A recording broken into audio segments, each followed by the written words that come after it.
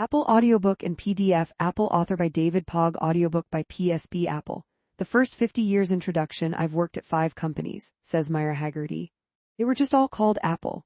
Haggerty, who's been at Apple since 1993 and is now vice president of sensor software and prototyping, has a point. In its first half-century, Apple has had 3 logos, 4 headquarters, and 5 CEOs. In 1976, Apple was 2 grungy guys named Steve hawking circuit boards. In 2026, its annual revenue approaches $400 billion a year, more than Meta, Netflix, and Intel combined. Is Apple even the same company it once was? Steve Jobs is a big part of the answer. He was at Apple for less than half of its first 50 years, but most of Apple's corporate through-lines can trace their origins to him. Simplicity, beauty, and elegant design. Making the whole widget, focus on very few products, closed systems, secrecy. The formula seems to work. Today, 27% of the entire global population uses Apple products. 2 billion people. If they were a country, it would be the most populous in the world, bigger than India or China. In 1976, the 2 Steves were thrilled to sell 150 of those Apple iBoards. In 2026, Apple sells 220 million iPhones a year, bringing in $1 million every 90 seconds. Those are impressive stats, but they become truly inconceivable next to the miracle that Apple exists at all. During the dark times without Steve Jobs, the company fell apart. At one point, less than 6 weeks from bankruptcy, its executives desperately tried to sell Apple, offering this once revered brand at flea market prices. Nobody would touch it. Everything was wrong. The products, the corporate structure, the distribution channel, the marketing, the board of directors, the bozo explosion within the ranks, all rot. And then Jobs returned to Apple and fixed all of it in a single year. Whatever you think of Steve Jobs, his genius, his volatility, his passion, his pettiness, you have to admit that he pulled off the greatest turnaround in American history. You've probably heard what came next. iMac, iPod, iTunes, iPhone, iPad. App Store, Apple Stores, the remaking of the music industry. And then under Tim Cook, AirPods, Apple Watch. Growing empires in payments, health tech, streaming, chip design, digital services.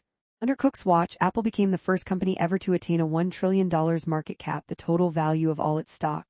Then $2 trillion, then $3 trillion. In 2025, it hit $4 trillion. The company nobody wanted has become one of the most valuable in the world.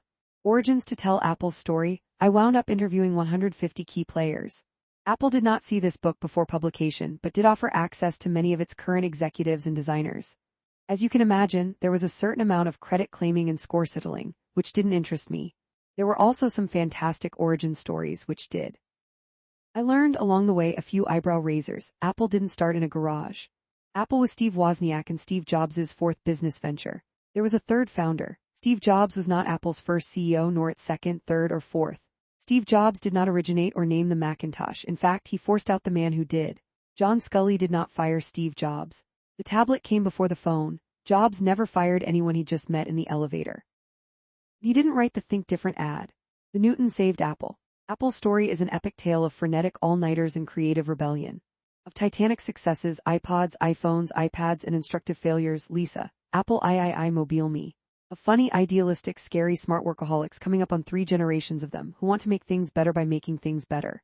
It's about management, marketing, and strategy, and also about creativity, drive, and obsession. It's about the steady shrinking of the computer, from machines that filled buildings to machines that fill your ear canals.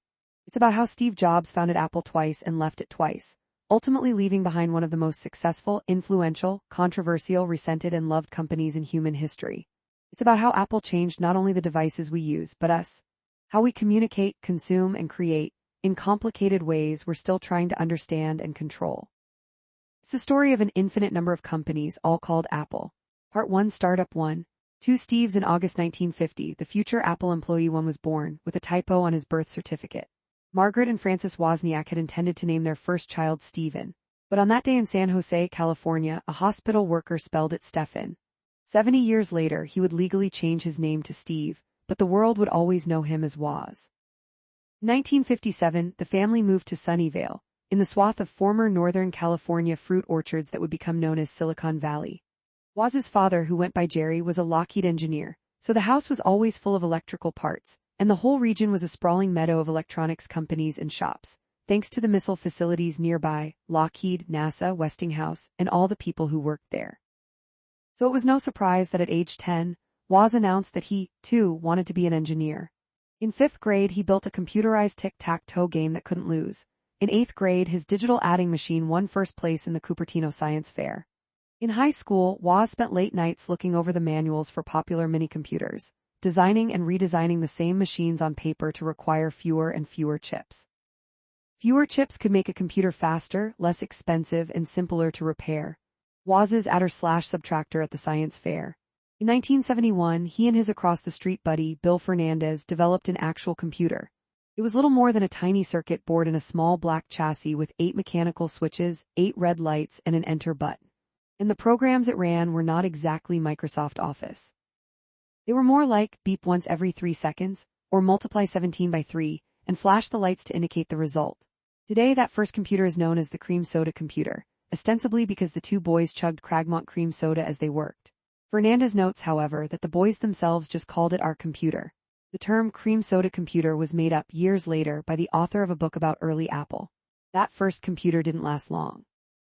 During an interview with the San Jose Mercury News, arranged by Woz's mom, the reporter accidentally stepped on the power supply and fried the computer in a puff of smoke. Fernandez and the cream soda circuit board. That Woz would ever meet Steve Jobs was by no means a sure thing. They lived 15 minutes apart and went to the same high school, but because Woz was 4 years older than Jobs, they didn't overlap. Jobs had begun building his reputation for both brilliance and disruption before he was even out of elementary school. "You should have seen us in 3rd grade, we basically destroyed our teacher," Jobs would say. "We would let snakes loose in the classroom and explode bombs." His name rhymes with lobs, not lobes. He skipped 5th grade, landing at Crittenden Middle School at 10 years old. It was a tough place to be for an underage loner. Some kids brought knives to school. School administrators routinely called the police to break up fights. By 7th grade, he was bullied and miserable. He gave his parents an ultimatum. If they made him stay at Crittenden, he would quit school altogether. Clara and Paul Jobs had adopted Steve a few days after his birth and would do anything for him. Paul was a carpenter, car mechanic, and machinist, not exactly in the top tax bracket, but somehow he pulled together $21,000 for a house in Los Altos, 3 miles away in the excellent Cupertino School District. Today, the house at 2066 Chris Drive is a tourist selfie hotspot. Jobs' sister Patty owns it. The town of Los Altos has designated Jobs' teenage home a historic resource, which means that nobody can renovate it without the town's approval. Jobs entered Homestead High in 1968. He was thin and good-looking, still a lone wolf, not laid back enough for the hippies, not athletic enough for the jocks, not nerdy enough for the techies. He was curious, driven, and relentless. At various points in his high school career, he was on the swim team, joined the water polo team, played trumpet in the marching band, read Shakespeare, wrote poetry, learned guitar, devoured art films, experimented with drugs, operated the lights for a school jazz band's concerts, and started a little club for executing pranks. One prank involved cementing a gold-painted toilet seat onto a planter. For another, they hauled a Volkswagen Beetle to the cafeteria roof. But Jobs was also entranced by the new world of electronics. He hung out at the Explorers Club, a Tuesday night gathering of high school kids held at the Hewlett-Packard cafeteria, where HP engineers gave talks about their latest projects. Jobs in high school. When Jobs needed parts for an Explorers project he was working on, a homemade frequency counter, he cold-called Bill Hewlett, the CEO of HP. Hewlett chatted with the teenager for 20 minutes, agreed to give him some parts, and even got him a summer job on the HP factory line, assembling frequency counters. "Well, assembling may be too strong, I was putting in screws," Jobs said. "It didn't matter, I was in heaven." Perhaps inevitably, Jobs had become friends with Bill Fernandez. "We were deep thinkers, we were very smart. We were not interested in the social inanities," says Fernandez. "We were pretty much two lonely islands in the sea of teenage whatever it was that went on there in teenage cliques." They took long walks after school, talking about girls, music, philosophy, and the meaning of life. And then one day in 1971, Fernandez told Jobs that he should really meet his other friend Woz. The Woz Prank Hall of Fame. If you want to make Woz's face light up, ask him about his pranks. His greatest hits could fill a book of their own, but here are some of his classics. The TV Jammer. As a college freshman, Woz built a tiny remote control that could make the student lounge TV go fuzzy on command. Sitting in the back of the room, he'd time the static to the other kids' efforts to fix the picture. At first, he made them believe that banging the TV, or fiddling with the tuning knob, cleared the interference. Eventually, the picture seemed to clear up only when someone stood on a chair with his hand pressed against the middle of the screen. They finally just gave up watching TV in that room. Pan American International Desk. Woz has always loved phone numbers with repeated digits, like 777, 77, 77, and 888, 88, 88. At one point, his number was 408, 221, 11, 11, only an area code away from Pan Am's reservation's 800 number. Customers mistakenly called him at all hours. Instead of explaining that they'd misdialed, Woz pretended to be a Pan Am agent, often proposing ridiculously expensive and inconvenient itineraries. I told some callers they could fly freight, he says, but they had to wear warm clothing. The ticking locker. In 12th grade, Woz built a phony bomb out of some batteries and an electronic metronome and stuffed the whole thing into his buddy's locker. The school principal heard the ticking, ripped open the locker, and clutching the apparatus to his chest to contain the blast, ran out to the playing fields to dismantle it. When the police arrived and realized that they'd all been hoaxed, Woz was in big trouble. He was sentenced to a night in a juvenile detention center. The Book from Hell. Years later, Woz's mother-in-law began reading The Exorcist. She said it was the most evil book she'd ever read, so horrible that she threw it off the end of a pier into the ocean. So Woz bought another copy, ran it under the faucet, and left it by her bed. I'm going to hell, he says. So one day when Jobs came over to visit, I took him across the street, Fernandez says. I saw Woz washing his car in front of the Wozniak family house, and I introduced them to each other on the sidewalk. Woz showed Jobs his little computer. Jobs, in his usual outfit of torn jeans, t-shirt, and Birkenstock shoes, was fired up. He was beholding an actual computer built from scratch by a couple of buddies with no money. The two Steves wound up sitting on the sidewalk, becoming instant friends. Together, they chased down bootlegged Bob Dylan tapes, contemplated the lyrics, and of course, teamed up on pranks. The Blue Box. After his sophomore year of college, Woz, 21, took a gap year, hoping to earn enough money to attend Berkeley in the fall of 1971. But the night before his departure for Berkeley, he found an October 1971 Esquire article called Secrets of the Little Blue Box. It profiled a nationwide community of hackery nerds, known as phone freaks, who developed what they called a blue box, a handheld machine that could generate the tones that controlled bell phone switching equipment. It gave them free unlimited phone calls anywhere in the world. If any two things can get Woz excited, it's pranks and electronics. Free anonymous phone calls. The pranking possibilities were endless. By midnight that very day, Woz and Jobs had built a prototype blue box of their own. It didn't actually work. The analog tone generator they'd used wasn't stable enough. But once at Berkeley, Woz built a compact, elegant digital box, incorporating a quartz crystal oscillator like the ones in high-end watches. It had some of the cleverest, most off-the-wall design techniques I've ever put into anything I've ever built, even to this day, he says. Woz testing his blue box. Woz used his box to call dial-a-joke lines all over the world, but Jobs had bigger plans. He wanted to turn the blue box into a product. Each box cost $75 in parts and took Woz 4 hours to build. They went door to door, selling the blue box to fellow college students for $150. The business wasn't what you'd call a gold mine.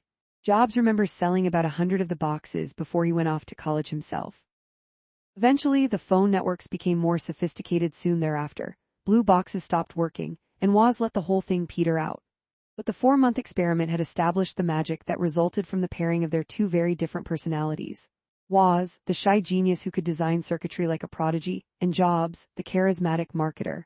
I don't think there would have ever been an Apple computer had there not been blue boxing, Jobs said. The breakout collaboration in late 1975, Atari founder Nolan Bushnell developed what he considered a promising offshoot of Pong called Breakout, and asked Jobs and Woz to work on a Breakout arcade machine. Nolan had been complaining that the Atari games were going higher and higher in chip count, Woz says. Woz, Bushnell was sure, would solve that problem. A project of this size should have taken months. But Jobs told Woz that the game had to be finished in 4 days. They didn't sleep and they both caught mono, but they did it, with Jobs' wire wrapping the pegs of a prototype circuit board as Woz designed each circuit. Woz's design required only 45 chips. Jobs gave Woz half of the $700 fee that Bushnell had promised. Or maybe it was $1,400. Accounts differ. The story has two confounding postscripts.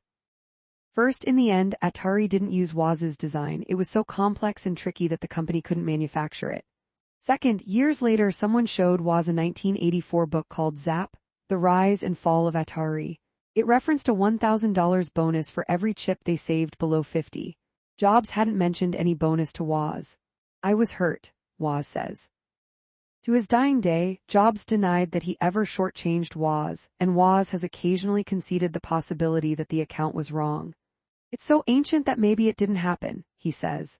In any case, within 5 years, both men would be vastly wealthy. Education's Reed College near Portland, Oregon, is small, beautiful, academically rigorous, and expensive. When Steve Jobs arrived in the fall of 1972, the aftershocks of the civil rights movement, the war in Vietnam, and the countercultural revolution were impossible to miss. He wore torn clothing, had long hair, and used no deodorant.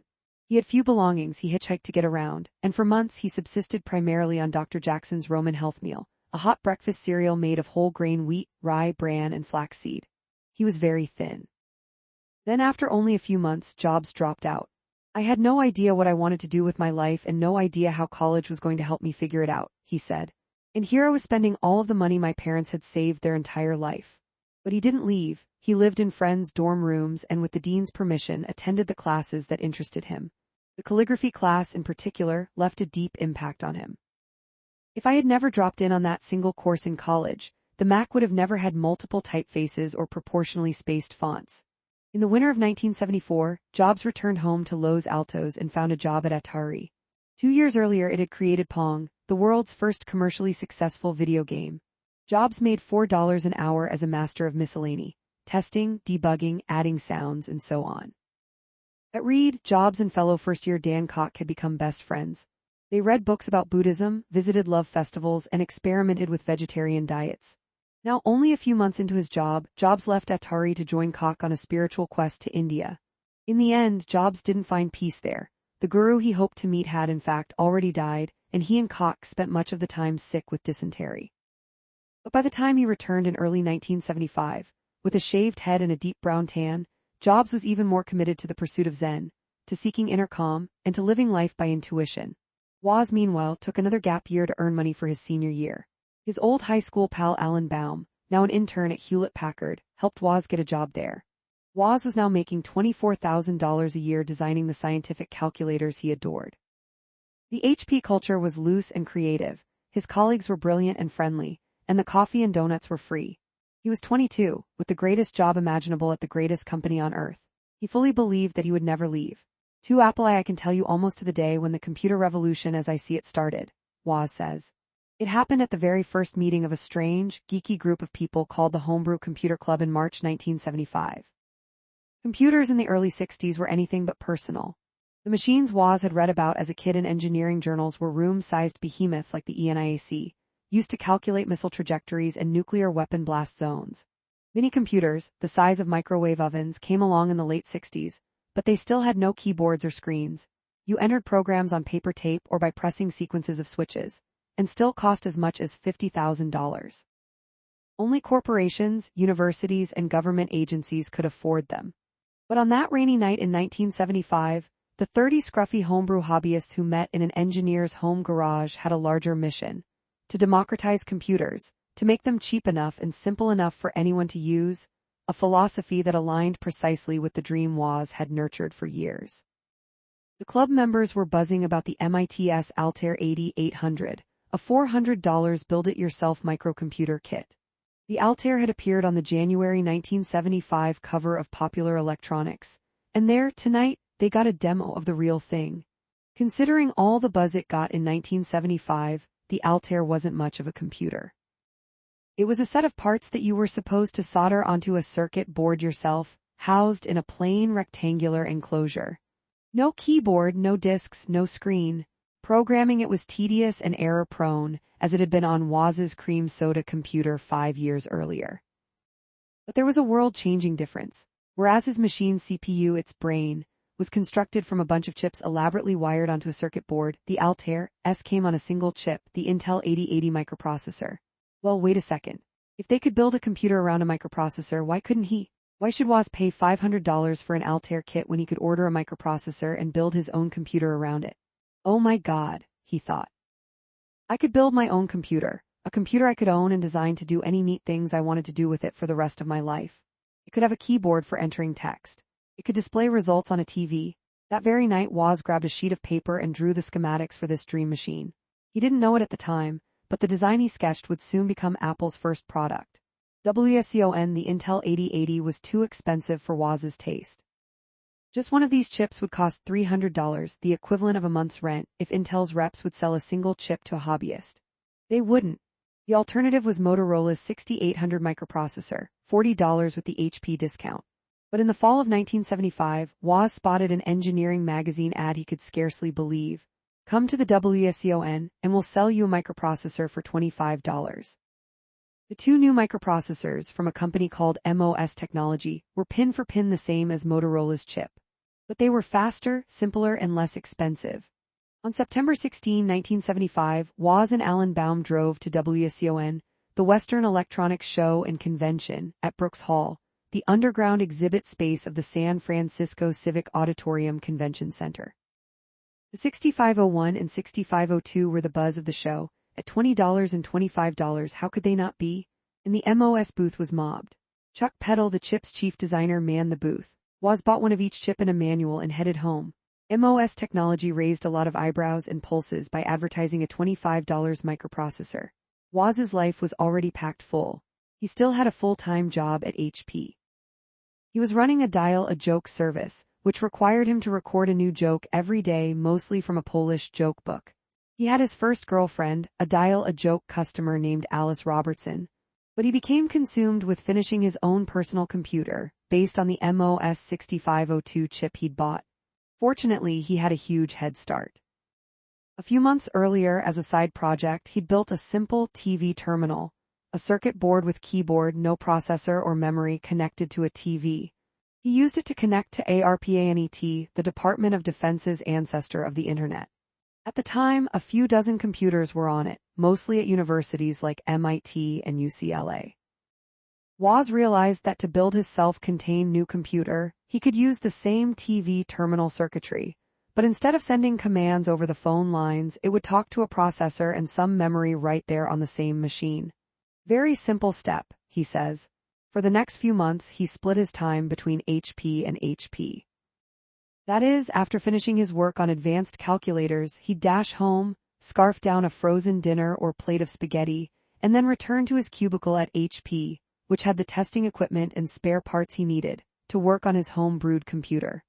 Converser 4000 Alex Kamrat was a Lockheed engineer and entrepreneur. His business, Call Computer, rented out time on his mini-computer to local hobbyists, programmers, and businesses who couldn't afford to own such a machine themselves.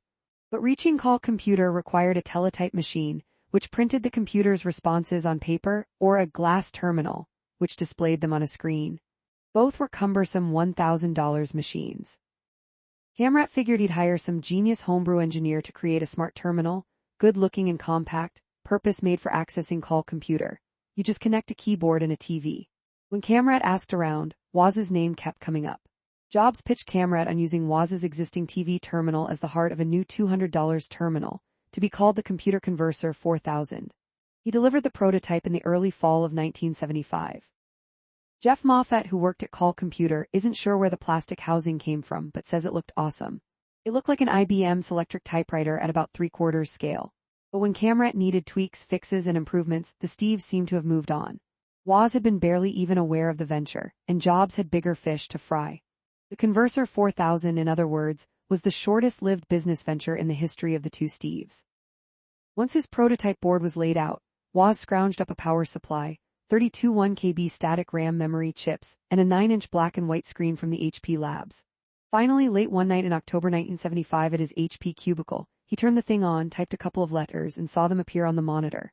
It was nothing more than a circuit board, 9x 15.5 inches, lying on a desk. Its socketed chips were exposed to the air. But it was a great-looking circuit board. It had 4 tidy rows of chips, 2 rows that did the computing and 2 that created the screen display. And because he'd cut every wire to exactly the right length, it looked polished and commercial. It was a big improvement over the usual hobbyist ritual of wire wrapping a board, wrapping wires around posts on the back of the board, which looked like a snarled nest of fibers.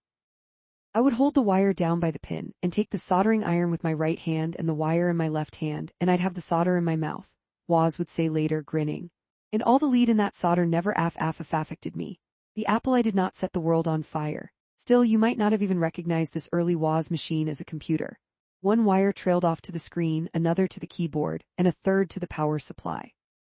It had only 256 kilobytes of storage, barely enough to store this sentence. A typical laptop today has about 4.2 million times as much. And Woz's computer had no name. There was no entity called Apple yet, let alone a product name like Apple I, but Woz had built a computer with a screen, even a TV would work, which was already a leap above other computer kits. And because he included a ROM chip, read-only memory, a chip whose contents are preserved even when the power is turned off, his computer started up in under a minute. Compared to the 30-minute wait for the Altair, that was instantaneous. Apple, in other words, was not born in a garage. It was born on Woz's desk at HP. Entrepreneurs. By the end of 1975, the Homebrew Computer Club's membership had grown into the hundreds. Hobbyist computing had caught fire all over the valley. For comfort and capacity reasons, it moved to the auditorium of the Stanford Linear Accelerator Center in Menlo Park. Homebrew was all about the exchange of plans, ideas, and software. At the beginning of each meeting, club members set up card tables in the lobby to show off whatever computer kits or software they wanted to explain or sell. Woz began bringing his circuit board computer to Homebrew meetings in his beat-up Ford Pinto. Most weeks, he brought two young buddies with him, Randy Wigginton, whom he'd met at Call Computer, and Chris Espinosa, a fellow homebrewer. Both were 14, still in high school, a good 10 years younger than Woz, but they loved writing software and were dazzled by Woz's creations. Steve Jobs sometimes came along too. Woz handed out photocopies of his computer's schematics to anyone who was interested. He was intensely proud of how much the machine could do with only 30 chips, and he hoped to spread his ideas far and wide. Steve Jobs' mind, though, was turning. He was no engineer. In fact, much of the nerdy, obsessive conversation at Homebrew bored him. But he'd noticed that while many homebrewers picked up Woz's schematics, few did anything with them. To Jobs, that was a marketing opportunity. And so, one day in November 1975, Jobs asked Woz, "Why don't we build and sell the printed circuit boards?" The two Steves set up the Apple I prototype at the Homebrew Computer Club. By that, he meant the green, plastic resin boards before chips and other parts were attached. Printed meant that the copper traces, electrically conductive pathways, would already be etched into place. Holes would be pre-drilled to accommodate the computer's components. The painstaking work of wiring the board would already be done. You could have yourself a working computer in a matter of days instead of weeks. All a hobbyist would have to do was buy the components, processor, memory, power supply, and so on, solder sockets for them onto the board, and then snap the components in. Woz was dubious. Having the board professionally designed would cost $600, and hiring a company to do the printing would be another $1,000.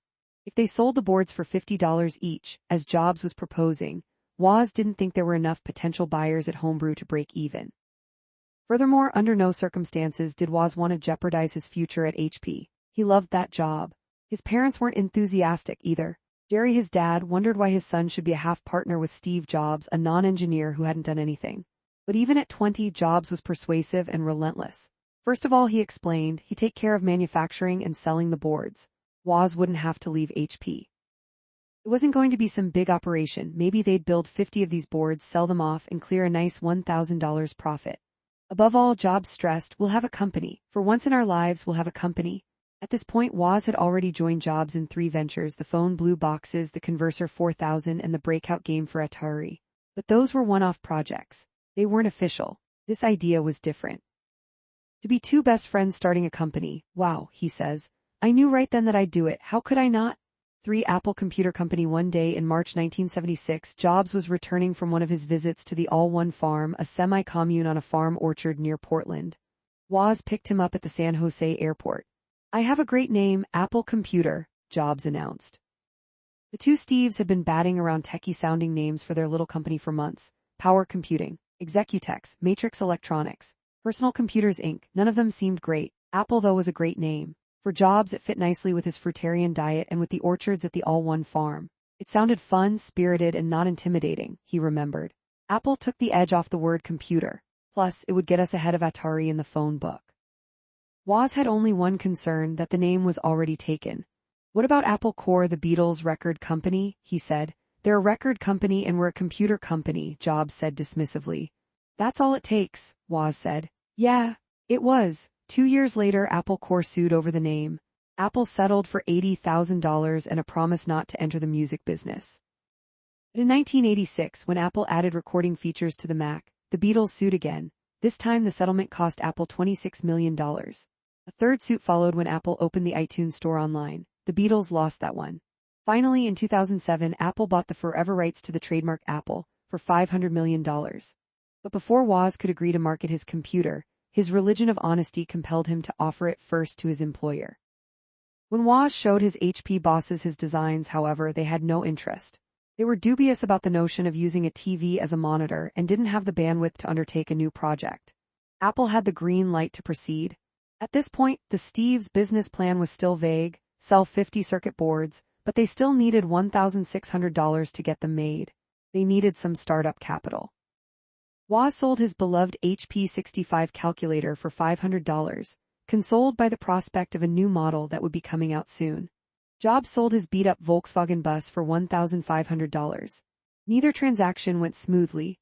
Woz's calculator buyer coughed up only half the agreed-upon price, and Jobs's Volkswagen buyer demanded reimbursement when its engine died 2 weeks later. Still, when the two Steves pooled their savings, they had scraped together $1,300, enough to begin moving forward. The Steves show off one of the first finished Apple I boards. There was, however, one final hurdle. According to Jobs, Woz would no longer own his engineering designs once Apple was launched. The company would. But Woz foresaw a disaster. What if HP someday wanted him to incorporate one of the design tricks he'd used on the Apple board? Jobs couldn't create Apple without Woz and his genius, but he was exasperated by Woz's resistance to the idea of corporate ownership. He asked Ron Wayne for advice. Wayne, a 41-year-old senior designer Jobs had met at Atari, was an inventor, model maker, and tinkerer, with several patents to his name. He'd created, sold, and been cheated out of several companies in his long and varied career. Ron Wayne, born May 17, 1934, Cleveland, O.H. Schooling, San Fernando Valley Junior College before Apple, Bali, Atari, Apple. 1976 after Apple, Thor Electronics, Ocean Design. In 2000, years after their last encounter, Jobs invited Wayne to attend the San Francisco Macworld Expo as his guest. First-class airfare and chauffeur included, just for fun. When Jobs described his impasse with Woz, Wayne suggested that both young men join him at his apartment. Maybe he could mediate the disagreement. Jobs sat on one end of the sofa and Wozniak on the other end, Wayne remembers. For over an hour I verbally tiptoed over through and around the fact that the new company needed to entirely own the rights to these circuits. The three co-founders' signatures. Eventually Woz gave in. Okay, fine, Apple would own his designs. Jobs was so thrilled by the outcome of Wayne's diplomacy that right there, on the spot, he proposed making Wayne a co-founder. Jobs and Woz would each own 45% of Apple, Ron Wayne would own 10%. If there were any future disputes, Wayne's vote could be the tiebreaker. Wayne sat at his typewriter and typed up a 2-page partnership agreement. Now therefore, it said, Wozniak shall assume both general and major responsibility for the conduct of electrical engineering. Jobs shall assume general responsibility for electrical engineering and marketing, and Wayne shall assume major responsibility for mechanical engineering and documentation. The next day, Wayne took the documents to the Santa Clara County Registrar, who filed it as certificate number 20,443. Ron Wayne's original Apple logo. It was April 1, 1976. Apple was born on April Fool's Day. Jobs, delighted, immediately gave Wayne some assignments. Among the most urgent, a logo. Wayne, an experienced draftsman, came up with an old-timey pen and ink drawing of Isaac Newton sitting beneath the apple tree whose falling fruit inspired his theory of gravitation. A flowing Apple Computer Co. ribbon floated through the scene. In smaller type, wrapping around the frame, Wayne incorporated the last line of a William Wordsworth sonnet, which he thought was appropriate for the new venture. Newton, a mind forever voyaging through strange seas of thought alone. Wayne's logo was too ornate to work as a modern corporate insignia. It lasted only a year. Still, it served the startup well at a couple of computer shows where it adorned Apple's booth as a banner. Byte Shop. In April 1976, the Steves proudly held up the first Apple product for the 500 members of the Homebrew Club to see. A printed circuit board for a desktop computer. If you look closely at the left margin of the board, you could read, in white sans serif lettering, Apple Computer I. They told the crowd that you could enter programs with a keyboard, rather than using, as Woz put it, a stupid, cryptic front panel with a bunch of lights and switches.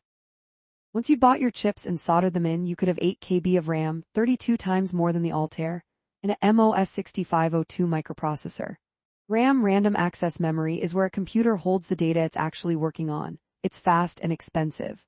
Once you connected a security monitor or a TV with a video input, You would see 24 rows of text, with 40 typed characters across each one. The machine could display the letters A through Z, capital letters only, the digits 0 through 9 plus 26 punctuation marks and symbols.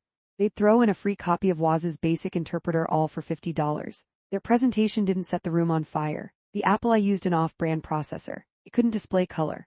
By this point, you could get a color ad on board for the Altair. Above all, nothing the two scruffy dudes were showing off was anything new. They'd been bringing the Apple I to homebrew for 6 months. One homebrewer, however, approached the Steves after the meeting. He introduced himself as Paul Terrell and told them that he had recently opened a computer store. In fact, the world's first computer store, called the Byte Shop. Much of his business involved buying computer kits like the Altair, having his staff assemble them, and voila, ready-to-use computers for customers who didn't have the time or the skill to build their own. His ambition was to build the Byte Shop into a national franchise. And sure enough, by 1977, when Terrell sold the chain, there were 58 shops. The Apple I struck him as a perfect addition to the store's offerings. But he didn't want to sell it as a naked printed board that required customers to hand-solder their own chips, easily an 8-hour process. Instead, he suggested, what if the two Apple guys supplied their boards already assembled with all the chips in place? That would make the Apple I attractive to a much bigger audience and could command a much higher price. It wasn't what the two Steves had in mind.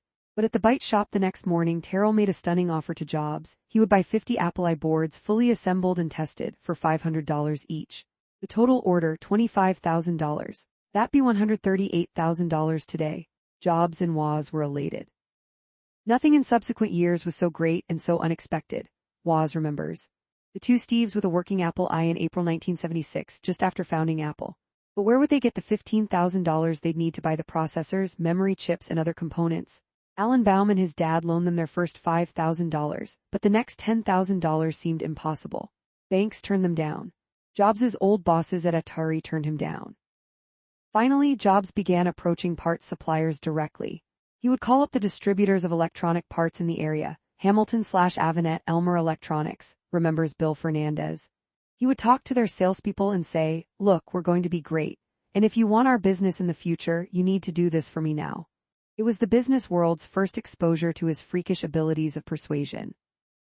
Jobs carried around Terrell's purchase order for the 50 boards so he could prove to suppliers that the Byte Shop deal was real. That payment would come once the boards were built. He showed it to the financial guy at Kramer Electronics, at the time the nation's second largest components supplier. After a final due diligence phone call to Terrell, Kramer gave Apple $20,000 credit, net 30 days.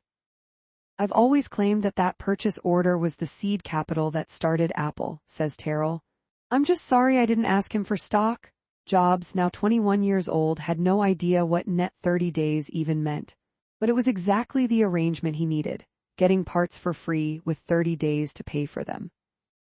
Building Apple I, if you've seen any of the 3 movies about the origins of Apple, you know the scene that comes next. A homemade assembly line in the Jobs family garage, working under the 30-day Kramer deadline. In real life, the operation also took over the Jobs kitchen, a bedroom, and the living room. Jobs paid his pregnant sister, Patty, $1 per board to plug components into the boards. His college pal Daniel Cox soon joined the brigade. Jobs' dad, Paul, brought a workbench into the garage and set up tidy rows of drawers for the parts. He let them use the family's TV as a monitor, asking only to have it back every now and then so he could watch football. Jobs rigged phone cord extensions all the way from his bedroom to the garage so that he could continue trying to sell Apple I's to local computer stores over the phone. Woz tested each board before gently placing it into the box bound for the Byte Shop. Unfortunately, the assembly frenzy was wreaking havoc on his home life. Alice, his new bride, never saw him. She was the first romantic partner to feel neglected during the push to meet a tight Steve Jobs deadline, but she would hardly be the last. Jobs, fueled by a diet of carrot juice, raw carrot salad, cherries, dates, and almonds, was in constant motion. He had that hustle from the beginning, says Fernandez. I need to talk to this guy. I need to find out how to do this. I need to find a place to buy parts. Soon Jobs was ready to deliver the first batch of finished boards to the Byte Shop. Terrell, however, was taken aback. He'd expected to receive complete computers, but Jobs had brought only assembled circuit boards, no keyboards, monitors, cases, or power supplies. What the hell is this? He said. Paul Terrell discovers that Jobs and company have delivered only assembled boards, not complete computers. A still from the 2013 movie Jobs. But this is much better for you than fully assembled, Jobs argued. Now you can sell those other parts to your customers too. You're a computer store, aren't you? In the end, Terrell accepted the boards. He paid the promised $500 for each one, generating $280 profit for the two Steves. Suddenly, our little business was making more than I was making at HP, Woz says. Jobs wanted to expand. With the first profits, he opened a post office box, hired an answering service, took out ads in a couple of hobbyist magazines, and in February 1977 hired Apple's very first permanent full-time employee, Bill Fernandez. Jobs ordered a second batch of 50 boards, which he planned to sell directly to homebrew members and friends, and a third set of 100 for selling to other electronics stores. He wasn't sure, however, what to charge. He proposed marking up the computers 1/3 over the wholesale cost, $500, which would bring the retail price to $666.66. Woz loved it. It scratched his lifelong itch for repeating numbers. Neither of the Steves had seen The Omen, the hit horror movie the previous year, or read the Book of Revelation in the Bible. It wasn't until they started getting angry phone calls and endured a boycott in Los Angeles that they learned that 666 is supposedly a symbol of the devil. Terrell continued pressing Jobs and Wozniak to make the Apple I more complete. At least build a case for it, he complained. And for God's sake, give us cassettes. The Apple I's biggest pain point was that it had no storage. Every time you wanted to run a program, you had to type it in from scratch, hundreds of lines of code. Woz spent 40 minutes keying in the code for his version of BASIC from his notebook before every demo at the Homebrew Club. Every damn time. The Apple I as it would finally appear, complete with audio cassettes for data storage. Floppy disks and hard drives were still years away. What most hobbyist computers used for storage in 1976 was ordinary audio cassettes. Yes, the magnetic tape in a cassette could record music, but it was also perfectly capable of storing data. Ron Wayne bows out. When Ron Wayne helped the two Steves found Apple, they offered him 10% of the new company. His first tasks included writing a manual for the Apple I, creating a diagram of its schematics, and designing Apple's first warranty card. But after a week or so, Wayne learned of the deals that Jobs had engineered with the Byte Shop and Kramer Electronics. Kramer had advanced Jobs $15,000 worth of parts, which Jobs would have to pay for once he'd been paid by the Byte Shop. A friend had told Wayne, however, that the Byte Shop did not have a sterling reputation for paying its bills. Jobs, Wayne says, had committed the company to a substantial obligation. Since our enterprise was a company and not a corporation, it was an obligation that put me personally on the hook for $1,500 if the Byte Shop didn't come through. Only a few years earlier, Wayne's own startup making digital slot machines for bars and casinos had gone disastrously wrong. He'd spent years buying back all of its stock and paying off his creditors. At this point, he didn't have the stomach for another roller coaster ride. What he couldn't know, of course, is that Apple would one day become the world's most valuable company, making his 10% worth more than $350 billion. What he did know was that he was now a named partner in a tiny startup with a flimsy first creditor. And so, on April 12, 1976, only 11 days after Apple's founding, Ron Wayne returned to the Santa Clara Registry Office to file an amendment to the partnership agreement he'd written. It said, by virtue of a reassessment of understandings by and between all parties, Wayne shall hereinafter cease to function in the status of partner. I have never regretted my action, Wayne says. I was 42 years old at the time, the old man of the group, while the two Steves were in their 20s. Jobs, in particular, was an absolute whirlwind. It was like having a tiger by the tail. It took little consideration for me to conclude that if I stayed with the enterprise, I'd probably wind up the richest man in the cemetery. Jobs and Wozniak were gracious about his exit. They offered $800 to buy him out. A few months later, Apple's law firm sent him another check for $1,500, along with a letter making clear that his acceptance of the money would more formally terminate his stake in Apple. So to answer for the last time, did I make the right decision? Wayne says. I have no idea, but there is this. While it is true that in all of my life I've never been rich, I've never been hungry either. You'd run two cables to your computer, one plugged into your cassette player's headphone jack, another into its microphone jack. On the Apple I, you'd type a command telling the computer to start reading from the tape, then you'd insert a tape and press play. At that point, you had a painfully slow, mostly reliable method of storing and retrieving data without having to retype your code every day. At last, Woz came up with an add-on card with cassette recorder connections, a $75 option.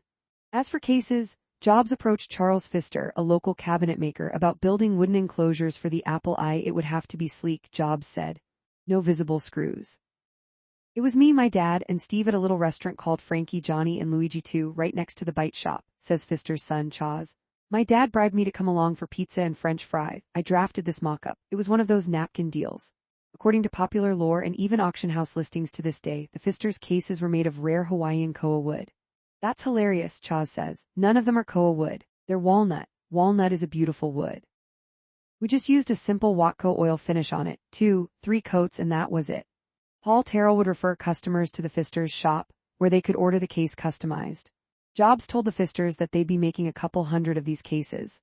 Ultimately, they sold only 25, partly because of the $140 price, and partly because the hobbyists of the day needed frequent access to the board for tinkering. Today, only 7 of the original cases survive, and they're extremely valuable.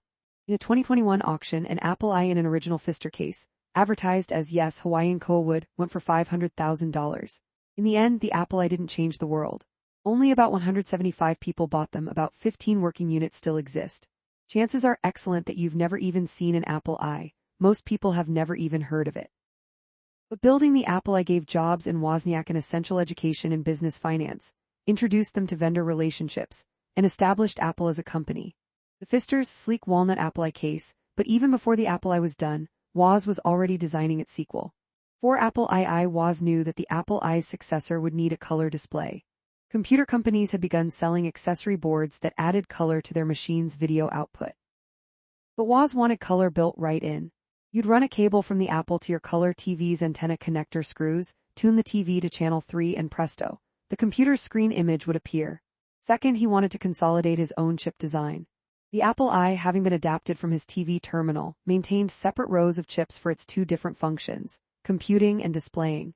The Apple II would fit all of that into the same memory. To Woz's immense satisfaction, that meant using fewer chips, which would offer better speed, a lower price, and better reliability. In the end, the Apple II used half as many chips as the Apple I. The new machine would have sound circuitry, a speaker, faster dynamic RAM, and basic built right in. All told, it wasn't just twice as good, Woz says. It was like 10 times better. Every few days, Woz would say, "God, I've made an incredible breakthrough. I've saved a few chips here and there," Jobs said. And it ended up, of course, being legendary. Jobs, meanwhile, firmly believed that the Apple II should be a self-contained, fully packaged computer with a case and a keyboard. It was clear to me that for every hardware hobbyist who wanted to assemble his own computer, there were 1,000 people who couldn't do that but wanted to mess around with programming, just like I did when I was 10, Jobs said. My dream for the Apple II was to sell the first real packaged computer. The power supply the computer would also need a power supply, the circuit that converts the alternating current AC from the wall outlet to the direct current DC of the machine. Its descendant today is the modern power brick on a laptop's power cord. Internal power supplies are too big and hot for laptops. The power supply was an analog project, outside of Woz's domain. Fortunately, Jobs knew a guy at Atari, a brilliant analog engineer named Rod Holt, a chain-smoking Marxist who had been through many marriages and was an expert on everything, as Jobs described him, who designed power supplies. Woz's color TV trick computer geeks and electrical engineers speak in hushed tones about the engineering genius of the Apple II. One trick in particular loomed over Woz's other design triumphs, fooling an ordinary TV into displaying color images from black and white Apple II circuitry. At the time, computers that displayed color cost thousands of dollars. They relied on a whole array of video chips to produce a color signal. But the Apple II had no color circuitry. It was a black and white machine. It used only a single $1 chip for its video output. So how on earth did Woz make it display color? The inspiration came to him in late 1975 when he was attempting to design Breakout for Atari in only 4 days. He and Jobs did very little actual sleeping during that sprint. But now and then, Woz lay on the floor and closed his eyes for a few minutes. In the half-asleep twilight of uninhibited mental activity, an idea came to him. The inside of a TV's glass screen was coated with phosphors, chemical compounds that light up when struck with a beam of electrons. They were arrayed in repeated dots of red, green, and blue. The electron gun could strike only one dot at a time. To create a full-screen image, it had to paint the screen in rows, left to right, top to bottom, just the way your eyes scan text. It happened so fast, about 30 times a second, that you perceived it as a steady picture. What Woz discovered was that he didn't have to send signals to the TV that said, "Paint this dot red and this one blue." Since the electron beam scanned across those repeated sets of pixels, he just had to adjust the timing of the gun's firing. The color would take care of itself. He determined that if the signal arrived a fraction of a second after the gun began its sweep across the screen, it would illuminate a green pixel, A hair after that, it would light up a red one, and so on. Woz figured he could use 4 bits of data to code for 16 different delays. Through trial and error, he learned that if he programmed the 4 bits as 101 in binary, for example, he'd get green. If it were 11, he'd produce purple, the gun would strike blue and red simultaneously. This trick generated an odd set of 6 colors, purple, green, blue, orange, black, and white, and worked only on American NTSC televisions. Still, programmers were delighted to learn that they didn't have to worry about the details. In Woz's basic language, they could simply choose, for example, blue. The Apple II did the rest of the math for them. In short, Woz controlled an analog TV with a digital signal. He created a color image from a chip capable of sending only monochrome black and white signals. And he left the Apple II's competitors like the TRS-80 and the Commodore PET in the black and white dust. Jobs gave him a call. "This guy convinced me that the Apple II, if we could make it work, would change the world," says Holt. Now how he did that I will not to this day testify how he did it, but he did. In 1977, most computers had linear power supplies which throttled down the excess voltage by turning it into heat. But the Apple II couldn't afford to heat up inside, and Jobs was adamant that it would not have a fan. Fans are noisy, and noise is annoying. Working after hours at Atari, Holt designed a switching power supply, which instead regulated the voltage by turning it off and on thousands of times per second. At that point, switching power supplies existed mostly in bulky mini-computers. Holt-S was smaller, lighter, and cooler than linear units, and we manufactured that thing for less than $30, he says. Slots are thin, rectangular connectors on the main board that can accommodate optional add-on boards. Each such card adds a new feature to your computer. One might let you attach a printer, another could contain a memory upgrade, another might accommodate a dial-up modem. Woz wanted lots of slots, convinced that they would unleash unlimited potential for the Apple II. Jobs, on the other hand, couldn't see why anyone would need more than 2, one for a printer, one for a modem. More slots, he said, would add size, cost, and complexity. What ensued was the Steve's very first argument. Ordinarily, Steve Wozniak was, as many have described him, a teddy bear, easygoing, gentle. But from the core of his soul, he believed that slots were doorways to cool features of the future. He threw down an ultimatum: "If that's what you want, go get yourself another computer." Reluctantly, Jobs gave in. The Apple II would come with 8 slots. Making the case, the Apple II was the first inexpensive computer with color, the first to come complete and ready to run, the first that was usable by people who weren't engineers. But it was also the first computer whose design wasn't an afterthought, whose case wasn't just a box to keep you from touching the innards. Steve Jobs felt strongly, intuitively, that its look should affect you before you'd even turned it on. It should convey friendliness and competence. He wandered the aisles at Macy's, studying the design of existing consumer products, in particular Cuisinart's stylish food processors, and decided that the Apple II should be housed in plastic. At the time, nobody was using plastic. In 1976, all commercial computers were made of metal. Metal was cheap. Metal was easy to shape. Metal provided shielding from electromagnetic interference. Custom tooling and molding of plastic was expensive, fussy, and slow. But to Jobs, metal screamed industrial. Consumer goods, products that looked at home, were made of plastic.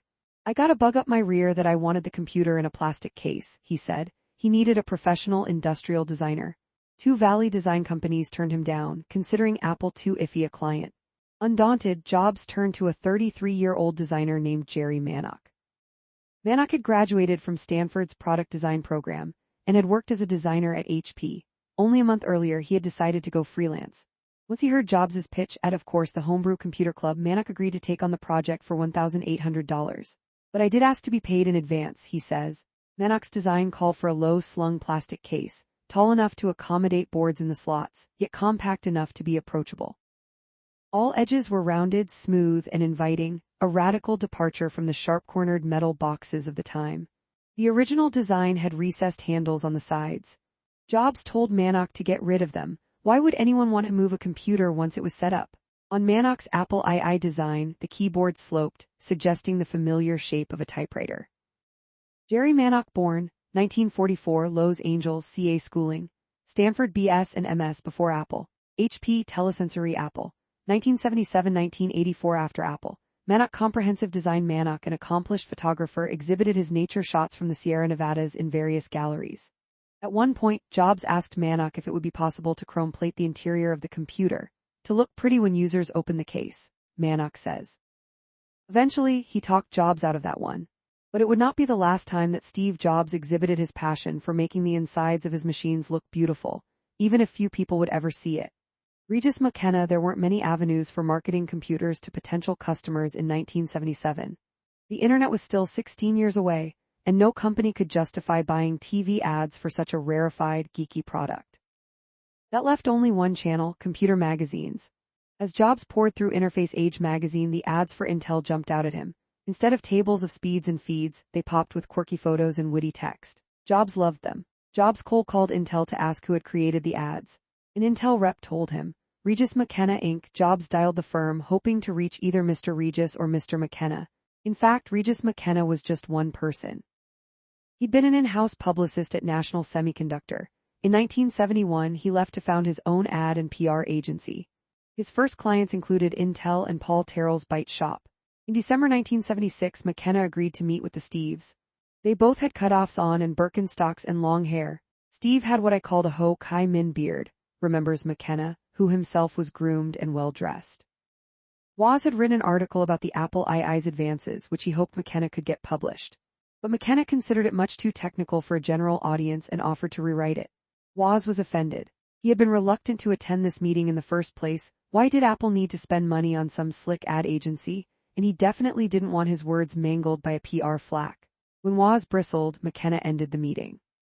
Regis McKenna, with Jobs in 1984, worked with Apple until well into the 90s. But Jobs wouldn't give up. Steve called back probably 40 times that night, McKenna remembers. Jobs wanted another meeting, this time without Woz. The second meeting took place, and a third and a fourth. The two wound up spending hours in the basement of McKenna's home in Sunnyvale, talking about PR, advertising, strategy, design, and business. Eventually, without any starting date either could pinpoint, without even a contract, McKenna began working with Apple. In the short term, McKenna agreed to design a new logo, develop some advertising, and prepare a backgrounder. A story about the origins and goals of a new company that he would send out to editors and reporters. He proposed placing Apple's first ads in a magazine with broader appeal than the computer rags, Playboy. McKenna's team wound up creating the public voice of Apple, cheeky, playful, confident. His first brochure was uncannily true to the heart of Apple's philosophy for decades to come. Simplicity is the ultimate sophistication. Jobs was elated. As payment, Jobs offered McKenna 20% of the company. McKenna handed Jobs a memo declining the deal and has never stopped regretting it. I am always reminded of what I turned down because my letter is on display at Apple's headquarters, he says. McKenna remained Apple's marketing firm until 1995. Eventually, Jobs made McKenna himself part of Apple's elite executive team, extraordinary status for a non-employee. As recently as 2010, Jobs called on McKenna when he needed advice. Birth of a logo, McKenna asked art director Rob Janoff to replace Ron Wayne's charming but ornate Newton logo. Janoff came up with an apple with a bite taken out of the right side, striped in 6 colors to suggest the Apple II's 6-color palette. The bite in the apple was initially meant to indicate that it was an apple, and not something else, Janoff says, noting that many fruits could have a stem and a leaf. Also metaphorically, the bite indicated biting into all the knowledge users would get out of this computer. An early spec document for the new logo, and the result. Janoff hadn't even intended the pun. A byte was a unit of computer data. I wasn't computer literate enough to see that initially, and I was like, there's a bit of wit that will last, but printing the 6 stripes green, yellow, orange, red, purple, and blue would be tricky. Avoiding ink overlap would require a costly alignment of the ink plates. McKenna proposed separating the color plates with thin metal bars. But Steve said the colors had to meet precisely with no line and no overlap, he says. That kind of precision would, of course, cost more. Jobs, of course, didn't care. The logo appeared on every Apple product for 22 years and became one of the most recognized logos in human history. Finding financing bringing a world-changing machine to life would require more than a spectacular design. Apple would need engineers, designers, marketing experts, and finance people. It would need an office, a warehouse, a factory. And to get all of that, Apple would need money. One quick way to raise cash would be offering an investment or even selling Apple outright. Jobs offered Atari president Joe Keenan a third of Apple for $50,000. Not only are we not going to buy this thing, but get your feet off my desk, he said. They also gave a demo to Chuck Peddle, whom Woz had met 2 years earlier at WSCON. Peddle, now working for Commodore, invited the Steves to present the Apple II to his bosses. They too declined. The Apple II seemed too similar to the company's own upcoming machine, the Commodore PET, a computer without color, sound, or graphics. Had they bought Apple, Commodore would have realized a 2.5 billion% return on its investment. Discouraged, Jobs pitched one venture capital firm after another. Kleiner Perkins, Sutter Hill, Institutional Venture Partners. They all passed. How can you use a computer at home, put recipes on it? Said Asset's founder. Jobs even returned to Atari, this time trying to persuade its founder Nolan Bushnell to invest. He asked me if I would put $50,000 in and he would give me a third of the company, Bushnell remembers. I was so smart I said no. It's kind of fun to think about that when I'm not crying. But Bushnell did suggest that Jobs talk to Don Valentine, founder of Sequoia Capital, whose investment had helped turn Atari's home Pong game into a blockbuster. When Valentine saw the Apple II demo, he said he'd be willing to help out on one condition. Apple's tiny team needed someone with experience in management, marketing, and distribution. Fine, said Jobs. Send me 3 people. Valentine introduced Jobs to 3 candidates. One of them Jobs didn't like, one of them didn't like Jobs, but the third man would not only invest in Apple, he'd become its first chairman. He would write Apple's first business plan, incorporate the company, hire its first CEO, and assemble its first board. He would serve as Apple's adult supervision for 20 years. And to this day, nobody outside the tech world knows his name. 5. In business, Armas Clifford Markula Jr. is the youngest in a line of Finnish descended inventors and engineers. His grandfather had 5 patents to his name. You know the 3-clawed gizmo you use to pull weeds in your garden? Markula says. He invented that. His father was an inventor too and a builder of leg braces. Actually, nobody calls Armas Armas. He goes by Mike Markula or just ACM. Markula rhymes with sparkle It's definitely not Markul as the characters weirdly say it in the 1999 movie Pirates of Silicon Valley. Markula got his bachelor's and master's degrees at the University of Southern California. After graduation, he worked as an engineering marketer for 4 years at Fairchild, a semiconductor pioneer set among the fruit orchards of Palo Alto, and then at Intel. Intel, he was delighted to learn, offered stock options to all employees, and soon after his arrival the company went public. Overnight, Markula was a millionaire. By 1975 he was ready to retire. He was 32, he'd had enough of the corporate life, he had plenty of money, he had a bucket list, and now at last he'd have the time to tackle it. The list was 52 items long. Some of them were about pleasure and self-improvement, like learning to read music and getting into woodworking. Some were about sharing his expertise with his community, like teaching elementary school math. One item on the list, though, was dedicated to helping startups. I missed bright, fiery-eyed, fire-in-the-belly people wanting to accomplish things, he says. So he put out the word. Every Monday he'd make himself available to young entrepreneurs as an advisor, no charge. That's how in early 1976 Markula found himself on the phone with Don Valentine. There's 2 guys over in this garage in Los Altos who could really use the kind of help you provide, Valentine said. Before his tech career, Markula had worked at a gas station, an auto body shop, and a catering company for movie shoots. Markula met the Steves at the Jobs family home. The 2 of them did not make a good impression, Markula says.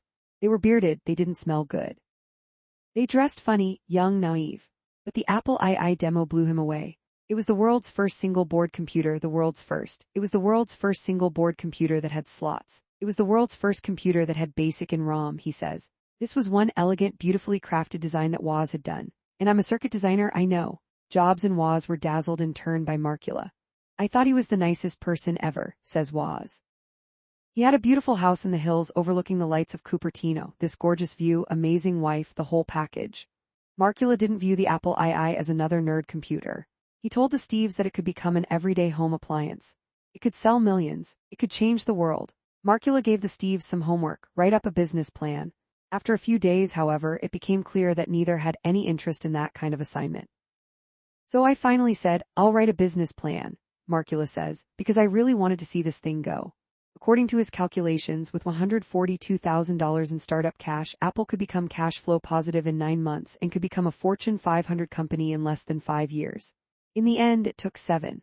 To Jobs' amazement, Markula put up the money himself, a $250,000 line of credit. I thought it was unlikely that Mike would ever see that $250,000 again, he'd say.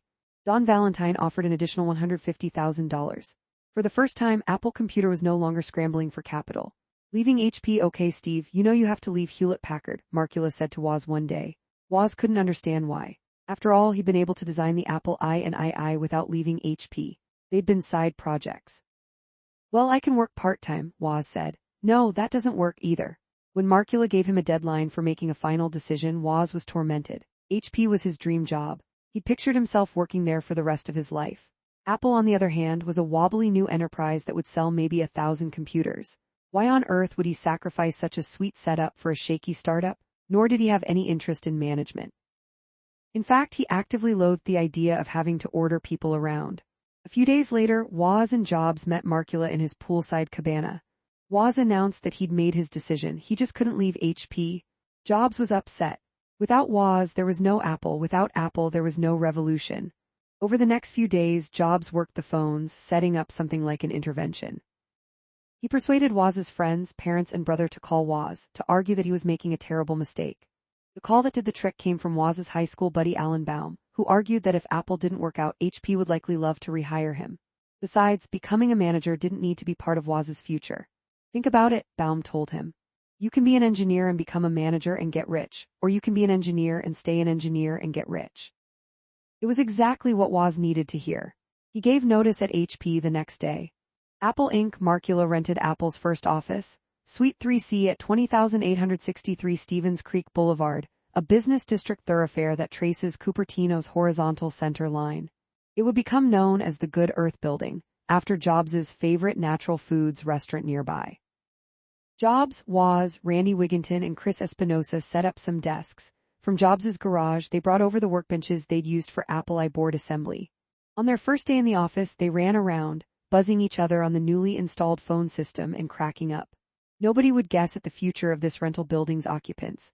It was basically one big space, with carpet on one half and linoleum on the other half. On the carpet were half a dozen desks, for sales, marketing, and administration, remembers Espinosa. On the linoleum half there were 6 lab benches, and that was engineering and manufacturing. Although Apple had been founded in April 1976, it hadn't yet been incorporated. It wasn't yet a legal entity that, among other things, would protect the founders from exactly the financial liability that had terrified Ron Wayne a year earlier. So on January 3, 1977, the two Steves met with Markula at his cabana and signed the paperwork, dissolving the partnership they'd signed with Wayne. They now worked at Apple Computer, Inc. Each of us is going to have 26%, so any two of us can throw the other one out, Markula explained. So if somebody goes off the deep end, we can take care of that. The remaining 22%, he suggested, should be set aside for future investors and attracting talent. Markula and Jobs turned out to be an astonishingly good match. Jobs was the driven, exacting, passionate visionary. Markula was older and wiser, but equally fired up about the future. Mike really took me under his wing, Jobs would say. His values were much aligned with mine. Those values included focusing on the product, not the money, having the strength to say no to distracting opportunities, and making beautiful machines. People do judge a book by its cover, Markula wrote in an early memo called The Apple Marketing Philosophy. We may have the best product, the highest quality, the most useful software, etc. If we present them in a slipshod manner, they will be perceived as slipshod. If we present them in a creative, professional manner, we will impute the desired qualities. When you open the box of an iPhone or iPad, Jobs would say later, we want that tactile experience to set the tone for how you perceive the product. Mike taught me that. The vibe in the Stevens Creek office was pure startup. Incredible activity all the time, Espinosa says. Customers, vendors, venture capitalists, engineers, Mike Markula, Steve Jobs, Regis McKenna running around all the time. Very few set schedules, no meeting rooms. Markula's first job was to hire a CEO. It couldn't be Markula, he had no intention of sticking around. I was going to help them write a business plan, and that would be that. I wasn't going to be running off to spend the next 20 years of my life building a company, he says, laughing. He was quite mistaken on that point. Nor could it be Jobs, who was slammed with projects, had no managerial experience, and was becoming increasingly tyrannical and sharp in his criticism, as Markula remembers it. He would tell people, that design looks like shit. In fact, one of the new CEO's most important duties would be managing Jobs' volatility and his hygiene. Markula proposed hiring Mike Scott, who was then running a manufacturing facility for National Semiconductor. The two Mikes had a lot in common. They had joined Fairchild on the same day, they shared a cubicle there, and they were both February 11 babies born a year apart. Every year, they celebrated their birthdays together. He's a Caltech physics grad, just a really, really brilliant guy and fun to work with, Markula says. I wouldn't have to worry about the manufacturing end of it because he was just really good at that stuff. Jobs didn't love the idea. Apple was my baby and I didn't want to give it up, but gave in. Mike Scott, swallowing a 50% pay cut from his Nat Semi job, became Apple's first CEO. Apple's leadership now consisted of 2 Steves and 2 Mikes. To prevent a hell of miscommunication, they decided to call their new boss Scotty. Mike Scott, 1945-2025 schooling, California Institute of Technology before Apple, Fairchild National Semiconductor Apple, 1977-1981 after Apple, Starstruck Seattle Opera. Scott was an expert, an author on colored gemstones. The dark blue gem known as Scottite barium copper silicate is named for him. The new CEO was a no-nonsense, intensely practical manager. He dove into securing office space and office machines, putting together a sales operation, and hiring administrative staff. Almost immediately, though, he began clashing with Jobs. Often, the disagreements pitted Jobs' perfectionist and artistic instincts against Scott's pragmatism and frugality. They fought over how rounded the Apple II's corners should be, about which color benches to order for the engineering tables, and about the length of the Apple II's warranty. Jobs wanted a year, Scotty wanted 90 days. The West Coast Computer Fair in January 1977, the Steves and Mikes decided that the Apple II needed a splashy unveiling party. A perfect opportunity was coming up, the first ever West Coast Computer Fair, to be held in San Francisco's Brooks Hall. Its organizers, Jim Warren and Bob Reiling, were members of What Else?, the Homebrew Computer Club. Woz had been on the Brooks Hall show floor 2 years earlier to buy his processor chips for the Apple I at the MOS Technology booth. This time he would be the man in the booth. The fair was in April, which gave them only 4 months to build working prototypes of the Apple II. There was not an instant to lose, but Jerry Manock encountered a show-stopping problem almost immediately. The housings for most plastic consumer products are made using injection molding, in which melted ABS plastic is injected into a metal mold and hardens under pressure. But creating the metal molds can take months and cost up to $100,000, and the computer fair was only weeks away. Instead, Manock would have to make the first cases using reaction injection molding RIM. In this method, 2 polyurethane-based chemicals are mixed and injected into an epoxy mold, where they harden on contact. This technique is faster and cheaper than injection molding, but prone to imperfections and bumps. Manock hired a Mountain View Plastics company and crossed his fingers. Only hours before the computer fair was to open, Manock delivered 20 Apple II cases to the Apple booth. The cases looked great in their fresh coat of light sandy beige paint, Pantone 453. Pantone is a color matching system for printwork, not for specifying paint. The beige of early Apple machines wasn't consistent. Later, Manock moved to something called the Munsell system, which offered numerical control over the color specification. All the team had to do was install the Apple II circuitry and keyboard into the empty cases. But to their horror, nothing fit properly. The local vendors' wooden molds resulted in so many bubbles and defects that the lid of one case wouldn't fit the opening on another. The West Coast Computer Fair was mobbed by computer fans. The fair prank one company that wasn't at the 1977 West Coast Computer Fair was MITS, the maker of the Altair computer that had ignited the hobbyist movement in the first place. Steve Wozniak thought MITS's absence was odd, and the perfect setup for a prank. Following the success of the Altair, a chipmaker called Zilog had been marketing an Intel-compatible processor called the Z80. At the time, there were lots of hobby computers coming out that were built around it. They were called the Z this and the Z that, Woz says. So I came up with the Zaltair, a made-up computer that was also built around the Z80. He spent $400 to print up 8,000 brochures on colored paper for this non-existent new computer. He wrote up some deliberately terrible ad copy. Imagine the computer surprise of the century here today, it said. Imagine an exquisitely designed cabinet that will add to the decor of any living room. The new computer, the brochure said, came with 18 slots. On the back of the flyer, a bogus comparison table of popular computers appeared, full of vague specs. The Zaltair got a perfect one in every category. The Apple prank team Woz, Espinosa, and Wigginton stuffed the flyers all over the fair, tables, shelves, booths, the pay phone area. Soon hundreds of people were gawking at the leaflet. The next day, Steve Jobs himself found one of the flyers. "Hey, we rank better than some of the others," he said, reading the feature chart on the back. It was all Woz could do not to burst out laughing. Woz had every intention of revealing his hoax to Jobs, but it would take 8 years for him to find the perfect opportunity.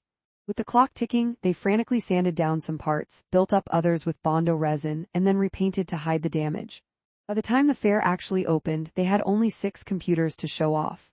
The show was an explosion, the coming out party for the personal computer. This one conference introduced what Byte magazine would call the Trinity of home computing: the new Commodore PET, Tandy Radio Shack's TRS-80, and the Apple II. 12,000 attendees, twice the number the organizers had expected, swarmed the 180 booths. We didn't know what we were doing, and the exhibitors didn't know what they were doing, and the attendees didn't know what was going on, said organizer Jim Warren, but everybody was excited and congenial and undemanding, and it was a tremendous turn-on. Jobs had rented the best booth available. When you walked in that front door to the computer fair, all you could see was Apple, Markula says. Apple was the darling of the show. Long tables filled the booth, draped in black and backed by a clear illuminated sheet of plexiglass bearing the new Apple logo. Jobs had ordered 20,000 slick brochures.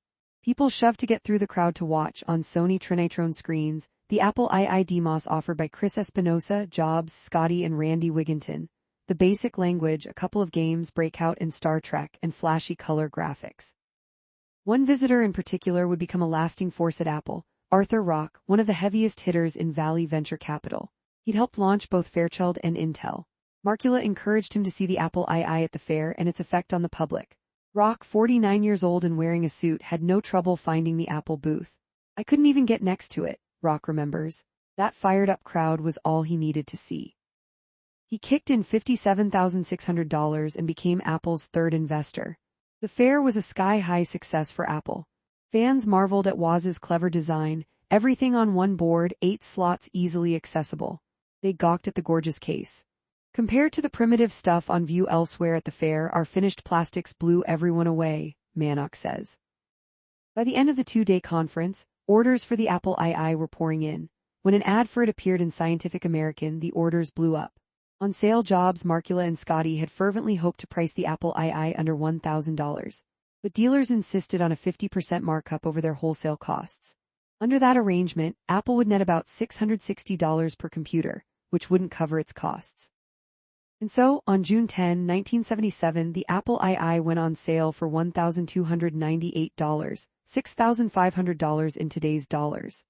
That was much more than its two computer fair rivals, the Commodore PET $800 and the TRS-80 $600. But those machines didn't have color, sound, slots, or graphics.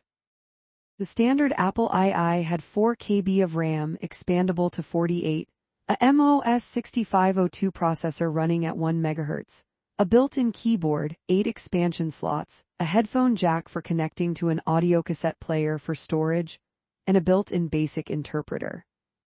It could display color graphics on a monitor or TV in either of 2 modes: low resolution 40x 48 pixels up to 16 colors, or high resolution 280x 192 pixels, but on the first model only 4 colors. It had a speaker but no audio circuitry. All the sounds had to be generated in software. Once games came along, video had to pause while sound effects played. The reviews were glowing. I was able to turn on power and begin using the computer within 5 minutes of receipt, raved Byte's critic. Demand was practically melting Apple's phone lines. Within weeks, Apple was selling $84,000 worth of Apple IIs a month, on track to make $1 million a year. Sales hit every milestone in Markula's business plan. By year's end, Apple had sold 77,000 computers, generating $2.7 million. It had been in business for a year and a half. The Apple II slots were easy to reach left. The box included simple paddles for controlling games, 1 button, 1 knob. Staffing up Apple was doubling the number of Apple IIs it manufactured every 3 months. Every computer shop in America wanted to become a dealer. For Mike Scott, the challenge was hiring enough people to keep the Apple machine running without burning people to crisp. Every employee was already working 20 hours a day. We couldn't add people fast enough. We'd bring in temporary workers, then we'd pay the headhunter fees to convert them over to Apple employees, he said. For 4 or 5 years, Apple doubled in size every 3 months. Apple's tiny engineering team now included Woz, Rod Holt, and Fairchild veteran Wendell Sander. They threw themselves into designing optional add-ons for the Apple II slots: printer cards, communications cards, ROM cards, and so on. Badly won by the end of 1977, the company could no longer squeeze into its original 2-room office on Stevens Creek Boulevard. Scotty and Markula found and rented a much bigger office space on Banley Drive, about a mile away, a single-story low-slung building with Spanish mission tile roofing. On January 2, 1978, the Apple workforce of 30 people moved in. The Banley buildings were Apple's headquarters for 15 years. Within months, Apple also took over the building next door, and then the one across the street. By the time Apple was finished renting and eventually constructing its own new buildings, it would occupy what it called Banley 1 through Banley 6, numbered in order of acquisition, not location. Apple II evolves. By 1978, the Apple II had become a cultural phenomenon, hailed in the press, available even in department stores, and adored by the public. It was the best-selling computer in history, by far. User groups, volunteer-run clubs where owners could exchange information and tips, sprang up in big and small cities. Job applications arrived by the mailbag full. Boards of education began equipping their schools with rows of Apple IIs, to Steve Jobs' delight. Freshly hatched software companies began selling Apple II programs. Most of them were, as Woz says, a single guy in his house who figured out how to write a neat game, cop it onto cassette, and sold through specialty computer stores. Mike Markkula was concerned, however, about the audio tape as storage thing. Transferring programs to the computer that way was still feeble, slow, and unreliable. As the Apple II manual put it, to find the right volume setting, you will use a trial and error method. You will play a tape softly to the computer and see if the information got an okay. If it doesn't work, you will try the tape again, a little louder this time. If that doesn't work, you will make it a little louder still. Eventually the volume will be just right for the Apple and it will say so. Badge numbers. When CEO Mike Scott opened a business account with Bank of America, he learned that everyone on the payroll would need an employee number. And in assigning these numbers to Apple's earliest staff, he created an infamous tussle between the Steves. Each Steve wanted number 1. I didn't give it to Jobs because I thought that would be too much, Scott says. That would stoke his ego even more. Jobs was furious. He argued that Apple would not even have come into existence without him. He should be 1. Finally, he proposed a workaround. Woz could remain employee 1 if he could be employee 0. Scotty, rolling his eyes, gave in. Jobs' badge would say employee 0. Scotty himself was technically the 5th employee, but he thought it would be cool to see 7 on his badge, so he designated himself employee 7. In the end, then, the first 10 Apple employee badges were 0. Steve Jobs 1, Steve Wozniak 3, Mike Markkula 4, Bill Fernandez 5, Rod Holt 6, Randy Wigginton 7, Mike Scott 8, Chris Espinosa 9, Jim Martindale, manufacturing manager 10. Sherry Livingston, secretary. The bank system, however, wouldn't accept 0 as an employee number. To Bank of America's computer, Jobs would always be employee 2. Dealers regularly complained. Apple II owners complained. And most important, Markkula complained. He was, after all, a coder himself. Every time he wanted to use the checkbook program he'd writ, it took 2 minutes to load from the cassette player and another 2 minutes to load the data. He was losing his mind. And so, in December 1977, Markkula called an executive board meeting. On a big sheet of paper, he listed Apple's future goals, and number 1 was floppy disk. The first floppy drive, introduced by IBM in 1971, was a hulking component whose disks were 8 inches across and intended for use in corporate mini-computers. But Jobs had just learned of a much more compact version, the Shugart Associates 5¼ floppy drive. Steve was always looking for new technologies that had an advantage and were likely to be the trend, Woz says. Inside each square 5¼ sleeve was a disk of magnetically coated mylar plastic, spinning at 300 rotations per minute. Like the needle on a record player, a magnetic head moved across the concentric circles, recording or retrieving information. Each disk could store a whopping 90 KB of data, just enough to hold about 60 pages of text. Shugart's drive struck Markkula as a perfect solution to the Apple II's data storage problem, and because it was 100 times faster than audio tape, to his checkbook problem. The Consumer Electronics Show, CES, an annual gathering famous for new product launches, would be the ideal place to unveil a new drive. Over the years, pocket radios, the VCR, and the CB radio had all made their debuts at CES. Unfortunately, CES was only 4 weeks away. Disk II. Neither Steve Wozniak nor Rod Holt had any meaningful experience with disk storage. But Woz was no ordinary engineer. This challenge was his favorite kind, a ridiculously big engineering project on a ridiculously tight schedule. He agreed to adapt Shugart's floppy drive for the Apple II. The function of a drive's controller card is to divide the disk's surface into concentric tracks, to subdivide each track into individual blocks of data, and then to control the magnetic head as it hunts, reads, and records data. Shugart's controller card required 22 chips to do the job. Woz considered that design bulky and over-engineered. In short order, he decided that 20 of the 22 chips weren't necessary. He could do much of their work in software, right on the Apple II. Jobs, meanwhile, visited Shugart CEO Don Massaro, urging him to give Apple a better price than $390 per drive. After all, given the quantity of drives Apple would sell, surely Shugart would eventually make a lot of money even at a lower wholesale price. Jobs politely suggested a price of $100. Massaro politely declined, but after speaking to Woz, Jobs made a different offer. He wanted to buy only the skeletons of the drives, a motor for spinning the disc, and a stepper motor to move the needle. Woz and Rod Holt would take care of the controller card. Massaro agreed. Jobs got his mechanism-only drives for $100 apiece. Woz and Randy Wigginton worked straight through Christmas, straight through New Year's, sleeping very little, intent on making the disk drive work and writing a disk operating system to control it. It was, Woz recalls, as tricky as code gets, but they made the CES deadline and got to go to Vegas on Apple's dime.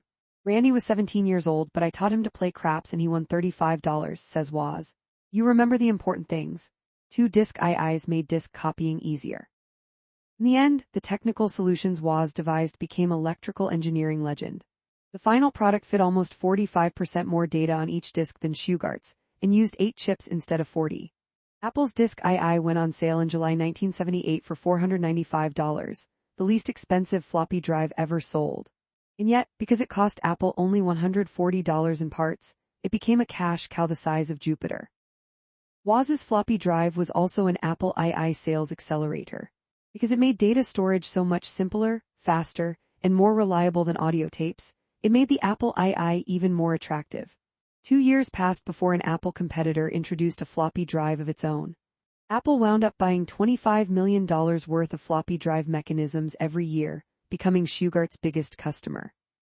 Throughout the years, Apple continued to make small improvements and adjustments in the drive, but all of them used the heart of Woz's original circuit design. By most assessments, Woz's floppy drive was as important a breakthrough as the Apple II itself. VisiCalc Woz's Disk II design was only one of the 2 mythical strokes of good fortune that befell the first Apple II. The other was VisiCalc. In 1978, there was no such thing as spreadsheet software. There was only commercial financial forecasting software for time-share computers. You couldn't select a cell, type a new number, and watch the totals change throughout the rows and columns in real time. You had to redo each calculation manually. And if you didn't subscribe to a time-share service, you did your bookkeeping in books.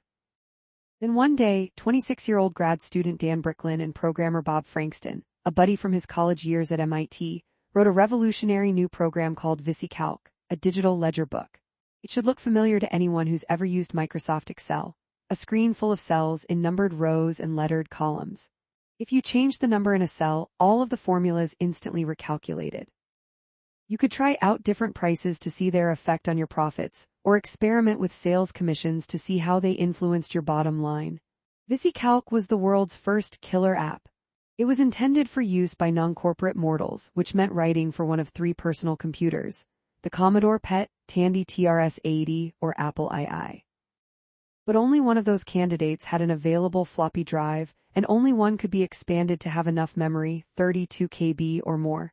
That's why VisiCalc was written for the Apple II. It was the only computer that could hold it, Steve Jobs remembered. VisiCalc went on sale in October 1979 for $100. It was an instant sensation. For business owners, the leap from ledger books to the spreadsheet felt like the jump from handwriting to the printing press. The most exciting and influential piece of software that has been written for any microcomputer application, said Byte. It was the world's first killer app. A piece of software so important that you buy the computer just to run it. For an entire year, VisiCalc was available only for the Apple II. Thanks to VisiCalc, Apple went from selling 1,000 computers a month to 10,000.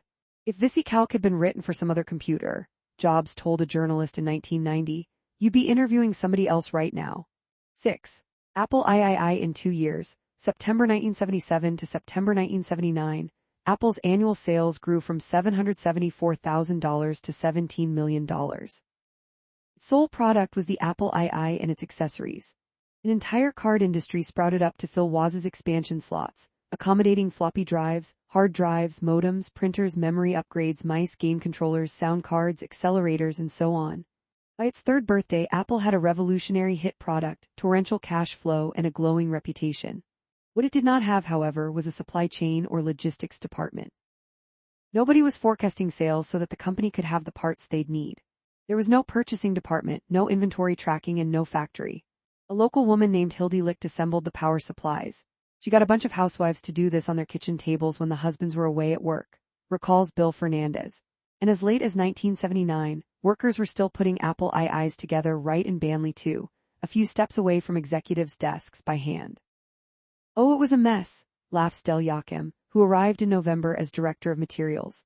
There were product pieces, all kinds of stock everywhere.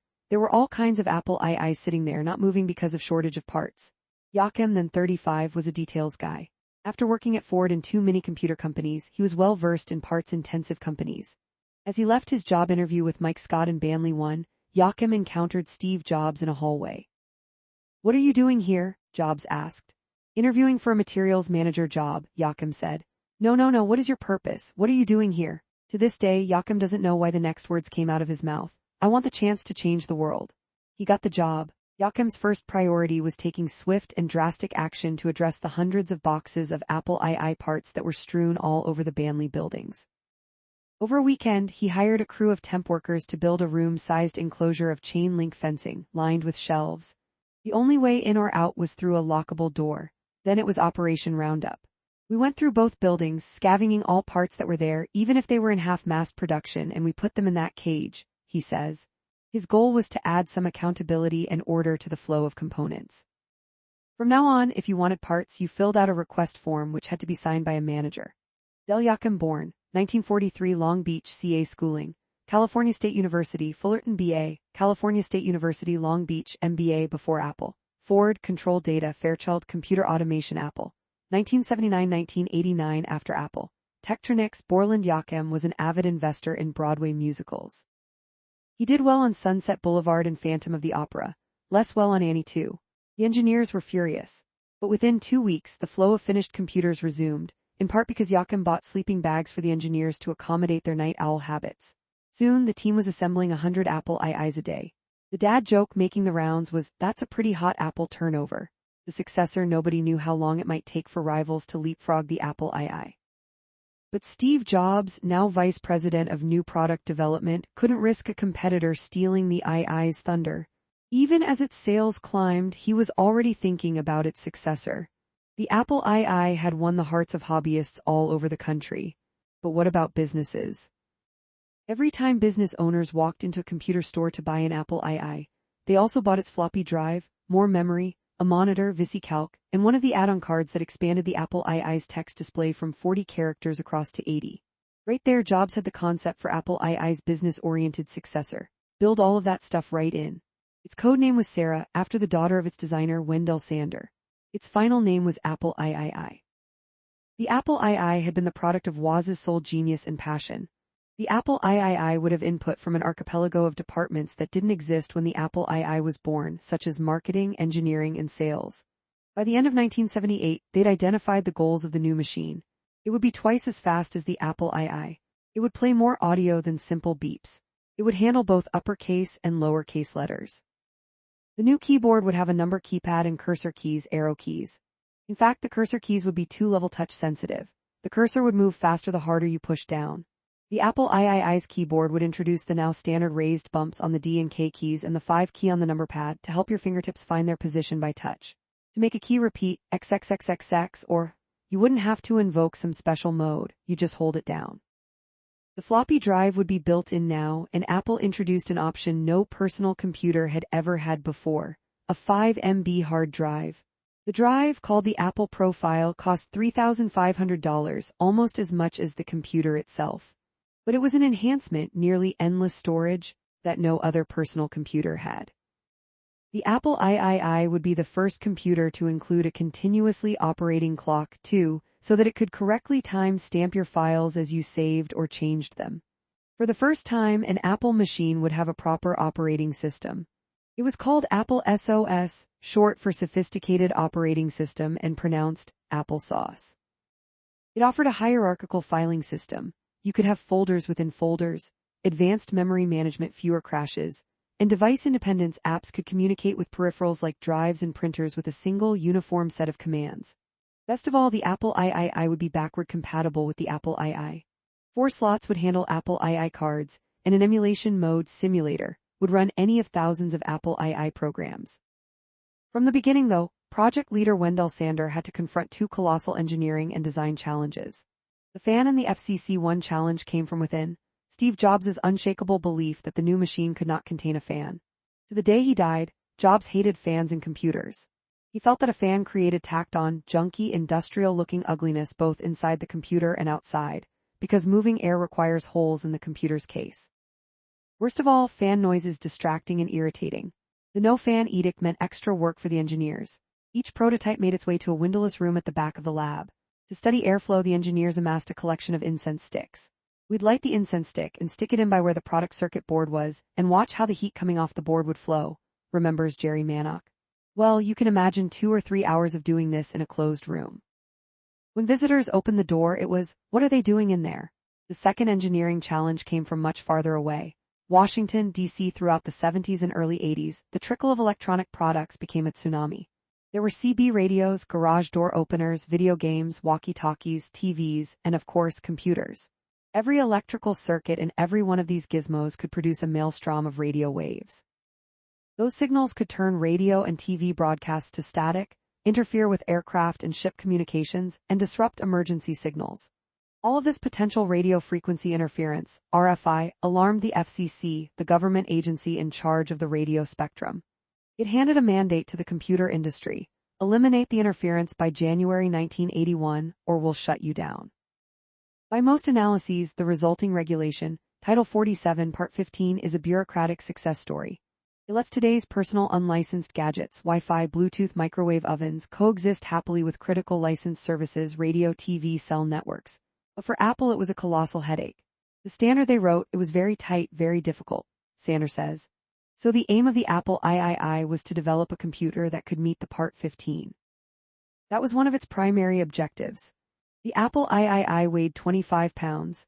Jerry Mannock and industrial designer Dean Hovey came up with a feature that they hoped would solve both problems, heat and radio interference, in one swoop: a heavy cast aluminum chassis.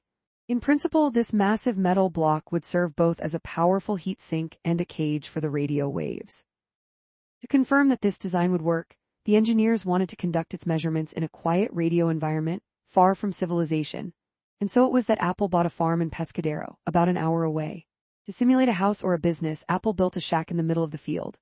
Apple engineers then walked around the property with radio detectors, testing each prototype's emissions at specified distances. The news was good. The Apple III would not violate Part 15. Omens: the decision to let the Apple III run Apple II software came late in the game. The plan seemed simple. You'd start up your Apple III with the included Apple II emulator disk, and you'd have yourself an Apple II. You'd lose the Apple III's advanced features, but you'd be able to run most of your Apple II software. The problem was Woz's original Apple II design. It was a marvel of clever, out-of-the-box thinking, but it was also idiosyncratic. For example, in high-resolution mode, dots in even-numbered columns of pixels had to be purple, dots in odd-numbered columns had to be green, and white dots always had to be double width. The Apple III had no such limitations. Any dot could be any of 16 colors. For Wendell Sanders' team, then, the question was, how far should they go to simulate the Apple II's quirks? Their answer: far. They wound up adding chips to the Apple III circuit board expressly to add the Apple II's quirks back in. Unfortunately, the main board had no room for these extra components. Sanders' clever solution: expand vertically. He moved the Apple II's memory chips off the main board onto a daughter board, a smaller secondary board suspended above the main board, like the second floor of a house, on a set of 4 aluminum pegs. They were both posts for the memory board and its electrical connection to the main board. This design meant that a customer could easily remove or upgrade the memory card, and Apple could sell the machine in different memory configurations. The 10-month development process for the Apple III that Jobs had envisioned blossomed into an 18-month marathon, and it wasn't over. Still, by May 1980, the machine was far enough along to enjoy a grand unveiling at the National Computer Conference in Anaheim, California. Apple published an ad in the NCC Show newspaper, letting showgoers know that if they found their way to the Apple booth, they'd get free tickets to nearby Disneyland, which Apple had rented for the evening. 7,000 of them wound up riding Apple's chartered British double-decker buses to the amusement park for free rides and band performances. The Apple III, the company announced, would go on sale in November 1980, starting at $4,340, about $16,625 in today's money. Pricey, but far less than the mini computers at the time. It would come with a word processor, a spreadsheet program, enhanced BASIC, and of course Apple SOS. To the world at large, it certainly looked as though Apple had another hit on its hands. IPO. When Mike Markula incorporated Apple in 1977, his original plan was to keep the company private. The employees, not stockholders, would own Apple. What he didn't envision was Apple's immediate, white-hot success. Its earnings had screamed up 1,500% in 3 years. On the other hand, Apple was also incurring tremendous expenses. The company now employed about 1,000 people. Its 1980 advertising alone cost $4.5 million. Apple's board of directors included Markula, Jobs, and Scotty, along with Arthur Rock, Teledyne founder and early Apple investor Henry Singleton, Macy's executive Philip Schlein, and representing the East Coast, Venrock venture capitalist Peter Crisp. They could see that Apple's growth could go stratospheric if it had the funds. When a company issues stock to the public for the first time, it hires an investment bank to determine the starting price, market the shares to early buyers, and underwrite the offering. Underwriting means buying all of the shares in advance at a discount, in Apple's case, 7%, removing all risk for the company going public. The bank then sells the shares to the public, usually making a decent profit. Plenty of investment banks wanted Apple's business. A successful IPO would bring in millions to such a bank. One of them was a boutique San Francisco firm called Hambrecht & Quist. As a gesture of thanks for an early investment in Apple, Jobs offered H&Q the gig, but also lined up the far more experienced Morgan Stanley to co-manage the IPO. When Apple filed with the SEC in October, the investment world went crazy, expecting it to be one of the biggest IPOs ever. Not since Eve has an Apple posed such temptation, noted the Wall Street Journal. The only hitch was the company's presentation in Chicago, one stop on its road show of mutual funds, pension funds, and hedge funds to sell them on the company and its future. Morgan Stanley's new business manager, Jack Wadsworth, had to buy Jobs his first suit and nice shoes. CEO Mike Scott, having arrived at the Chicago club in a limousine, opened the street side door and nearly got creamed by a passing taxi. The impact ripped off the limo door so hard that it skittered, clattering all the way down the block.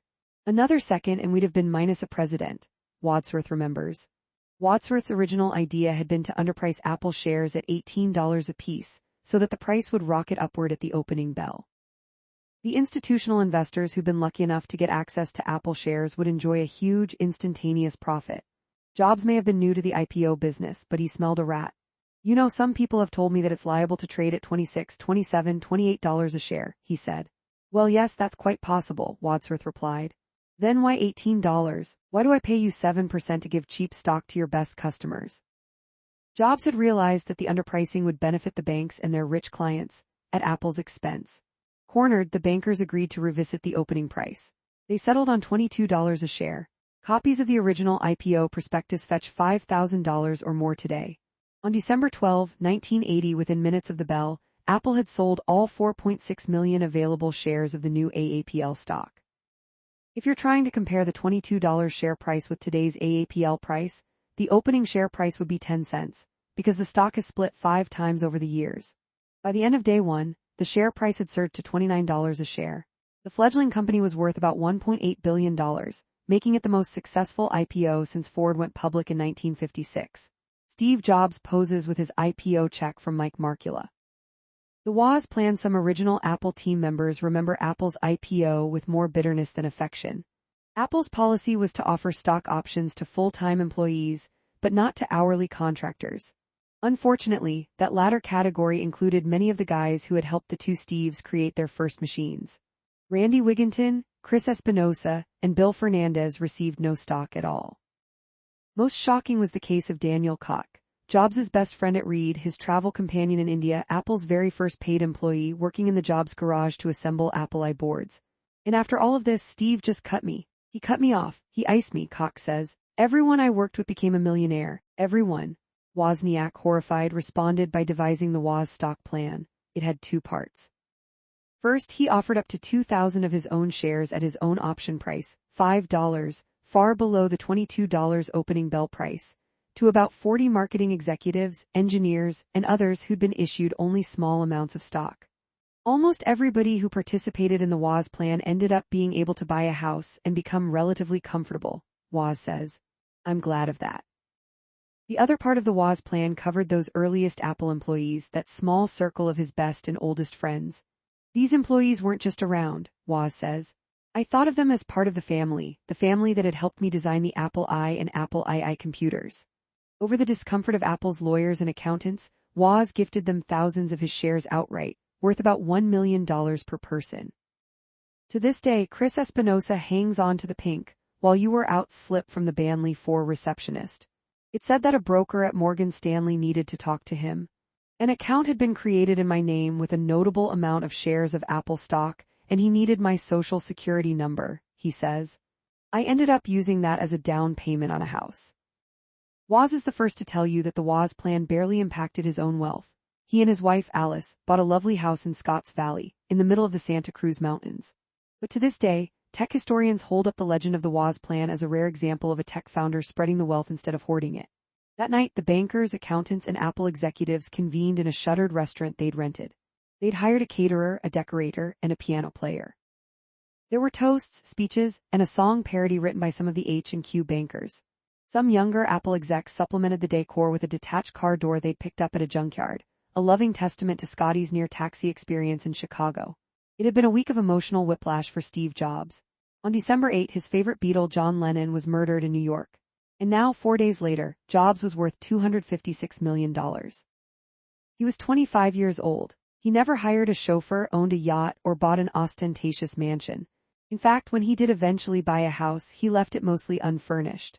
I went from fairly poor, which was wonderful because I didn't have to worry about money, to being incredibly rich when I also didn't have to worry about money, Jobs said later. I never did it for the money. About 100 of his coworkers had become overnight millionaires on paper, including, of course, Mike Scott, $95.5 million, Woz, $116 million, and Markula, $203 million. Scotty wheeled crates of champagne into Banley 1. Exuberant pandemonium reigned for days. The stock market became an obsession for engineers and designers who'd never paid it any attention before. The Apple II's design had looked spectacular on paper, but from the moment it landed on dealer shelves in March 1981, it was trouble. The forces of marketing, the FCC, shipping deadlines, and thermodynamics had produced a deeply flawed machine. Critics dinged it for a shortage of available peripherals and programs, but that was only the beginning. The clock chip, the one that would time-stamp your files, stopped working after a few minutes. Apple had bought the chips from National Semiconductor, which failed to conduct standard burn-in tests. The Apple II emulator was an amazing achievement, capable of running thousands of Apple II programs. But in Apple II mode, you couldn't use many popular Apple II cards, you couldn't run any games that relied on quirky disk formats and hardware tricks, and couldn't access cassette storage. And no matter how much memory your Apple III had, the simulated Apple II could see only 48 KB of it. The hardware problems also included chips that came loose in their sockets and traces, copper electrical pathways etched onto the board that were so crowded they sometimes shorted out. But the biggest problem of all was the spontaneous crashing. Customers complained to the dealers, and dealers complained to Apple. Apple set up 50 Apple IIs in a crisis burn-in room, running them around the clock to study the crashing. They soon uncovered the primary problem: heat. In the absence of a fan or ventilation slots, the Apple II's powerful electronics cooked the air inside as high as 220 degrees Fahrenheit. Some customers reported pulling floppy disks out of the drive, only to find that their plastic jackets had melted. Crashes, it turned out, were a side effect of Sanders' design hack, putting the memory chips on a daughter board above the motherboard. As the memory board heated up and expanded, it scooted upward on its 4 aluminum connector pins, exposing them to the air and allowing them to oxidize. If the oxidation prevented even a bit or two of data from traveling down the pin to the motherboard, the Apple II crashed. Apple hired a consulting firm to help solve the Apple II's crashing problems. It found that the chip's integrated circuits, or ICs, routinely baked at 104 degrees Fahrenheit or hotter. Apple issued a bulletin to its dealerships. If customers' Apple IIs were spontaneously crashing, they should lift the front edge of the machine 2 or 3 inches and drop it onto the desk. Totally true, Sanders says. Because it was a connector problem, all you had to do is just jar the connectors and you were going to fix it. Markula launched an all-hands campaign to identify and fix every design problem. It would be dishonest for me to sit here and say it's perfect, he told reporters. We'll know in December or January if Apple III is truly a reliable product. In February 1981, Apple stopped including the faulty clock chip, no more date stamping or calendar features. As an apology, it offered a $50 rebate to every past buyer and cut the machine's price by $150. Even once the clock chip problem was resolved, it was no masterpiece. It never did recognize February 29 in leap years. By the Apple III's first birthday, December 1981, Apple was confident that it had fixed the initial problems. The revised Apple III consumed less power, thereby lowering the amount of heat, incorporated wider traces on the motherboard, and replaced the aluminum memory board posts with a metal fork design. The problems went away. I mean, that just fixed it, Sanders says. The biggest step in the cleanup was the Apple III reintroduction plan. Apple recalled every single Apple III sold in the first year, replacing each one with the revised model at no charge. As a thank you, each replacement machine came with doubled memory, 256 KB. This first anniversary Apple III was stable, fast, and capable. The reports of random crashes evaporated. Within Apple itself, it became a workhorse. In December 1983, Apple tried one more rescue by introducing the Apple III Plus. The clock chip finally made its permanent return, along with a completely redesigned motherboard and improved keyboard, more connectors on the back, and a lower price, $3,000. The Apple III with monitor and drives. It was no good. The Apple III never outran its reputation as a stinker. By the time Apple officially discontinued the machine in April 1984, Apple had sold only 120,000 of them. The Apple II had sold nearly 2 million in that time. It was a humbling blow, Apple's first failure. If it had had a fan or hadn't attempted Apple II mode or had had gold connectors, the Apple III would likely have been a home run. But in the oft-quoted words of Randy Wigginton, the Apple III was kind of like a baby conceived during a group orgy, and everybody had this bad headache and there's this bastard child, and everyone says, it's not mine. For Woz, the heartbreak was the Apple II engineering projects that had been shut down, with the expectation that the III would soon replace it. We probably put $100 million in advertising, promotion, and research and development into a product that was 3% of our revenues, Woz says. In that same time frame, think what we could have done to improve the Apple II. Indeed, it was the Apple II that was keeping the company alive. In 1980, Apple became the first company in history to sell 1 million computers, Apple IIs. The company was now 1,500 people strong, with factories in Cupertino, LA, San Jose, Dallas, and for the European market, Cork, Ireland. Steve Jobs acknowledged that the company had spent infinite, incalculable amounts on the Apple III. But that's life. I think we emerged from that experience much stronger.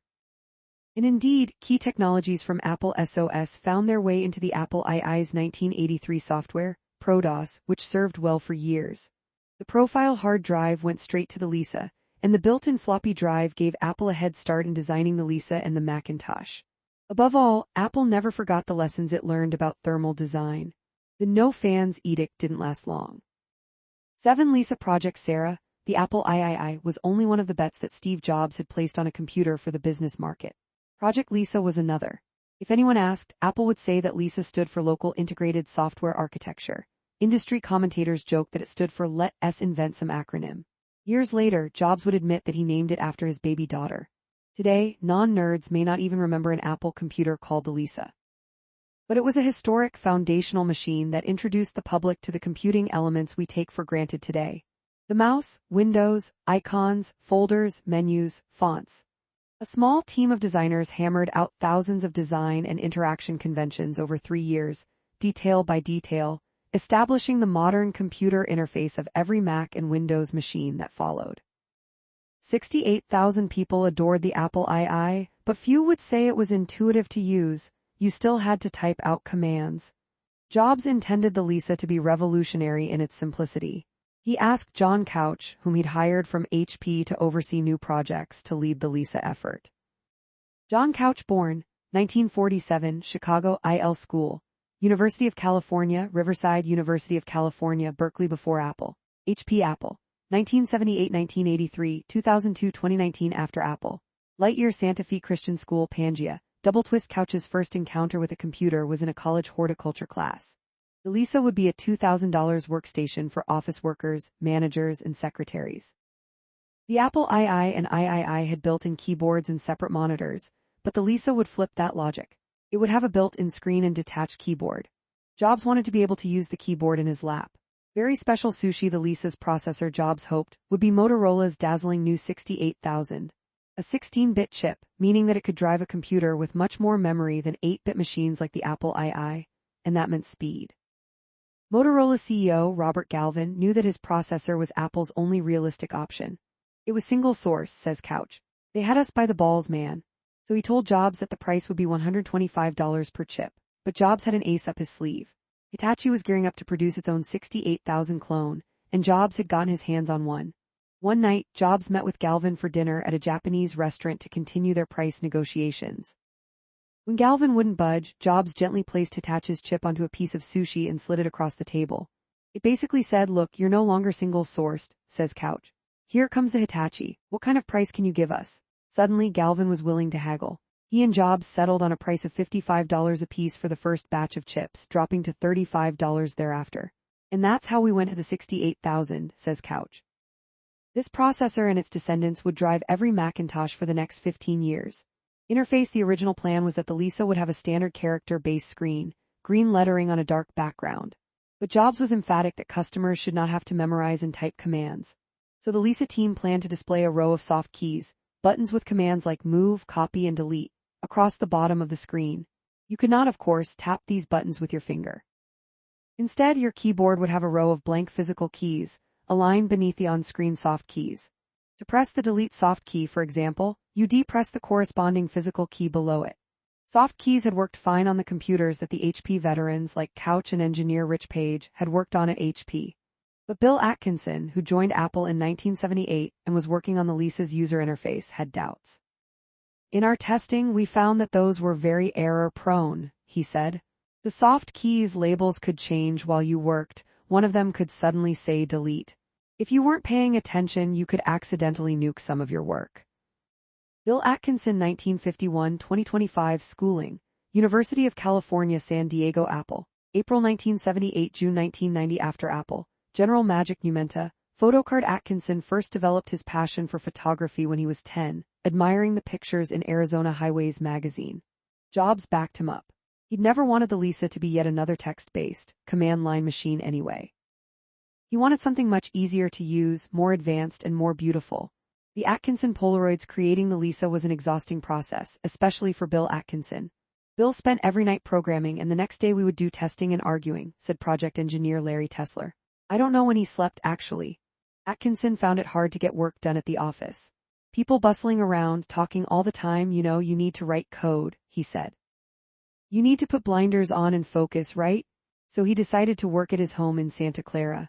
On his desk, he built a proto-Lisa, an Apple II modded with a special bitmap graphics card to drive his monitor. But now he had a problem. How could he show his work to the rest of the Lisa team? He couldn't haul the prototype back and forth to Apple. It was much too fragile for transport. He wound up taking Polaroid self-developing photos of each new design idea, then riding his motorcycle to the office to show the team. Atkinson preserved those Polaroids in a leatherette-bound photo album. Today, Atkinson's 135 Polaroids serve as a time machine, a glimpse of the earliest days of the user interfaces we now take for granted. Bitmapped graphics: the computers of the late 1970s and early 80s, like the Apple II and Commodore 64, displayed text in one-character chunks. When you press the key or 7 key or key, the software issued only a single 1-byte code to beam the corresponding character onto your screen. But in American research labs, something better was under development, described in hushed tones by engineers who'd seen them: bitmap displays.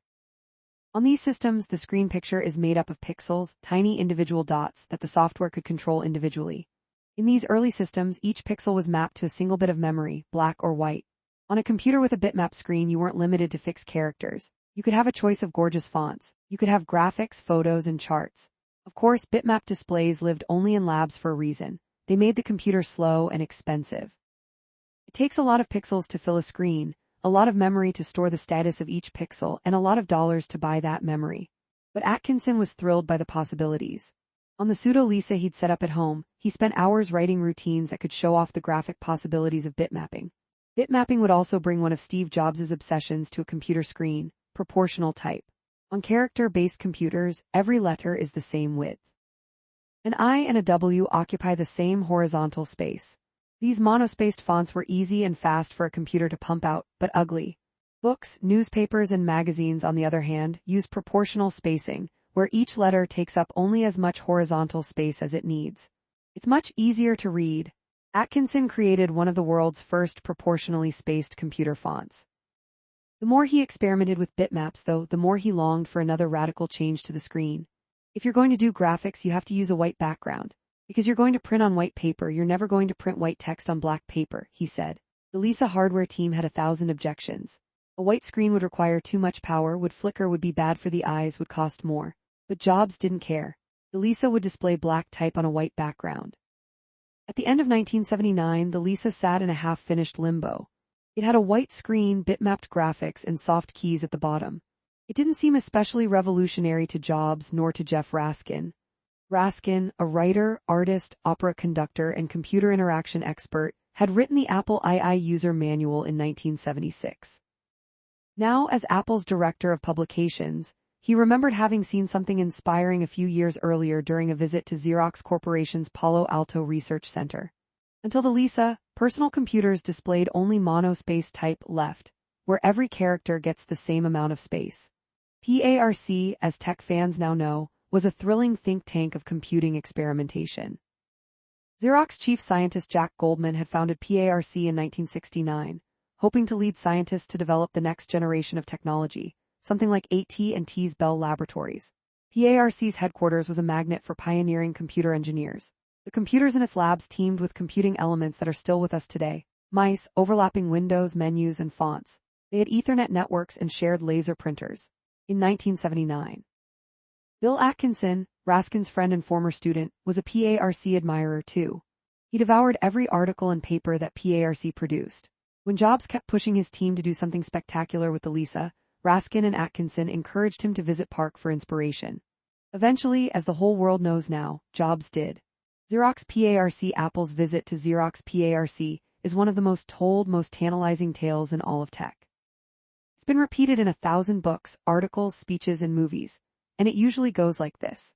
By the mid-70s, PARC's geniuses, working in total secrecy, had essentially invented the modern computer. The mouse, menus, overlapping windows, scroll bars, fonts, icons and folders, copy and paste, bold, italic, underline, and so on. But the PARC engineers failed to understand how revolutionary their inventions were, and never brought them to market. In December 1979, Steve Jobs sweet-talked his way into a visit and a demo. In a flash, he saw the future. He stole PARC's ideas, reproduced them on the Mac, and changed history. Well, at least they got the year right. Almost everything else in that telling, though, is either misleading or wrong. Invented the modern computer. It's true that PARC scientists had brought the modern graphic user interface to life in a prototype called the Alto. About 1,500 Altos wound up in universities and other Xerox labs, but they were never sold to the public. But a decade earlier, Doug Engelbart, a computing pioneer working at the Stanford Research Institute, had developed a radical thought. Maybe, instead of having workers at terminals that accessed room-sized, shared mainframe computers, there should be one small computer on each worker's desk. On December 9, 1968, Engelbart gave a now famous 90-minute demonstration of this computer of the future. It included the first mouse, windows, on-screen graphics, video chat on a split screen, word processing, hyperlinks, networking, and remote collaboration. The shell-shocked audience gave him a standing ovation for what became known as the mother of all DMOS. Doug Engelbart demonstrating his vision for future computers. The seeds of some of Xerox PARC's early ideas, in other words, had been sown 10 years earlier. In total secrecy. Actually, PARC published papers about its work, and over the years had given thousands of DMOS to colleagues, researchers, and famous people. The mouse, menus, overlapping windows with scroll bars, fonts, icons, and folders, copy and paste, bold, italic, underline, and so on. PARC's Alto machine did have a blocky plastic mouse, a bitmap screen, and black type on a white background with a choice of typefaces. Its gypsy word processor had cut, paste, and undo. It had no copy command. If you wanted to copy, you cut something and then pasted it back. And unlike command line computers, it was WYSIWYG. What you see on the screen is what you get when printed. The Alto's page-shaped screen. But by today's standards, the Alto was unfinished. There were no icons for programs or documents, for example. And without icons, the Alto didn't have drag and drop. You couldn't, for example, drop a file into the trash. There was no trash. There was no menu bar, no dialog boxes, no checkboxes or radio buttons. You could cut and paste within a single app, but not between apps. You couldn't drag to move or resize a window. You were still greeted upon startup by a command line prompt. The PARC engineers failed to understand how revolutionary their inventions were. They understood, all right. They spent years begging their overlords in Rochester, New York, to do something with their breakthroughs to commercialize them. But Xerox was in the copier business. Its gigantic photocopiers were too expensive for businesses to own outright, so Xerox charged its clients a couple of cents per copy made. The company's top executives, mostly former copy machine salesmen, had no experience, conception, or inclination to become a computer company. Never brought them to market. 2 years after Apple's visit, Xerox did indeed commercialize its work. It introduced the Xerox Star, a descendant of the Alto. The price was $75,000 for the base unit, and $16,000 for each additional workstation. In today's dollars, that starter set would set you back about $320,000. Shocker, it flopped. Steve Jobs sweet-talked his way into a visit. Actually, Xerox's top brass were thrilled to offer the visit to Jobs because he was offering something valuable in return. At the time, Apple was white-hot. It was the kind of startup that made investors' palms sweat. In the summer of 1979, Apple intended to raise money by offering private shares to 16 lucky investors. Everyone knew that Apple would be going public the following year, making its shares worth a fortune. Everyone wanted in on this deal. "I will let you invest $1 million in Apple," Jobs told Abraham Zaerm, the head of Xerox's investing arm in West Hollywood, "if you will open the kimono at PARC." Zaerm took the deal. Xerox paid Apple $10.5 million for 100,000 private shares of Apple stock, and Jobs got his PARC visit. Zaerm also agreed to start selling Apple IIs in Latin America, where Xerox had a sales force and Apple had nobody. The deal was hardly a ripoff for Xerox. Within a year, stock splits turned Xerox's Apple stock into 800,000 shares, worth $17.6 million. In today's dollars, that's about $73 million. He stole PARC's ideas.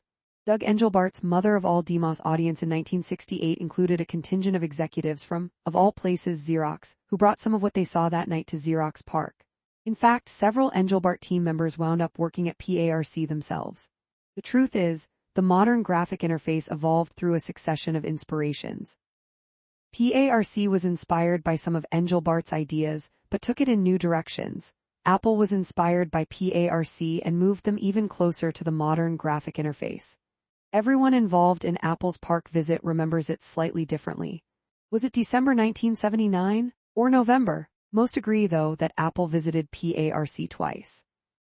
The first time, the Apple Group, Jobs couch Scotty Atkinson, marketing head Trip Hawkins, engineering head Tom Whitney, and engineers Ken Rothmuller and Rich Page, saw the same canned demo that PARC had given hundreds of visitors before them. The Alto and its mouse, a word processor with fonts, and a few programs written in Smalltalk, the advanced programming language that made the Alto's magic possible. Jobs thought that even these technologies were astounding. "You're sitting on a goldmine," he told the PARC reps. "Why aren't you doing something with this technology? You could change the world." But after hearing the report of the visit, Jeff Raskin realized that PARC's staff hadn't actually opened the kimono. They'd barely lifted it to the ankles. The AD offered a minimal demo not worth the lucrative Xerox stock deal. Raskin suggested that Apple request a second demo. This time, he'd brief the team on what to look for. So Jobs and the Lisa team returned, and this time they were armed. "They had read every paper we'd published," said PARC engineer Larry Tesler, who was one of the presenters. "It was clear to me that they understood what we had a lot better than Xerox did." Tesler describes the meetings as uncomfortable all around. Some of the Apple crew considered the whole PARC thing a distraction, and some of the PARC staff felt that the DMOS were revealing too much. Either way, Jobs felt struck by lightning. "It was one of those sort of apocalyptic moments," Jobs said. "I remember within 10 minutes of seeing the graphical user interface stuff, just knowing that every computer would work this way someday. It was so obvious once you saw it. We'd still shown them only like 1% of what PARC was doing," Tesla remembered, "but it was enough that they got really excited. They fell in love with the mouse, and that changed everything. They decided they were going to retarget the Lisa."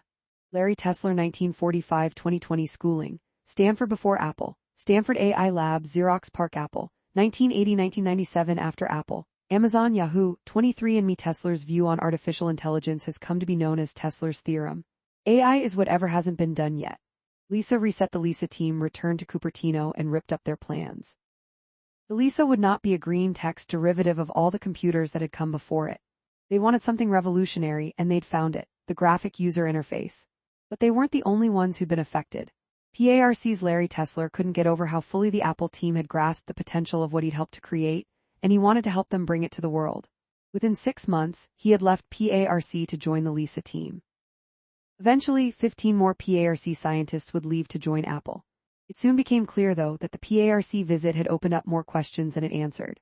How many buttons should the mouse have? What should the cursor look like? How should menus work and where should they be?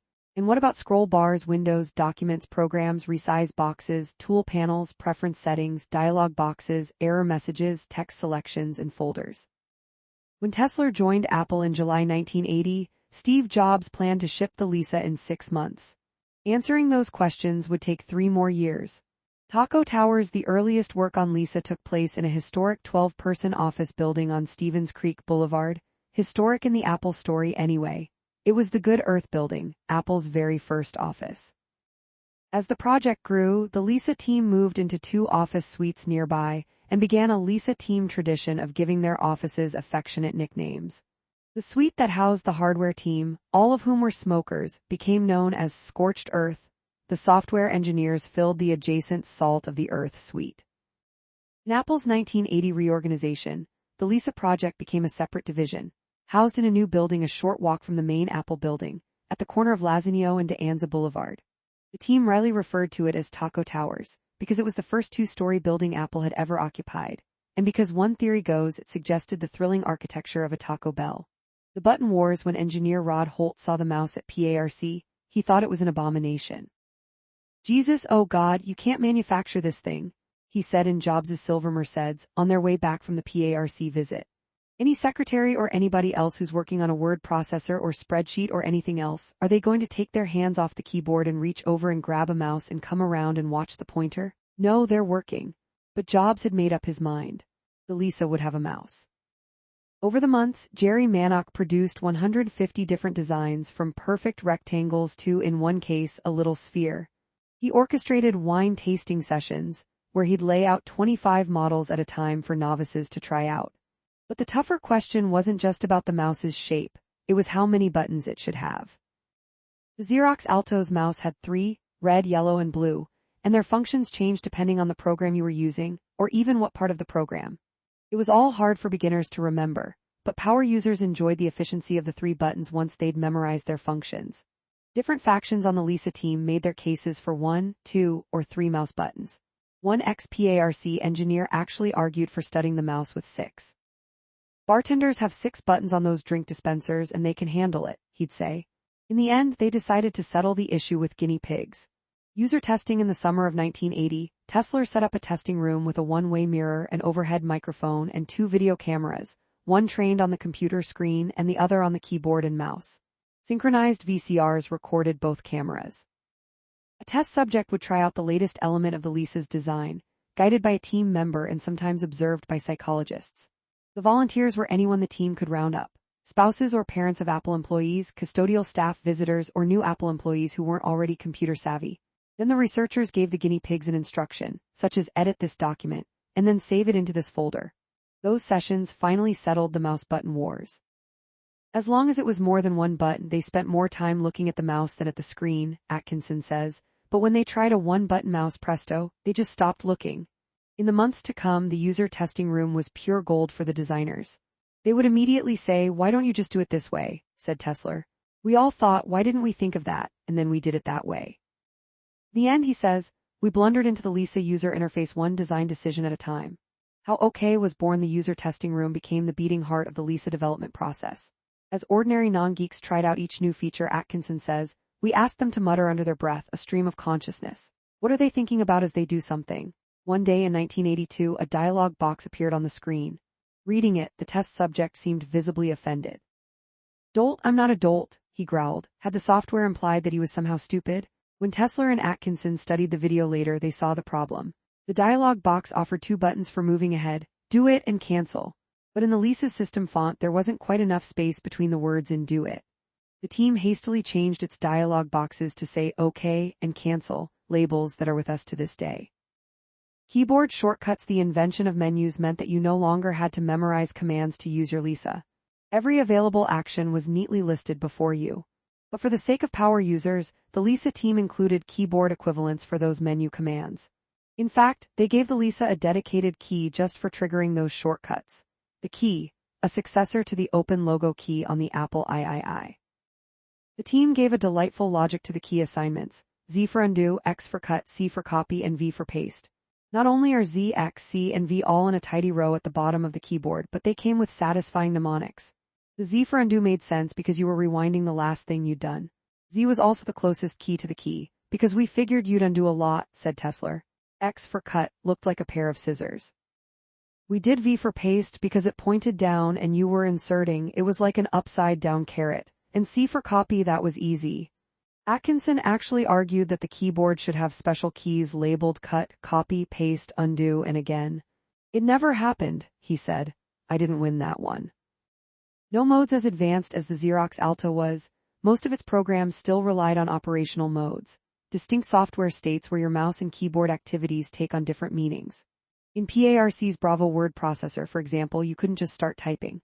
You first had to type the letter A to enter append mode, then click where you wanted to add the text, then do your typing, and finally press the S key to exit append mode. People routinely changed modes without realizing it, with disastrous consequences. Imagine, for example, what might happen if you accidentally entered command mode. Now suppose that you began to type the word edit. Typing the first letter E would drop you into entire mode, meaning you'd select everything you'd typed. When you next typed D, you delete everything currently selected, the whole document. The next letter in the word edit is I, which triggered insert text mode, and when you type T, you would indeed insert that letter. You now have lost all your work except for the letter T. Tesler couldn't stand modes. He undertook what he called a near-fanatical campaign to eliminate modes from the face of the earth. The Lisa, he vowed, would be modeless. You'd be able to type, scroll, and preview a document simultaneously. And to ensure that the world knew about his convictions, he ordered special license plates for his car. Tesler died in 2020, but his family maintains his website at www.namodes.com, of course. Menus in PARC's Smalltalk programs, menus appeared only when you clicked a certain spot with a certain mouse button. It was all mysterious and hidden, says Atkinson. So his first thought was to make the commands visible all the time in a menu bar attached to the window. User testing soon revealed the problem with that design, however. If the window was narrow, menu titles stuck out goofily beyond the window's frame. And if the window was short and near the bottom of the screen, the list of commands was chopped off. Tesler proposed a radical new approach: put the menus at the top of the screen, rather than inside the windows. The only significant downside was that if your cursor wasn't already near the top of the screen, moving it up there could feel like a long trek. For a hot second, Atkinson experimented with letting the cursor wrap. When it passed the bottom of the screen, it would re-emerge at the top. Stupid, he'd say later. Instead, he came up with cursor acceleration. Instead of moving the cursor 1 inch when you moved the mouse 1 inch, the cursor moved disproportionately faster when you sped up your mouse movement, faster on the screen than on the table. A quick flick would get you to the top, Atkinson said. Apple Mouse. The mouse at Xerox PARC was a marvel in concept, but not in execution. When you rolled it on the desk, 2 wheels underneath tracked its position. One wheel spun forward and back, the other side to side. It was basically a deconstructed Etch-a-Sketch. If you attempted a diagonal line, it produced a jagged line, a disaster on a computer designed in part for artists. In April 1981, Jobs asked design consultant Dean Hovey to come up with a better mouse. It should cost no more than $15 to manufacture, he said, and I want to be able to use it on Formica and my blue jeans. Once he found out what a mouse was, Hovey drove to Walgreens to scavenge for parts. He started by snapping up one of every roll-on deodorant bottle on the shelves. His plan was to pry out the applicator ball from each bottle, on the theory that a ball would move the cursor more smoothly than the 2 right-angle wheels. In housewares, he bought some butter dishes, whose rounded, palm-sized covers he could use as potential mouse bodies. And that's how, in a single weekend, he cobbled together a simple prototype of the first Apple mouse. In 90 days, we had a mouse that could be built for $15 that was phenomenally reliable, Jobs said later. For the historical record, the winning ball came from Ban Regular Scent. 1,000 details. The Lisa interface of June 1982 would look distinctly familiar today. After hundreds of user testing sessions, many person-years of debate, and thousands of memos, the Lisa team had developed a blizzard of now standard interface details. The I-beam cursor when you edit text. The clipboard, a window that holds whatever you've most recently cut or copied. And scroll bars. Unless all you write are tweets and haikus, the computer screen is too small to show your entire document at once. But there was no clear answer to the question: which way should the scroll bar move your document? One philosophy held that dragging the scroll handle down should move the page up. You're saying, move my porthole on the document down relative to the page. Atkinson in the hot tub. Bill Atkinson was fired up by the possibilities of the graphic interface he'd seen at Xerox PARC, especially the details. Take, for example, the illusion of overlapping windows, like real-world documents. When you moved a window, you'd reveal whatever was in the window underneath it. No computer had ever performed such a graphic feat. Unfortunately, recreating that effect on the Lisa was a devilishly tough challenge. The machine didn't have enough memory to store the images of all your window's contents at once. And even if it did, when you moved a front window, there'd be a lag and a white flicker as the window behind it redrew itself. Atkinson drove himself to distraction. How had the PARC engineers created the effect? It took weeks to crack the code. First, he devised a system of describing the overlapped window areas using only their corner coordinates. The Lisa wouldn't have to memorize the entirety of every window's contents. It could just calculate which regions of background windows were visible. Second, in his suite of graphics algorithms, QuickDraw, Atkinson came up with a way to capture a snapshot of what was in a window, a QuickDraw picture. A method 100 times faster than forcing each program to repeatedly recalculate everything in its window. With his regions and his QuickDraw pictures, Atkinson had finally found a way to move or resize overlapping windows with no delay and no flicker. But it's the epilogue to this story that has made it a classic bit of Atkinson lore. Weeks later, he was sitting in a hot tub at a naturist nudist club. "I'm sitting there naked next to this other engineer swapping notes," Atkinson said. "This guy says, 'That was so brilliant, what you did with region clipping on the Lisa.'" Atkinson was dumbfounded. His soaking companion worked at Xerox, where Atkinson remembered seeing region clipping demonstrated in the first place. "Wait, I thought you guys did that." No, we did, we never solved it," was the reply. Atkinson had misremembered. He only thought he'd seen non-flickering overlapping windows at Xerox PARC. In fact, its scientists had never found a solution. Atkinson solved the problem on his own, assuming that he'd already seen it solved. "And so because I knew it could be done, I was enabled to do it," he said. This Atkinson Polaroid shows how the original Lisa interface treated documents like folders. The option to turn an open window into a tab resurfaced 17 years later as a feature in Mac OS 8. The other view was that dragging the scroll handle down should move the page down. "You're saying, slide the page down, as though I'm dragging it downward on my desk with my finger." In user testing, the guinea pigs guessed wrong half the time. In the end, the team went with option 1, scrolling down moves the document up. But decades later, the invention of the iPhone changed Atkinson's mind. "Now we realize, seeing more of what's later in the document has to be an up arrow because you're going to shove the page up," he said. "My mistake, I made that choice." These days, on the Mac, you can choose which direction logic you prefer in settings. For a long stretch of Lisa development, the team called Windows folders. If you dragged a window to the bottom of the screen, it collapsed down into a folder tab peeking up. "A document and a folder were kind of the same thing," says Atkinson. "We got confused about the difference. What the interface really needed, of course, was icons that would easily differentiate files from folders. They would come." The desktop metaphor. By October 1981, the Lisa team believed that they were creating a machine that was infinitely easier and more joyous to use than any computer ever released.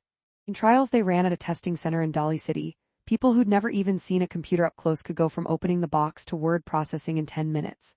By late 1982, the software design was frozen. No further changes were allowed except for bug fixes. All was prepared for the Lisa's unveiling in early 1983. But something was bothering programmer Dan Smith, the filer, the screen you'd use to create, delete, rename, and organize files. He and fellow filer author Frank Ludolf had built a dialog box that walked you through a series of queries. What document did you want to operate on? What did you want to do with it? Refile, cross-file, discard? Where did you want to refile it? Among the engineers, its interrogation format earned it the nickname 20 questions. "There has to be a simpler way to do this," Smith announced to Atkinson. They poured through published papers for inspiration. In an IBM research proposal, they read about an idea never implemented for a graphical office system called Picture World. It was a fairly literal on-screen office, complete with icons for file cabinets, in and out trays, and a wastebasket. Intrigued, Smith and Atkinson coded up a prototype of what Mac fans today call the Finder, or the File Explorer on Windows. It displayed icons for your files and folders that you could drag around. Documents zoomed open and closed from their icons. And when you dropped an icon onto the trash can, its lid popped off and tiny animated flies appeared, buzzing around. "I maybe went a little too far with the trash," Atkinson said. Before the desktop, there was the 20 questions filing dialog box. The Lisa was the first computer with a menu bar, one-button mouse, clipboard, and trash. It was exhilarating. You were directly interacting with your files and folders, almost touching them. Engineering manager Wayne Rosing loved it too, but he couldn't risk a delay. So he made them a deal. They could work on their prototype after hours, but if it wasn't stable and ready to go in 2 weeks, they'd abandon the whole thing. And they must not, under any circumstances, show their idea to Steve Jobs. If he hated it before it was finished, it was as good as dead. The next day, Rosing called an all-hands meeting. Smith, Ludolf, Atkinson, and Rosing showed up in newly printed purple T-shirts that said Rosing's Rascals. The idea was to show the rest of the team that there had been no mutiny. Rosing had sanctioned the new features. In the end, testers loved the new desktop, and so did Jobs. The Lisa had a new home base. Hello World. When it was ready for release in 1983, the Lisa weighed 48 pounds.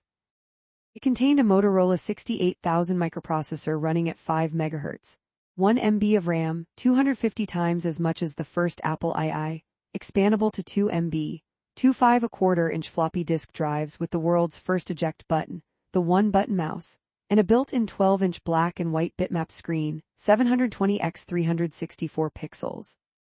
It came with 7 pre-installed apps: LisaWrite, LisaDraw, LisaCalc, LisaGraph, LisaProject, LisaList, and LisaTerminal.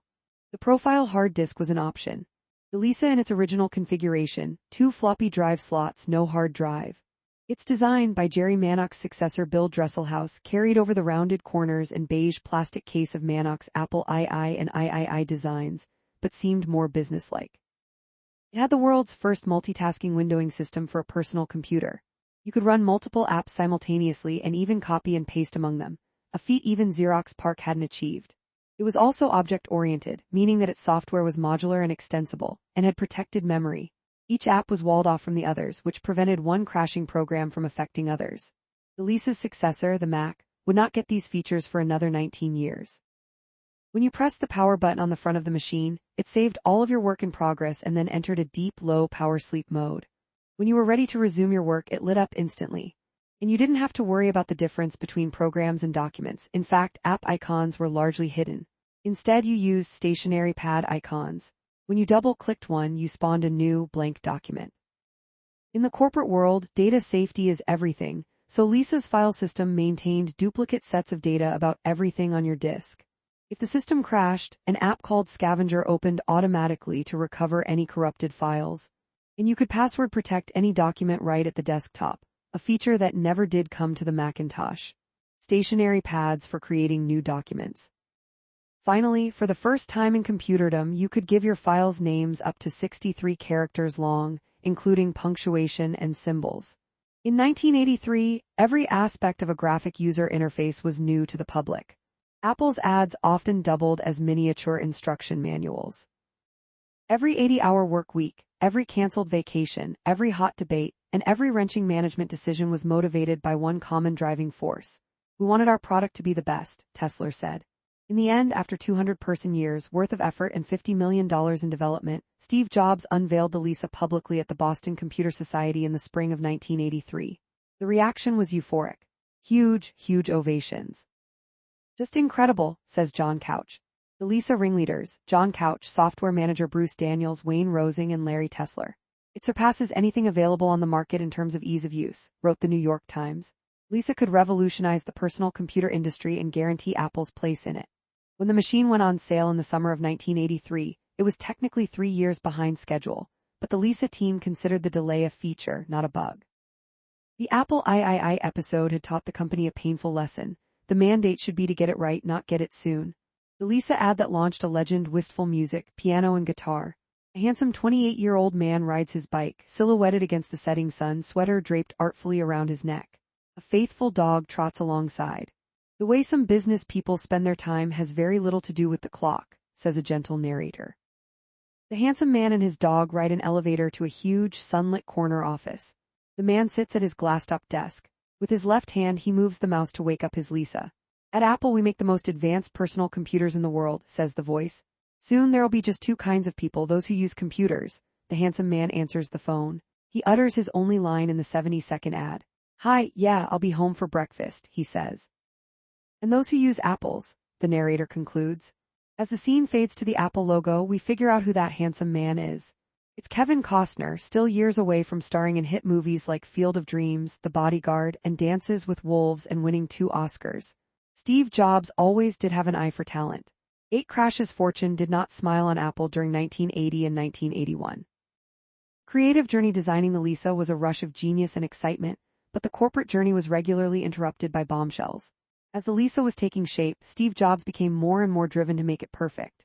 He called Tesla at all hours of the day and night to share his ideas. "I loved it," Tesla said, "but it upset my bosses." Those bosses included John Couch, whose job was to shepherd the Lisa to market. The 80 engineers he'd hired for the Lisa project were complaining. Jobs, they said, kept inserting himself into the process, and not in a friendly way. When he didn't like someone's work, he unleashed blistering barrages of insults. Above all, Jobs saw the Lisa as a machine for the masses, and it made him crazy to watch the feature list and the retail price keep climbing. There was a tug-of-war between people like me who wanted a lean machine and those from HP like Couch who were aiming for the corporate market, Jobs said. Jobs' behavior irked CEO Mike Scott too.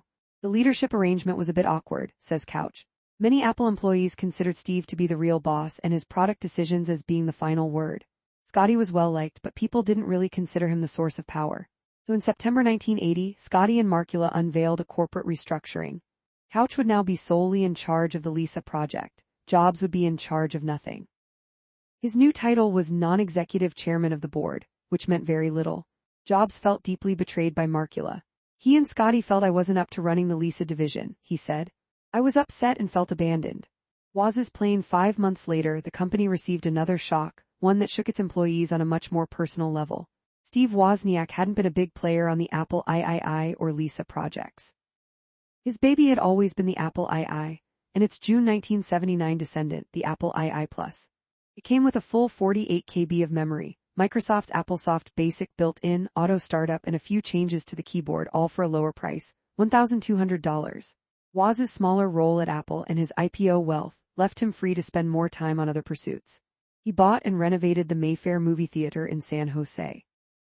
He and Alice divorced, and then within a few weeks Woz met and proposed to Candy Clark, an Apple employee and former Olympic kayaker.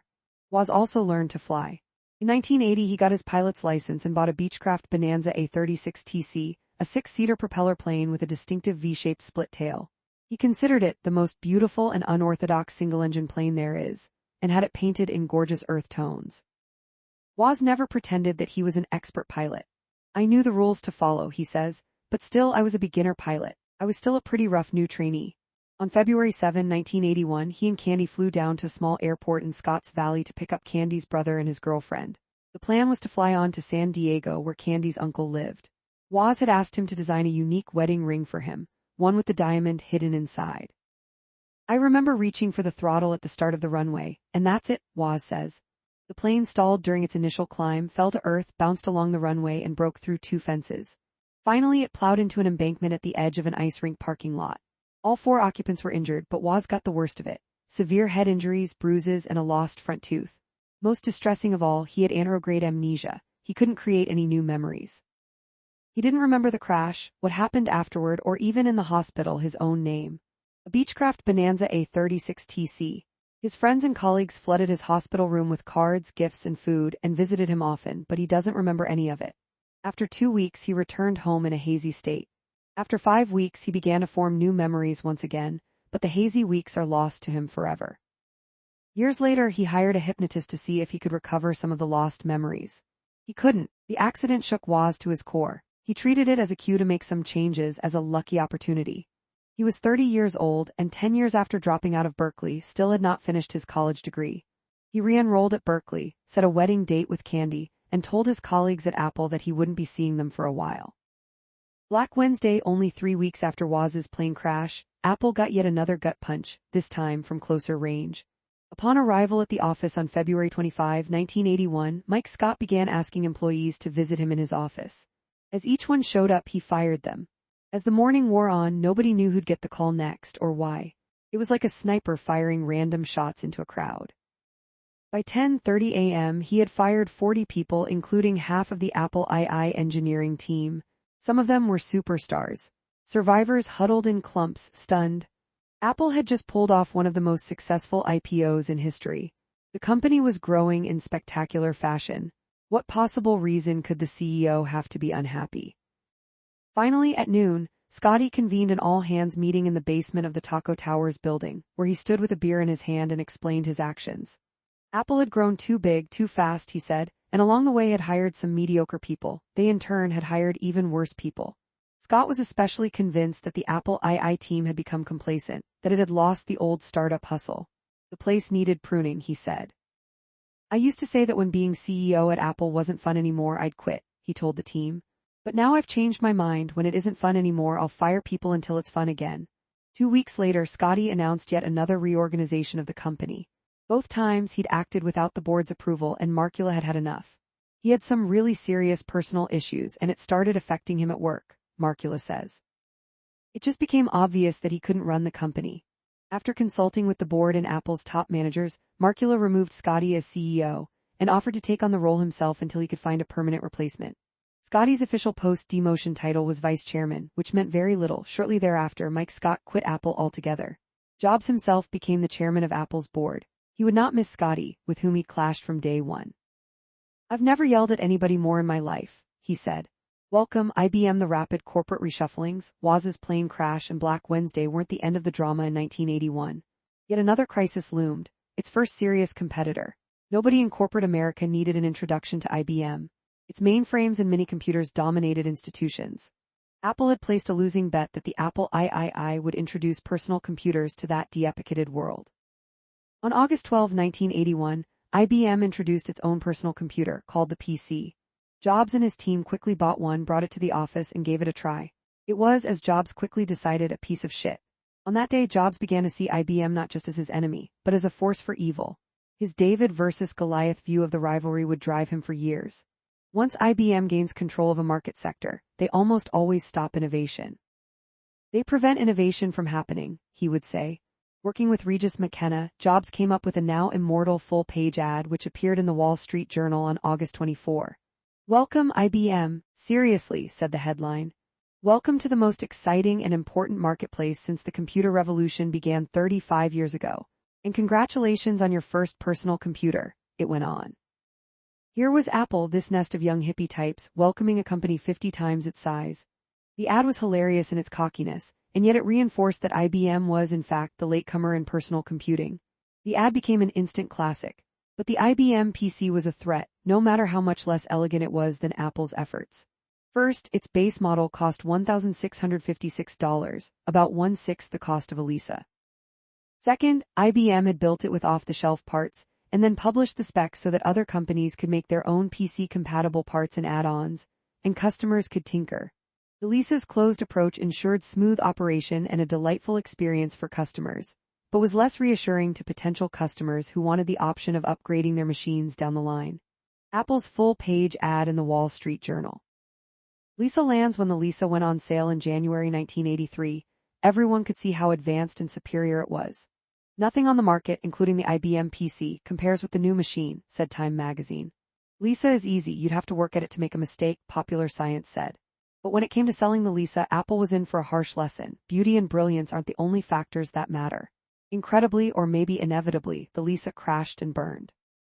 It was much too expensive, $10,000, which is $33,000 in today's dollars.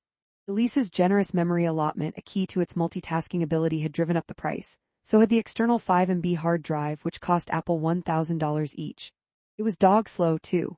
When you dragged a window, only its outline moved with your mouse, not the image of its contents, and even the outline lagged about 20 pixels behind your mouse. Jobs also regretted entrusting so much of the Lisa project to marketing and management experts. We were 23, 24, and 25 years old. We had never done any of this before, so it seemed like a good thing to do, he said later. But unfortunately, this was such a new business that the things the so-called professionals knew were almost detriments to their success in this new way of looking at business. Jobs was less comfortable discussing the other factor that hurt the Lisa, rumors about another Apple computer that would offer Lisa goodness at a fraction of the price. Many of the rumors came from Steve Jobs himself. Adrift and angry after being pulled off of the Lisa, he had heard about a tiny skunkworks project, little more than a concept, brewing in an Apple side office. It was, of course, the Macintosh, and its development overlapped with the Lisa's. Several times there would be customers brought in to look at the Lisa, Bruce Daniels says. And Steve would come running across the street and say, "Come, you have to see the Mac." It's kind of difficult to compete against the chairman of the board saying, "Don't buy this, buy my thing." For the second time, Apple had bet immense resources on its next revolutionary machine, and for the second time it had bombed. Also for the second time, what saved the company was the Apple II.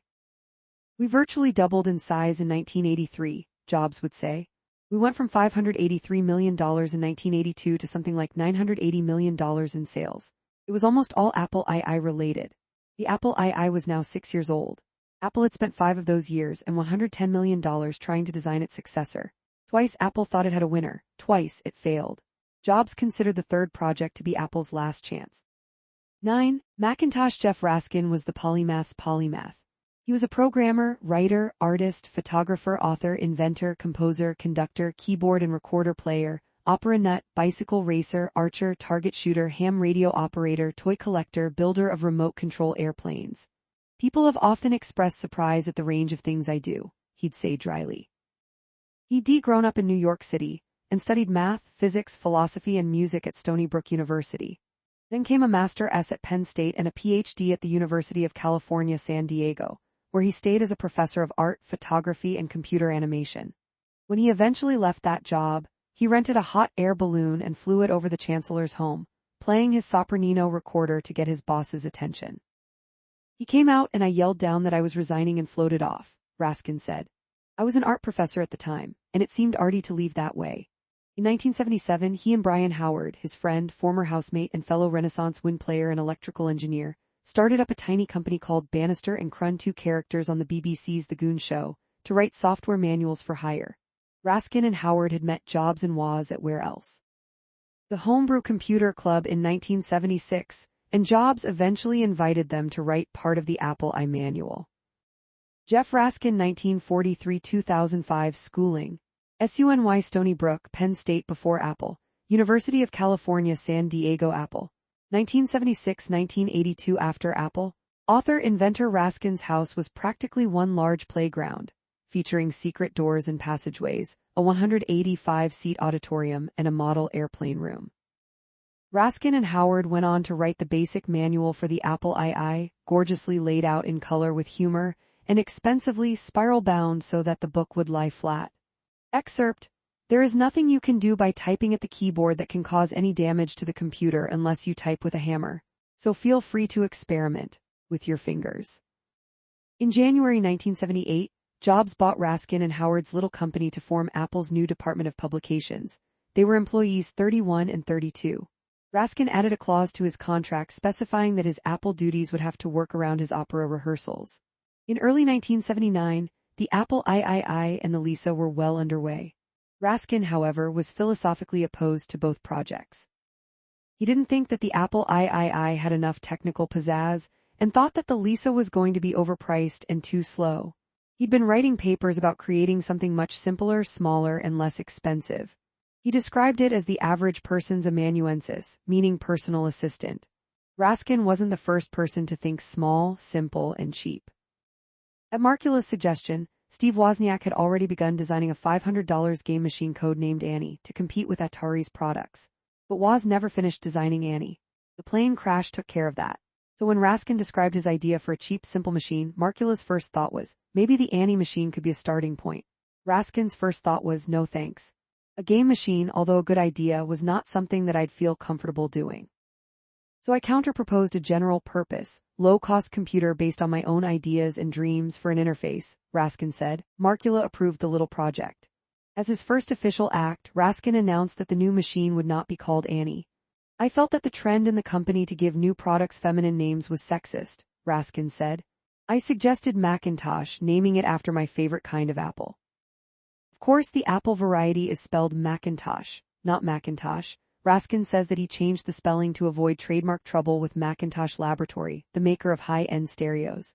It didn't entirely work. When Jobs wrote to Macintosh Labs' president to seek permission to use the name, the answer was yes for about $2 million. Over the course of a year, Raskin wrote a series of memos and brainstorms. The folder of neatly numbered idea documents came to be called the Book of Macintosh.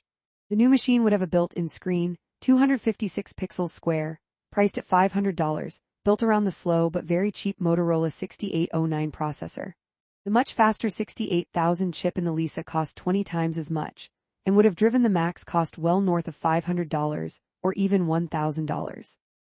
Raskin's first hire was obvious: the pragmatic and soft-spoken Brian Howard, his Bannister and Crun partner.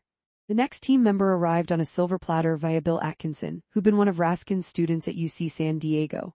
"I've got someone you ought to meet," Atkinson said. It was the awkward, funny blonde, 23-year-old technician Burl Smith, whom Apple had hired right out of high school as an Apple II repair tech.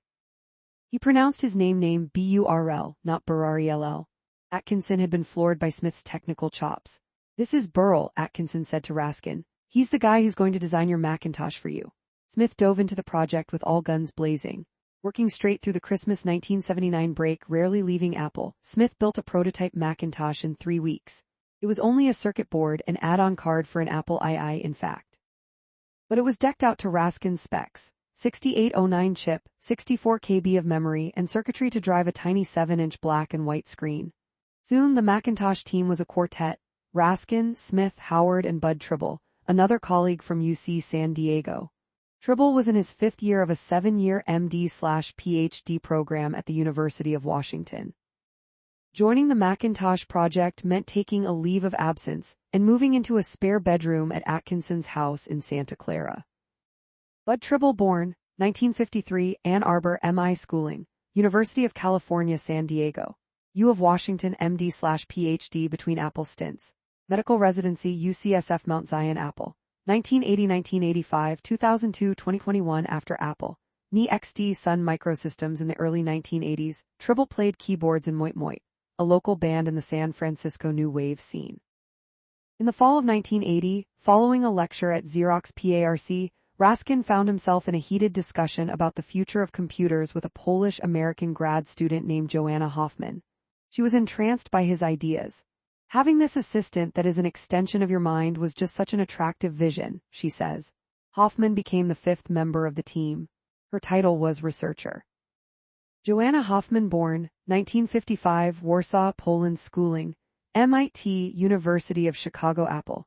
1980-1985 after Apple. Ni XD, Lucid, Frox, General Magic. The Mac team gave out a fake award each year to whichever employee did the best job of standing up to Jobs. Hoffman won it 2 years in a row.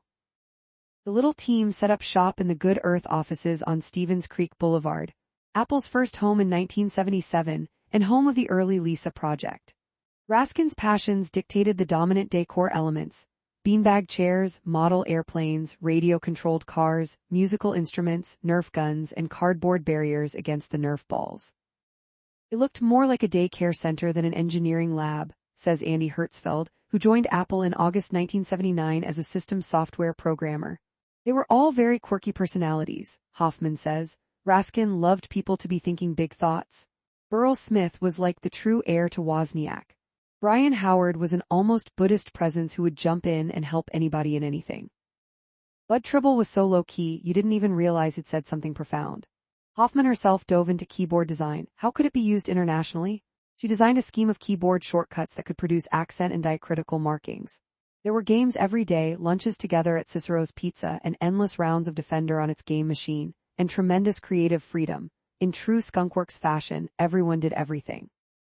Several times, alarmed at the lack of concrete progress, Markula and Scotty proposed canceling the whole thing. Each time Raskin assured them that something promising was forthcoming.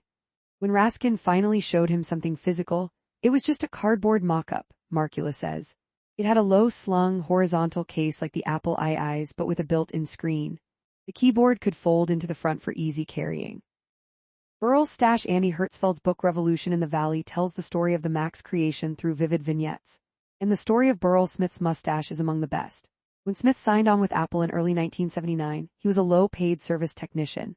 Jeff Raskin scooped him up, but even after 9 months as a key engineer on the Macintosh project, he was still paid his old salary. Smith requested a promotion to engineer, but nothing changed. He was frustrated. Why wasn't he getting that promotion? It obviously wasn't a matter of talent or technical skill, because he was already far more accomplished in that regard than most of the other hardware engineers, Hertzfeld writes. And it wasn't a matter of working harder, because Burl already worked harder and was more productive than most of the others. Finally, he noticed something that most of the other engineers had in common that he was lacking. They all had fairly prominent mustaches. And the engineering managers tended to have even bigger mustaches. Tom Whitney, the engineering VP, had the largest mustache of all. Pleased with his observation, Smith began letting his own mustache grow. After a month, he decided that it was complete. And sure enough, Hertzfeld says, that very afternoon he was called into Tom Whitney's office and promoted to member of technical staff as a full-fledged engineer. But Jeff Raskin was about to lose his baby and his job. Pirates. When Steve Jobs lost the Lisa project in 1980, he felt insulted, betrayed, and unmoored. Here he was with no product responsibilities at the company that he had co-founded. He loved the fundamental promise of the Macintosh, simple, small, beautiful, and he deeply believed in the Book of Macintosh credo, a closed system. A case you could open, parts you could plug into sockets, extraneous keys on the keyboard, thick manuals, forbidden. 10 points if you can eliminate the power cord, Raskin wrote. It is better to offer a variety of case colors than to have variable amounts of memory. In late 1979, Jobs encouraged Raskin to make the Mac insanely great and not get bogged down on cost. Don't worry about price, just specify the computer's abilities, he said. Raskin was annoyed. For months he'd been making tough choices to keep the price down. Black and white instead of color, slow processor, cassette storage instead of floppy. He fired off a sarcastic response to Jobs. Don't worry about the price. In that case, why don't we design a color printer that weighs only a fraction of a pound and never needs a ribbon or mechanical adjustment and costs $50? Why not include speech recognition and speech synthesis? Why not make it capable of generating music? Heck, maybe it could simulate Caruso singing with the Mormon Tabernacle Choir with variable reverberation? Jobs was not amused. He began dropping by the Good Earth office with increasing frequency. He'd become unhappy with the Lisa's direction anyway, too corporate, too expensive, and thought that the Macintosh could be a more affordable, more accessible consumer version of Lisa. In December 1980, he moved the little group to an upstairs set of 4 office suites about half a mile away, at Stevens Creek Boulevard in Saratoga Sunnyvale Road. The furniture was second-hand and the desks were old and funky, a far cry from the sleek Herman Miller cubicles in other Apple offices. The office on the second floor of the building looked out over a gas station. With dry engineer wit, they named their new home Texaco Towers. In the real world, January 20, 1981, was Ronald Reagan's inauguration day. Inside Apple, it was the day Jobs announced that he would take over the project completely. I just decided that I was going to go off and do it myself with a small group, sort of go back to the garage to design the Macintosh, Jobs said. Raskin's amanuensis after Apple, Jeff Raskin did get his chance to build the small, cheap, mouseless, non-expandable computer that he'd envisioned in the Book of Macintosh at Canon. In 1987, it brought to market a $1,500 machine called the Canon Cat. True to Raskin's vision, it had no mouse, icons, or graphics. But when it came to editing text, the cat flew. When you held down a special key labeled Use Front, you could trigger the commands whose names appeared on the fronts of the keyboard keys. Below the space bar were 2 new wide keys, each labeled Leap, to be pressed with your thumbs. Raskin believed that our thumbs are underused in the typing process. If you noticed a word high up on the screen that needed editing, for example, you didn't need a cursor, a mouse, or a find command. While pressing a Leap key, you could type a couple of letters of the word, and the cat would highlight it in real time. At that point, you could move, copy, or edit the text without having to choose commands from a menu. Maybe it was too esoteric for the masses, or maybe, as Raskin insisted, Canon didn't do enough to market the cat. Either way, only 20,000 cats ever wound up on human desks. Soon enough, as Raskin noted, the machine was a dead cat. In the end, the Apple Macintosh wasn't anything like the Raskin Macintosh. And yet its spirit, a simple, small, easy-to-use computer for the rest of us, never wavered. So what does that make Raskin to the Macintosh? According to him, he was its inventor. According to Andy Hertzfeld, he was more like its eccentric great-uncle. According to Bill Atkinson, Jeff Raskin was the father of the Macintosh project, but Steve Jobs was the father of the Macintosh itself.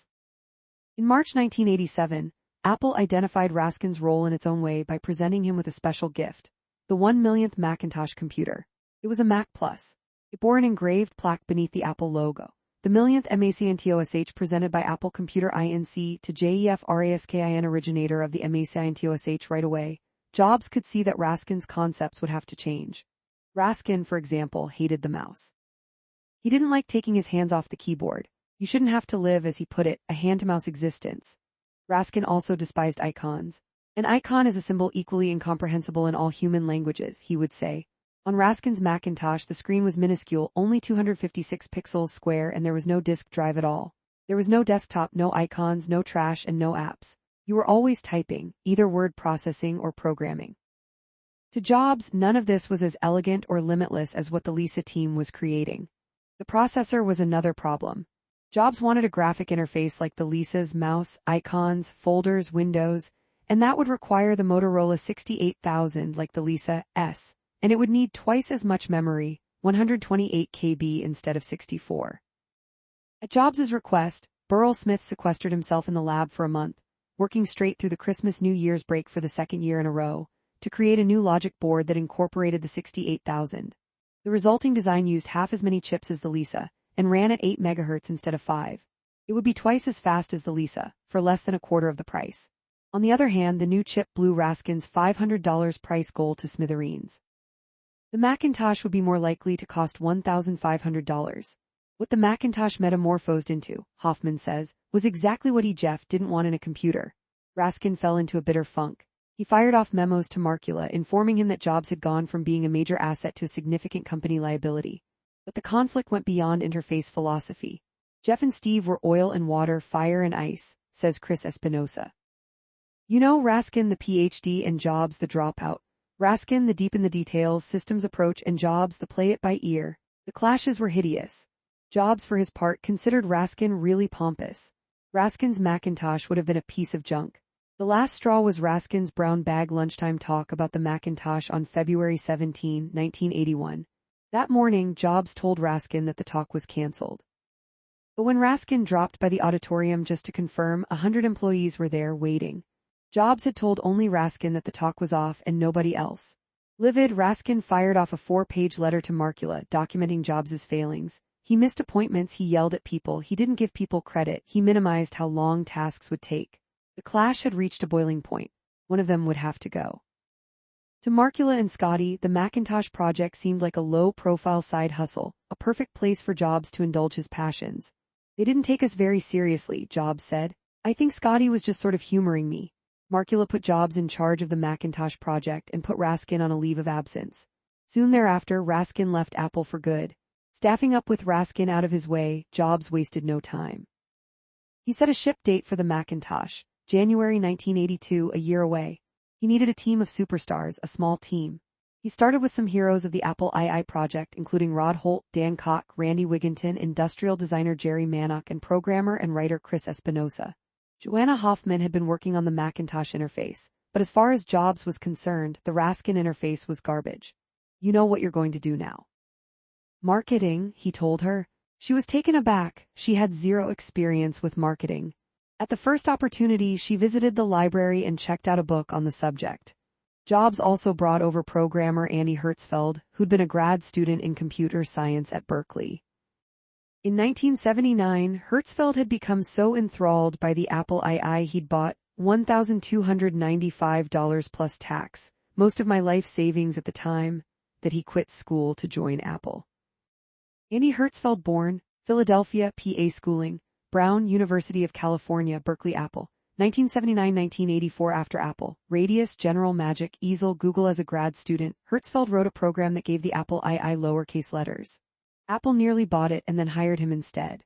But Black Wednesday CEO Mike Scott's unexpected round of firings so rattled Hertzfeld that he considered quitting. Hoping Hertzfeld would stay, Scotty offered him a spot on the Macintosh team. That very afternoon, as Hertzfeld was working on DOS 4 for the Apple II, Steve Jobs approached him with his usual icebreaker.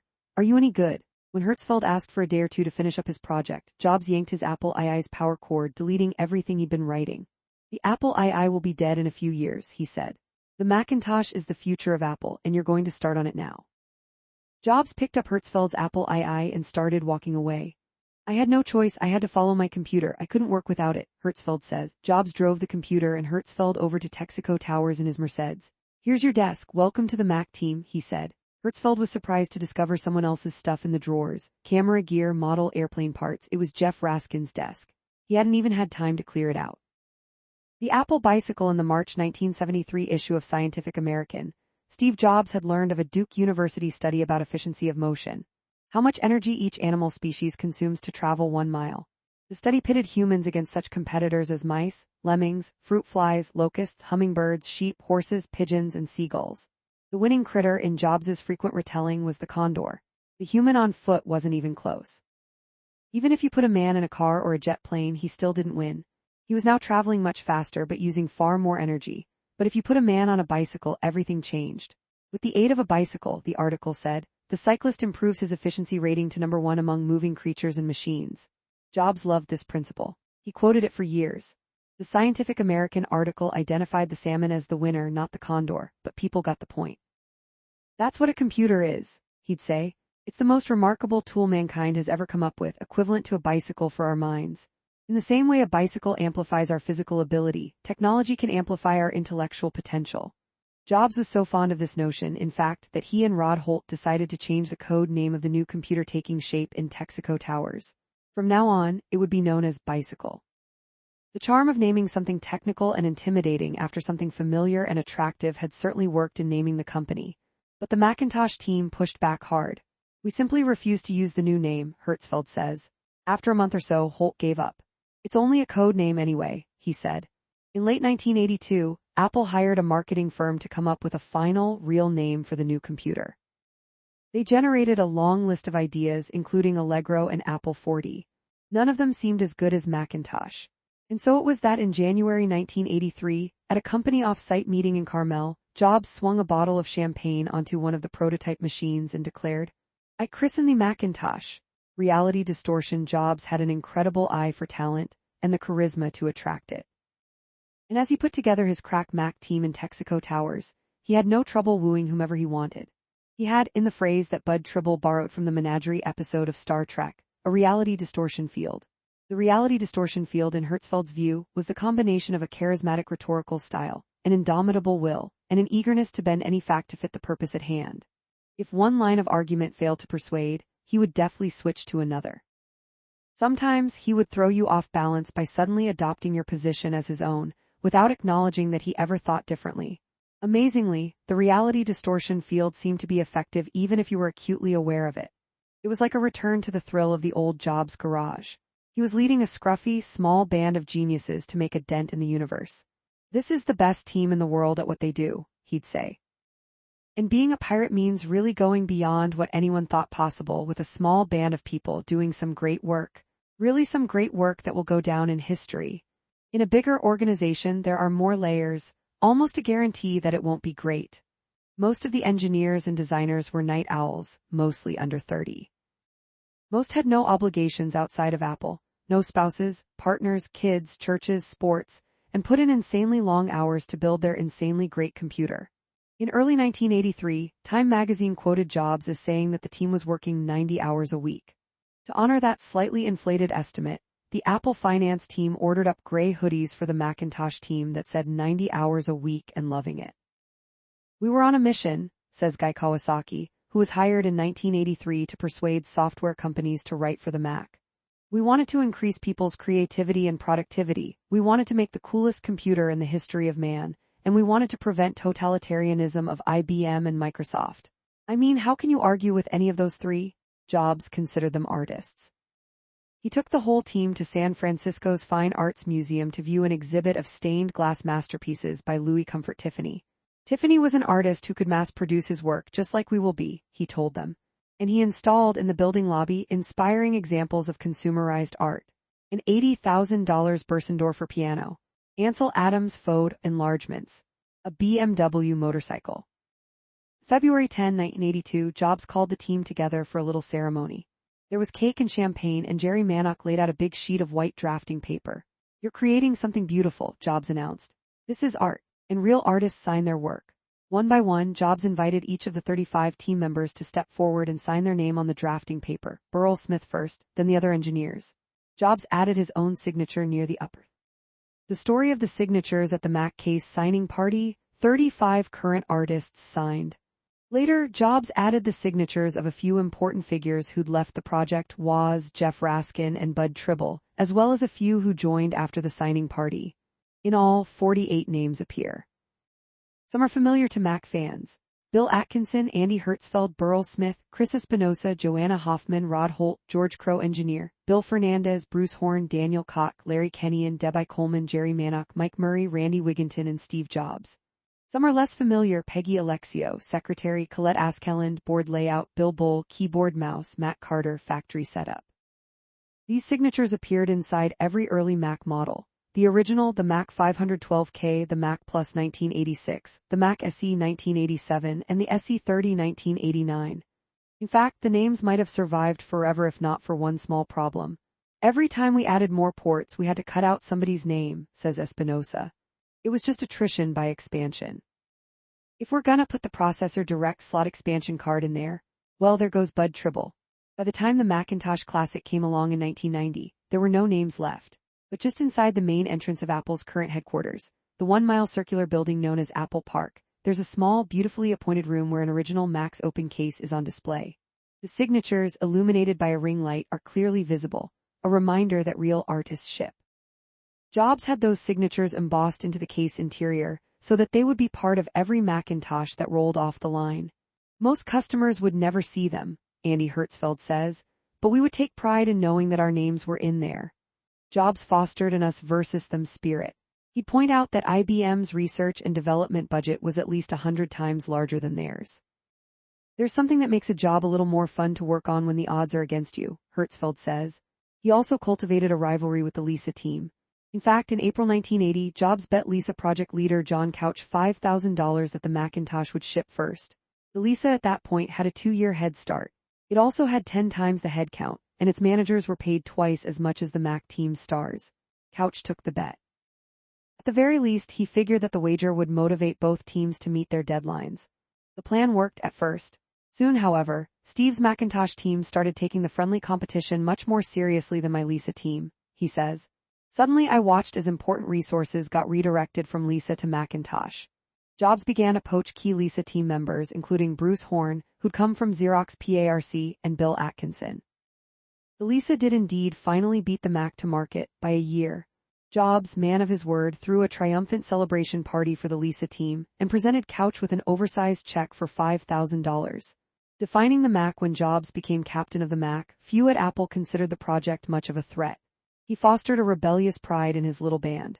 It's better to be a pirate than join the Navy, he'd say. But in the second year of development, when actual prototypes began to emerge, tensions arose.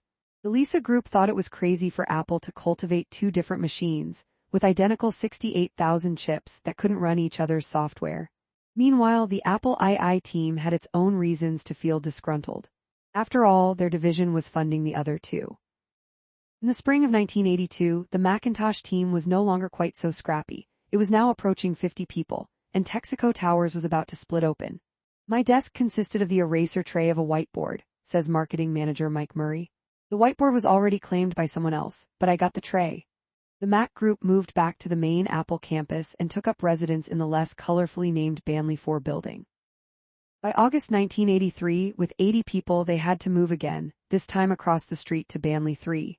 The walls were white, the floors were Mexican tile, and the cubicle partitions were low enough that you could see everyone from one spot in the room. The software team nicknamed their area the Fishbowl because its glass doors let anyone passing by look in. Jobs approved the acquisitions of a ping-pong table, a free soda machine, and 2 arcade game machines for the lobby, Defender donated by Andy Hertzfeld, and Joust from Randy Wigginton. He bought a high-end stereo system and almost every CD available. He had Odwalla fruit juices delivered daily to the fridge in the Banley kitchen. The central Macintosh idea was to capture all of the Lisa's genius. Its black-tip on white screen, its icons and windows, its powerful 68,000 processor, while bringing down its size, weight, complexity, and cost. Instead of a $10,000 monster for well-heeled institutions, it would be a friendly $1,000 appliance for the rest of us.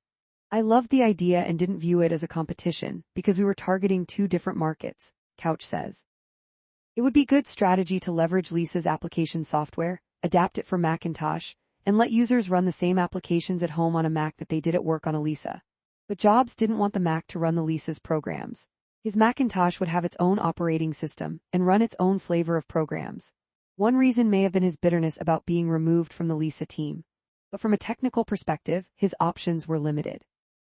To bring the Mac down to 1/10 of the Lisa's price, he had already decided to go with a smaller screen, 9 inches instead of 12, 1 floppy drive instead of 2, and no hard drive. The Lisa's 1 MB of memory was one of its most expensive components. That's laughably little RAM by today's standards. The Apple Watch comes with 1,000 times as much. But in the early 80s, a meg was a luxurious helping. It was 64 times what you'd get on the IBM PC. The pirate flag just before the Macintosh team moved into Banley 3, programmer Steve Capps, who'd come to the Mac team from the Lisa Group, decided that the building needed some adornment to celebrate its new occupants. If the Macintosh team were pirates, then they should have a flag. He bought some black cloth, sewed it into a 3x5-foot flag, and asked Macintosh artist Susan Kerr to paint a white skull and crossbones on it. As the cherry on top, she added an eye patch, a multicolored Apple logo. Finally, at 10 o'clock the night before the move into the new building, Capps climbed to the roof with other team members standing guard. He found a thin metal pole to use as a flagpole and some rusty nails to attach the flag. When Apple returned to work the next morning, the pirate flag was proudly waving to greet them. Jobs loved it. Markula tolerated it. The Lisa team stole it. A crew from the Mac team blitzed the Lisa offices to steal it back. Capps discovered one of the secretaries hiding the flag under her desk, yanked it away, and returned triumphantly to Banley 3. The flag flew proudly for another year, even after the Macintosh made its debut. Finally, one day in 1984, it disappeared for good. If Jobs hoped to bring in the Mac under $1,000, a megabyte was out of the question. 128 KB was more like it, 1/8 as much. And with so little RAM, no computer could run the Lisa's advanced, multitasking, protected memory operating system. The Mac would have to run something much less powerful. The case in Jobs' mind, the Everperson's computer should be small and friendly. Cases took a long time to get tooled and fabricated. Getting the Mac's housing done was critical and urgent. Jobs asked Jerry Manock, designer of the Apple II and III cases, to design the Mac. Jobs kept saying he wanted something enduring and sleek like a Volkswagen Beetle or a Ferrari. After a week of debate, they had a breakthrough. They'd rotate the layout of standard computers and of the Lisa 90 degrees. Instead of a horizontal box with the screen next to the disk slot, the Macintosh would be vertical with the screen above the slot. Vents near the bottom created a natural cooling convection channel. This design cut the Mac's footprint in half, making it feel less like a suitcase on your desk than a lamp. Designer Terry Lama drew up sketches and made a plaster model for the team to inspect. Most of the team loved it. They found it clean, charming, and non-threatening. But Jobs saw 100 things that needed revision. Lama produced another mock-up every few weeks, responding to the tweaks and ideas. Most of them were subtle, but one of the revisions added the now famous handle. At 16 pounds, the Mac wouldn't exactly be portable, but that was only a third as heavy as the Lisa. Lifting it briefly to put it into its carrying case or to change desks was now plausible. To accommodate Jobs' obsession with seamlessness, Manock had to hide the main screws inside the handle. Manock's Macintosh pencil sketch. Because office workers found technology threatening, Manock beveled all of the Mac's edges, softening them. He also knew, or hoped, that the computer would be sitting on CEOs' desks. Anyone who came to visit would see the back of the Mac. It had to look just as good as the front.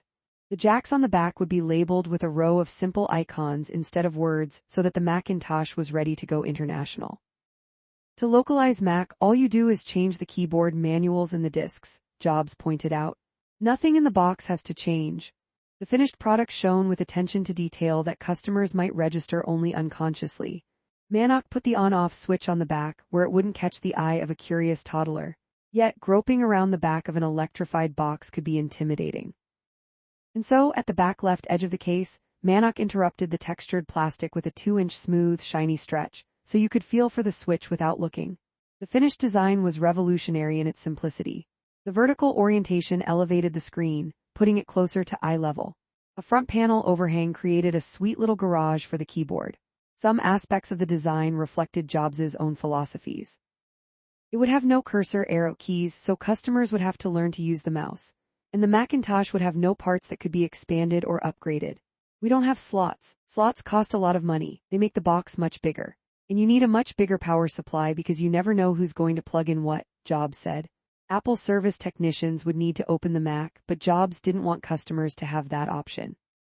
So Manock designed the 4 case screws to require a technician's 6-spoke Torx screwdriver. In fact, if a consumer did attempt to open the case, they'd void their warranty. Finally, the design was done and ready to send to the tooling company. In February 1982, the team held a champagne toast to celebrate the first completed piece of the Mac. The front tipped backward for a better viewing angle. Twiggy and Sony back in 1978, Woz's controller for the disk II floppy drive blew away everything else on the market and made a fortune for Apple. No wonder then that 2 years later, Jobs wanted Apple to design its own drive for the Lisa. in hopes of leapfrogging existing floppy technologies once again. The new drive earned the code name Twiggy, after the rail-thin 1960s British supermodel. Right off the bat, this drive would feed data to the Lisa twice as fast as other 5¼ inch discs. And because the motor could vary the speed of the disc, slowing the rotation to pack more data onto the outer edges, a Twiggy disc could store 4 times as much data as other discs. In practice, though, the Twiggy drive immediately ran into trouble. A floppy drive works like a record player, with a read-write head, the needle, hovering a few millionths of an inch above the surface of a spinning disk of magnetized mylar, the record. But the Twiggy drive had 2 heads at opposite ends of the disk, requiring 2 holes in the protective case of each floppy to permit the heads to access the disk. No matter how you grabbed the diskette to pull it out of the drive, you put your finger on the mylar. Once the disk got contaminated by skin oil, it often failed when storing or reading data. The promised speed didn't materialize either, thanks to that business of slowing down the disk's rotation to pack in more data. Troubleshooting the drive held up the Lisa for months, and it wasn't flawless even when the Lisa hit the market. Eventually, Apple stopped selling floppy-only Lisas altogether. Every Lisa came with a hard drive, adding $1,000 to the price, because the Twiggy system just wasn't reliable. Jobs intended to incorporate the Twiggy drive into the Macintosh too. In fact, Wendell Sander had even managed to improve on Woz's brilliant Disk II controller card. To save space and components, Sander consolidated the 8 chips of the Woz design into a single chip, a patented circuit he called IWM, the Integrated Woz Machine. But the Mac engineers were terrified by the Twiggy drive. There was no hard drive to serve as a plan B for the Mac. If the Twiggy failed, you'd have no way to store data at all. In the spring of 1983, a white knight appeared, a new floppy drive system made by Sony. Analog board designer George Crowe had worked with it at his previous job at HP and loved it. In truth, the Sony floppy disk was neither floppy nor a disk. There was a spinning mylar disk inside, but a rigid square plastic case protected it. You could handle it, drop it, mail it, write on it, toss it to a friend. And the whole thing was only 3.5 inches square, a better fit for the space-saving Mac and small enough for a shirt pocket. Best of all, even a single-sided Sony disk held 400 KB of data. That was 25% more than even a double-sided 5¼ inch disk. Jobs loved the new disk immediately. There was only one hitch. He didn't want to buy the drives from Sony. He wanted to buy them from Alps, the company that had been making the Apple II drives and which had licensed Sony's 3.5-inch drive technology. It seemed like a risky bet. The Macintosh's ship date was only 7 months away. But Jobs flew with Holt, Crowe, and engineering manager Bob Belville to Japan to meet with both Alps and Sony. Alps had only a crude prototype to show them. Sony's drive was ready to go, but would add $50 to the cost of every Macintosh. Jobs decided to go with Alps and told Belville to drop his work with Sony. Belville ignored him. He was so pessimistic about Alps creating the drive on such a short timeline that he hammered out a deal with Sony as a backup behind Jobs' back. When Holt, Crowe, and Belville were in Japan, keeping Jobs in the dark wasn't difficult. It was trickier in the office, where Jobs might stop by at any time.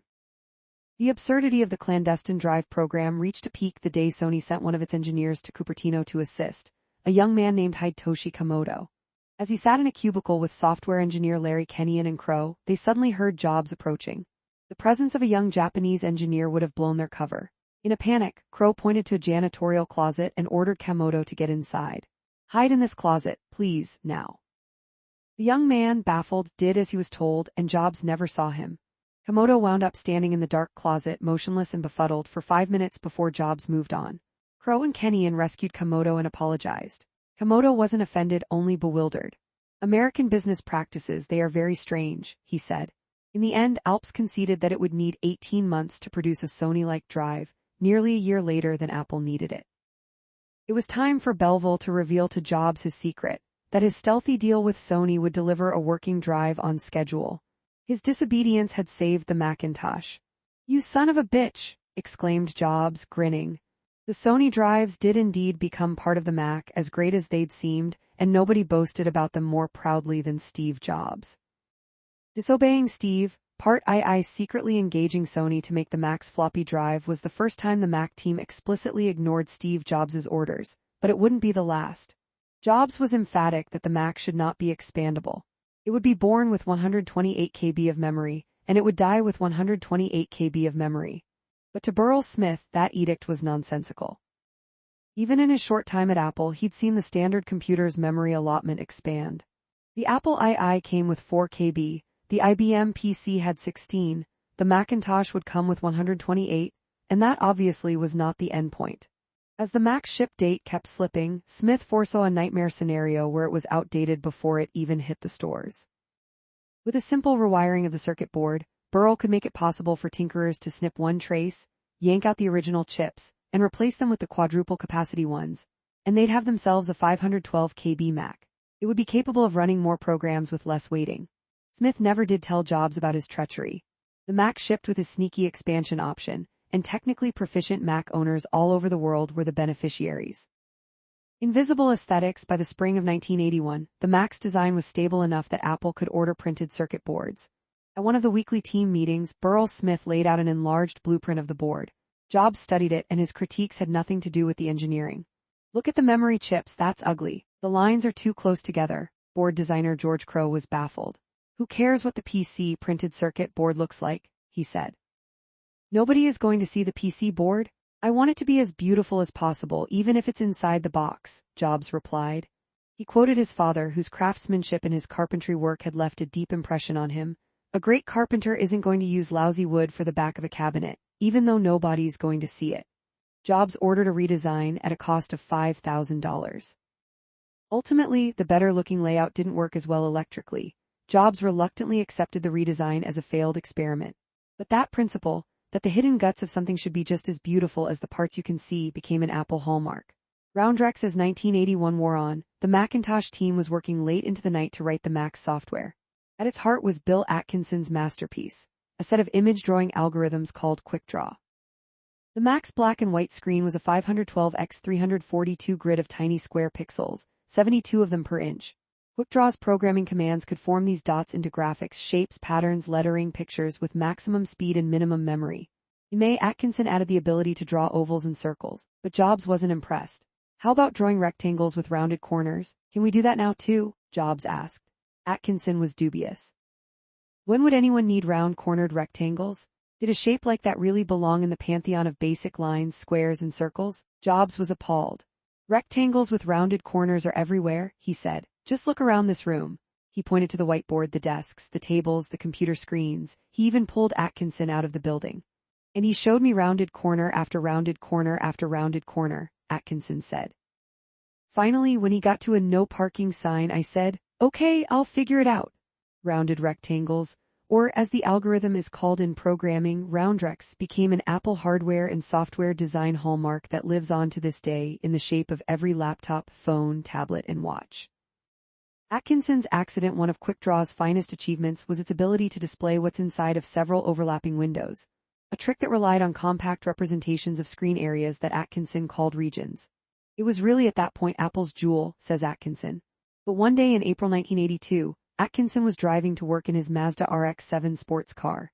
"A big truck with a tail was sticking out into the road, and somehow I drove under it," he says. "I sheared off the top of the RX-7 and I got bonked in the head.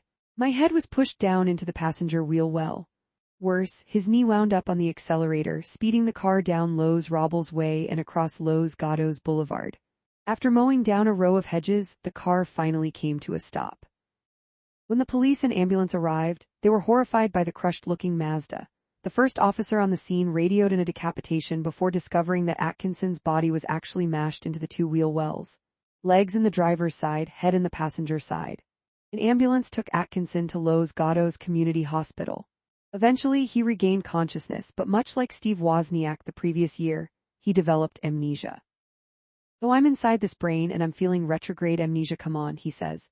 "You know the Sherwin-Williams logo of paint pouring over the globe? Yeah, I felt like a wave of sadness pouring over my head. And I was feeling, oh God, I fucked up my brain."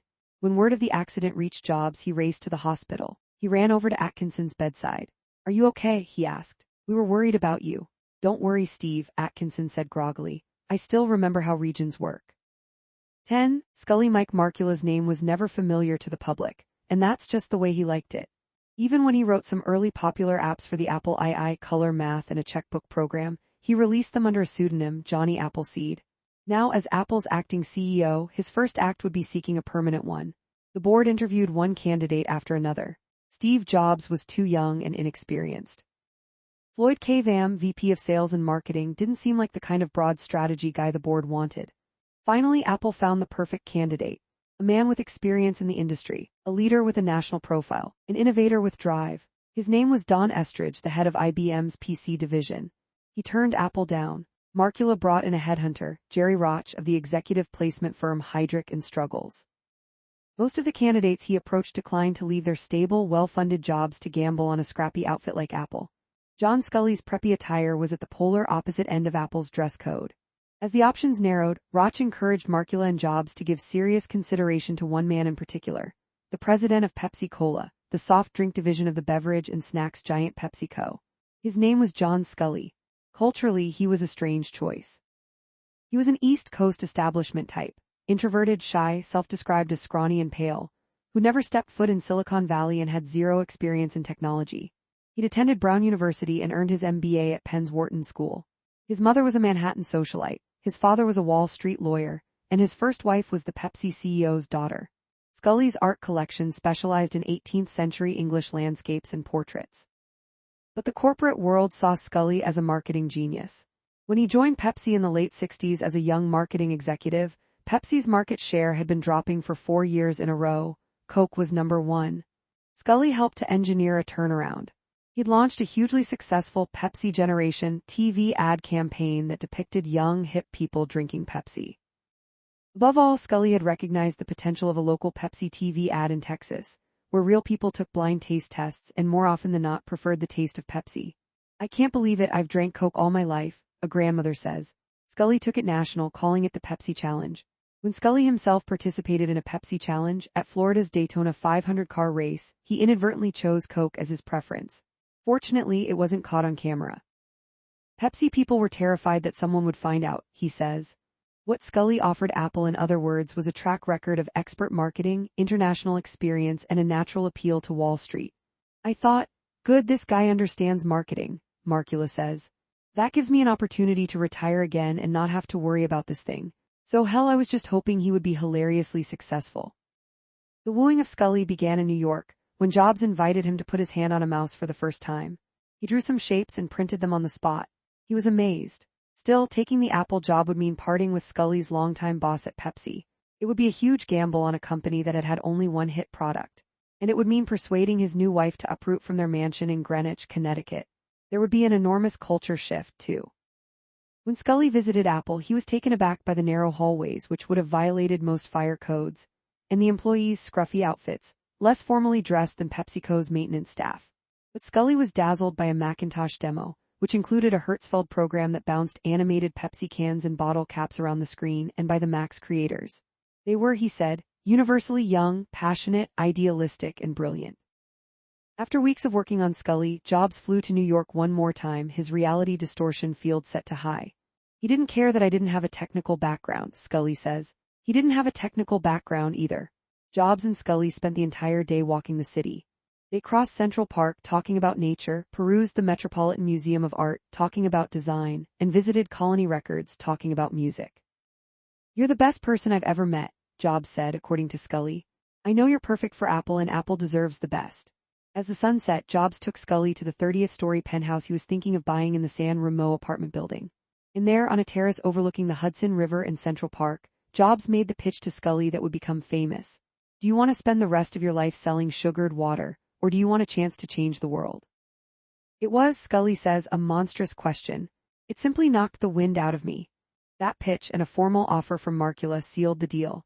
Scully would get a $1 million salary, a $1 million sign-on bonus, 350,000 shares of stock, and $1 million if it didn't work out.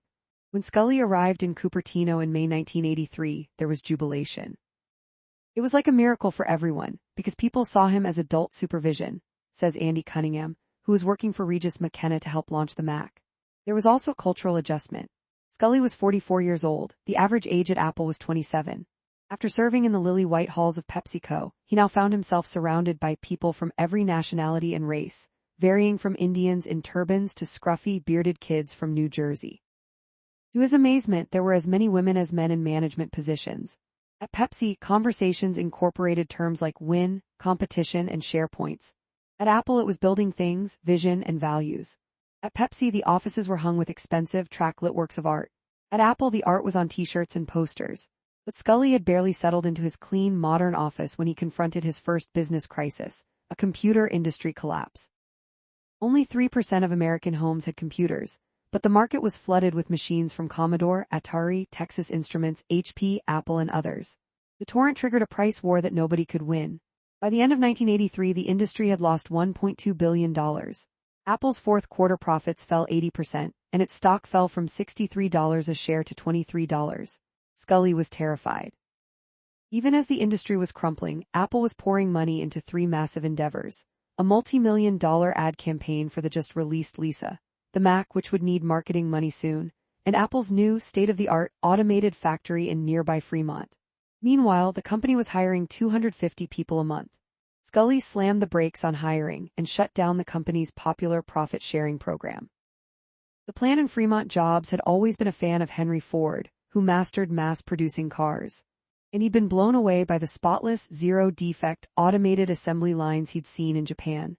He wanted that kind of fabrication magic for his own company, so he built a plant in Fremont, 45 minutes from Cupertino. It had over 120,000 square feet of floor space. Macs suspended on tracks, controlled by other Macs, moved from station to station, where workers installed the next components. As designed, the factory was capable of sending out one new Macintosh every 27 seconds. Machines did 90% of the assembly. Jobs ordered the factory's walls painted bright white, and the machines painted bright blue, yellow, and red.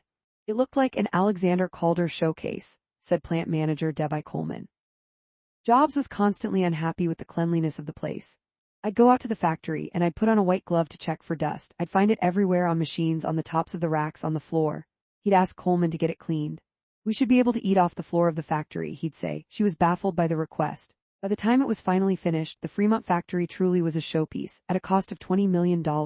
In the end, it ran for only 6 years.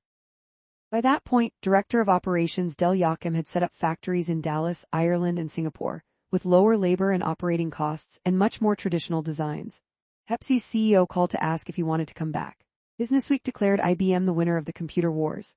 Pundits pressured Scully to make Apple's computers compatible with IBM PCs. But one aspect of the new job made him feel confident and admired: Steve Jobs.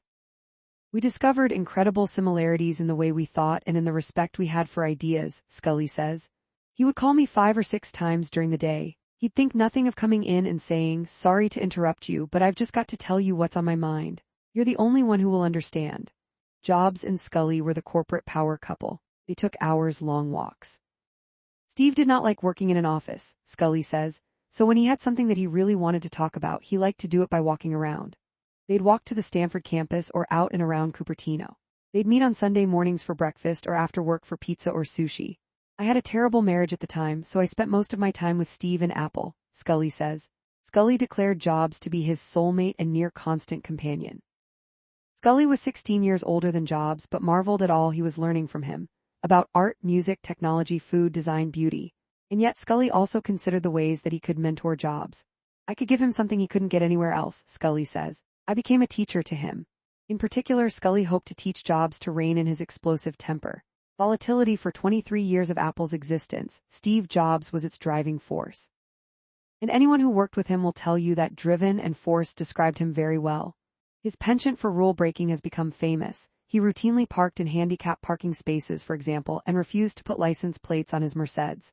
But he became best known for his volatility. He was quick to laughter and quick to tears. He could be exhilarated by a development or enraged. He'd put you on a pedestal or he'd rip you to shreds. Apple veterans have developed 2 different belief systems about his temperament. The first philosophy holds that Jobs was simply capable of cruelty. He was truly great, says Andy Hertzfeld, but he also had a real mean streak that wasn't necessary. He could really reduce someone to tears. In 1978, representatives from a potential peripherals partner flew to California for a meeting with Jobs. He examined their compact thermal printer for a few seconds, declared, "This is a piece of shit," and walked out. In 1985, when Scully opened discussions for Apple to acquire Xerox, Jobs torpedoed the meeting by telling its top executives, "You guys don't have any idea of what you're doing." In 1998, when iMac team leader Doug Satcher, at Jobs' request, filled a conference room with swatches of alternative colors for the iMac, Jobs took one look and snapped, "You guys suck. Get the fuck out of the room." He was equally difficult to please when it came to restaurants he visited, hotels he booked, and craftsmen he hired for his home. At Apple, some people responded by quitting. Some stayed, but declined to demo their work for jobs. Some describe a form of PTSD even years later, and some learned techniques to minimize the likelihood of getting eviscerated. Early on, it became clear that when you went to a meeting, whoever sat to the immediate right of Steve got first attention. He would come in and say, "Now let's go around the room," and he always started to his right, the first chair, and he rarely got beyond the first chair, recalls one former executive. "For 45 minutes, it's you under the heat lamp. Let's talk about that. Let's talk about that. What do you think that? Why don't you think this? Does this person know what they're talking about?" When presenting design options to Steve, you didn't use slides. Steve hated slides. You also learned to present exactly 3 ideas. If you came in with 1 idea, he'd hate it. If you came in with 2 ideas, he'd come up with a 3rd one. So you came in with 3 ideas, with the one you liked most presented last. Even then, says software engineer Ken Koshinda, you could never know how he would react. Sometimes he'd say he loved or hated something but then reverse himself in mid-sentence. Chief Financial Officer Fred Anderson learned not to challenge Jobs in front of others. "Whenever there was something significant I had to say where I didn't agree, we'd go behind closed doors one-on-one and talk about it. And he would bait you," says iMovie and iPhoto author Glenn Reed. He'd ask someone what they thought of some technology. And whatever they said, like, "Oh, I think it's amazing," and blah blah blah, he'd say, "Well, I think it sucks." If you did a 180 and like, "Yeah, it really does," you were immediately thrown out of the room. He just wants to know that you have thoughts of your own and if you could back up what your opinion was. Jobs' crew often found, to their surprise, that standing up to him earned his respect thereafter, as though his criticism were a test to see if you could back up your position. He would go away, and he would think in terms of your arguments, says Rod Holt. At the next executive staff meeting, he would have your position better than you had your position. That was his way of operating. Often, Jobs not only adopted your viewpoint but claimed credit for it. "You've heard this standard joke, the evolution of an idea," says Steve Capps. "The first time you show him something, that sucks, what an idiot you are. And then the second time it's like, oh, keep working on it. Third time, hey, did you see what I came up with?" Could Jobs have achieved all that he did without the mean streak? "Yes, I think so," Hertzfeld says. "The meanness was more of a bug than a feature, and a lot of it comes from insecurity from his childhood." There's a second philosophy, though, that maintains that Jobs' tirades were in the service of excellence.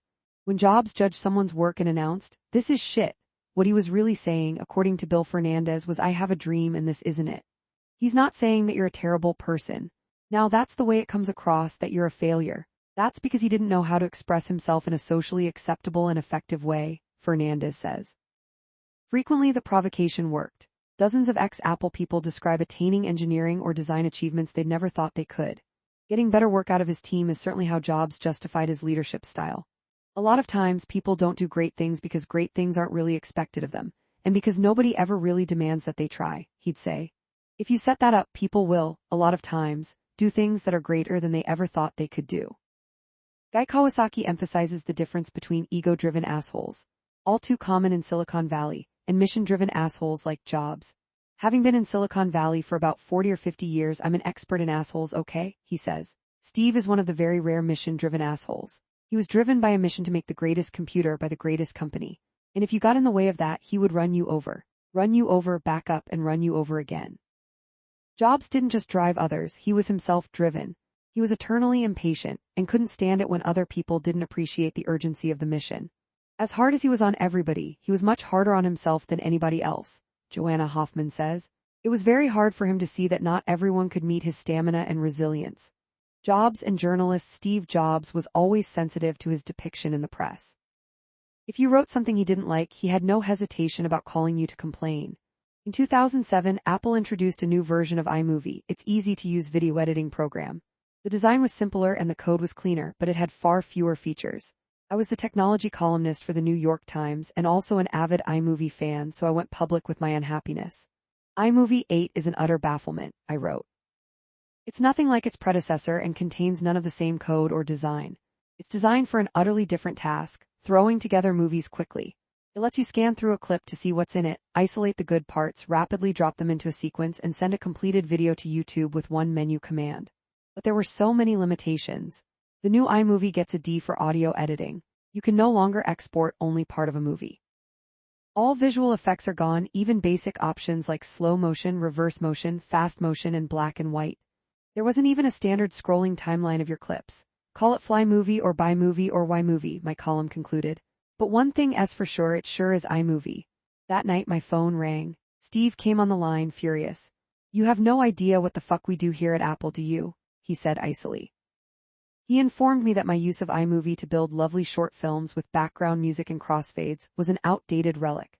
We have data. We know how people are using iMovie, and they're not editing home movies they shot with their camcorders. They just want to whip together some clips and post them on YouTube. But Steve, I complained. I have 100 tapes I was planning to edit into little movies and now I can't do that anymore. Have you edited any of them? It seemed like he was summoning all his patience, like he was talking to a child. Well, no, I'm super busy these days. I've got news for you, he said. You'll never have the time. They're going to sit in your drawer. You're never going to edit those videos. I thought he had a lot of nerve telling me what I was going to do with my videotapes. I guess we'll see, won't we? I said. 10 years later, I paid a company to digitize all those tapes, so that they'd be sitting on a hard drive, ready to edit when I had the time. I still haven't edited them. So far, all I've done with them is find a cute clip or two of the kids, whip together a quick montage and post them on YouTube. Then there's the question of which Jobs you're assessing, Steve 1 or Steve 2. Most tales of Jobs' blistering temper date back to his early years at Apple. By age 22, after all, he was running a rapidly growing global business, without a degree, without a learning period, with no experience managing people. My belief is that he wanted interaction, but he was too young to really know how to ask for it, concludes Jerry Manock. But in 1985, Jobs left Apple for 11 years. He started NeXT and bought the computer graphics division of Lucasfilm, which he named Pixar. Over the years, he learned better how to deal with a wide variety of people in a wide variety of ways, says Fernandez. He started out basically incompetent. He ended up hugely competent. He'd become, that is, Steve 2. Many of Jobs' lieutenants, meanwhile, never witnessed Jobs the tyrant. That definitely wasn't my experience, says font and icon designer Susan Kerr. He was sometimes dramatic. And there's stories about him saying something inappropriate in an interview, like waltzing in and waltzing out. It's not all just made up, but there was also so much positivity and encouragement. Woz, Andy Hertzfeld, Rod Holt, iPhone, iPad software lead Scott Forstall, design star Joni Ive, and Apple Store creator Ron Johnson were also immune. There were people like myself who always had a white hat. He would never get negative about those certain people that were important, Woz says. Many of the people who worked with Jobs most closely regret the emphasis that history seems to put on his temper.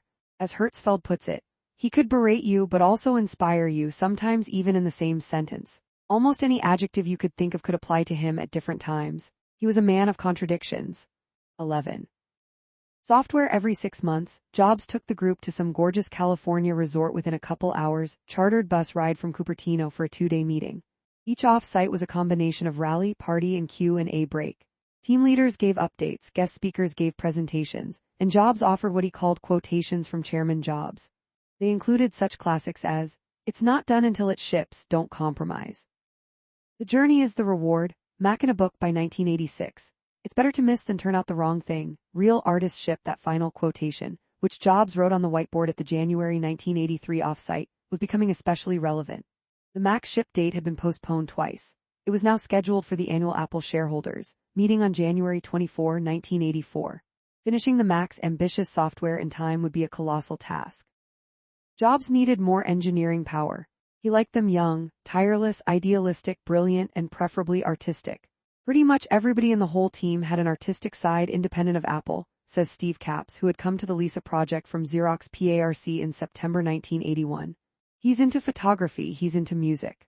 Apple, Jobs often said, sits at the intersection of liberal arts and technology. He could go out and hire the best software coder in the world, but he'd rather hire a great software coder who also did stand-up comedy, wrote his own music, baked cakes, did calligraphy, says Mobile Ads VP Andy Miller. Only an engineer like that could inject everything he's doing with some kind of culture and design and art. Steve Capps, born 1955, Fort Wayne in Schooling, Rochester Institute of Technology before Apple.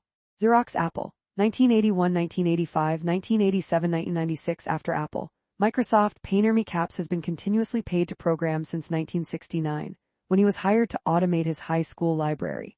In January 1983, Jobs poached Capps from the Lisa division to join the Mac team. "I was fresh and everybody else was pretty fried," he says, "so it worked out pretty well. Capps wound up helping to complete the Finder, the home base program that Bruce Horn had begun. This was the Mac's starting point, the desktop metaphor that captivated first-timers. As a graphic computer, the Mac would need graphics. So in late 1982, Andy Hertzfeld called up an old artist friend from his high school in suburban Philadelphia. She'd studied typography, she'd gotten her Master.S and Ph.D. in fine art, and as the cherry on top, she now lived in San Francisco. Her name was Susan Kerr. Susan Kerr, born 1954, Ithaca, NY schooling. Mount Holyoke, B.A., New York University, M.A., Ph.D. before Apple. Excalibur Bronze Casting Foundry, Fine Arts Museums of San Francisco, Apple. 1982-1986 after Apple. NeXT, General Magic, Pinterest, Freelance, Microsoft, IBM, Facebook, Google. Kerr's work for Microsoft included the deck of cards in Windows Solitaire. The original Finder, a home base where you could find and manage all of your documents, became the basis of every computer on Earth. Capps's Alice. When Jobs recruited Steve Capps from the Lisa team, it was Capps's Lisa printer software that caught his eye. It was the game Capps had written on the side, called Alice, a 3D chess game where your job as Alice is to use legal moves to avoid the other players landing on you. Capps had adapted Alice to run on the Mac, and the programmers in the fishbowl were soon playing for hours at a time. "I want to nab you," Jobs told Capps. "Because I love Alice. We're gonna bundle Alice with every Mac." And sure enough, a few months later, standing at neighboring urinals in the men's room, Jobs offered Capps $100,000 for the rights to sell his game as an Apple product. That was real money back then, Capps says. Alice became the first Apple-branded Mac game ever sold. In fact, to this day, it's the only Apple-branded game ever sold. Hertzfeld offered her an Apple II in exchange for drawing a few icons and fonts for the Mac. Despite her extremely limited canvas, 32 pixels square, she managed to create charming, whimsical images. Soon, Jobs hired her. Apple's team of artists now had an artist. At first, she drew the Mac's icons on sheets of graph paper, filling in the squares to represent dark pixels. Eventually, Hertzfeld wrote a program that made it easier to design icons at magnified scale. When reproduced on the screen at finished size, they looked crisp and clean. Kerr's first icons for the Mac included a happy Mac, which meant that the machine was starting up successfully, and a bomb, which meant that the machine had crashed. City Fonts. Susan Kerr designed not only the Mac's early icons, but also its first 9 fonts, pixel by pixel, character by character. Bill Atkinson contributed a 10th, a calligraphic font called Venice. Her challenge was to build character shapes with graceful curves, descenders, and curlicues using only blocky, square, black, and white pixels. As Larry Tesler put it, Susan didn't know that making those fonts for the Macintosh was theoretically impossible, so she just went ahead and made them. She and Hertzfeld named these fonts after stops on the commuter train in Philly, where they'd both grown up: Rosemont, Ardmore, Overbrook, and so on. Jobs had no objection to using city names, but thought that her world-class fonts should be named for world-class cities. Kerr obligingly renamed her typefaces after bigger cities, and added a mnemonic twist to each one. There was New York, a takeoff of Times, as in the newspaper; Geneva, a typeface reminiscent of Helvetica, a Swiss connection; Monaco, a monospaced font; London, an Old English font; Cairo, a picture font like Egyptian hieroglyphics, and so on. The boldest font, the one that appeared in menus on the Mac, and later on the iPod, she'd named a Le font. Under the new scheme, that punny name was renamed Chicago. And the font she'd made called Ransom, in which each character looked like it had been clipped from a headline in a different font, like a ransom note, became San Francisco. But somewhere on a Susan Kerr floppy disk, a Le font lumbers on. 128K to keep the price low, the Mac would have only 128 KB of RAM, already tight in 1984, and impossibly little by today's standards. A single modern web page might require 100 times that much memory just to appear on your screen. Worse, about a third of the total was eaten up by the Mac's own operating software, leaving only about 85 KB for whatever program you were running. From the day it was conceived, the Mac was gasping for memory. And the less memory a computer has, the slower and less pleasant it is to use. That's where Andy Hertzfeld came in. "The center of my contribution to the Mac was making things fly in the limited memory," he says. His unavoidable programming contortions, however, would come back to haunt the Mac. To get the low memory footprint, you had to do these wild side tricks that maybe weren't the most sustainable. If you thought of it as a platform that was going to evolve over 10 years, you should make it as clean as you can, not as tight as you can. One day in late 1981, Bud Tribble had an inspiration. Macintosh didn't have enough memory to keep 2 programs open at once. You couldn't pop into one program to make a chart and then paste the chart into your word processor as you could on the Lisa. But what if there were tiny apps, useful one-trick ponies he called desk ornaments, that were so small they could run simultaneously with the big ones? Mr. Macintosh. One night in February 1982, Jobs burst into Texaco Towers. "We've got to have Mr. Macintosh," he announced. "Who is Mr. Macintosh?" asked Hertzfeld.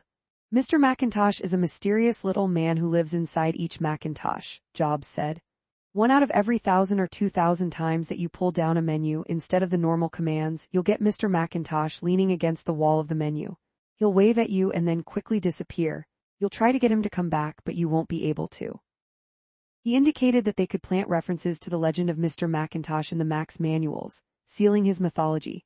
It would be a brilliant Easter egg, a hidden feature planted by programmers in their work to surprise and delight customers. Hertzfeld, charmed, promised to incorporate Mr. Macintosh into the Mac's code. Shortly thereafter, Jobs met Jean Michel Fallon, a Belgian artist famous for his simple, playful style, especially his line drawings of top-hatted men. On a visit to Apple, Fallon had fallen in love with Mac Paint, the Mac's simple art program. Jobs hired Fallon to create some original art for the Macintosh marketing materials. Nothing much came of the collaboration, but Fallon did draw Mr. Macintosh, a little top-hatted man wearing a trench coat or possibly a raincoat, a Macintosh. In the end, Mr. Macintosh didn't make the cut. His image would occupy too much space in the already crammed Macintosh ROM. Only one trace of Mr. Macintosh still exists. On the very first prototype printed digital circuit board for the Mac, he appears next to the copyright notice.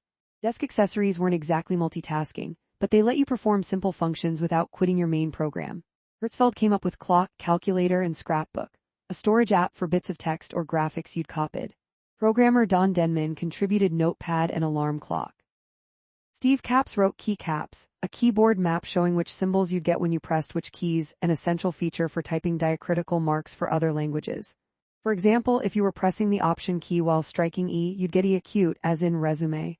And no, Capps didn't name Keycaps after himself. "I mean, if I was gonna name it myself, I would have put 2 P's in it," he notes. Finally, there was Control Panel, a purely visual app that today we'd call Settings or Preferences. In the fall of 1982, the Apple Publications team proposed renaming these handy little apps desk accessories, maintaining that ornaments felt too insubstantial and frilly. DAs became a key part of the Mac for 17 years. Mac Paint. Once the Lisa was unveiled in January 1983, Bill Atkinson switched his focus to the Macintosh project. And one of his first acts was to adapt Sketchpad, his simple Lisa drawing program, into a Mac program he'd eventually call Mac Paint. Monkey Lives. In the fall of 1983, the engineers in the fishbowl at Banley 3 were burning all candles at all ends to finish the Mac. A huge part of the effort was hunting down bugs. The 2 primary apps, Mac Paint and MacWrite, crashed constantly. Steve Capps came up with an ingenious solution, an automated software monkey. The name referred to the infinite monkey theorem, which says that if you give a monkey a typewriter and an infinite amount of time, it will eventually produce the full works of William Shakespeare. I just said, why don't we have a desk accessory that just randomly does everything? His little monkey DA randomly banged on keys, moved the cursor, and clicked the mouse button at a furious pace, as though by a monkey on an infinite amount of coffee. The idea was to rapidly simulate event sequences that might crash your program. It was an excellent debugging tool. When he first unleashed it, Mac Paint would survive for a minute and then die, he says. MacWrite would survive for a millisecond. It was also fun to watch, especially when it actually created some art in Mac Paint or typed an actual word in MacWrite. Unfortunately, the monkey often randomly hit the quit command, thus shutting down the experiment, or worse, the print command, potentially printing hundreds of pages of gibberish. Bill Atkinson came up with a fix, an option, a system flag to turn off the print and quit commands while the monkey was running. He named this on-off switch Monkey Lives. That's the verb lives, as in Elvis Lives. If you set it to true, the monkey could run uninterrupted forever, or until it triggered a crash. It became a measure of robustness for Macintosh applications. How many minutes or hours could it survive the monkey? Remembers Hertzfeld. Mac Paint went 2 weeks once, points out Atkinson proudly. Years later, Apple's testing teams created a much more structured, formal testing app called Virtual User. But in principle, it did exactly the same thing as Capps's little program. Put another way, Monkey Lives lives. Mac Paint brought to consumers many of the computer art conventions that live on in Photoshop and similar programs, starting with the tool palette hugging the left edge of the screen. The pencil tool created a freehand line, the brush made a fatter swath, the paint can filled in an entire enclosed area with one click, and so on. For greater precision, Atkinson also created a mode called Fat Bits, which magnified the pixels you were painting 8 times. Atkinson soon ordered a new California license plate, FAT BITS. Most important of all, he built in an undo command. The knowledge that you could undo any mistake made experimentation risk-free and judgment-free essential elements of any creative endeavor. Jobs, art, and Japan. The Mac Paint version of the Japanese woman brushing her hair appeared in Jobs's Mac presentations, in magazine ads, and on the cover of Mac manuals. Susan Kare had drawn her from a scan of woman combing her hair, a shinhanga made by artist Hashiguchi Goyo in 1920. The shinhanga technique begins as a woodcut, followed by colors painstakingly pressed onto the print one at a time. Jobs's first exposure to Japanese art was in middle school, when he loved Bill Fernandez's mom's collection of shinhanga prints. In the 70s, Jobs spent years hanging out at the Zen Center in Los Altos, where he was deeply affected by the simplicity of Japanese furnishings, prints, and ceramics. Jobs would make dozens of trips to Japan, often with his wife Lauren and their children. He maintained an obsession with Sony and its co-founder Akio Morita. Jobs's famous black turtleneck was designed by Issey Miyake. He sent Apple's cafeteria chef to study at the Tsukuji Soba Academy in Tokyo. But the most visible Japanese influence on Jobs was in his design sense. His home was as sparsely furnished as a Japanese ryokan inn. Only 3 pieces of art hung on his bedroom wall: a photo of Einstein, a photo of Gandhi, and a Japanese shinhanga print of a woman called Morning Hair. He would eventually collect 40 shinhanga pieces. Mac Paint emerged as the poster child for the Mac's simplicity and joy of creation. Thousands of people's introduction to the mouse, if not computers in general, was the Mac, and Mac Paint was the app that made them fall in love. CMD Key, the former HP engineers on the Mac team, liked to keep their fingers on the keys for maximum efficiency. For people like them, the Mac team equipped the keyboard with a dedicated command key, labeled with Apple's logo. With the key pressed, you could tap the C key for copy, Z for undo, and so on. To learn these combinations, you could simply consult your menus. Next to the copy command, for example, you'd see one day in the summer of 1983, Jobs burst into Banley 3. He'd just seen an early demo of a new program called MacDraw, whose long menus displayed correspondingly long vertical stacks of symbols. "You can't do that," Jobs said. "It's taking the Apple logo in vain. You have to come up with something else." But if they replaced the symbol in the menus, they'd also have to replace it on the keyboard itself, plus all references to it in the user manual, which was only days from going to press. But replace it with what? The column of Apple logos in the menus. Susan Kare flipped through a book of international symbols, hunting for a replacement. It would have to be distinctive, easily represented in very few pixels, and it couldn't come with any cultural baggage. Finally, she stumbled onto the symbol that fans today refer to as a cloverleaf, propeller, or flower. She found it in, of all things, a book of Swedish campground and trail markers. It meant remarkable feature. It sits on every Mac keyboard to this day. Soon thereafter, however, Apple began including the same keyboard model with Apple IIs. The Apple E already had a key, too late to change course now, so Apple now had no choice but to label the Mac's command key with both the Apple logo and the symbol. Apple wound up taking the logo in vain after all. Business cards. In early 1982, the Macintosh project was getting real. The team was about to get business cards. Andy Hertzfeld, whose title when he was working on the Apple II was Senior Member of Technical Staff, had never liked his title. He declined a card altogether. Steve Jobs swung by his desk the next day and urged him to change his mind. He could pick any title he liked. Hertzfeld liked the sound of that. Anything. He came up with Software Wizard. He liked that name, he says, because you couldn't tell where it fit in the corporate hierarchy, and because it seemed a suitable metaphor to reflect the practical magic of software innovation. He also ordered Mac Wiz vanity plates for his car. His unconventional choice set off a domino effect that lasted for years. Burrell Smith chose Hardware Wizard for his cards. Bruce Horn went with Trailblazer. Developer Mike Boich was Software Evangelist. Product manager John Medica went with Big Shot. John Scully chose Chief Listener. Programmers Scott Naster, Darren Adler, and Bill Dawson picked Boy Guru, Cheese Host, and I Have No Pants On. And programmer Ed Tecott honored the beginning of the whole thing by choosing, as his title, not Andy Hertzfeld. Consistency. Software consistency was a hallmark of the Mac's concept. As you moved from one Mac program to another, word processor, spreadsheet, art, music, you didn't have to relearn anything. Every program would work the same way. The OK button would be in the same spot in every dialog box. The scroll bars in every program would look and work identically. The cut, copy, and paste commands would be in the same menu and have the same keyboard shortcuts in every app. All of this was a radical departure from previous computer systems, where learning a new program was like learning a new program. Joanna Hoffman drafted what would become a How a Good Mac Program Should Work Bible for developers, the Macintosh User Interface Guidelines. I'm not a technical writer, so it had flaws, she says, but at least we had something that we could hand to people. Saving lives in August 1983, the Mac was still taking 2 minutes just to start up, and Steve Jobs was unhappy. He approached Larry Kenyon, who was working on some of the startup routines. "You've got to make it faster," he said. Kenyon tried to explain that the Mac startup process currently included a memory chip test, which was a temporary measure. It wouldn't be in the final version. But according to a famous story in Mac lore, Jobs uncapped a marker and began doing some math on a whiteboard. "In a few years, I bet 5 million people will be booting up their Macintoshes at least once a day," he said. "Well, let's say you can shave 10 seconds off the boot time. Multiply that by 5 million users, and that's 50 million seconds every single day. Over a year, that's probably dozens of lifetimes. Just think about it. If you could make it boot 10 seconds faster, you'll save a dozen lives. That's really worth it, don't you think?" In the popular version of this story, Jobs' math was so persuasive that Kenyon doubled down and shaved another 10 seconds from the startup time. The truth isn't quite as much fun. In reality, Kenyon found the encounter more irritating than motivational.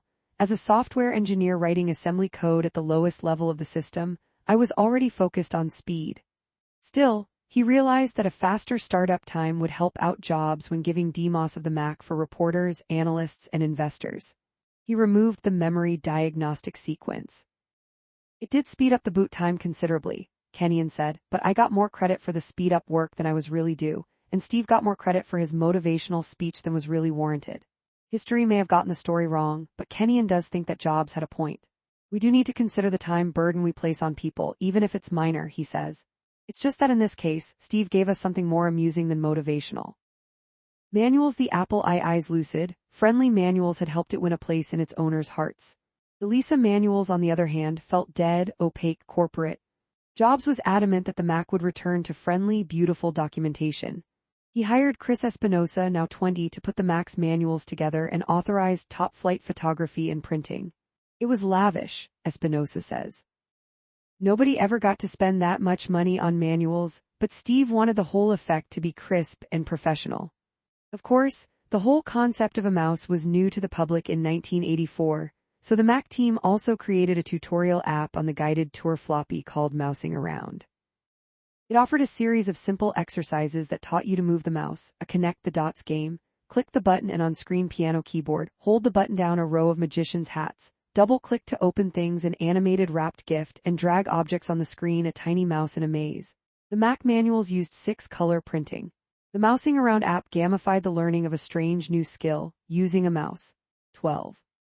Marketing the Mac. From the beginning, Steve Jobs had grand visions for the Mac's unveiling. "It's got to have the best introduction that any product has ever had," he'd say. The objective was to build a global ecosystem for the Mac, but the number of moving parts, channels, and sales vectors seemed nearly infinite.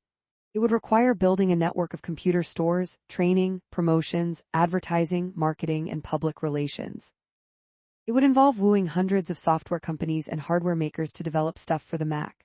Stanford Business School grad student Mike Murray had interned at Apple in the summer of 1981. In March 1982, Jobs hired him away from HP to build the Mac Assault. He would wind up engineering a $15 million, $100 day launch campaign that incorporated a handful of initiatives, some straightforward and some unorthodox. Mike Murray, born 1955, Klamath Falls, or schooling, Stanford BS and MBA before Apple, HP Apple, 1982-1986 after Apple, Microsoft Unitas in 1983. Jobs asked Murray to judge a love song he'd recorded for a girlfriend, piano, vocals, harmonica. Murray's verdict, great. Murray never learned if Jobs actually sent it. Software evangelism. Without software, a computer is just an expensive box. The Mac had no chance unless there was an ecosystem of programs to go with it. To cultivate one, Murray hired his old HP buddy Mike Bowich, Harvard MBA, white Porsche Carrera, jet pilot's license, to become what Murray called a software evangelist. The job entailed traveling the world with a top-secret prototype Mac, at this point still containing a 5¼ Twiggy disk drive, showing developers how cool it would be. Bowich, in turn, hired his college buddy Guy Kawasaki. Evangelism comes from a Greek word meaning bringing the good news. "Mike and I brought the good news of Macintosh," says Kawasaki. The IBM Challenge in late 1983, in hopes of gauging the Mac's potential appeal to business buyers, Mike Murray put together a focus group in New York. The subjects, corporate computer buyers, sat at a long table. Murray and his team watched from behind a one-way mirror. An IBM PC and a prototype Mac sat on the table. A facilitator asked the participants to try various office tasks, moving a section of text, for example. On the PC, they had to type out commands. On the Mac, they'd just highlight the text with the mouse, copy, and then paste. The difference was immediately obvious. Suddenly, these business people in their 40s and 50s are acting like kids. They're giggling and they're just loving it, Murray says. It was like going from a backyard birthday party to Disneyland. When asked a series of comparative questions, which computer is easier to use? Which is more pleasant to use? Which one would you be more productive with? The subjects declared the Mac the winner every time. It was much easier to use than the PC, they'd say. It was intuitive. It was fun. I wish I could have one both at work and at home. Behind the mirror, the Apple team was exultant. But once they settled back down into their metal folding chairs, they heard the moderator ask one final question. If you were responsible for purchasing computers for your company, which of these two computers would you recommend? Every single participant pointed to the IBM PC. That one. It didn't matter how slow, frustrating, and clunky IBM's computers were, they were the safe bet. As the saying went, nobody ever got fired for buying IBM. Salesmen locked customers in with long-term service contracts and made it clear to customers that a different standard would be asking for trouble. We knew at that moment that we were hosed. Our task had suddenly become 100 times more difficult, Murray says. He flew back to Cupertino, his mood dark. Maybe the Mac could succeed in higher education or the creative arts or among scientists. But based on his little focus group, it would not be a player in the business world. They figured that the job wouldn't be especially challenging. In the tech world, the hype about the Macintosh was already boiling over. Meanwhile, these road shows had a secondary benefit. At the time, the only way to write software for the not yet existent Mac was to use a Lisa. I probably sold more Lisas than anybody in the world, says Kawasaki. Then there was Microsoft. In 1983, of course, it wasn't the behemoth it would become. There was no Windows, no Microsoft Office. In fact, Apple's revenue in 1982 was $1 billion. Microsoft, with little to sell besides DOS, Flight Simulator, and some programming languages, barely cleared $32 million. Jobs and Bill Gates, both 27, could not have been more different. Gates looked down his nose at the mercurial, passionate Jobs, who didn't know how to code. Jobs found Gates to be smug, passionless, and incapable of appreciating the Mac's elegance. Guy Kawasaki, born 1954, Honolulu, high schooling, Stanford, UCLA, MBA before Apple, Edware Apple, 1983, 1987, 1995, 1997 after Apple. ACIUS, GarageCom, Google, Mercedes, Canva. A fine jewelry manufacturer hired Kawasaki while he was at UCLA. His first paid job was counting diamonds. Still, they had a substantial mutual interest in collaborating. Jobs needed core apps for the Mac. Gates knew that if the Mac took off, its customers would buy a lot of software. Gates put 20 programmers on the project, more people writing Mac software than Apple had writing Mac software. Eventually, they hammered out a deal. Microsoft would write Excel, Chart, and File, a database for the Mac. Apple would include them with every Mac and pay Microsoft $10 per program. But when other software makers objected to the exclusive arrangement, and when it appeared that Microsoft would miss the Mac ship date, Jobs rescinded the offer. Microsoft was free to sell the programs on its own. In the end, more than 100 software companies said they were excited to start writing Mac software. But the problem wasn't getting them to start, it was getting them to finish. Apple hadn't yet provided the software tools and documentation that programmers needed. Worse, the Mac's limited memory made it ill-equipped to handle sophisticated programs, especially business software. 4 months before the Mac's launch date, only 20 software companies planned to have Mac apps ready. Influencers. In the fall of 1984, Regis McKenna conducted 60 sneaks in the Picasso conference room in Banley 3. 7-hour private Mac demos for key industry analysts and reporters. The Banley conference rooms were named for artists Picasso, Matisse, Le Corbusier. Meanwhile, 3 marketing teams fanned out in specially equipped trucks to visit dealers in 36 cities. By the time of the Mac's introduction, they had trained over 4,000 sales reps at computer dealers.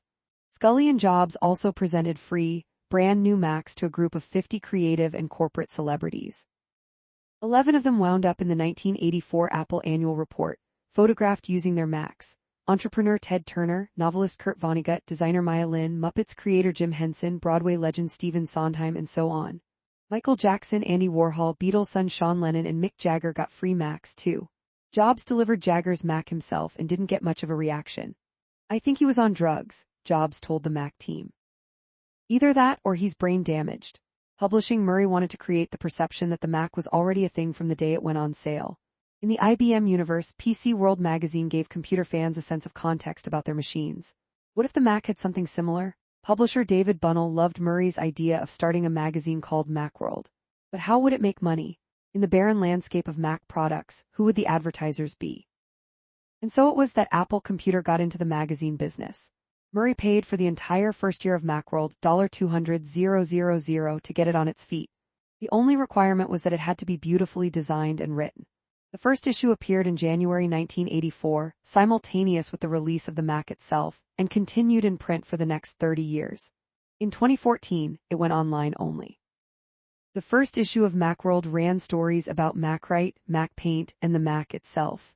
Undergrads, the Mac wasn't going to own corporate America, and the K-12 education market was already dominated by the Apple II. But what about colleges? In 1984, there were no personal computers on college campuses. Murray worked up a higher ed deal. If a school committed to deploying 2,000 Macs within 3 years to give away or resell to students, Apple would offer a 60% discount. Former Sony salesman Dan Lewin, who'd been working on marketing the Lisa, gave the program a vaguely academic-sounding name, Apple University Consortium. By the time the Mac launched, Lewin had commitments from 24 schools to buy more than 50,000 Macs. Among them, Stanford, the University of Chicago, the entire Ivy League, and of course Jobs' beloved Reed College. Drexel University actually required every incoming student to buy a Mac. In time, this program had a decades-long payoff. Thousands of college students whose first computers were Macs became lovingly locked into the Apple ecosystem for the rest of their lives, and often their children's. 1984 on Sunday, January 22, the LA Raiders beat the Washington Redskins in Super Bowl XVII.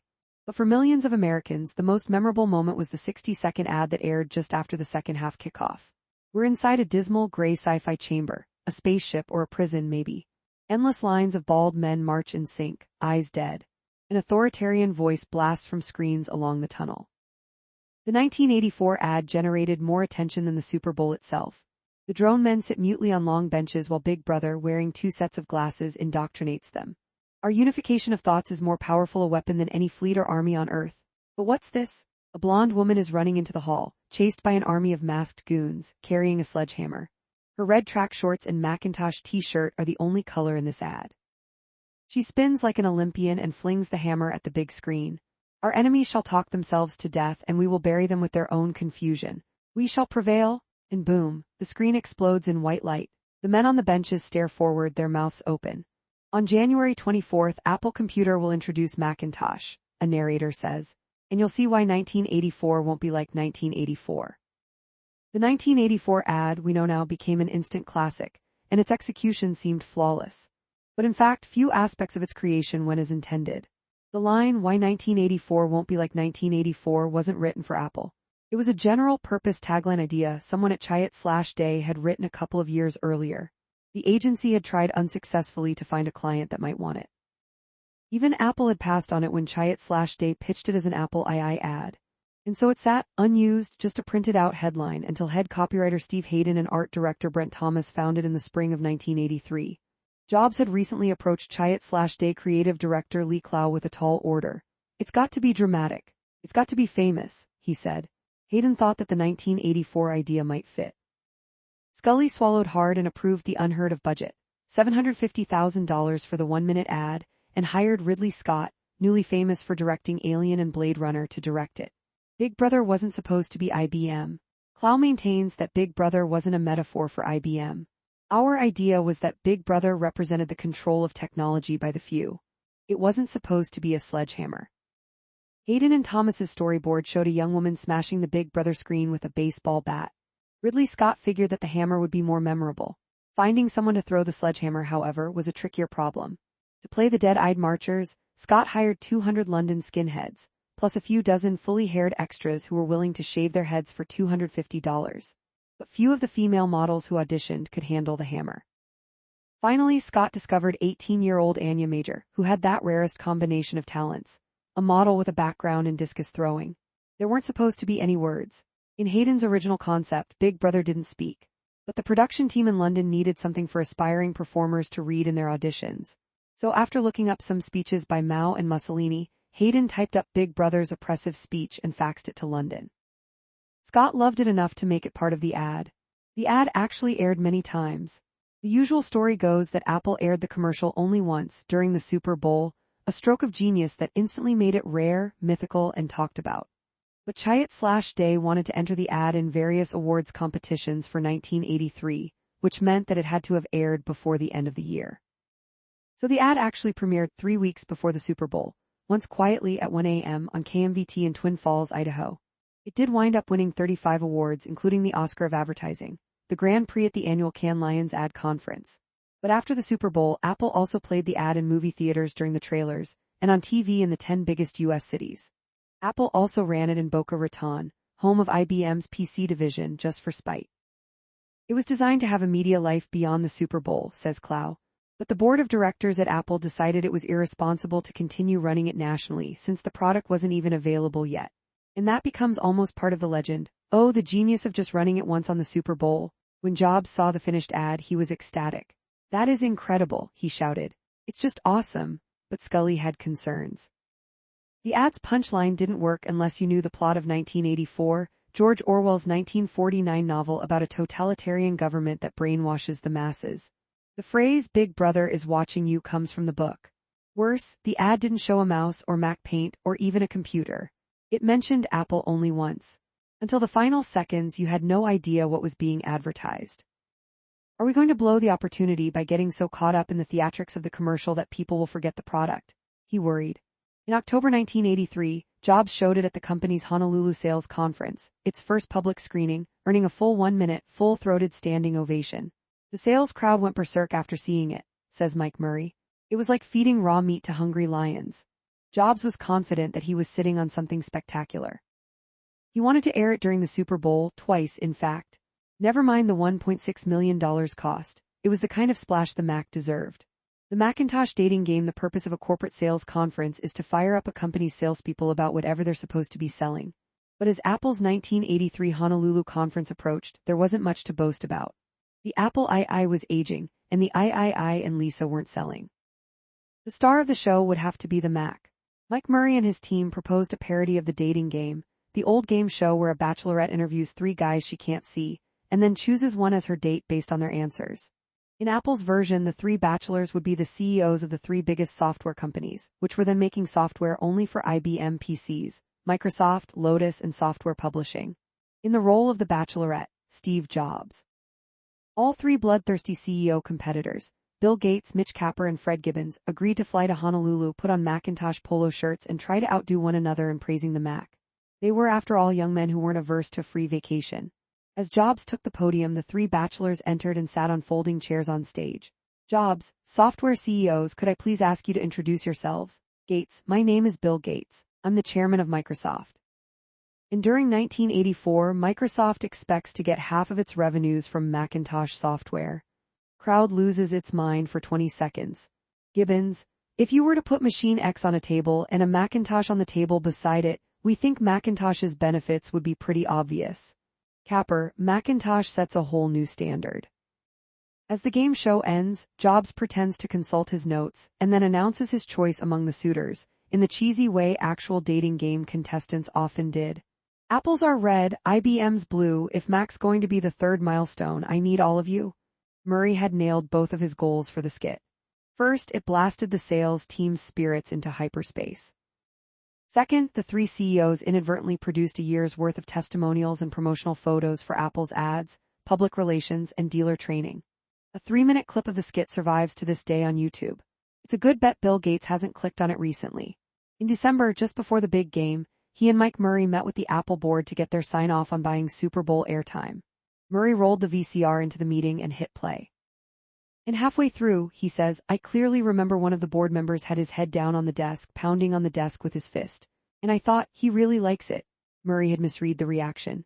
You will never show that commercial, ever, one member said. That's the worst ad I've ever seen, said another. Can I get a motion to fire the ad agency? Mike Markula asked. Scully ordered Mike Murray to sell off Apple's Super Bowl slots. Jobs and Murray were shattered. This ad was spectacular. Woz loved it so much that he offered to split the cost of the Super Bowl airtime with Jobs. Of course, for the board, it wasn't about the money. It was about the humiliation of airing a terrible ad. As ordered, Chiat/Day set to work selling its Super Bowl ad slots, one a Heinz, one a Hertz. But as the sun set in New York, with 2 days before the big game, they couldn't find a buyer for the 60-second slot. According to legend, Chiat/Day may not have tried especially hard. Apple was now the proud owner of 1-minute-long chunk of Super Bowl airtime. The full ad would air. Today, everyone knows what happened. The ad was an instant cultural phenomenon. The following night on ABC, CBS, and NBC, those were the 3 networks then, it was shown as news.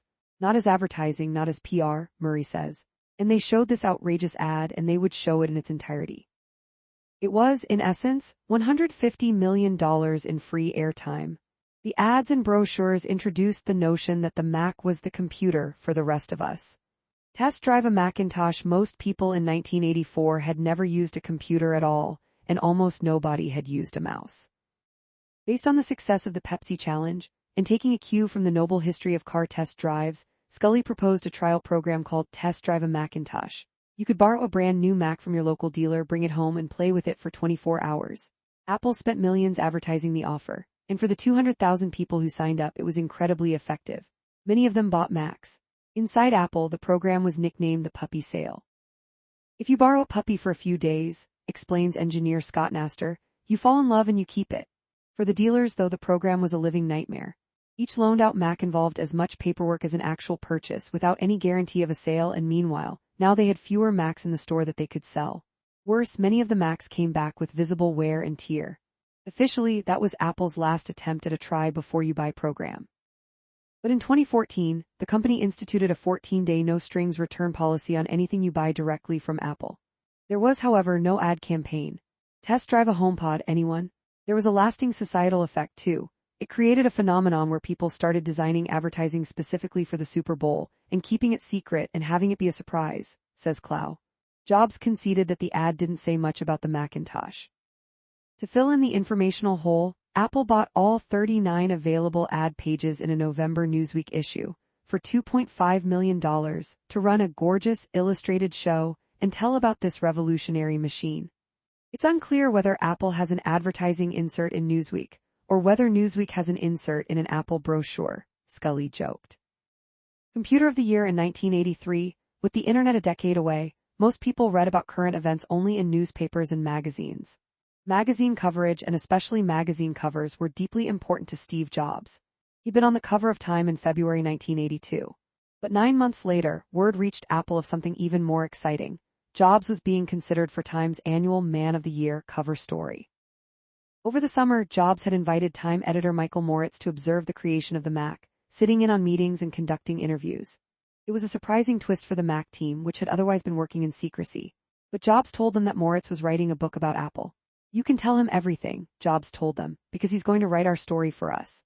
But when the Man of the Year issue appeared at the end of the year, Jobs was in for an upsetting double shock.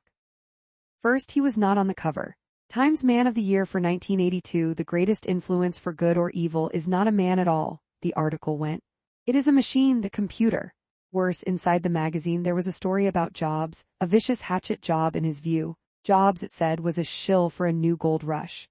Woz looked like a teddy bear on a maintenance dose of marshmallows. Jobs owed his success to his smooth sales pitch and a blind faith that would have been the envy of the early Christian martyrs. One anonymous source said that Jobs suffered from a technical ignorance he's not willing to admit. Another, something is happening to Steve that's sad and not pretty, something related to money and power and loneliness. And Jeff Raskin, recently exiled from the Macintosh project, quipped, he would have made an excellent king of France. Most upsetting to Jobs, the article revealed that he had a daughter for whom he denied paternity and refused to pay child support. It was so awful that I actually cried, Jobs said about the article. But it was a good lesson. It taught me to never get too excited about things like that, since the media is a circus anyway.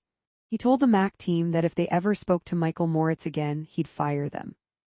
In the aftermath of the episode, Moritz, now a venture capitalist, said that he was as shocked as anyone by the story's tone. He'd supplied reporting to the article's author, Jay Cox, but didn't write the story itself. Time's editor, for that matter, said that Jobs had never actually been a candidate for Man of the Year. Jobs didn't participate in interviews for at least another year. $2,500. The Mac's mission had always been to change the world. To do that, it had to be inexpensive enough for the masses. But with each improved component, 68,000 processor, 128 KB of memory, Sony's 3.5-inch floppy drive, the price had inched upward, to $1,000 to $1,500 to $2,000. The team was deeply disappointed but had little choice. And then Scully happened. Scully liked Jobs' dream of a splashy launch. He was, after all, a marketing guy. He shared Jobs' enthusiasm for hiring Chiat/Day, which had since bought Regis McKenna's PR agency, for placing 10 million 20-page inserts in Time, Newsweek, and Rolling Stone, for buying a 2-page spread in the Wall Street Journal, and for hiring talk show host Dick Cavett for TV and print ads. But where would the money for all of this come from? To him, the simplest solution was to bake the costs into the Mac's price. He suggested raising the price to $2,500. The team was gut-punched. $2,500 felt like a betrayal of everything they'd tried to accomplish. We resented the idea that it was being artificially inflated to cover a glitzy ad campaign, Hertzfeld says. Scully argued that the early adopters would happily pay that price. Apple could always drop it later on. Steve and I debated the issue for weeks and weeks, Scully says. I don't think a day went by when we didn't talk about it. Jobs anticipated criticism from Apple's most loyal fans, who would mock the Mac's tagline, "The computer for the rest of us." Who exactly was the rest of us supposed to be, when the price is $2,500, about $7,600 in today's dollars? You can't have it both ways, Scully told Jobs. Without the money, there is no advertising and no event. To the shock of the Mac team, Jobs finally gave in. The Mac would go on sale for $2,500, a price that would come back to haunt Apple in more ways than one. 13. Insanely great by today's standards, the size of the team that created the Mac was tiny. 15 engineers plus a few dozen people in manufacturing, finance, and so on. They didn't have much of a Christmas in 1983. Steve Jobs threw a lavish black tie holiday party for them in the ballroom of San Francisco's St. Francis Hotel, with music supplied by members of the San Francisco Symphony Orchestra. Then it was back to work. The Mac's grand unveiling would take place on Tuesday, January 24, 1984, at the annual Apple shareholders meeting. But for the Mac software team, the real deadline was Monday, January 16, at 6 a.m. That's when the factory would begin duplicating the software disks that would come with every Mac. Standing from left, Bill Bull analog board, Colette Askelin printed board design, Jerry Manock, Mary Ellen McCammon area associate, Andy Hertzfeld, Brian Robertson manufacturing purchasing, Vicki Millage human resources, Debbie Coleman, George Crow, Joanna Hoffman. Front, Chris Espinosa, Burl Smith, Brian Howard. By January 6, the Mac team was fried to a crisp. Their all-nighters had taken a tremendous toll in sleep, health, and hygiene, and yet MacWrite, the word processor, and Finder, the desktop, were still riddled with bugs. There was little chance that they'd have shippable software in the remaining week. They decided to beg Steve Jobs for another couple of weeks. Maybe the first Macs could come with unfinished software. They could FedEx disks to the dealerships once the software was ready. We all convinced ourselves that that was a super smart idea, says Capps. So on Sunday morning, January 8, the team got Jobs on the speakerphone from the Grand Hyatt Hotel in New York where he was promoting the Mac. They presented their solution and then held their breaths for his response. "No way," Jobs said. "There's no way we're slipping." He insisted that if they worked hard enough, they could finish on time. "Ready or not, I'm going to ship the code a week from Monday with your names on it," he said. The team returned to Banley 3, knowing that they would not leave the building again for a week. Huge quantities of caffeine helped them stay awake continuously for the last 2 days in the form of coffee, soda, and chocolate-covered espresso beans. They thought they were making steady progress. But early Monday morning, 2 hours before the factory duplication was to begin, every app was crashing, even the usually reliable Mac Paint. "I just lost it. I went totally hysterical. I just started laughing and couldn't stop," says Randy Wigginton. "I had to walk out of the building and literally walk around the block just to get a grip because it was not looking good." At 5:30 a.m., they rolled back to the previous version, which had worked better, and generated another release. This one seemed sound. The Macintosh would ship on time, 16 months behind its original schedule. Flynn at 10 a.m. on January 24, 1984, about 2,700 people crammed into the auditorium of the Flint Center for the Performing Arts, on the campus of De Anza College, half a mile from Apple's headquarters. An overflow crowd of 800 was directed to a local movie theater to watch a live feed. 40 TV crews set up cameras. The occasion was Apple's annual shareholder meeting, but everyone knew very well the real attraction. After months of buzz, hype, and secrecy, Steve Jobs was about to unveil the Macintosh. Rehearsals hadn't gone well. Apple had rented a powerful projector, but the Mac had no video output jack. Burrell Smith had hacked together a special circuit board to allow the Mac to connect, but the projector itself was temperamental, sometimes spontaneously shutting off. 28-year-old Steve Jobs, meanwhile, was nothing like the diligent preparer he would become. He hadn't managed a single full run-through of the show. At dress rehearsal, he was a nervous wreck. He asked Scully to move from one seat to another, assessing the lighting. He was driving people insane, getting mad at the stagehands for every glitch in his presentation, Scully remembers. I thought there was no way we were going to get it done for the show the next morning. The Mac team wore Mac t-shirts and sat at the front of the auditorium. More stress was not what they needed.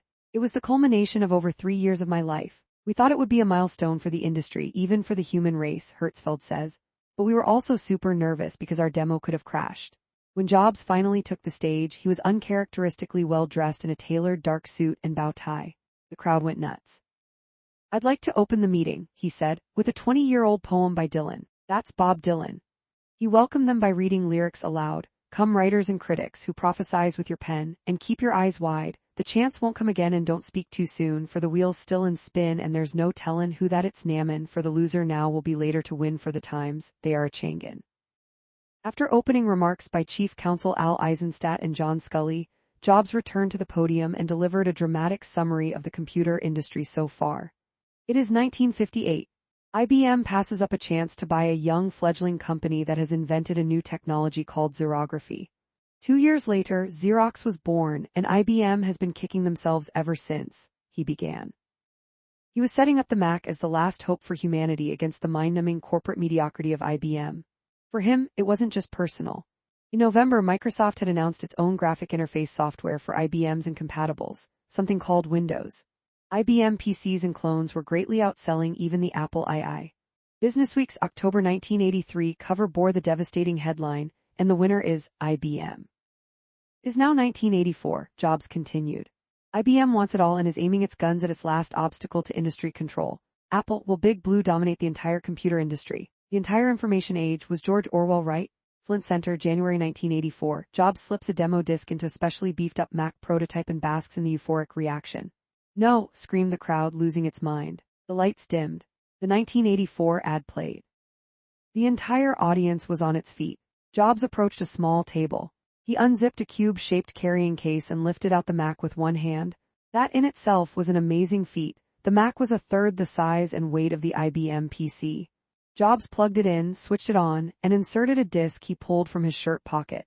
The theme from Chariots of Fire played from the auditorium speakers. As the enraptured audience watched, the word MACINTOSH scrolled magnificently by in a huge font, a demo Steve Capps had created.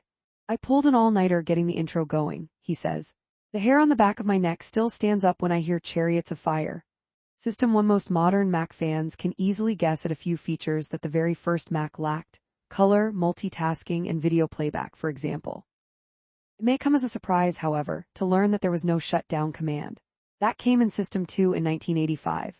The trash didn't bulge when you put something in it either. System 5 introduced that feature in 1987.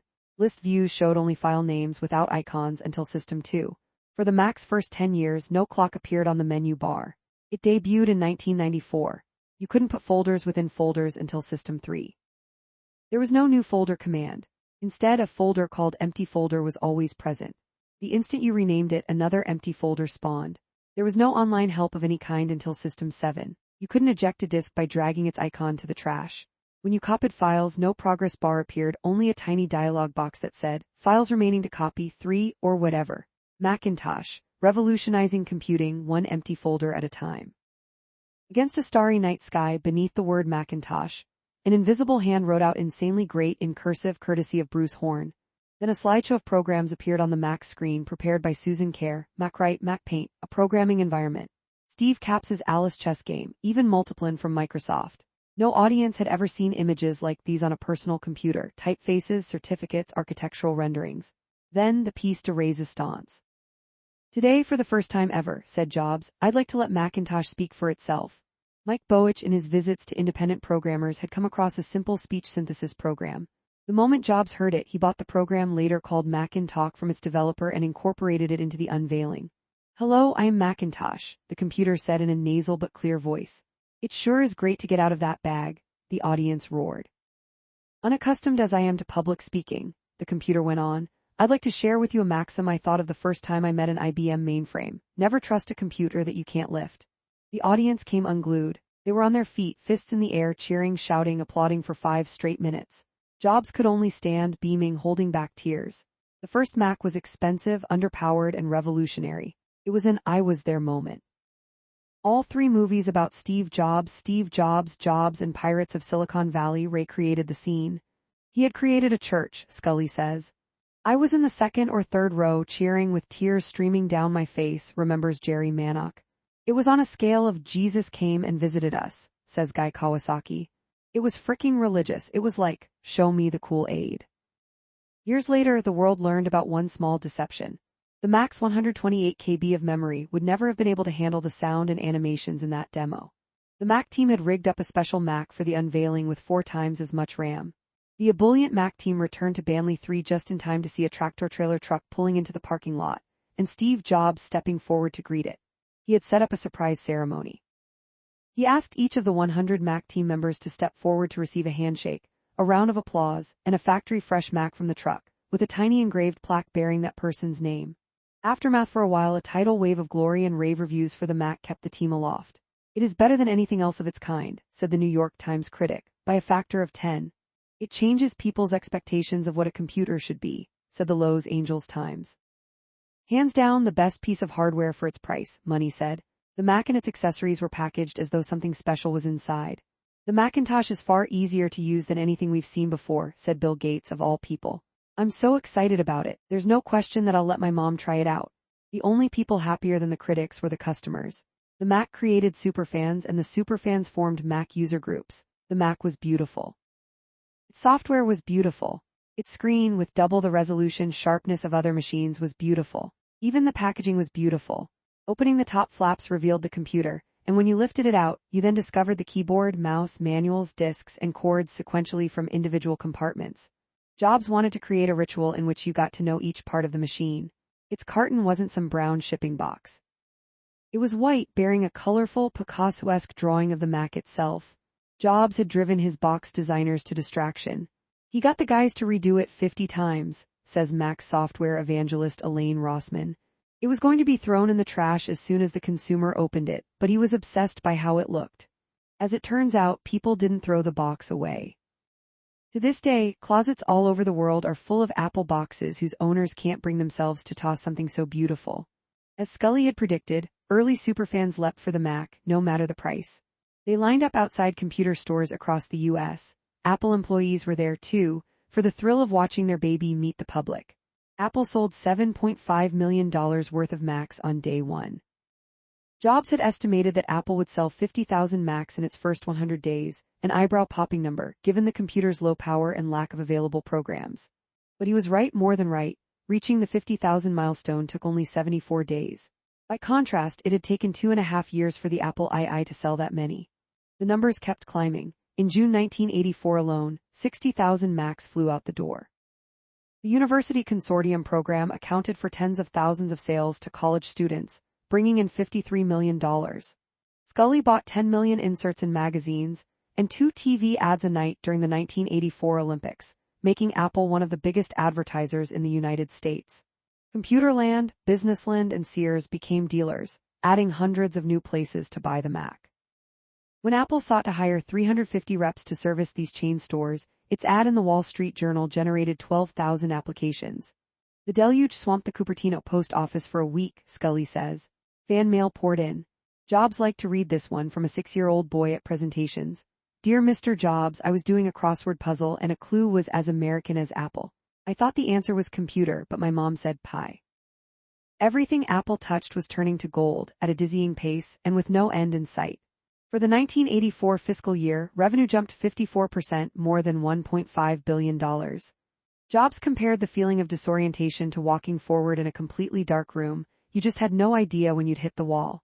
Postpartum still, for Jobs, finishing the Mac was bittersweet. It's a wonderful, ecstatic feeling to create something and put it into the pool of human experience and knowledge. We just have this incredible chance to do that in the next 5 years, and then it'll be over, he told Newsweek. Computers will be everywhere. Burrell will be off in Oregon playing his guitar, Andy will be writing the next great American novel. Joanna will have married some Soviet general. We'll be scattered all over the globe doing other amazing stuff. There would be a second Mac model, of course, with more memory. The Mac needed add-ons like an external floppy drive and a hard drive. Burrell Smith wanted to build a new model, Turbo Mac, with a faster processor, a screen that could display shades of gray, and a built-in hard drive.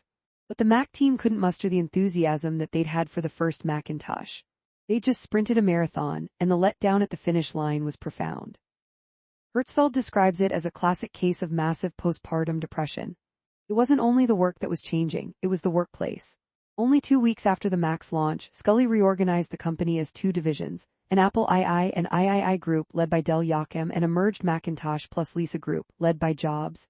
Each would have its own marketing, engineering, and manufacturing teams. They'd share sales, finance, and distribution.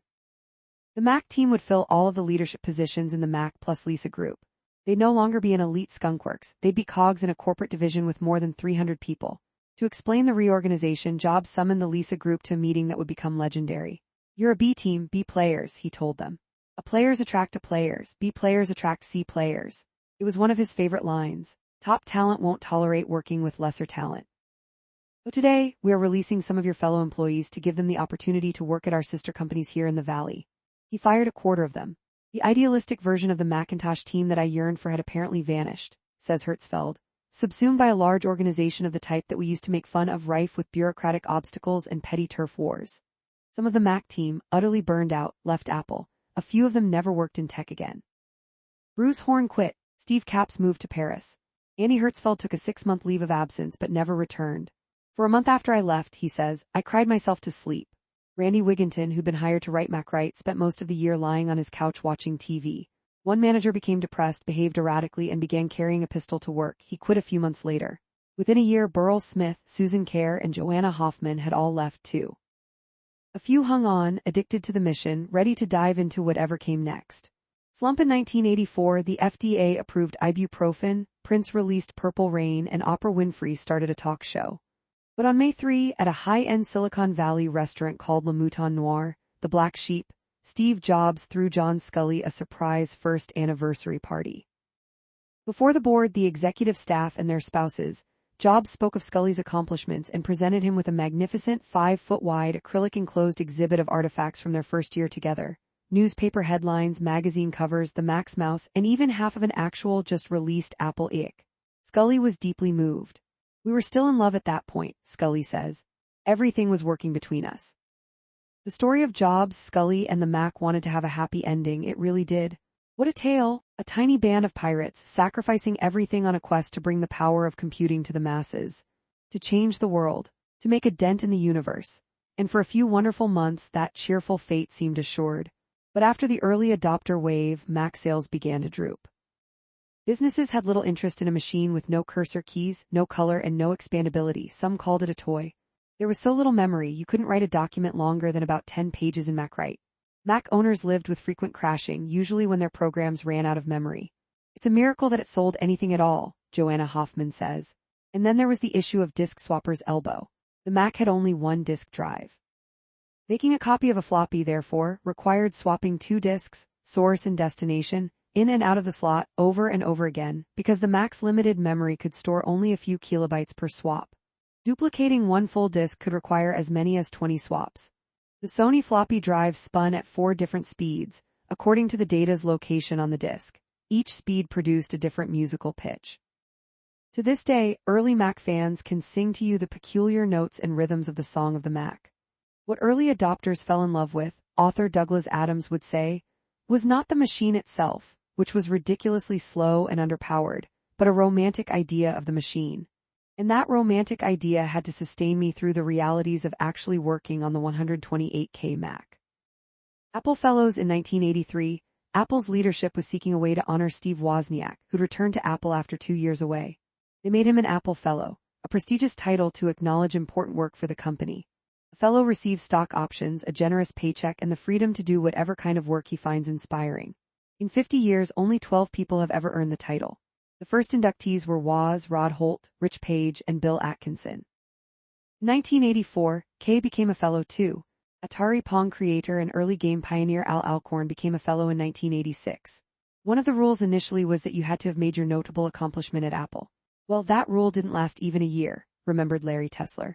But nobody really cared because they were all excited about having these people in the company. He wound up in charge of the program, organizing quarterly meetups for all the fellows. Over the years, the list of fellows grew only slowly. As Apple turns 50, they also include Gary Starkweather, inventor of the laser printer, 1988, Gersher and Sidhu AppleTalk creator, 1993, Don Norman, user interface architect, 1993, Steve Capps, Finder, Newton OS, 1994, Guy Kawasaki, Mac evangelist, 1995, and Phil Schiller, marketing, 2020. Shown here, K. Starkweather, Sidhu, Kawasaki, Capps, and Norman. Eventually, Apple also instituted a sort of second-tier fellow program, called the Distinguished Engineer, Scientist, and Technologist level, the DESDs as they became known. Over the years, this much longer list has included Brian Howard, Wendell Sander, handwriting recognition pioneer Larry Yeager, Final Cut Pro creator Randy Ubillos, and others. PARC alumnus Alan Kay, a pioneering computer scientist who'd become an Apple Fellow just after the Mac debuted, loved the Macintosh concept.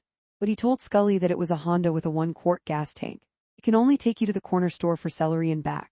Apple was learning for the second time that an early 80s computer could be inexpensive or decently powered, but not both.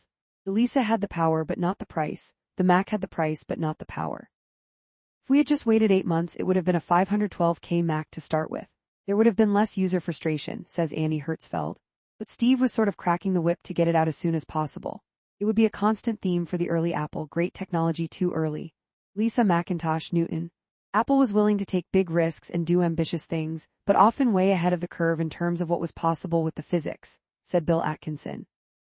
Even after the Mac went on sale, its ecosystem was still empty. The external floppy drive was delayed to May.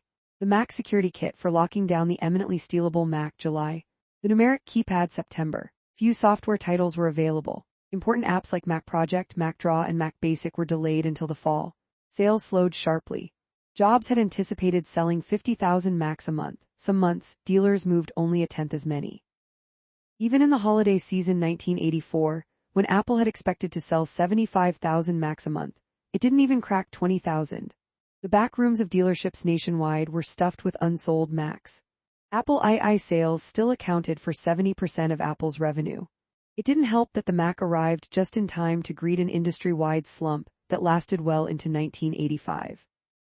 Consumers were realizing that computers were actually harder to use and less useful than the ads made them look. In 1984 and 1985, more than half of the computing industry's 300 magazines and newsletters shut down. The mood was grim in the Macintosh division, which now employed over 700 people.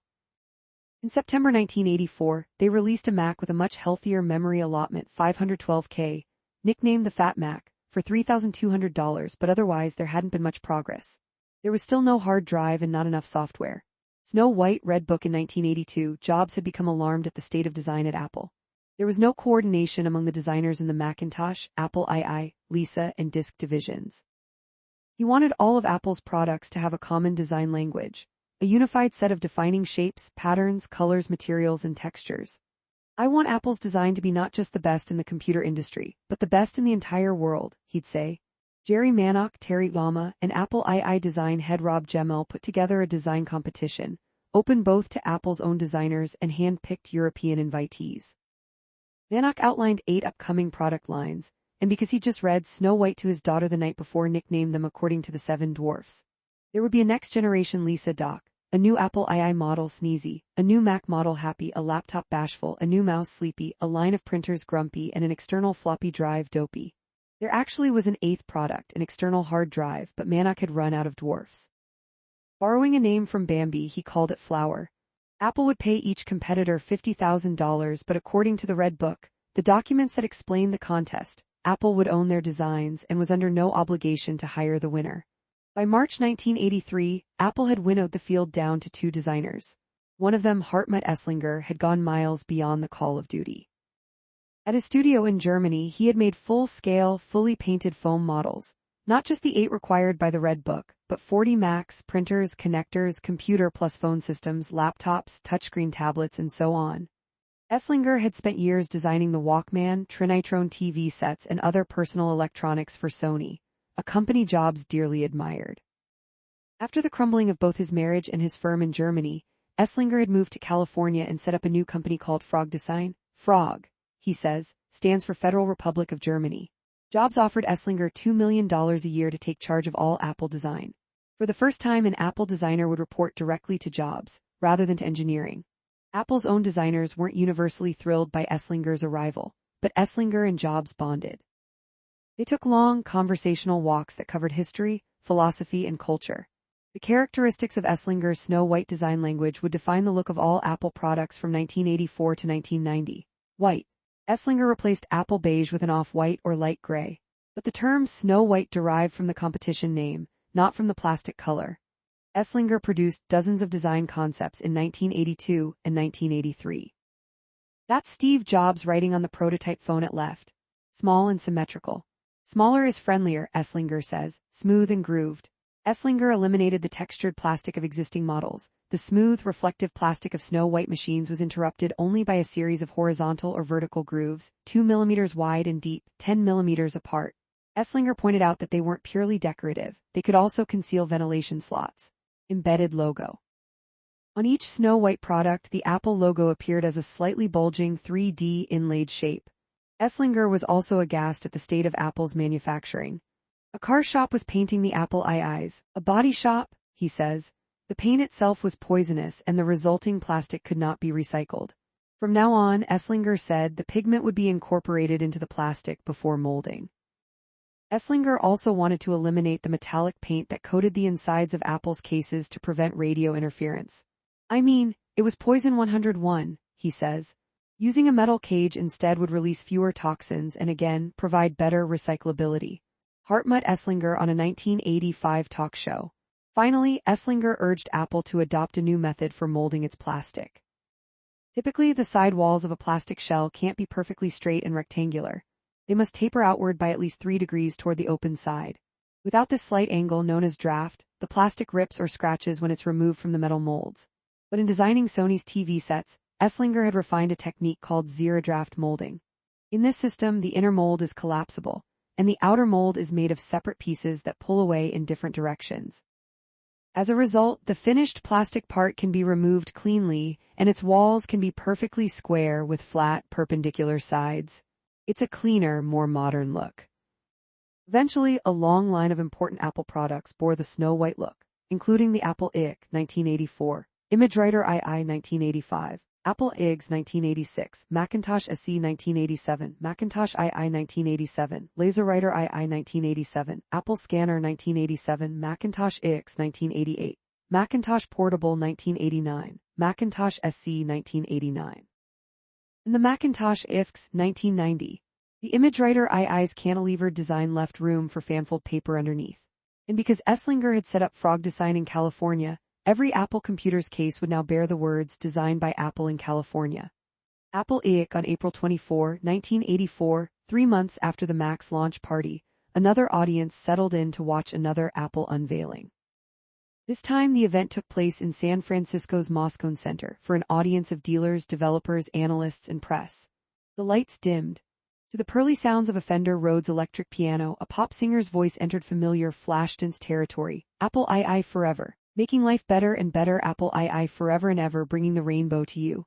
The event name, Apple II Forever, wasn't accidental. After all the hype about the Macintosh, Apple II fans had wondered if Apple was losing interest in their beloved machine. On stage, John Scully held up what looked like a white book about a foot square and only a couple of inches thick. It couldn't possibly be a computer, could it? Anyone want a closer look, he said. On cue, the house lights came up. Strategically placed Apple employees reached beneath their seats. Each one pulled out an Apple IIc, fourth in the line of Apple II machines, the first Apple computer that wasn't beige. The Apple staffers proudly handed the computers to the dealers in attendance. The C stood for compact, and yet it had, for the first time, a 5¼ disk drive built right into the side. The whole thing weighed 7.5 pounds, not including monitor or power brick. The IIc was Apple's first portable computer. It didn't have a battery, but you could flip out the handle on the back and carry it home from work or chuck in your carry-on bag. The IIc cost about half as much as the Mac. For another $200, you could get a compact color monitor, perfectly matched, that seemed to float, thanks to a cantilevered stand. The Moscone event was a spare-no-expense, day-long extravaganza. Over dinner, dealers were treated to the music of Herbie Hancock, played by Herbie Hancock. At one point, a 6.2 magnitude earthquake struck 70 miles away. There was no damage at Moscone, but the floor shook and the hanging lights swayed. "How did Steve arrange that?" went the joke. But the Moscone event was only the beginning of the $20 million Scully spent to market the EIC, 25% more than he'd spent for the Mac. There were 8-page magazine inserts, newspaper ads, and TV ads during the Olympics.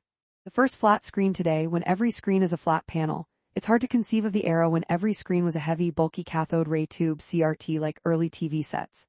As long as CRTs were the only way to display a computer's image, there would be no such thing as a laptop. Incredibly, though, Apple sold its first flat panel screen in 1984. It was a $600 option called the Apple Flat Panel Display. It was black and white, of course, but it showed a full 80 columns of characters, 24 rows. It had no backlight, so it was hard to read in low light. It could display graphics, although because it was an oddball rectangle, they wound up distorted. Apple created the flat panel display for an obvious reason. It couldn't very well describe the Apple EIC as a portable machine if you also had to haul around a CRT monitor. If portability was more important to you than money, you could snap the flat panel display right onto the EIC. Very few people fell into that category. Apple soon discontinued the flat panel. Today, it's long lost to history, but it deserves a nod as the first flat panel screen ever sold for mass-market computers. The first One More Thing after the Macintosh launch, Andy Hertzfeld, on a leave of absence, dreamed up a software utility that would address one of the Mac's most infuriating limitations. It would let you keep more than one program open at once, and hop between them, a baby step toward multitasking called Switcher. After turning down a lowball offer from Microsoft, Hertzfeld accepted Steve Jobs' offer, $100,000, plus a royalty if Apple ever sold Switcher separately. Jobs demoed Switcher live on stage at the 1985 shareholders meeting. The audience gasped as they saw programs Windows switch like TV channels. Jobs didn't give Switcher the ceremony Hertzfeld had hoped for. It was fleeting in a low-key way, almost an afterthought, and only lasting a couple of minutes, he says. But one aspect of the Switcher demo was historic. Steve Jobs presented it as a little delightful dessert. In fact, the way he worded it was, "Oh, and one more thing." It was the first time he'd ever used that phrase in a keynote presentation, but it certainly would not be the last. Jobs, Scully, and Woz present the Apple EIC. Apple EIC sold, April 1984, August 1988. Price, $1,300, $1,500 with monitor processor. MO 65C02 at 1.023 MHz memory. 128 KB, expandable to 1.25 MB equipment. Built-in floppy and keyboard. Built-in circuits for mouse, floppy, 80-column text, printer, and modem. The handle flipped down into a stand, for ventilation and better typing angles. Apple certainly expected the EIC to be a home run. After all, Time awarded it the 1984 Design of the Year, and New York's Whitney Museum of American Art acquired one as an exhibit. But many consumers thought that small must mean underpowered. That had certainly been true of IBM's low-cost spin-off, the PCJR and the Commodore 64. And in some ways they were right. "This is not a technological improvement over the Apple II," sniffed InfoWorld's reviewer. "The processor here is a toy." Other customers shied away because there was no room for expansion cards. For most things that people bought cards for: modem, printer, external disk, 80-column display, Apple had built the circuitry right in, but that didn't seem to reassure people. All they could see was that expandability was far more limited than it was on the older E, which cost $300 less. The company had hoped to sell 400,000 Apple EICs in 9 months, but the number was closer to 100,000 for the entire year. For much of 1984, Apple faced a mismatch for both Apple II machines. Too many EICs piling up in warehouses, not enough ES to meet demand. In truth, the entire industry was still struggling. IBM's PCJR was a gigantic flop, and Wall Street was skittish about computers in general. Jobs, trying to cut costs, eliminated the perks he'd lavished on his team, like fruit juices, catered lunches, and overtime pay. But this was an economic headwind too strong to dodge without bigger changes, and it would eventually bring the two Steves era to a heartbreaking end. 14. Macintosh Office. By the end of 1984, 56% of companies with computers were using IBM PCs. A lowly 16% used anything from Apple. For the hundreds of millions Apple had spent on breaking into the corporate world, it had made little progress. But Steve Jobs had heard through the grapevine about a new technology that might finally break the logjam. It wasn't a computer. It wasn't a printer. It was a technology that for Apple would change everything. Laser writer. From the day the Mac arrived, printing was a problem. The only option Apple offered was a $675 dot matrix printer, the image writer. It was essentially a rebranded printer from Japan's Ito Electronics. Image writer printing was simple. In general, each dot on the screen produced a corresponding dot on the page. You got what you see is what you get printouts. When it came to typography, though, what you saw wasn't what you wanted. The sharpness of a screen image or a printout is measured by its resolution, how many dots it can display per inch DPI. The Mac screen resolution was only 72 dots per inch, so its image writer printouts had jaggies, pixelated curves instead of smooth ones. It was a far cry from the professional, letter-quality printing that businesses expected. The chief virtue of the original image writer was that it could print graphics. Office daisy wheel printers produced text like a typewriter, by slamming metal letter shapes against an inked ribbon onto the paper. But a daisy wheel couldn't reproduce graphics or combine fonts. Steve Jobs hated daisy wheel printers. In mid-1982, engineers at Apple's accessories office in Garden Grove, California, had been investigating a radical new printing approach. They'd gotten their hands on an early prototype of a Canon printing system, the LBPCX10, intended for photocopiers. In the Canon system, a laser draws the image of the page onto a rotating cylinder, creating patterns of static electricity. The cylinder rolls through black dust toner, picking it up only where the surface was charged, and then rotates against paper, where heat fuses the blackness to the page. The result is clean, crisp, fast, nearly silent, very black printing. If Apple's engineers could use Canon's copier engine technology in a printer, it would wipe away all of the drawbacks of dot matrix and daisy wheel printers. A laser printer could print text and graphics with no jaggies. In the end, their instinct was correct. But what saved Apple wasn't how the toner reached the paper. It was how typography reached the printer. PostScript, the original Mac fonts, were bitmapped fonts. Susan Kare had painstakingly drawn each dot of each letter, pixel by pixel, for each font for each size. Her fonts looked good, therefore, only at the sizes she designed, 9, 10, 12, 14, 18, and 24-point sizes, for example. If you tried to print a font in any other size, the Mac attempted to shrink or enlarge the original bitmaps, usually with hideous, jagged results. People learned to avoid non-standard point sizes. The world was filled with newsletters featuring 24-point Helvetica and 12-point New York. But change was coming. In 1978, two bearded mathematicians at Xerox PARC discovered that they had a lot in common. John Warnock and Chuck Jeschke both loved publishing and graphics. Each had been educated with grants from DARPA, the military's advanced research wing. Each was married with 2 boys and a girl. Both felt that early Silicon Valley itched to change the world. They came up with what they called a page description language. That is, its computer code could describe the characteristics of a page, including text and pictures. Draw a straight line starting an inch from the top of the page. Turn left.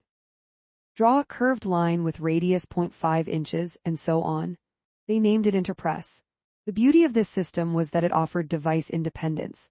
The same document could print at the highest quality on any printer. On an image writer, 72 dots per inch. On a laser printer, 300 dpi. On a commercial printing press, 2,400 dpi. When Xerox, in keeping with its long history of missing the boat, declined to commercialize Interpress, Warnock and Jeschke quit PARC to start up their own company. They named it Adobe after the creek behind Warnock's home in Los Altos. Another 2-man garage-based Silicon Valley startup was born. A bitmapped font left and a PostScript font. In the spring of 1983, Steve Jobs heard about the project, now called PostScript, from yet another Xerox PARC alum, Mac manager Bob Belville. The Lisa was about to ship, the Mac was coming along, and the Canon-based laser printer was underway in Garden Grove. Maybe Jobs thought Adobe's software and Apple's hardware could work together. John and Chuck were in their garage thinking about making laser printers, and we were in our garage working on ours, Jobs said. We always felt that Apple should stand at the intersection of art and technology, and John Warnock felt the same way about Adobe. To show Jobs what PostScript could do, the Adobe guys printed out a complex dental office form with tiny type and fine drawings of teeth. Jobs was blown away and he wanted in. I don't need the computer, I don't need the printer, Jobs told them. I need the software. Over breakfast at the Good Earth restaurant 2 days later, Jobs persuaded them to license their software to Apple. On the spot, he offered to buy 20% of Adobe for $2.5 million. To sweeten the deal, he promised to pay Adobe a $350 royalty on every laser printer Apple sold, with a $1.5 million advance on those royalties. Scully was shocked that Jobs would make such an offer to a scruffy startup with no product to show. 6 years later, Scully would sell the company's Adobe stock that Jobs had bought for $2.5 million, for $87 million. The Mac itself had far too little memory and power to process the PostScript code. The solution was to pack the power into the printer itself, now called the Apple Laser Writer. The Laser Writer wound up being a more powerful computer than the Mac. In fact, it was the most powerful computer Apple had ever made. It contained the same Motorola 68000 processor as the Mac, but it had 1.5 MB of memory, about 12 times as much as the Mac. It needed that much to store the image of a full page before printing it. Fonts in a PostScript font, letter shapes aren't stored as fixed maps of pixels. Instead, each character is a set of mathematical equations that describe the curves of each letter's outline. The PostScript printer fills in this outline with black. Better yet, a PostScript printer can easily enlarge or reduce text. It just multiplies its equations by 0.3 or by 3 or by 33, for example, to create text that's much smaller or larger. The first laser writer could print type as big as 720 points banner size or as small as 3 points, prescription side effect size. And because PostScript is a graphics language, it permits all kinds of wild text manipulations. You can stretch your type, print at an angle, distort it.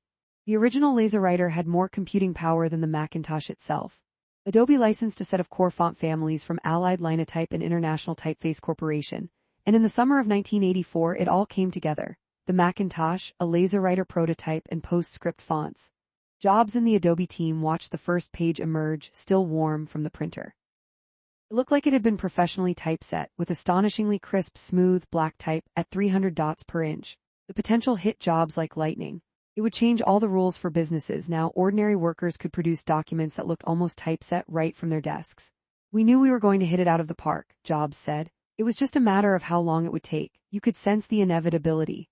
But not everyone could sense it. Apple's marketing managers confronted him about the printer's $7,000 price. It was almost 3 times the price of the Mac itself, and twice as much as the HP LaserJet, which contained the same Canon engine. Nobody would pay $7,000. Jobs insisted that the laser writer would sell. The HP printer didn't have PostScript, and it wasn't networkable. Everybody in a small office could share a single laser writer. It wasn't expensive when you looked at it as a shared resource. Scully and Jobs had dreamed up the Macintosh office.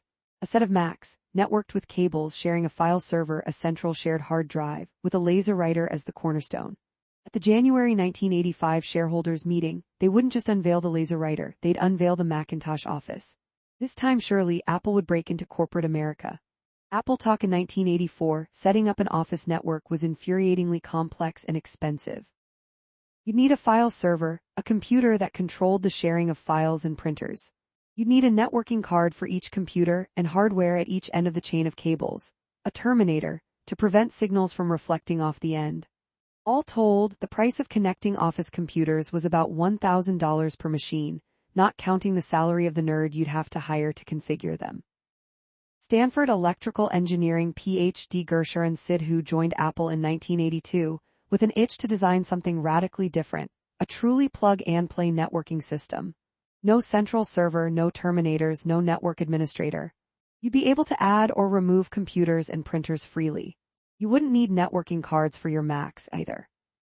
You just connect a little $50 adapter to the printer port of each one, and then connect those adapters with cables. The icons of other Macs would appear in a little desk accessory called the Chooser, bearing plain English names. The new system was called Apple Talk. With a maximum cable distance of 1,000 feet and a maximum of 32 computers and printers, it was ideal for small offices, schools, and homes. Eventually, hundreds of thousands of Apple Talk networks connected Macs all over the world. The Apple Talk Personal Network is a breakthrough in price and value that brings Macintosh radical ease of use to work groups, raved the Los Angeles Times. In 1993, Apple honored Sidhu by making him an Apple Fellow. Office unveiled. Scully and Jobs did everything they could to make the 1985 Apple shareholders meeting as triumphant, important, and ecstatic as the 1984 meeting had been. Large corporations are telling us that they're going to use both Apple and IBM workstations, or that they want to use Macintoshes to talk with their IBM mainframes, Jobs said. So for 1985, Apple proposes détente with IBM. This time there were 2 Macs on stage, projecting onto 2 giant screens. In 1984, the enormous word Macintosh had scrolled horizontally across the Mac screen, This time the phrase was the Macintosh office and it spanned both screens. The point was clear, these Macs were, for the first time, connected. Next, Jobs revealed the laser writer. The audience reception was rapturous. Finally, he described the file server, a 20 or 40 MB hard drive with software that would handle various workers' access to shared files, folders, and printers. Eventually, it would accommodate email, multi-user databases, and shared calendars, too. The file server was coming in the fall, he said. Today will be the beginning of an alternative to IBM's vision of the office, an alternative that starts with people rather than mainframes. Soon, he went on, add-on AppleTalk products would come from other companies. Multi-user apps, file servers, connections to other kinds of computers. Apple would even be offering a little expansion card for IBM PCs so that they could print on the LaserWriter too. Détente. After the keynote, attendees grabbed for the sheets coming out of the demo LaserWriters, astounded at the quality of its printouts. Scully bought yet another round of double-spread pages in magazines and newspapers, another round of TV ads. AppleTalk is as simple to hook up as an extension cord, said one, and almost as cheap. But today, if they remember the Macintosh Office campaign at all, people are most likely to remember only one ad, the one that aired on the Super Bowl. Lemmings, the 1984 ad, had become historic and insanely effective. Jobs hoped that Chiat/Day could make lightning strike a second time. Once again, copywriter Steve Hayden repurposed an ad from an earlier unused campaign. Again, it was high concept. Again, the implied target was an oppressive IBM. Ridley Scott was unavailable, so his brother Tony stepped in to direct the ad. The ad was called Lemmings, named for the rodents whose herd instinct is so strong, according to legend, that if one walks off a cliff, the others blindly follow. It turns out not to be true. In Apple's version, though, the lemmings are business people carrying briefcases. Against a barren landscape, they march in lockstep, single file, blindfolded. They're whistling an under-tempo, mournful version of hi-ho, it's off to work we go. The Lemmings ad seemed to have all the ingredients of the 1984 ad, but the result was a disaster. On January 23rd, Apple will introduce the Macintosh Office, a voice says. Now we see the front of the line where we get the point. They're following each other off a literal cliff. They're dying. Suddenly, one handsome guy in his 30s stops at the brink and removes his blindfold. You can look into it, the voiceover continues, or you can go on with business as usual. Over the preceding months, Chiat/Day's ads had become increasingly explicit in their depiction of IBM as an evil empire. One ad showed people using chainsaws to cut their PCs apart. Another showed a businessman smashing his PC against the wall. But this ad was extreme. Where the 1984 ad had been playful, rebellious, and optimistic, this one was depressing, alienating, arrogant. Worst of all, it directly mocked the very people Apple was trying to win over, business owners currently using IBM equipment. It depicted them as mindless drones. Neither Jobs nor Scully loved the original storyboard, but Jay Chiat and Lee Clow pushed back hard. I will put my whole reputation, everything, on this commercial, Clow said. He pointed out that Apple had had concerns about the 1984 ad too, and it turned out to be a classic. Scully left the decision to Mike Murray, who pulled the trigger. The ad would air. The decision made, Apple left nothing to chance. Newspaper ads teased. If you go to the bathroom during the fourth quarter, you'll be sorry. A huge temporary screen stood at one end of the stadium so that the Super Bowl crowd could watch the ad live. And 86,000 white cushions, bearing the multicolored Apple logo, padded the seats of the Stanford University Stadium, a free ad in every TV camera shot. Today, those cushions fetch a pretty penny on eBay. When the ad finally aired in the final seconds of the game, Jobs and Scully, along with Jobs' girlfriend and Scully's wife, watched from their Apple-padded seats. But when it ended, there was no ecstatic cheering. It must have been the only completely silent moment in Super Bowl history, Scully says. Apple's phone lines were suddenly flooded. Irate callers, disgusted by the ad, shouted that they would never buy another Apple product. Parent groups thought it depicted violence. School boards thought it glorified suicide. An Advertising Age magazine study found that fewer than 20% of viewers even got what it was about. We bid it big time, Hayden says. Whereas the 1984 ad has been called one of the best ads ever aired, the 1985 ad would be called one of the worst. Apple did not air another Super Bowl ad for 14 years. What happened to the Lisa in hopes of reviving the dying Lisa? In January 1984, Apple relaunched it as the Lisa 2.5, with a 5 MB hard drive and a nicer price, $3,500. Then, in January 1985, as part of the Macintosh Office effort, they renamed it the Macintosh XL, featuring a startup disk that ran the Mac's OS and most Mac programs. Apple figured that its remaining stock of this Macintosh XL, priced at $4,000, would take 18 months to sell. Then at last the Lisa would, as Joanna Hoffman puts it, just peter out into the sunset with nobody noticing. Instead, to Apple's astonishment, the Mac XL sold out in under 3 months. But Apple had no more to sell and no more parts to make more. It was a major scandal, Hoffman says. Mortified, she left Apple shortly thereafter. For a time, the Lisa enjoyed a resurrection at the hands of Sun Remarketing, a company run by Apple dealer Bob Cook. He bought, on consignment, 7,000 older, broken, or incomplete Lisas, fixed them up, upgraded them, and sold them. But one day in 1989, an Apple lawyer called. "We want to exercise our clause in the contract to pick up the computers that we own," he said. A line of trucks carried Cook's last 2,700 Lisa computers to a landfill in Logan, Utah, dumped them and crushed them with bulldozers, ensuring that none of them could ever be recovered and sold. And why destroy thousands of brand new machines? For the tax write-off. Apple would be eligible for a tax break of 34 cents on the dollar, more than it would have netted by donating the machines. In 2014, a Lisa fan in Alabama named Joseph Irving came up with a thrilling plan. On the 25th anniversary of the Lisa's discontinuation, he'd excavate the landfill, live on TV, and recover those buried Lisas. He started a crowdfunding campaign on Kickstarter to raise $400,000. It raised $85. Celebration in February 1985, Steve Jobs celebrated his 30th birthday with a black tie party at the St. Francis Hotel. The San Francisco Symphony played, Ella Fitzgerald sang, Bob Dylan had been unavailable. Close to 1,000 people attended, including original Mac team members who'd left Apple. Woz gave Jobs a special gift, a framed copy of the Zoltaire brochure hoax he'd made for the 1977 West Coast Computer Fair. As soon as he saw it, Steve broke up laughing, Woz says. He'd never even suspected I'd done it. John Scully raised his glass and hailed his friend as technology's foremost visionary. It was the last time he would ever toast Steve Jobs. Ghosts of the missing Macs. For every product that winds up in the Apple Store, dozens never make it out of the lab. Apple may kill a prototype for any number of reasons: technological, economic, political. The internet is filled with cool-looking photos of canceled products. In 1984, Apple began developing 2 new Macs. One, nicknamed Baby Mac, featured a flat CRT screen, a faster chip Motorola 68020, a handle, and a wireless keyboard and mouse. It was Hartmut Esslinger's best design never to be produced. But the most promising computer was the Big Mac, a powerful workstation with a vertical 15-inch screen perfect for documents. It would run Unix, but the software would feel like a Mac, much like Mac OS X, which came along 17 years later. For a time, Big Mac was intended to be part of the Macintosh Office initiative. Apple made 6 prototypes. But Jobs' successor in the Macintosh division, Jean-Louis Gasset, canceled the project. Neither the Baby Mac nor the Big Mac made it past the Frog design model stage, but echoes of their designs wound up in the iMac and Apple's later keyboards and mice. 15. Riffed as he surveyed the wreckage of the Lemmings ad, John Scully longed for a return to something like Apple's ascendance in the summer of 1984. He had great hopes for Macintosh Office. It had every hallmark of a grand slam, with one tiny footnote: it didn't really exist. There was no file server. There was a design for one about the size of a paperback book, but its file and printer sharing software was not even close to being ready.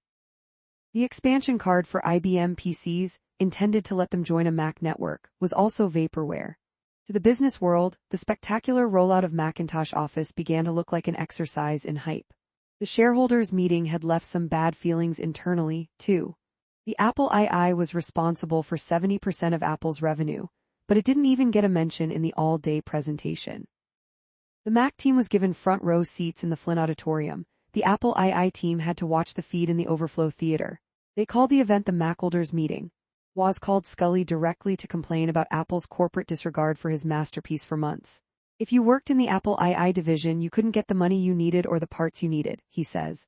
I thought that wasn't fair. Meanwhile, he missed the startup days. I want to go back to the garage where you don't have to fill out a dozen forms to get something done, he told a reporter. Shortly thereafter, he left Apple for good. Woz wasn't the only one. Dozens of executives, managers, and engineers left Apple. The organization chart was full of to-be-hired notations. In the Apple II division, the role of marketing manager turned over so many times that someone posted a sign: "If your boss calls, be sure to get his name."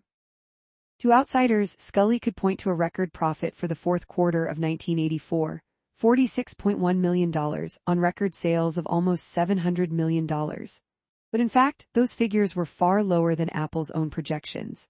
Expecting better sales, Apple had built $100 million worth of more Macs and Apple IIs than it could sell. They were piling up against the walls of the Fremont factory, threatening to block the hallways. Scully ordered all 4 factories to shut down for a week. Scully was realizing that his history of marketing a consumer product, Pepsi, left him unprepared for 4 critical principles and lessons. First, during the months of enormous ad spending, he had cut Apple's research and development budget. Robbing research to pay for advertising turned out to be a big mistake, he says. We lost our new product edge. Was after Apple after his plane crash in 1981, Woz finished his college degree at UC Berkeley, under the pseudonym Rocky Raccoon Clark, his dog's name and wife's maiden name. Then he dove into a new venture just for fun. He conceived, funded, and helped to produce a music festival. I had so much more money than I could ever dream of spending. I was 30 at the time and probably worth $100 million or more, he says. I thought, my God, why not put on a big progressive country concert with these groups I loved? It was called the U.S. Festival, pronounced us, not U.S. The bands included Fleetwood Mac, Tom Petty and the Heartbreakers, The Police, and Talking Heads. Woz lost millions of dollars on the venture but enjoyed the experience enough that he produced a second U.S. festival in 1983. And then he went back to Apple. He just wanted to do what he loved best, dreaming up cool engineering designs. Apple offered him a small cubicle in the Apple II division. He got a thunderous ovation when he arrived, especially because he announced that he just bought $7 million in Apple stock. But at the same time, he felt strangely non-essential and out of place. He also continued to resent the Apple II's treatment as a second-class sidekick to the Macintosh. Apple's direction has been horrendously wrong for 5 years, he told the Wall Street Journal. And he began to long for the thrill of creating something entirely new. When Woz left Apple for the second and final time in February 1985, he started up a new company, CL9, where he engineered and sold the first programmable universal TV remote. Still, for years, he appeared at events on Apple's behalf and consulted on various Apple II projects. To this day, Woz receives a small salary from Apple and remains a shareholder. Mostly though, Woz has filled his post-Apple life with whatever he thinks is fun. He taught computer classes to middle schoolers and joined technology startups. He appeared as a contestant on Dancing with the Stars, started a Woz cryptocurrency, played Segway Polo, had some kids, settled down with his 4th wife, Janet, and won boxcars, worth of awards and honorary degrees. He's given away a huge amount of money. He was a founding sponsor of the Tech Museum, Silicon Valley Ballet, and the Children's Discovery Museum of San Jose, and he travels the world giving talks. As he writes at the end of his memoir, I hope you'll be as lucky as I am. Second, in consumer goods like soda, the value of your product remains constant while it sits on the store shelf. In the computer business, unsold inventory loses value rapidly. Third, the home and education computer markets were ruthlessly seasonal. Apple sold almost 40% of its computers during the holiday season. If you guessed wrong about how much product to build, you were hosed. Finally, Scully was learning that tech companies amortize their R&D costs into the price of a product from day one. His competitors expected to lower their prices over time, not just because of competition, but because they had front-loaded R&D expenses into early pricing. That never happened at Pepsi. Our perspective had been hopelessly wrong. High-tech could not be designed and sold as a consumer product, Scully concluded. Of course, the 1985 slump was hitting the entire industry. But Apple's struggles, gleefully reported by the press, seemed to be intensifying in every department. As the stock sank, Scully got 50 calls a day from screaming investors. How are you going to pay me back for the money I've lost? The French Connection in late 1984, Jobs and Scully tried to arm Apple for the war with IBM. They discussed buying Compaq and getting into the PC business. They held discussions about co-ventures or buyouts with Wang, AT&T, General Electric, General Motors, and Ross Perot's company, EDS. In February 1985, a glimmer of hope shone from across the pond. French President François Mitterrand had ambitious plans to leapfrog the U.S. and Japan in computer literacy. He wanted to set up 40,000 computer centers to prepare the French people for the digital age. The charming, easy-to-use Mac seemed like the perfect machine. Scully and Jobs spent months in talks with French diplomats, tantalized by a deal that could be worth $500 million. If it went through, Apple's excess inventory problem would disappear in a heartbeat. Finally, they sat down at Élysée Palace, Mitterrand's official residence, over an exotic meal of some kind of innards, as Scully remembers it. There was much discussion of a new Mac factory in Marseille, and very little discussion of how France would pay for all of this. In the end, it was all for nothing. The potential deal leaked, the press dumped on the idea of an American factory on French soil, and critics predicted a devastating blow to France's own computer industry. The deal was dead. Power shift. One aspect of Apple's organizational chart had always been awkward. Steve Jobs had had two roles, chairman of the board above Scully and vice president of the Macintosh division below him. But when Jobs took over the newly combined Lisa Mac division in the spring of 1984, he was now, at 29, an executive vice president of a $1.5 billion a year company with operational power that he'd never had before. Scully was fond of saying, "Apple has one leader, Steve and me." But this was different. The two-man power structure made other executives feel shut out of the decision-making. Worse, in Scully's view, the promotion seemed to make Jobs even more sharply demanding of others. Not just the Macintosh division, Scully says. He began to dominate many of the conversations and discussions within the executive staff. For example, Jobs continued to show disdain for the Apple II team, calling them bozos. The tension between the Mac and Apple II divisions, Scully says, could have cracked steel. In early 1985, some board members were growing concerned. They told Scully that he didn't seem to be running the company, he seemed to be sharing it. "I was startled," Scully says. "I had always thought that part of my role was to help Steve grow so that someday the board would have the option of allowing him to run his own company." The Macintosh group, meanwhile, wasn't performing. A year after the first Mac's debut, there still wasn't a design for a successor. Critics were complaining that the much-vaunted LaserWriter, even with all of its horsepower, took an eternity to print graphics, and the infernal file server software was still nowhere. Scully's relationship with Jobs was fraying. They once were like brothers and could agree on anything. Now, under the strain of the company's misfortunes, they fought about everything. Scully saw Jobs as a toxic force that was burning people out. Jobs saw Scully as an empty suit with no passion for products. He had no idea how products are created, Jobs said. After a while, it just turned into arguments. Every computer company's sales were crashing. Sales nationwide dropped 20% in March 1985 alone. But Apple's March figures were especially shocking. It sold only 10% as many Macs as it had projected. The stress drove Scully to his breaking point. He confronted Jobs. "I changed my entire life to come and work with you, Steve. But this is really not going to work," he said. He told Jobs that he planned to recommend to the board that Jobs step away from the Mac division. "If you do that, you're going to destroy this company. I'm the only one who understands enough around here about manufacturing and operations," Jobs fumed.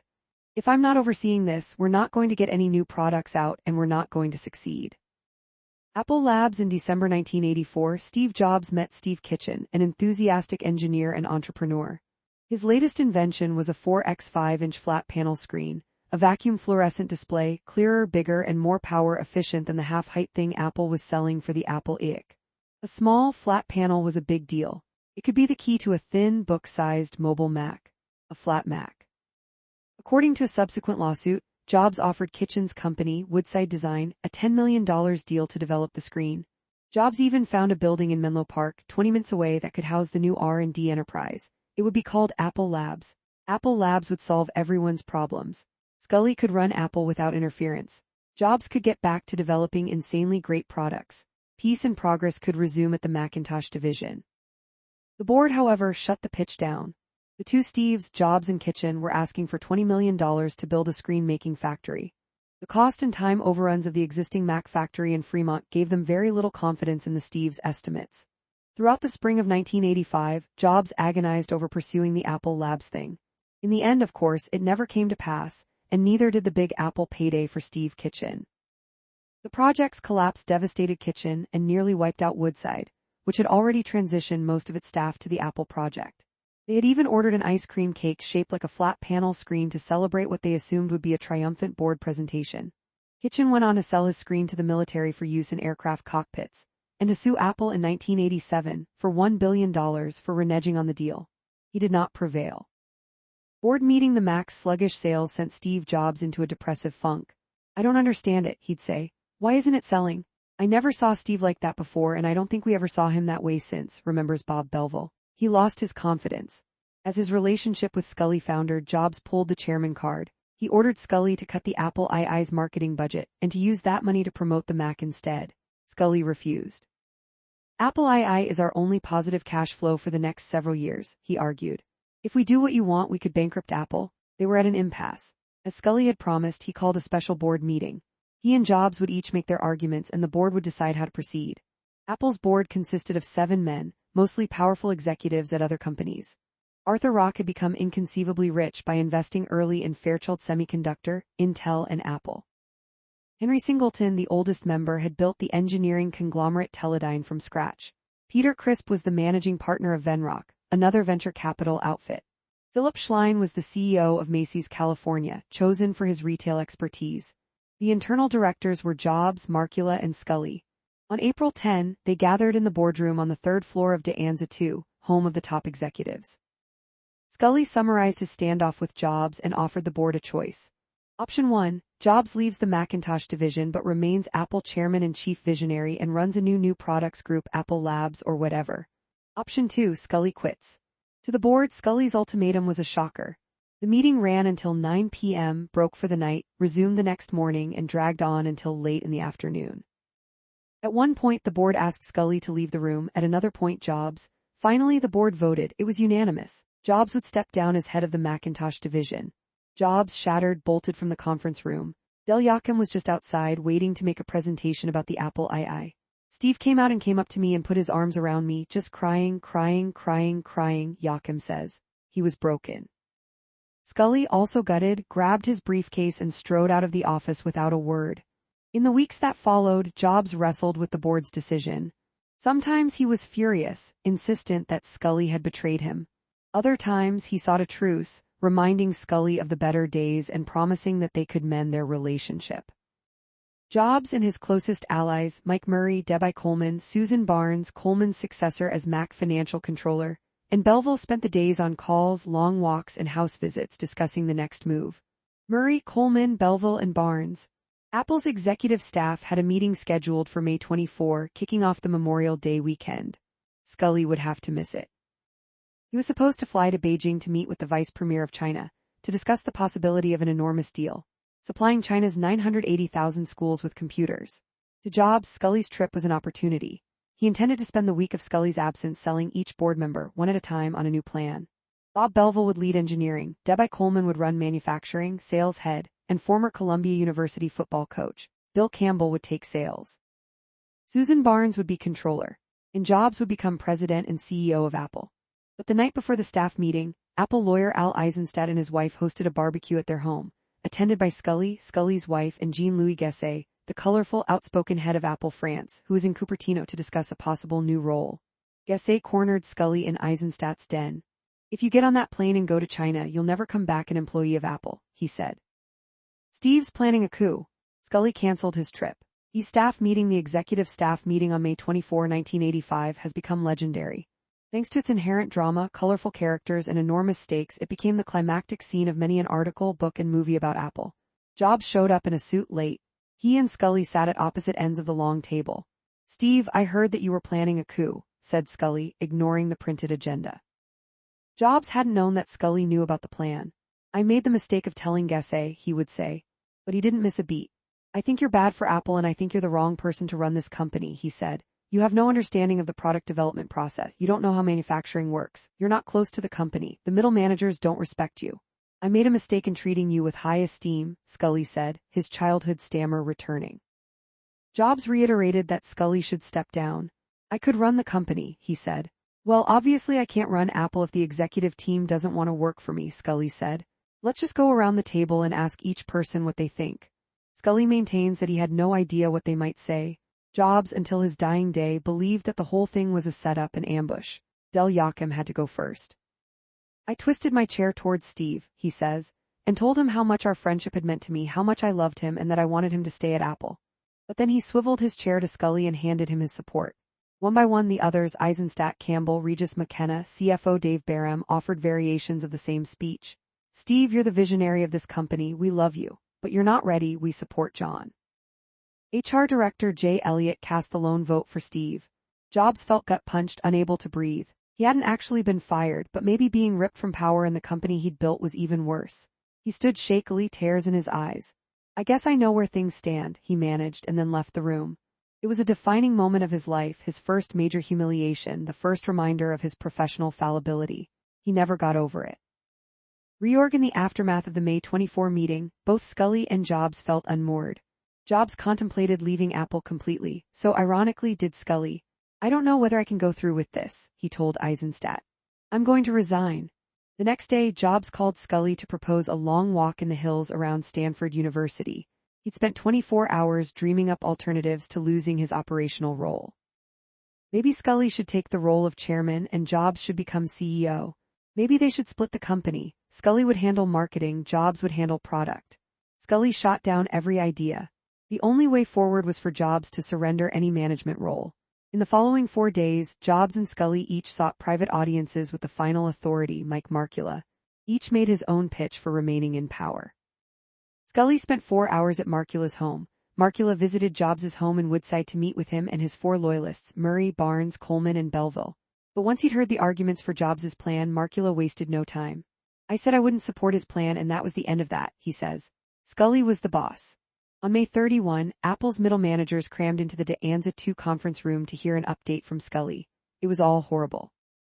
He broke the news of an after-tax loss of $17.2 million, the first quarterly loss in Apple's history, and then announced a new organizational chart.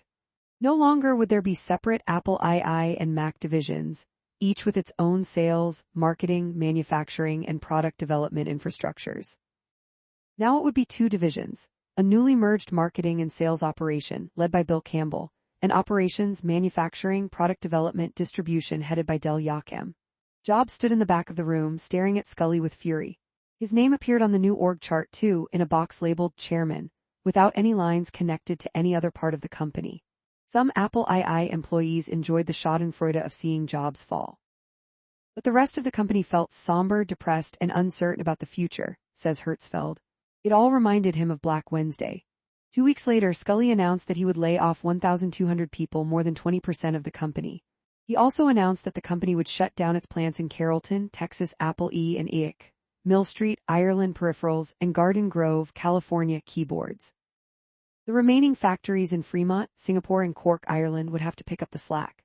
Summer of '85, after his demotion, Jobs spent a few days at home with his girlfriend Tina Reds, listening to music with the shades drawn, ignoring the ringing phone. The 3 men Jobs admired most as father figures, Scully, Markula, and Arthur Rock, had all turned on him. "What had been the focus of my entire adult life was gone, and it was devastating," he'd say. Scully gave Jobs a new office in Banley 6, a small, sparsely occupied building across the street from Banley 3. Jobs called it Siberia.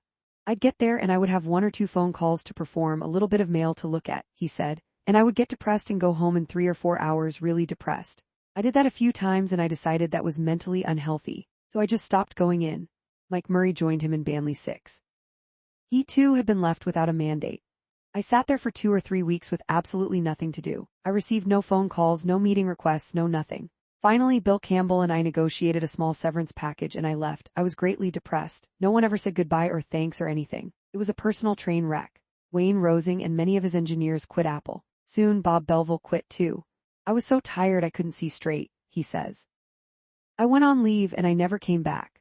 The company's center of gravity was shifting. Eventually Jobs picked himself off the floor. I went for a lot of long walks in the woods and didn't really talk to a lot of people, and gradually my spirit started to come back." He spent the summer traveling with Reds, France, Italy, Russia. At some of the stops he represented Apple, the rest he devoted to healing, thinking, and planning. He received 3 offers to teach at colleges. Representatives from both political parties encouraged him to run. There was an option to become a passenger on an upcoming space shuttle launch. He turned all of it down. But by the time he returned to Cupertino, Jobs had an idea for his next chapter. He was still young, passionate, and fantastically wealthy. He wanted to start again. "I was writing down what were the things that I cared most about, that I was most proud of personally about my 10 years at Apple," he said. The top 2 items on his list were creating products and education. Jobs asked the Apple board if he could speak at their September 12 meeting. "I've been thinking a lot, and it's time for me to get on with my life," he began. He planned to start a new computer company, he said, but they shouldn't worry. His new product wouldn't compete with Apple's machines. It would focus on powerful workstations for college kids. He also mentioned that he'd be taking a handful of people with him, very low-level people that you won't miss. The board wished him well, offered to buy 10% of the new venture, and even said he could remain on Apple's board. But soon thereafter, Jobs presented Scully with a list of the 5 people who intended to join his new venture. They were Apple fellow Rich Page, Mac software head Bud Tribble, Mac engineering manager George Crow, financial controller Susan Barnes, and Dan Lewin, the architect of the university consortium and Apple's gateway to the education market. These were not low-level employees, these were people who knew Apple's internal budgets, schedules, and product plans. Gassé was outraged. Campbell was fucking furious. He said he was going to take a few middle-level people, railed Arthur Rock. It turned out to be 5 senior people. Even Markula, who rarely rose to anger, was offended. He took some top executives he had secretly lined up before he left. That's not the way you do things. Apple sued Jobs for $5 million, accusing him of secretly scheming to walk away with confidential details about the canceled Big Mac computer, the Unix-based workstation that Page had worked on. The new product Jobs intended to build sounded an awful lot like the Big Mac. Jobs had thought he'd been transparent with the board. Deeply offended by the legal action, he launched a counteroffensive in the press. When someone calls you a thief in public, there's just a time to say something, he said. He invited reporters he'd met over the years to his house in Woodside. Barely furnished, his home has the Spartan air of a guerrilla camp, went the Wall Street Journal's account the next day. There are no curtains in the dining room, and little more than a black baby grand piano and a bookcase in the living room. But an Apple Macintosh personal computer is perched on a shelf in the pantry. Jobs no longer had any interest in the figurehead chairman title. On September 17, he drove to Mike Markula's house and handed him a resignation letter that he'd printed on the laser writer. The company appears to be adopting a hostile posture toward me and the new venture. Accordingly, I must insist upon the immediate acceptance of my resignation. As you know, the company's recent reorganization left me with no work to do and no access even to regular management reports. I am but 30 and want still to contribute and achieve. After what we have accomplished together, I would wish our parting to be both amicable and dignified. Yours sincerely, Stephen P. Jobs. Jobs owned 11% of the company's stock, worth over $100 million. In a matter of months, he'd sold all of it except one share, which he held on to so that he'd get the Apple annual report and be allowed to attend shareholder meetings. He gave a couple of interviews about his new venture, which was to be called NeXT. He mocked Apple's lawsuit. It's hard to think that a $2 billion company with 4,300 employees couldn't compete with 6 people in blue jeans. And he never spoke to John Sculley again. Apple versus Jobs. After 4 months, Jobs and Apple settled their lawsuit. The January 1986 agreement gave Apple the right to inspect prototypes of NeXT computers to make sure they didn't incorporate Apple's trade secrets. Jobs also had to promise that NeXT computers would be more powerful than anything Apple made, and therefore wouldn't compete with Apple's home and student market, and that he wouldn't hire anyone else from Apple for 6 months. In short, the agreement put on paper the same restrictions Jobs had offered the board in the first place. Part 2, Interregnum 16. New ideas. It's not unusual for the founder of a startup to step aside as the company grows. In fact, it's very rare for one to remain at the helm. The evidence is strong that, in general, people with startup skills will not have the skills necessary to run a fast-growing enterprise, said Stanford management professor Stephen Brandt at the time of Jobs' departure. They can adapt, get out of the way, or fail. You can see all of those in the Apple situation. Some at Apple demanded his return. There were "We Want Our Jobs Back" t-shirts, and some, weary of his erratic behavior, were relieved to be rid of him. Apple's stock jumped up by 7% when Jobs departed, and a few analysts put Apple back on their buy lists.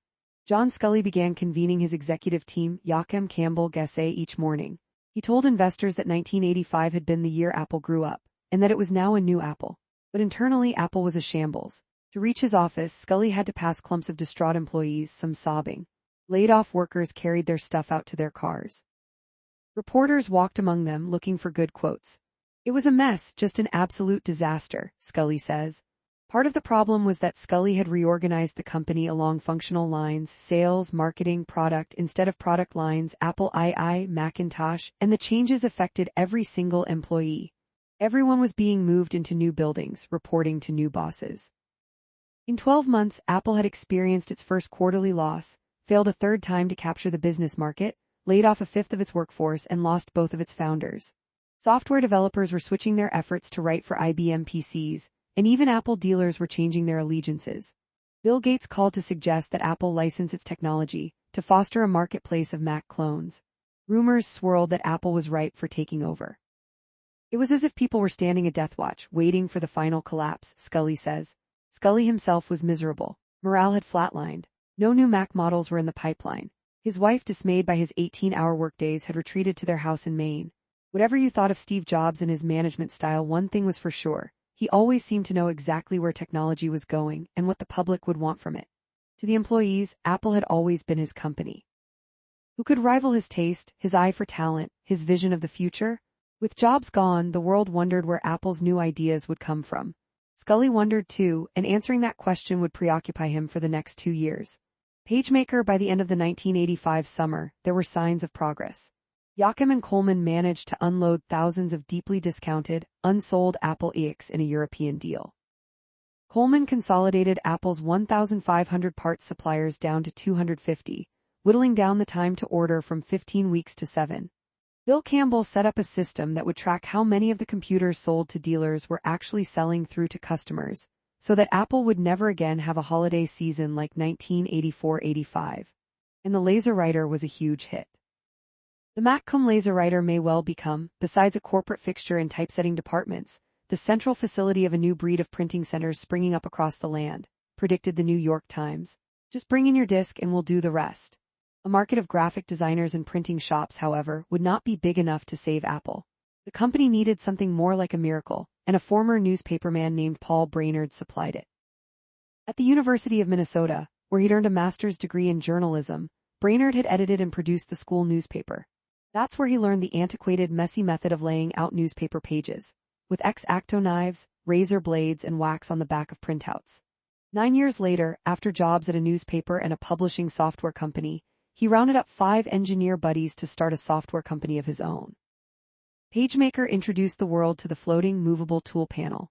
He called it Aldus, after Aldus Manutius, the Renaissance-era printer who invented italics. Brainerd's big idea was to write a program that would computerize the grisly layout process. You could paste your articles into columns, drop in photos and graphics, choose your fonts and sizes all on the screen, and then print it on the spot. No razor blades, no wax. Brainerd called the software PageMaker, and he called the process desktop publishing. Brainerd knew about the Macintosh. In early 1984, a salesman from Apple's Bellevue, Washington, office had visited Aldus as part of Apple's developer evangelism efforts. He didn't know us from Adam, Brainerd says. He got 2 Macs out of his trunk, brought them into the office, and said, "Here, you take them for the next 6 months."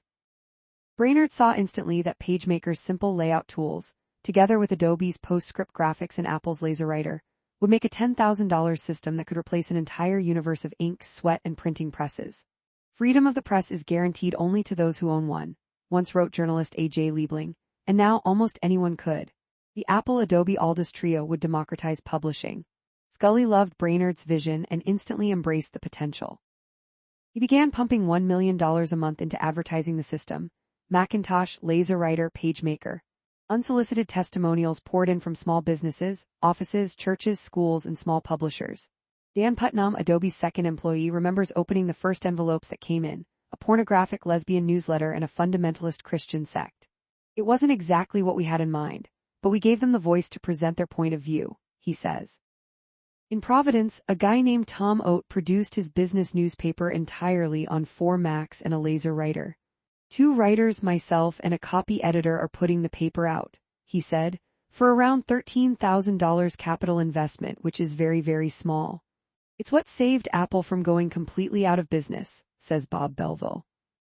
Had the laser printer not been there, the desktop publishing business wouldn't have evolved, and nobody would have bought those Macs in the quantities that they were bought. We did not forecast that. The desktop publishing revolution was the rare stroke of good luck for Apple in 1985. Wall Street analysts had predicted that Apple would post a loss for its 4th quarter. Instead, Apple eked out a $22.4 million profit. On the other hand, there was still no file server, still no networking card for PCs. Marketing head Bill Campbell admitted to the press that the whole Macintosh Office marketing concept was a dud. "It made people concentrate on what we didn't have rather than on what we had," he said. "It was a mistake, we admit it."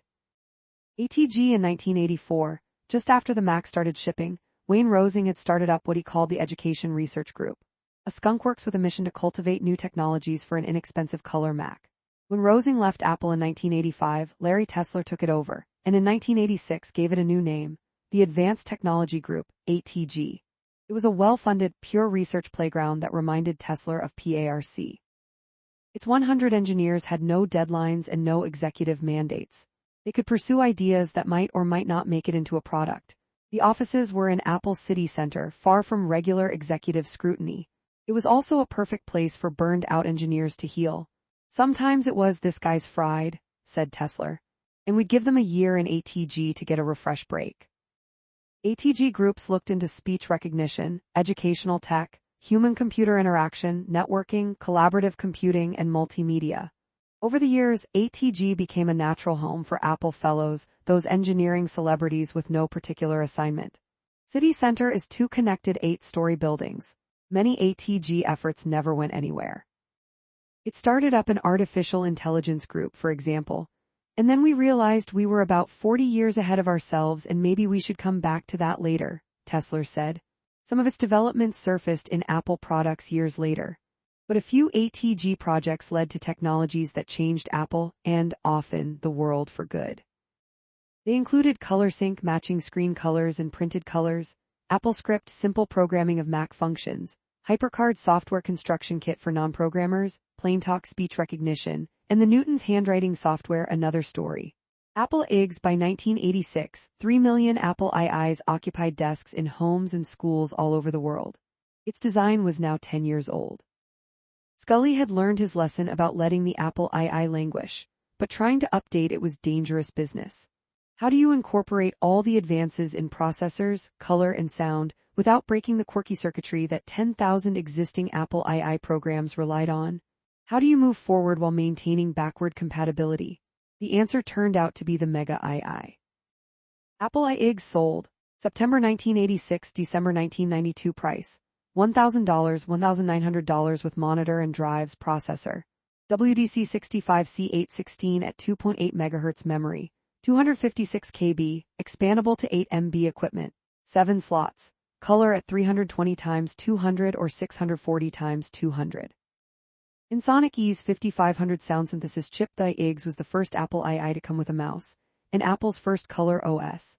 It was an Apple II on a chip, a single integrated circuit that combined all the functions of an Apple II's 30 chips. When engineers Dan Hillman and Jay Rickard created the Mega II, it was just a side project. Nobody had any particular plans for it. The Mega II just seemed like a way to make the Apple IIc smaller, says Hillman. But late in Woz's 2-year stint back at Apple, he became interested in creating a 16-bit Apple II. A 16-bit computer is faster than an 8-bit one because, other factors being equal, it can move data in bigger chunks. Of course, a 16-bit machine would be totally incompatible with the Apple II's traditional 8-bit circuitry and all those thousands of programs. GS-OS, as the Apple IG's OS was known, was Apple's first color OS. The Apple Jonathan, the most radical computer Apple never made, was the Jonathan, named either after the Apple variety or its creator, Apple II hardware engineer Jonathan Fitch, or both. It was to be a modular computer, containing Motorola's powerful new 68030 chip. You could buy a $500 base, and then snap additional book-sized modules into a horizontal backbone, like a high-tech bookshelf. Some modules would contain software, operating systems like DOS, Windows, or Unix. Others held hardware, storage, memory, modems, and so on, made by Apple and others. A basic system would have a short shelf with 1 or 2 books. A business setup would have 3 or 4 books, and a power system would have 7 or 8 books on a wider shelf, says Fitch. Hartmut Esslinger loved the idea, an expandable, evolving machine, a computer that looked more impressive the more power it had. His team designed a sleek, dark gray, sharp-edged machine like nothing Apple had ever made. By June 1985, Jonathan's budget, marketing plan, and even packaging were ready to go. It was time to show it to Apple's executive staff. After a slideshow, Esslinger whipped away the cloth that had been covering the prototype. The executives were shocked by the design and the color. It's not that they didn't like the idea, says Frog designer Tony Guido. They were afraid of it. They showered concerns on the project. It competed with the Mac II, now in development. It wouldn't be profitable enough. Scully even worried that Jonathan's multiple OS feature would be a Trojan horse in reverse. Instead of giving DOS users their first taste of the Mac OS's elegance, he said, the machine might lure Mac users to DOS. That reasoning floored us, says Fitch. Apparently, Scully had less faith in the Mac than we did. Maybe Scully actually believed that people would prefer DOS, or maybe the Jonathan smacked too much of a Steve Jobs project. Jobs had left only a month before. In any case, Scully and Gassé canceled the project a week later. But what if this new machine came equipped with a Mega II chip? It could be a computer with 2 personalities. It would run new 16-bit programs with spectacular speed. But when you ran an old Apple II app, the 8-bit Mega II chip stepped in, impersonating a standard Apple II. This computer, Project Phoenix, could be the bridge between the Apple II and Macintosh worlds. Its code names were Brooklyn and Golden Gate, but the world would know it as the Apple IIGS, short for graphics and sound. It was the first Apple II to come with a mouse and a full-blown finder like the Macs. The fonts weren't as nice, but the familiar landmarks were there. Menus, windows, file and folder icons, the trash, desk accessories, control panel, and so on. In fact, the IIGS Finder had something important that the Mac didn't have: color. To the exhilaration of music nerds, the IIGS came with an Ensoniq sound chip. It could not only play 15 notes simultaneously, but could also record and play back audio with excellent quality. With the right add-ons, the IIGS could be the world's first digital answering machine. Woz left Apple before the IIGS was finished, but he couldn't have missed the double homage to him. First, Apple had finally invested in a supercharged Apple II. Second, the first 10,000 Apple IIGS machines bore his signature, Woz, silkscreened onto the front panel. When it went on sale in October 1986, the IIGS got mixed reviews. It was pricey, especially when compared with the similarly equipped Atari ST and Commodore Amiga. Then there was the awkward fact that the IIGS was only mostly compatible with existing Apple II software 95% and hardware 80%. Bill Gates, after seeing a demo, announced that Microsoft would be making no new programs for it. In the end, the IIGS was a moderate success. Apple sold 1.5 million during its 6-year lifetime. It wasn't enough, though, to hold back the Macintosh tide. Apple was about to give the Mac the power boost and expandability it desperately needed, and by the end of 1986, the Apple II's reign as Apple's biggest cash cow would be over. 17. Hérésy's Jean-Louis Gasset was the brash, uninhibited head of Apple France, who'd previously worked at HP and during his shaved head years, Data General. Under his watch, France had become Apple's most profitable territory outside the US. In fact, Gasset's outfit sold more Apples than IBM sold PCs. In the spring of 1985, he had offered John Sculley a modest idea: bring Gasset to Cupertino to start a software division. The lack of available programs was killing the Mac, and maybe with his charisma and ingenuity, he could persuade developers to get their butts in gear. In the end, the discussions went nowhere. Jobs was adamant that I should report to him. I was equally determined not to work for Steve, Gasset says. But when Jobs left Apple, Sculley brought Gasset back not to start a software division but to take over Jobs' role as the visionary guy, VP of Product Development.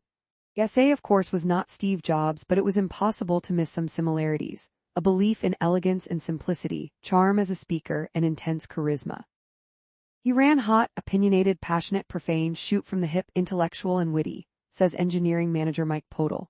Gasset usually dressed in black and wore a diamond stud earring. In his French-accented English, he was equally adept at spontaneous hour-long talks and colorful sex metaphors, which became known as Gasset-isms. We must always give our user pure sex, Gasset might say. It's like a rendezvous in the back seat of an automobile with a beautiful girl. Or looking to Wall Street to measure a company is like trying to measure Marilyn Monroe by chest size. It doesn't give you the gestalt. Also, like Jobs, Gasset was 90% marketer, 10% engineer, yet he'd now been handed the reins to Apple's engineering organization. He found himself stepping in between two warring divisions, Apple II and Macintosh. The street that separated their buildings earned the nickname the DMZ. You ventured across it only at your peril, Sculley remembers. The anger was poisonous.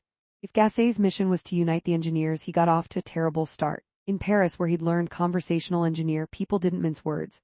We don't say, I love what you're doing, but maybe we can tweak it, he says. The French don't give feedback, they perform live dissection. When he tried that direct approach at Apple, he was met with hostility and no action to address his concerns. Within days, a human resources rep was fielding complaints and suggesting that Gasset lighten his tone. He began asking questions. As he met each engineer, he asked what they were working on and how it fit into the larger Apple mission. Little by little, the engineers warmed to him, recognizing that he could be their champion. It helped that he chose an office right there in engineering, instead of in the Mariani building with the other top executives. They especially liked that Gasset was willing to violate a key tenet in the religion of Steve Jobs. He wanted to open up the Mac. Designing the Mac to be closed off and non-customizable had never made sense to Gasset. After all, the slots in the Apple II had made it a global success. So Gasset let it be known that he would be authorizing the creation of at least 2 new Macs with slots. And to hammer home the point, he ordered new license plates for his Mercedes, Open Mac. Gasset credits surviving a 1993 stroke and couples therapy with making him a recovering alcoholic.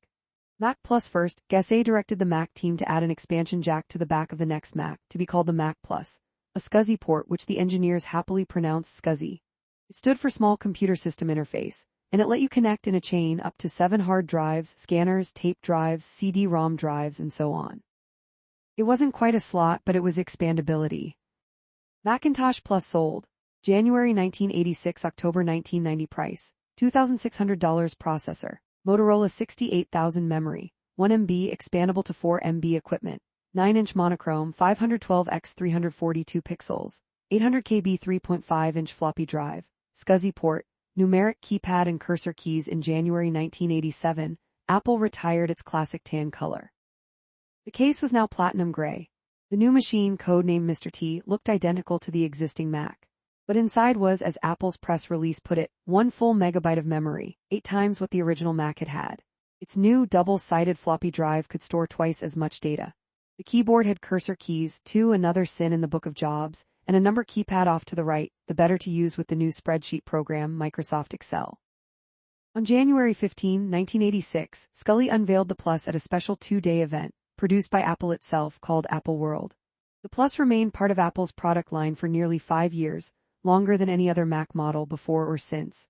Macintosh SE. On March 2, 1987, Apple hosted its second annual 2-day Apple World Conference, this time in LA's Universal Amphitheater. The audience was about to witness the births of the first 2 wholly new machines of the Gassé era. First, a stagehand rolled out the Macintosh SE for system expansion. Except for the gray, grooved plastic of the Snow White design era, it looked at first like all previous Macs. But as the first Mac that had had no input from Steve Jobs, you could open it without voiding your warranty. It contained, yes, a slot. It could accommodate accelerator cards, networking cards with Ethernet jacks, video output cards, DOS cards, and so on. Nor was that the only characteristic that would have appalled Jobs. It made noise. It was the first Mac with a fan, ending an era of silent Mac computing. Macintosh SE sold. March 1987, October 1990 price, $2,900 processor, Motorola 68,000 at 7.8 MHz memory, 1 MB expandable to 4 MB equipment, 1 or 2 800 KB floppy drives, internal hard drive option, expansion slot, cooling fan. Apple made 10 SEs with transparent cases to use for promotional purposes. Today they're collector's items. At $2,900, the SE was no Apple II. Apple hoped that it would be adopted by, what else, the business market. In that regard, it did well enough. Better yet, once the Mac had a slot, the nightmare of unsupervised user meddling that Jobs had feared never came to pass. The first Apple Easter eggs. An Easter egg is a little surprise hidden in software, buried by the programmers in such a way that only the savvy know how to trigger it. Since the day Steve Wozniak buried Woz in the Apple II's first ROMs, Apple's engineers have been brilliant Easter eggers. In 1982, after a company called Franklin Computer had illegally produced an Apple II clone, Apple sued and won. Steve Jobs asked the Mac team to hide a watermark in the Mac's ROMs to make future lawsuits easier to prove. Using astonishingly few pixels, Susan Kerr drew an adorable software thief behind bars. But the first time the Mac team gave photographic evidence of its own existence was in the Mac SE, and you really had to work to get it. Early Macs came with a strange accessory in the box, the programmer's switch. It was a small plastic panel that you could snap into the vents on the side of the Mac. It offered 2 big square buttons, an interrupt switch and a restart switch, intended for use by programmers. If you pressed the interrupt switch, the Mac's debugger screen appeared. If you now type G41D89A and hit enter, you trigger a 4-frame slideshow, featuring the faces of the Mac SE team. When Steve Jobs returned to Apple, he issued a decree. No more credits in about boxes or Easter eggs. In an industry where top talent is often poached by predator rivals, a credits box like the one in the SE amounted to a billboard for headhunters. Mac II. The next table rolled onto the Apple World stage shattered the link to past leadership unmistakably. It wasn't a graceful wedge like the Apple II. It wasn't a compact all-in-one like the Macintosh. It was an enormous rectangular box, something cooked up by the geometry police from IBM land, as Newsweek's Stephen Levy put it. And when Gassé played a slideshow on its screen, the audience gasped. It was in color. Macintosh II sold. March 1987, January 1990 price. $3,770 processor. Motorola 68,020 at 16 MHz memory. 1 MB, expandable to 8 MB equipment. 1 or 2 800 KB floppy drives. internal 40 MB hard drive option. 6 new bus slots. George Lucas's Industrial Light and Magic used Mac II machines to create special effects for The Abyss, 1989. This was the Macintosh II, the first color Mac, the first without a built-in screen, the first to use Motorola's 68020 chip, 4 times the speed of the Mac Plus, the first 32-bit Mac, and the first Mac with multiple slots. If you filled them all with graphics cards, you could connect up to 6 screens, and even drag windows from one monitor to the next, your cursor crossing the air between them. It was the largest product we've ever done at Apple Computer, Gessé said, and it was as far from Jobs' Mac ideal as it was possible to get. The Mac II's new bus slots, a format developed at MIT, required no configuration. You could put any card into any slot without having to flip any so-called DIP switches just to tell your clueless computer what you'd done. Better yet, these cards could work independently of the processor. Apple foresaw a day when you'd insert a card containing a faster next-generation processor. It would simply bypass the one your Mac II already had. In fact, a year later Apple introduced a new operating system called AUX, Unix, with the Mac's own system software running on top of it. A truly committed geek could add to that a Mac 286 card, and presto, a single machine could now be all 3 of the world's most popular computers, DOS, Unix, and Mac. The Mac II team had struggled to answer a key question: exactly how colorful should the Finder be? On the Apple IIG's Windows menus and icons exploded with color. For a business machine, it felt like too much. In the end, the Mac II desktop was still entirely black and white, except for the tiny, colorful Apple logo at the corner of the screen. At $7,000 with a color screen and 40 MB hard drive, the Mac II certainly wasn't priced for the rest of us. An 80 MB drive was also available, an inconceivably huge amount of storage for 1987. As one Apple magazine pointed out, it's hard to imagine one person filling 80 megabytes, and it's unlikely that any one person will. But the Mac II was an engineering marvel, and everyone knew it. Apple couldn't keep up with demand, and its stock leapt up 11%. The Mac SE and Mac II took 18 months and $150 million to develop. But they proved 2 things. First, that expansion options would not ruin the simplicity and joy of using a Macintosh. And second, that a traditional structured corporate development path didn't have to produce a soulless product. By July 1987, it seemed as though Apple had turned a corner. Quarterly profits had risen 65% from a year earlier to $53.5 million. Morale was surging. The product pipeline was full once again. Scully told reporters that Apple would be announcing more new products in 1987 than it had in its entire first decade. According to Scully's calculations, Apple's revenues would reach $20 billion by the year 2000. It was an optimistic forecast, but as it turned out, not nearly optimistic enough. HyperCard Bill Atkinson had done plenty of essential work for Apple. He solved the overlapping windows problem, written QuickDraw, which made possible instantaneous graphics on the Mac, and created Mac Paint, the art app that captivated thousands of fans. Then one night in 1985, after swallowing a medium dose of LSD, he dreamed up what would be his last great Mac software project. I spent most of the night sitting on a concrete park bench outside my home in Los Gatos, California. I gazed up at 100 billion galaxies, each with 100 billion stars, he said.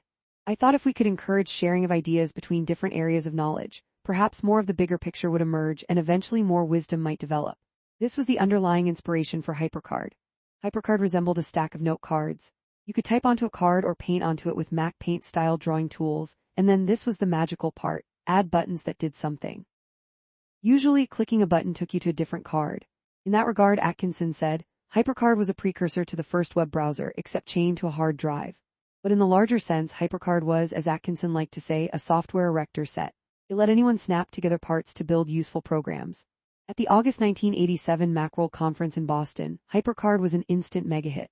Some people just used HyperCard stacks as they came. Some made little changes to existing stacks or went on to build their own. Some used it to prototype new programs, the party trivia game You Don't Know Jack. Some used it to build finished ones, the mega-hit puzzle game Myst. And some mastered the simple scripting language, HyperTalk, to write their own complete new programs: databases, notepads, address books, calendars, interactive adventure games, interactive tutorials. They distribute them on the CDs that came with computer magazines or through user groups. Claris Apple included 3 programs with every original Mac: MacWrite, Mac Paint, and starting in the fall of 1984, MacDraw. A painting program changes the colors of individual pixels. A drawing program creates fundamental shapes, circles, rectangles, lines that remain editable objects. Steve Jobs thought he was doing the world a favor by including 3 beautiful apps with every Mac, but independent software companies were deeply annoyed. How could their own word processors and art programs hope to compete with free? And so, in 1987, Scully created a new subsidiary called Claris Corp in Santa Clara. Claris became the new owner and developer of MacWrite, MacPaint, and MacDraw, plus a project planning app called MacProject and an all-in-one suite called MacWorks. Claris sold enhanced versions called MacWrite II $200, MacPaint 2 $125, and so on. In the 1990s, it had hits with Claris Emailer Email, Claris Homepage Website Design, Claris Organizer Calendar Contacts Notes, and Claris Works Spreadsheet Word Processor Database Presentation and Graphics. The company also produced some flops, for example, a Windows slideshow program called Hollywood. Claris's biggest hit of all, though, was the FileMaker database program that it bought in 1988. FileMaker combined the Mac's elegant graphics with powerful list and form-making tools, and became the heart of thousands of small businesses. In fact, by 1998, FileMaker sales were just about the only thing keeping Claris going. Apple shut down development of the other apps and changed Claris's name to FileMaker. At least that is until 2019, when FileMaker Inc. began to branch out again into other kinds of programs. Now that the company was no longer an all-FileMaker company, it needed a new name. After some thought, Apple's leadership came up with a really good one. The newly rebranded company would be called Claris. And because Stacks could control external equipment, HyperCard became the front-end browser for multimedia CDs, DVDs, and Laserdiscs. Software companies put entire art galleries, anatomy textbooks, or musical works onto these discs. You'd navigate them with HyperCard Stacks on your Mac. There was a HyperCard version of the 10,000-page Counterculture magazine catalog Whole Earth Catalog. There were deep, self-guided dives into Beethoven's Ninth, The Beatles, A Hard Day's Night, and Macbeth. The examples that I was most proud of were where someone who wasn't a programmer was able to communicate a passion that they had pent up for years and years, and finally had a way to let it out, Atkinson said. Beethoven's Ninth Symphony, from the Voyager Company, controlled playback of an off-the-shelf Beethoven CD connected to your Mac. Atkinson had made a deal with Apple. HyperCard would come with every Mac for at least 2 years, and Atkinson would get $1 per copy, up to 5 million copies. There was a year when I literally paid $1 million to the IRS, he said. I wish I'd had a better accountant. The last version of HyperCard came out in 1998. But its core ideas live on. In JavaScript, the programming language that tells web pages how to respond when you click buttons, fill out forms, or scroll, in slideshow programs like PowerPoint and Keynote, and of course in the World Wide Web itself. Tim Berners-Lee, inventor of the web, cites HyperCard in his original proposal for it.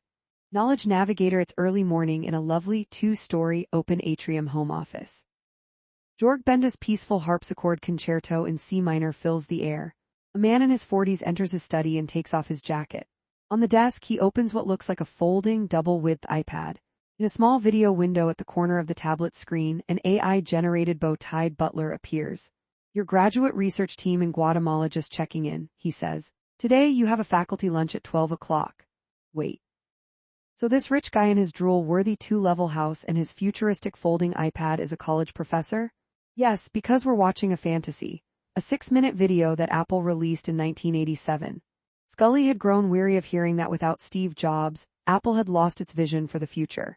He was slated to give the keynote talk at EDUCOM, the biggest academic computing conference. Bud Colligan, who led Apple's college marketing group, had just read Scully's memoir Odyssey. He was inspired by the epilogue, in which Scully describes a futuristic Mac with a flat color screen, voice control, and joysticks on each side. In the book, Scully called it the Knowledge Navigator. He wanted to make the point that we weren't at the middle of an industry or the end of an industry, we were at the beginning of an industry. Colligan had an idea. What if, as the heart of Scully's conference speech, he showed an actual video of this thing? For Scully, the AI butler was the most important part. It will wander around throughout dozens of databases, he wrote. You won't have to search through the stacks of libraries. The world's largest library will exist on your desktop or your lap. The actual public internet was still 6 years away. All of the technology that it takes to build a knowledge navigator is today incubating in our universities or in the laboratories of our companies, Scully said to wrap up his EDUCOM speech. Today, the 1987 Knowledge Navigator video is a little cringy.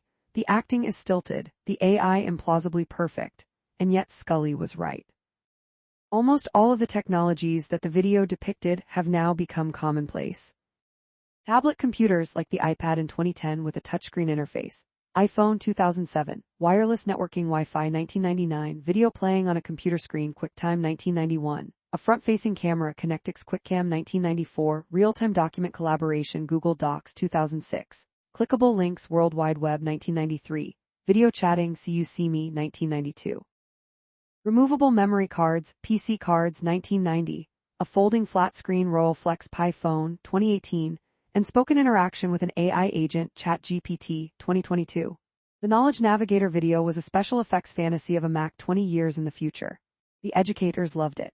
Scully used the video as the centerpiece of his subsequent presentations for employees, reporters, analysts, and investors.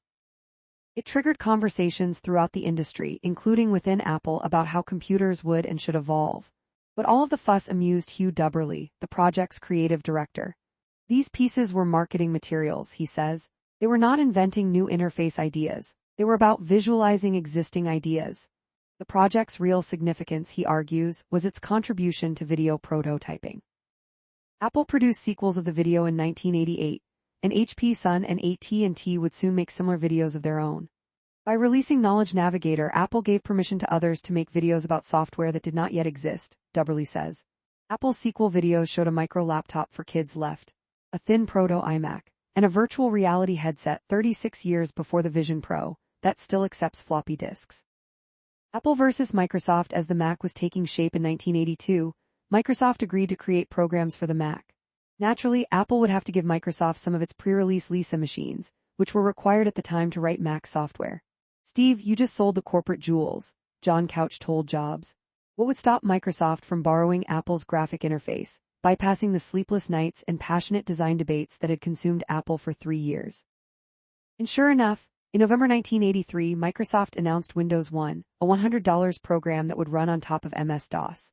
It took 2 years to finish, and it was crude, slow, and limited, but the writing was on the wall. Soon, anyone with an IBM PC or PC clone could use a mouse, open multiple windows, and choose commands from menus. The first time he learned of Windows, Jobs tore Gates apart. "You're ripping us off," he shouted.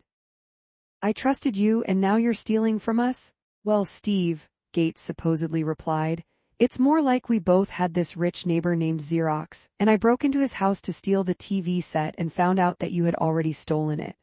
Apple's larger problem, however, was the bargain Scully made with Microsoft. Back in 1977, Apple had paid Microsoft $31,000 for the right to incorporate Microsoft's AppleSoft Basic Programming Kit into every single Apple II, for 8 years. Nobody imagined that the Apple II would still be a hot seller 8 years later. So when the deal was about to expire in 1985, Apple was nervous. Most Apple II programs were either written in AppleSoft Basic or relied on its existence. Without it, many programs wouldn't even run. Apple desperately needed to renew the AppleSoft deal.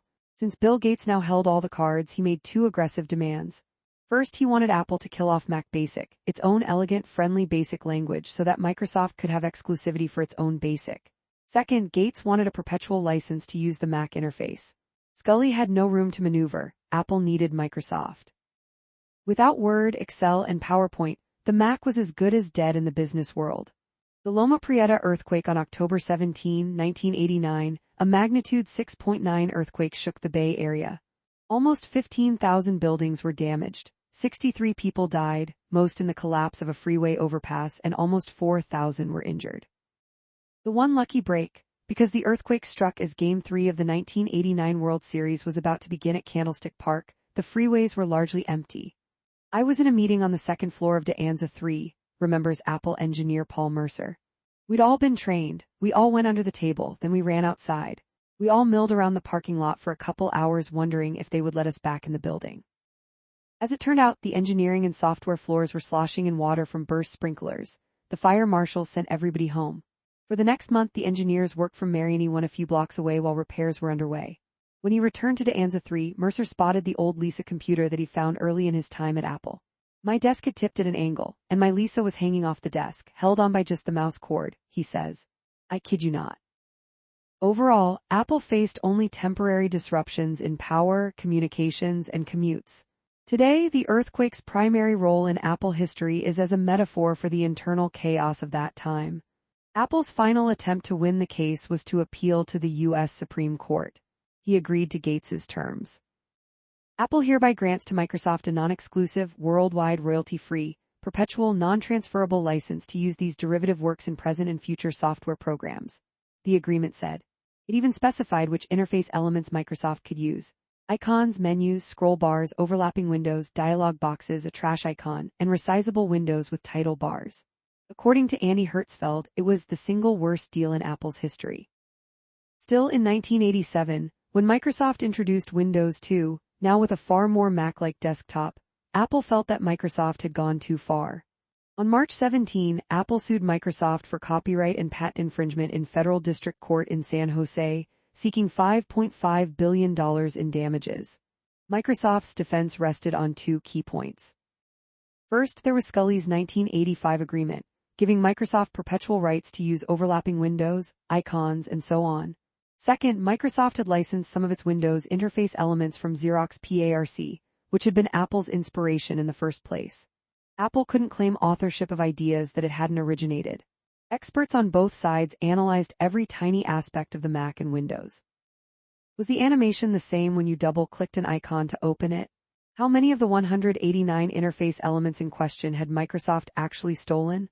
The case dragged on for 4 years, cost both companies millions, and fascinated the legal and tech worlds. In April 1992, District Court Judge Vaughn Walker handed down his decision. Microsoft had not infringed. The 1985 agreement granted Microsoft permission to use all but 10 of those 189 items, and the remaining 10 weren't protected by copyright at all, because they were so obvious. Apple appealed, lost, appealed to the U.S. Supreme Court, lost again. The after-effects of the ruling were titanic. First, it handed much of the personal computer industry to Microsoft. As the primary supplier of software for the world's IBM PC clones, its offering of a Mac-like desktop was irresistible. By 1994, Windows had a 90% market share, a dominance it maintained for the next 20 years. Second, the case shifted how companies thought about intellectual property. Now they're more likely to patent specific underlying technologies than interface designs. Finally, the ruling began the modern era of tech companies imitating tech companies. Windows looked more Mac-like with every edition. The Android phone's interface looks just like the iPhone's, and modern Apple, Google, and Samsung smartphones offer almost identical lists of features. All of these companies now know the golden rule: you can't copyright an idea. 18. High right, low left. The success of the Mac II gave Jean-Louis Gasset the confidence to embrace a new motto: 55 or die. That was the profit margin he thought Apple's machines could generate. Dell's profit margins were 30%, Compaq S were 40%. Of course, Apple would not get there by making junky PC clones. Gasset's plan was to take the product line high and right. That is, if you plotted Apple's offerings on a graph of price and power, they'd appear high and to the right, expensive but fast.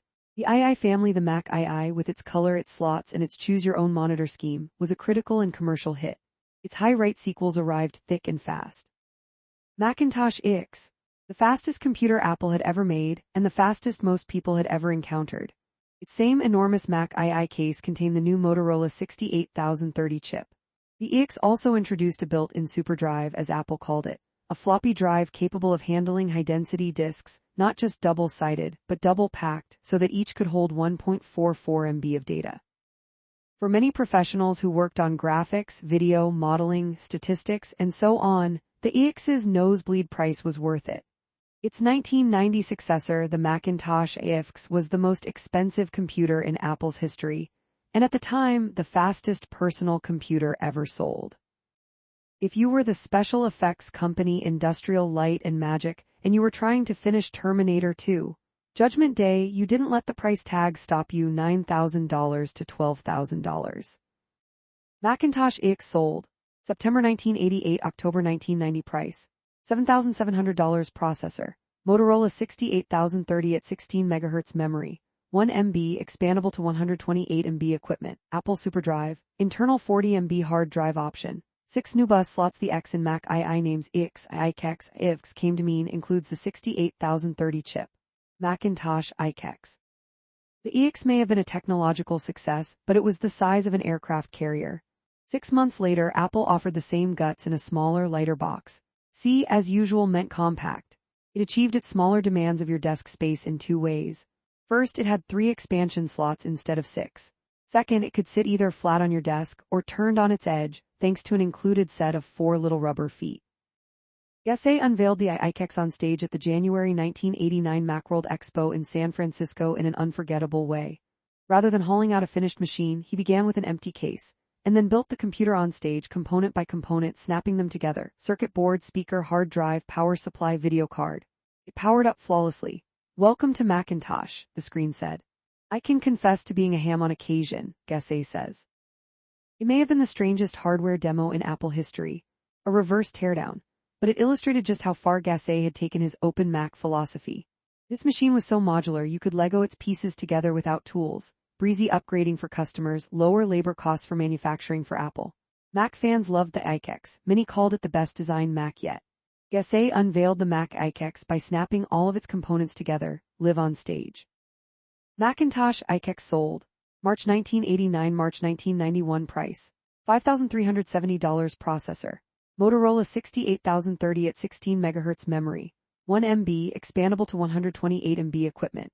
Apple SuperDrive, 40 MB hard drive, 3 new bus slots. Apple design apprentice Gavin Ivester designed the iCax and iSi while he was still in college at San Jose State University. In September 1989, Apple offered iCax Twin, the Macintosh iSi, at the time the fastest Macintosh ever made, $6,270. Its processor ran at 25 MHz instead of 16, giving it enough horsepower for color graphics and movie playback. The I in the name stood for integrated video. It was the first Mac II machine that didn't require you to buy a $400 video card to connect a monitor. It was among the best-selling, longest-lived Macs ever. The compact family. Not everyone needed a massive, modular color Mac. What would happen, Gassé wondered, if Apple engineers could pack the speedy guts of the Mac EX into the body of a Mac SE? The answer: the Macintosh SE30. It was the first compact Mac with a 68030 processor, the first with an internal SuperDrive, and the first to include color QuickDraw, so that you could connect it to a color monitor. This thing blazed at 4 times the speed of the original SE. The SE30 wasn't just a terrific system just when it debuted, blogger John Gruber would write 20 years later. It remained eminently usable for years to come. When I think of the original Mac era, the machine in my mind is the SE30. Macintosh SE sold. January 1989, October 1991 price: $4,370 processor. Motorola 68030 at 16 MHz memory. 4 MB expandable to 128 MB equipment. 9-inch monochrome screen, 40 or 80 MB hard drive, processor direct slot. A Mac SE appeared on Jerry Seinfeld's desk in Seinfeld, the first of many Macs that appeared there over the years. Mac Portable. In the early 80s, Seiko, Tandy, HP, Toshiba, Sharp, Grid, and others made valiant attempts to create laptops. Battery life was terrible if there was a battery. Some machines could run only when plugged in. The screens were black and white, tiny and dim. Hard drives and CDs were years away. And for all this misery you might pay $8,000 or more. In 1985, Toshiba introduced the T1100, a PC clone that actually managed to be workable. At £9 it was no MacBook Air. But with an 8-hour battery and a $1,900 price, it got the industry's attention, and Apple S. Of course, laptops had been on Apple's radar for years. As early as 1984, Steve Jobs would chant the mantra "Mac in a book" by 1986. The Apple IC, easy to carry in a briefcase, was a start. But on September 20, 1989, Apple unveiled a true, battery-powered, full-blown portable Mac. Well, mostly blown. When we set out to design the Macintosh Portable, we had 3 sets of challenges in mind: portability, consistency, and battery paranoia, said Gassé on a Universal City stage before 5,000 attendees. No subset of applications, no Mac Jr., no compromise. The audience got its first glimpse of the Portable in a video. They saw it being carried by carefree, happy business people, beachgoers, construction foremen, and even mountain climbers. It looked like a wedge-shaped suitcase, with a built-in handle that doubled as a screen hinge lock. As he had done with the iCax earlier in the year, Gassé snapped together a Portable from its parts on stage. When it turned on, its screen displayed the words "Ta-da." In this case, though, the snappability meant convenience. If you were left-handed, you could snap the trackball to the left side of the keyboard. If you had a mouse, you could replace the trackball with a number keypad. If you wanted to install more memory, you could pop in a RAM board. If your battery died halfway through a presentation, you could swap in a freshly charged one without skipping a beat. But in other ways, it meant inconvenience. The snap-in feature, designed in part to accommodate the Fremont factory's robots, required extra space around every component, making the whole thing bigger. The portable didn't use the NiCad nickel-cadmium batteries used in rival laptops for one key reason: they gave you no warning as they approached depletion. You might be in the middle of something important and then boom, those laptops simply shut off and you'd lose your work. Macintosh Portable sold, September 1989, October 1991. Price, $7,300 with hard drive processor. Motorola 68000 at 16 MHz memory, 1 MB expandable to 9 MB equipment. SuperDrive 40 MB hard drive option, 10-inch active matrix LCD screen. Video output jack. The signatures of the portable's designers are embossed inside the case. The last time any Mac would include this style of Easter egg. For the portable, Apple introduced a new kind of battery, sealed lead-acid gel. It weighed more than a NiCad, but it could run for 10 hours and had a smoother exhaustion curve. The portable, for the first time in laptop history, displayed a battery charge graph in a desk accessory, showing when your charge was getting low. Nor did this battery exhibit the memory effect of NiCads, where the battery would remember a lower capacity if you didn't deplete it completely before recharging. Even if the worst should come to pass, you wouldn't lose your work. For this Mac, Apple invented sleep mode, a low-power state where the machine would be dark and quiet but preserved everything you've been working on. The real star of the show, though, was the screen. It had no backlighting, so it was hard to read in dim light. But it was the first ever active matrix LCD screen in a consumer machine. Every one of the 256,000 pixels had its own transistor, so that it could be individually switched on or off. The resulting display was stunningly crisp and visible from wide angles. It was also fiendishly difficult to manufacture. In 1988, nobody could make an active matrix screen with fewer than 10 dead pixels.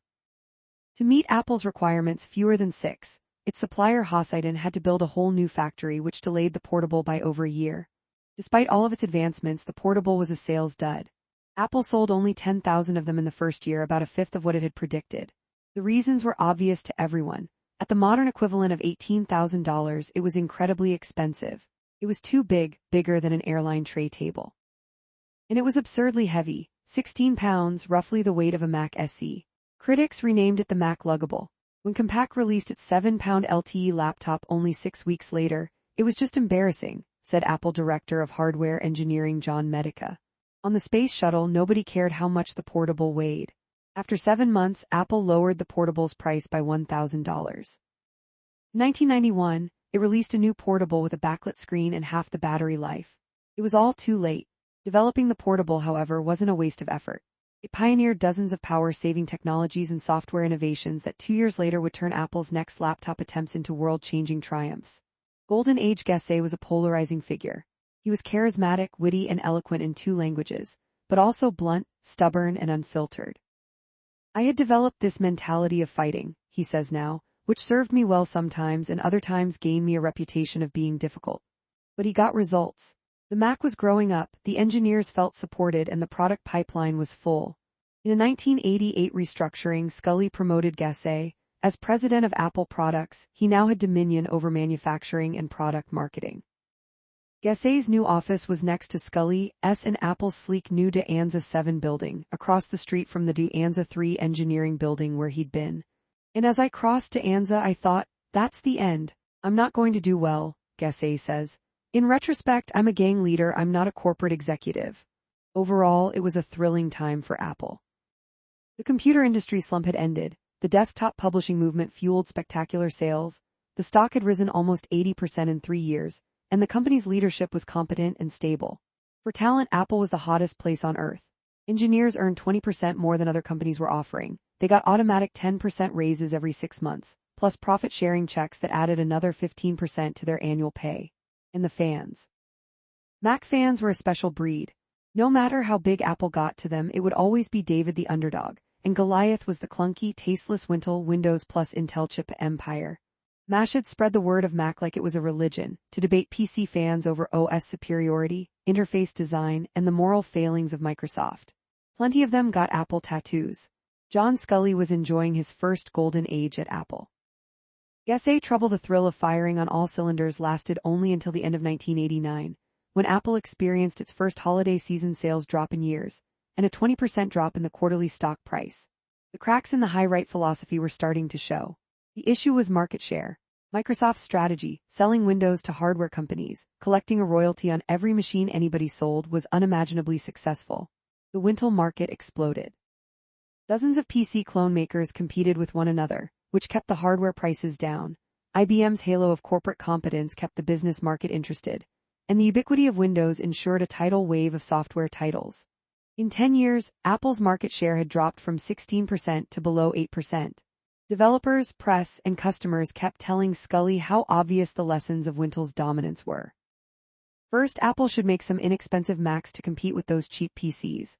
Cheaper Macs meant more Macs sold, a larger installed base, which would make a more attractive platform for software companies. Second, Apple should consider an idea that had been kicking around since 1985. License the Mac operating system to other computer makers just as Microsoft licensed Windows. Gassé forcefully disagreed. A low-cost Mac would be a terrible mistake. It would violate the very heart of Apple's mission, make the finest machines available. In fact, when a shortage of memory chips increased Apple's cost of components, Gassé raised Mac prices, an unheard of strategy in computerland. Customers were livid. Apple undid the price hike 3 months later. By the same logic, he predicted that licensing the Mac OS would be a disaster. The analogy with Microsoft was flawed. Apple was not primarily a software company, it was a hardware company. Why would it deliberately cultivate a market of cheap competitors to eat its lunch? Furthermore, Mac clones would erode Apple's ability to control the quality of the platform. If any old PC maker could throw together a junky Mac clone, the public might stop associating Macs with premium, beautiful, consistent products. Scully and Gassé could not find common ground. Their clashes, personal and professional, intensified. More than ever, Gassé regretted moving to the office next to Scully's. Proximity to the executives had proven to be the diplomatic disaster I anticipated. My raise prices advice was openly scorned, he says. My behavior was considered strange, almost embarrassing. Their antagonism came to a head in January 1990. HR Director Kevin Sullivan had proposed that the two men sit down for a dinner to hash things out. He was a rather even-mannered individual, Gassé says, so we used to call him Kevin the Bold.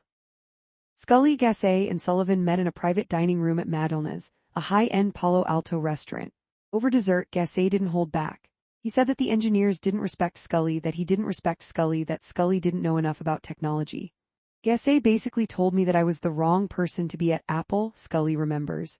2 days after what Gassé calls the Last Supper, Sullivan stepped into his office. I've been asked to separate you from Apple effective immediately, he said. Gassé wasn't entirely shocked.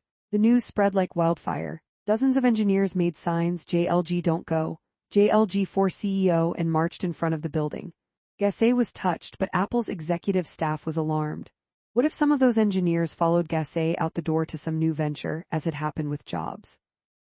Within hours, Sullivan returned with a new message from management. Could Gassé stay around until the end of the company's fiscal year? For 8 months, Gassé was a minister without a portfolio. He took up Japanese calligraphy. He represented Apple at conferences.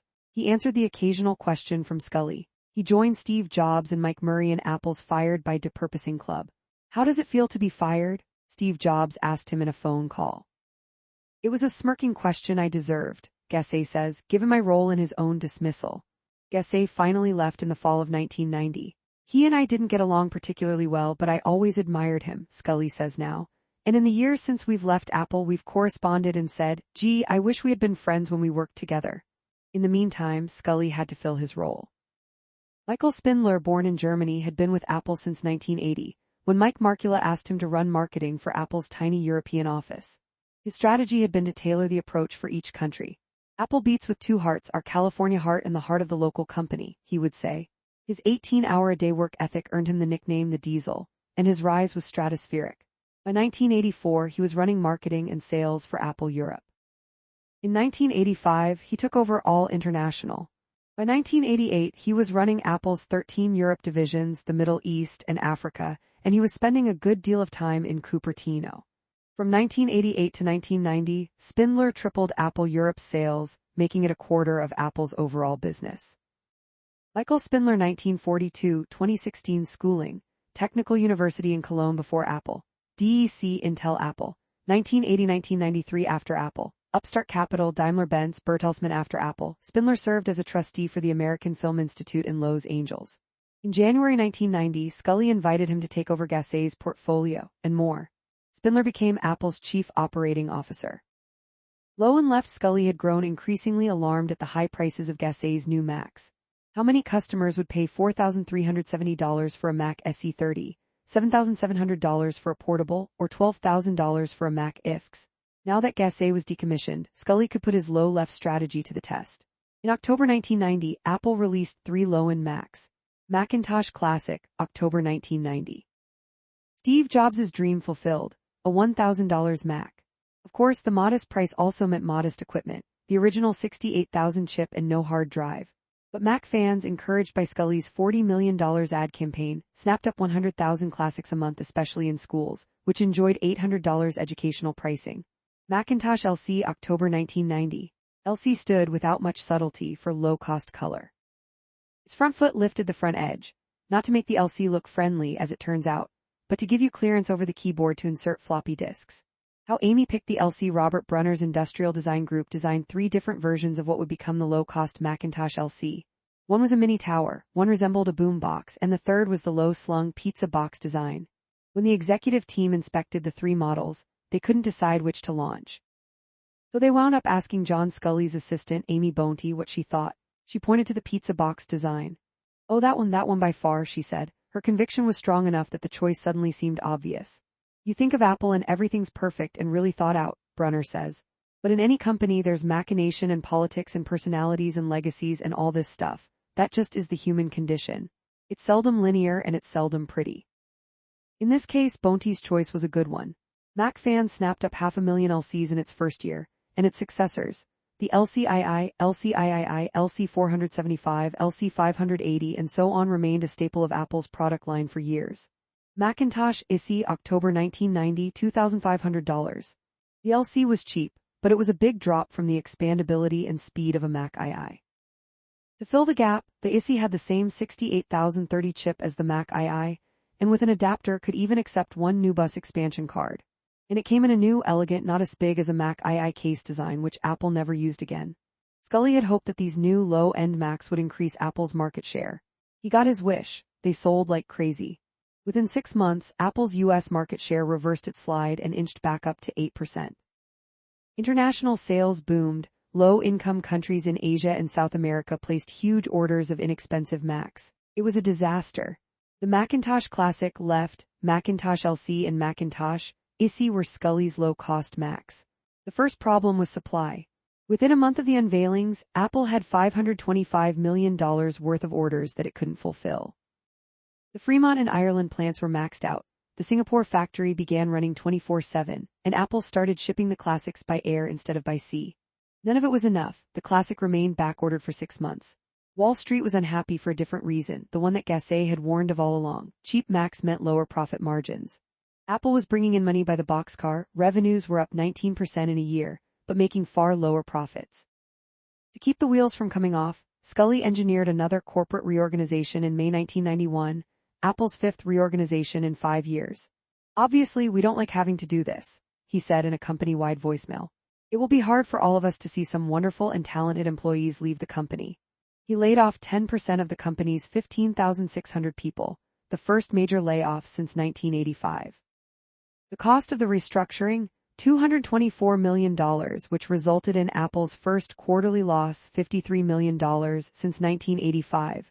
Scully took a 15% pay cut himself from a reported $16.7 million. He named himself Chief Technology Officer, an act that dismayed the engineers. He also closed 2 of Apple's 5 U.S. sales offices and cut budgets for conferences, travel, bonuses, research projects, and even marketing. No more free luxury cars for Apple's top 100 executives. From now on, you'd be eligible for a raise once a year, not every 6 months. There would be marketing cuts, too. In 1990, Apple had spent $750 in marketing for each Mac it sold. That clearly wasn't sustainable. Apple has a tough few years ahead, concluded a Macworld analysis. If the company can throw away old perceptions, catch up on the technology, and fix its organizational problems, it can buy the time it needs to come up with a clear plan for the next decade. If not, Apple may well become a bit player in tomorrow's technology market. 19. System 7. The 1984 Mac team had written the Mac's original system software on a desperately short timeline, for a machine with absurdly little memory. These guys were brilliant, the Hertzfelds and the Steve Capses and Atkinsons, says software engineer Paul Mercer, who worked on the Finder in the late 80s. They were brilliant in what they did. I mean, that code is revered. But the problem is Steve made them run this whole thing in 64K of memory. So they had to torture this code. It was just a lot of hackery. By today's definition, what they put together was not even an operating system. It lacked key features on real computers, including multitasking, a kernel, a traffic cop software chunk between the hardware and your apps, and in particular memory protection, separate memory bubbles for each program. Everything ran in one big-ass memory space. So one bug took down the entire system, Mercer says. Macs in the early years crashed a lot. Over time, memory became less expensive, competition began to intensify, and Apple's engineers began to discuss ways to shore up the Mac's OS. But a complete overhaul seemed to be fundamentally impossible. How do you replace the hackery with something more solid, without breaking compatibility with existing Mac programs? In Multi-Finder, you could switch between open programs using a menu. Of course, there had been improvements. There was System 2, April 1985, which introduced the new folder and shut down commands. System 3, January 1986, brought the hierarchical file system, HFS, meaning that you could, for the first time, put folders inside other folders. System 5, October 1987, offered Multi-Finder, which let you keep multiple programs open simultaneously.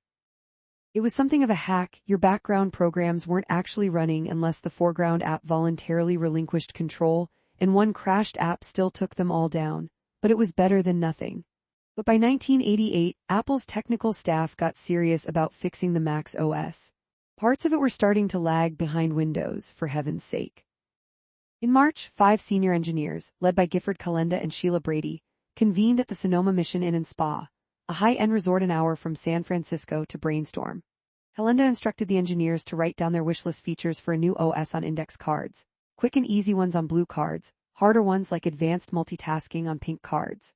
The really ambitious ideas, proposals that would require rewriting the whole damn thing, they wrote on red cards. A group of about 100, the blue team, dove into the blue card ideas. Getting the new release ready took $100 million and 3 years of effort, interrupted only by pizza, Friday beer busts, ultimate frisbee and volleyball at a local apartment complex. But in May 1991, Apple unveiled the biggest advance in Mac system software history. System 7. This upgrade wasn't the major overhaul the OS desperately needed. It added some delicious features but did nothing for the rickety plumbing underneath. And the upgrade wasn't for sissies. It required a Mac with at least 2 MB of memory and a hard drive, and it came on 15 floppy disks. Months later, Apple would offer System 7 on, for the first time, a CD.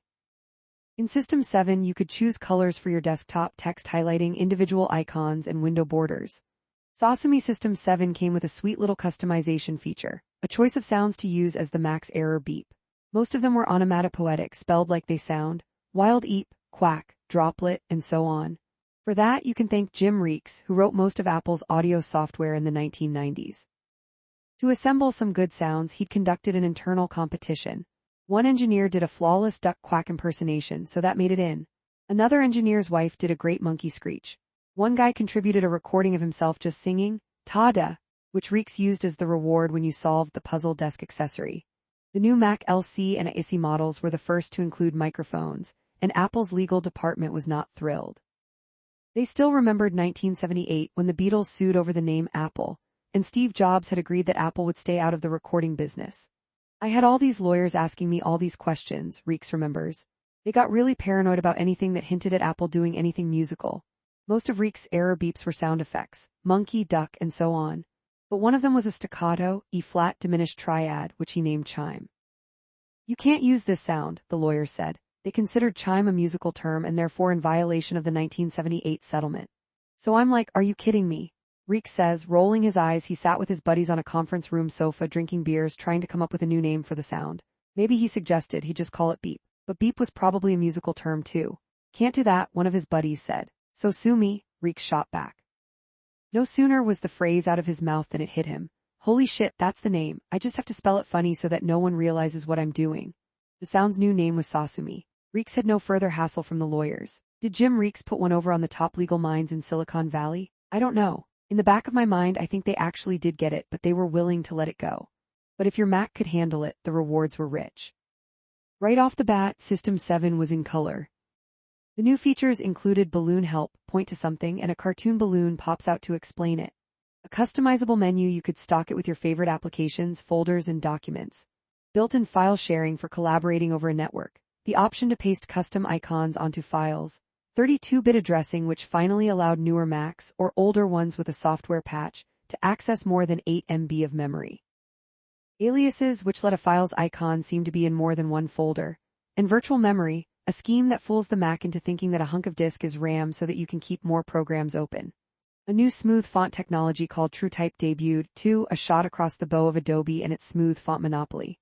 There was also a new Easter egg. If you open the system file with a text editor, you'd find a little note. Help, help. We're being held prisoner in a system software factory.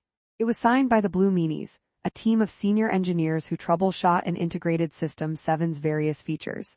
But the System 7 feature that changed the world in the biggest way was a little software piece called QuickTime. QuickTime today, more people watch YouTube than television. Today, people routinely shoot and edit video on their phones. So it may seem hard to believe that in 1990, nobody had ever seen digital video playing on a computer screen. It was possible to pump the output of a laser disc player straight through to a window. But that wasn't digital video. The computer wasn't involved in storing or playing it. It was just analog video using your monitor as a glorified TV. For years, John Scully had been intrigued with the notion of multimedia, any combination of images, text, animation, sound, video, and interactivity, especially its promise for education. As a burgeoning field, multimedia was a perfect fit for Apple, whose computers had been advancing graphics and sound since 1977. In early 1990, Dave Nagel, who'd taken over the Advanced Technology Group, pitched Scully on a drive to develop multimedia features. "We could get years ahead of Microsoft," he said. He pointed out that in May, Apple would be holding its Worldwide Developers Conference, an annual week-long gathering of thousands of programmers. WWDC was a place to get programming tips straight from Apple engineers, to meet other developers, and best of all, to hear what Apple was planning for the coming year. It would be the perfect place to announce video on the Mac. Pencil test. At the 1988 SIGGRAPH Computer Graphics Conference, Apple played a 3-minute video called Pencil Test.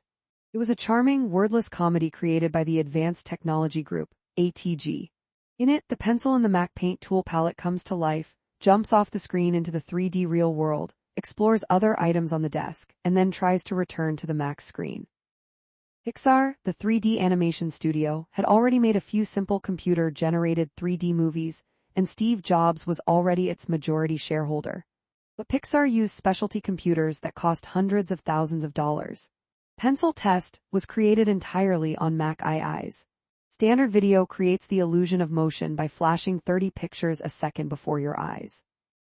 It took 18 MB of memory to hold a single frame of Pencil Test, which is more memory than any Mac on Earth had, so the ATG team was forced to render each frame one horizontal strip at a time, and then digitally stitch the strips together. Even then, the Mac II required 40 minutes to compute each frame of video. At that rate, the movie's 500 frames would require over 3 months to render, too long to finish in time for the conference. So the ATG team wrote custom software that could distribute the rendering work among 28 connected Mac IIs. "We collected a bunch of machines from other groups and a bunch of machines from our group," says ATG engineer Al Caso, "and then brought in our machines from home. And we stacked them up 3 high. The video blew people's minds at the conference and lives on YouTube to this day." Attentive viewers may notice a few familiar names in the closing credits. Andrew Stanton, future director of Finding Nemo and Wall-E, Galen Sussman, future producer of Ratatouille, John Lasseter, future Pixar CEO, and Nancy Tague, future Mrs. Lasseter. And so it was that at WWDC 1990, marketing manager Don Casey took to the stage of the San Jose Convention Center to announce a thrilling new initiative, QuickTime. It would be a system for controlling external devices like laser disc players and fax machines. QuickTime would be groundbreaking, he said. It would be cross-platform Mac and Windows. It would arrive within a year. There was only one problem: it didn't exist. Nobody in engineering had heard of it. Back at the office, they were baffled. That sounds really good, but who's doing that?" Bruce Leak was intrigued. He knew a little something about displaying images on a screen.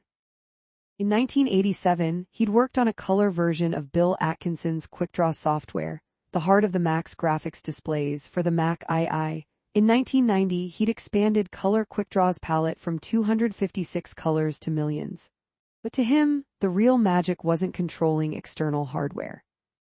He wanted QuickTime to be a software feature so that you could have video anywhere you could currently have a still image, in presentations, in word processing documents, in copy-paste operations. That idea, says QuickTime engineer Peter Hottie, changed everything.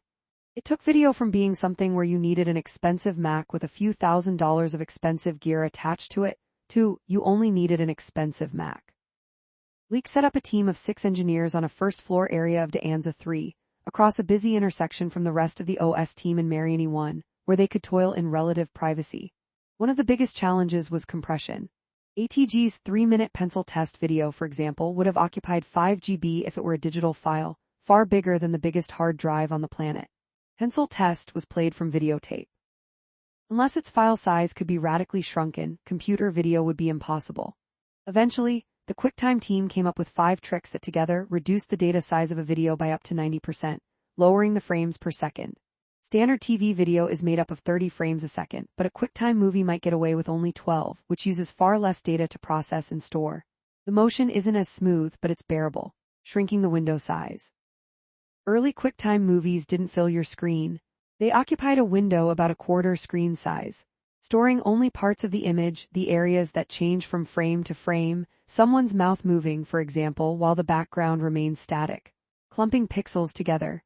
The software studied each 4x4 clump of pixels, which the team called a cell.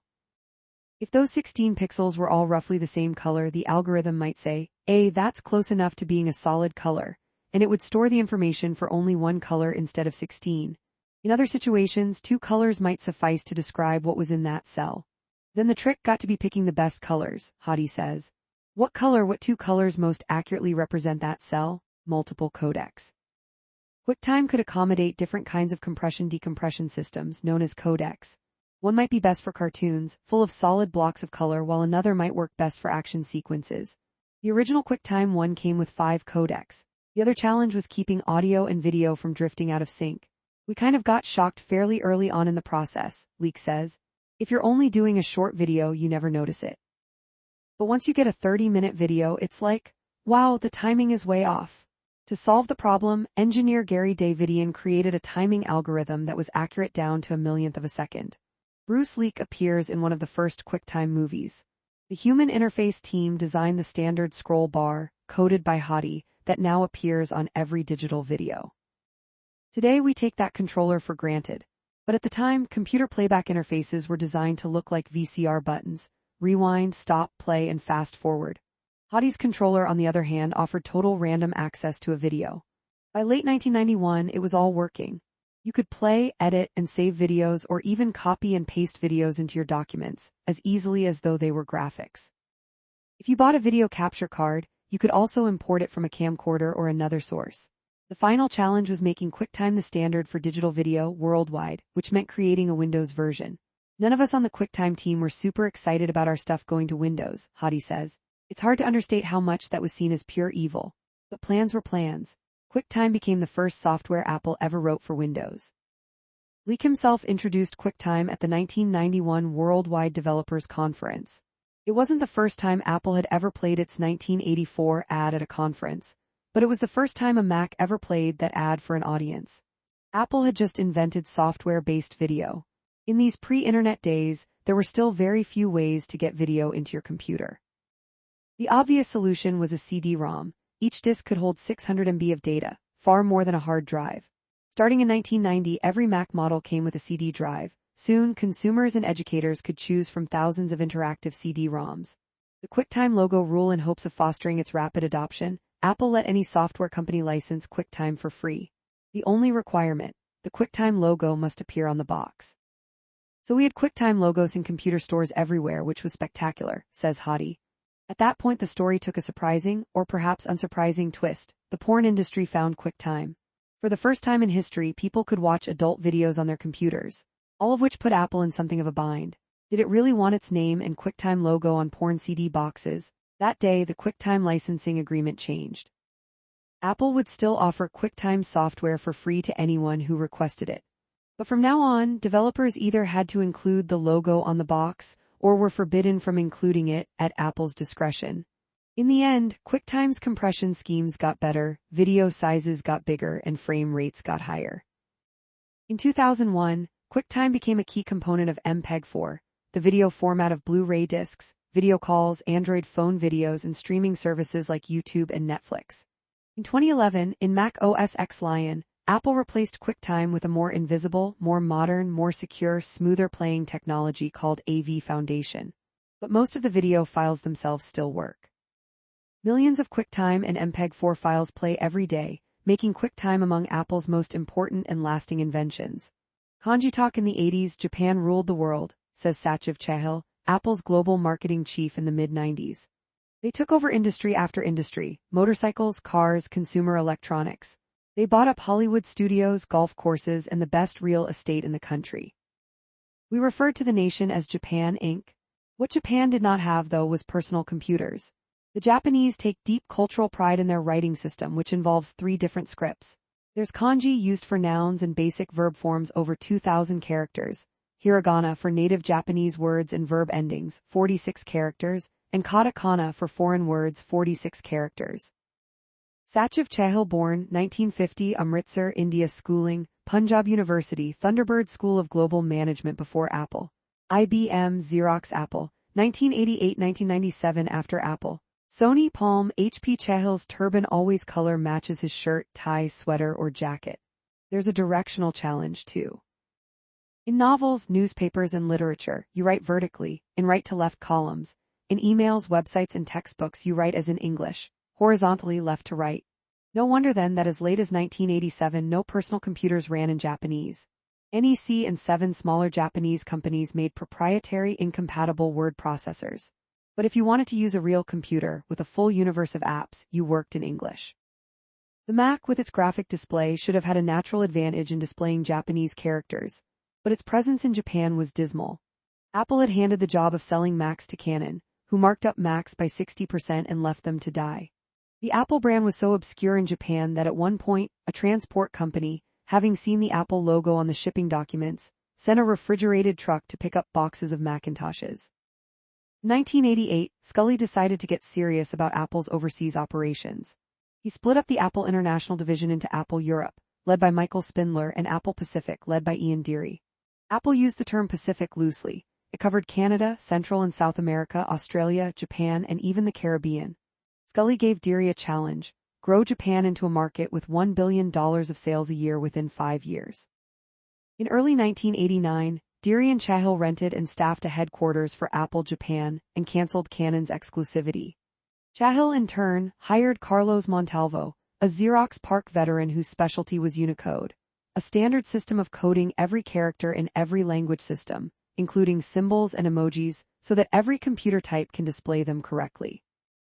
The first step was creating Kanji Talk, an invisible software layer above the Mac OS that let you type the Japanese words phonetically.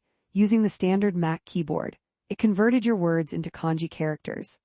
Apple would now be able to market the very first Japanese language personal computer. Then, to let Japanese buyers know about its superior tools, Apple launched a visibility blitz. It sponsored the first Tokyo Macworld Expo, sponsored Janet Jackson's Tokyo tour, and covered each of the 60,000 seats with Apple logo seat cushions, opened Apple Center franchises around Japan, and hosted a popular annual Pacific Forum conference in San Francisco, where potential developers could meet with Japanese distributors, software translators, and lawyers. Kanji Talk brought the nuances of Japanese language processing, typing direction, phonetic input interpretation, punctuation, line breaks, hyphens, and so on to the Mac. The initiative was a triumph. Within 4 years, Apple hit its $1 billion sales goal. Mac fans could choose from 500 Japanese language programs and 3 Japanese Mac magazines. Crowds of 170,000 people attended Macworld Expo Tokyo. Apple's reputation, Montalvo says, became almost mystical in Japan. In the process, Time wrote, Apple has joined a select group of American companies that have debunked the myth of Japan as a fortress impenetrable to outside products. Apple Pacific repeated the Kanji Talk playbook in other regions. There would be Hangul Talk Korean, Hanzi Talk Chinese, Hindu Talk India, Bhutan Talk, and Thai Talk.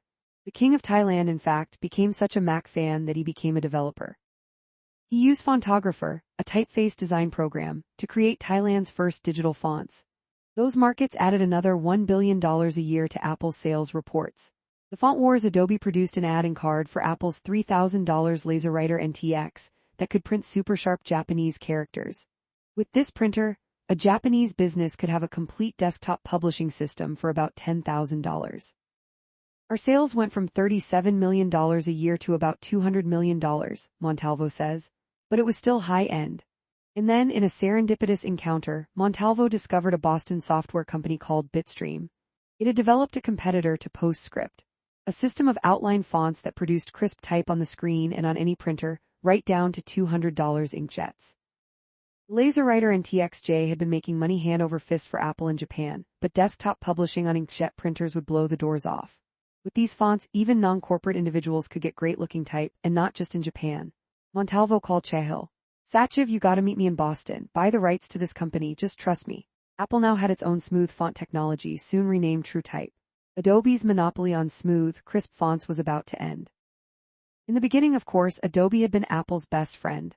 Its PostScript technology made the LaserWriter sing, and desktop publishing kept Apple alive. But by 1988, John Sculley was resenting the cost of the relationship, $27 million in royalties paid to Adobe every year. The LaserWriter didn't even have an exclusive anymore. Adobe was now offering PostScript to other printer companies. Adobe, meanwhile, had dreamed up a technology called Display PostScript, which brought its smooth fonts at any size magic to the screen. But to Adobe's astonishment, Apple declined to adopt it. Sculley wasn't about to start paying Adobe another set of royalties, and wouldn't have to, because he now had Bitstream's TrueType technology in hand. It offered smooth fonts on the screen and on any printer. Furthermore, to give TrueType extra oomph in the marketplace, Apple had teamed up with its most bitter enemy, Microsoft. Apple supplied the font software and Microsoft developed the printer software called TrueImage. Neither company would need PostScript anymore. When Adobe founder John Warnock learned of TrueType, he called Sculley livid. "Your guys just committed a terrorist act," he shouted. Adobe's stock fell by half. The font wars had begun. To save its business, Adobe launched a frantic six-month effort to create a new, free product called Adobe Type Manager ATM. It would offer the same advantages as Apple's TrueType, but it would work with everyone's existing Adobe fonts, and it would beat TrueType to market by a year. In the end, the two technologies coexisted. Most Mac fans did fine with TrueType fonts, and graphics professionals went with ATM and Adobe fonts. Microsoft's TrueImage efforts went nowhere. The two companies finally buried the hatchet in 1991 when Apple incorporated Adobe's font technology into System 7. The font wars were over. 20. Newton pen computing was one of the buzziest of the industry buzzwords in the late 80s. Evolution had dictated the sizes of our hands dictated the size of our keyboards, and keyboards dictated the size of our computers. If we wanted smaller computers, shrinking our hands wasn't an option. We'd have to get rid of the keyboard. Handheld computers weren't a new idea. Isaac Asimov's novels mentioned them in the 1950s. It was just a matter of waiting a few decades for batteries to last long enough, the screens to get flat enough, and the processors to be power-stingy enough. By the mid-80s, Japanese companies began producing the first handheld computers, crude, heavy, and barely usable, but real. Within Apple, Sculley was still feeling cornered by Wintel's growing dominance in computers. Maybe, he thought, a completely new technology platform could be a way out. Apple could win the war by leapfrogging the battlefield. By the early 90s, pen computing experiments were bubbling all over Apple. Scribe in May 1991, the USSR launched 2 cosmonauts to the Mir space station. Dallas wrapped up its 14-season run on TV, and Queen Elizabeth II became the first British monarch ever to address the U.S. Congress. But on stage at Apple's 1991 WWDC, the Advanced Technology Group's Laurie Vertelny was demonstrating a new prototype tablet codenamed Scribe. It didn't attempt to recognize handwriting.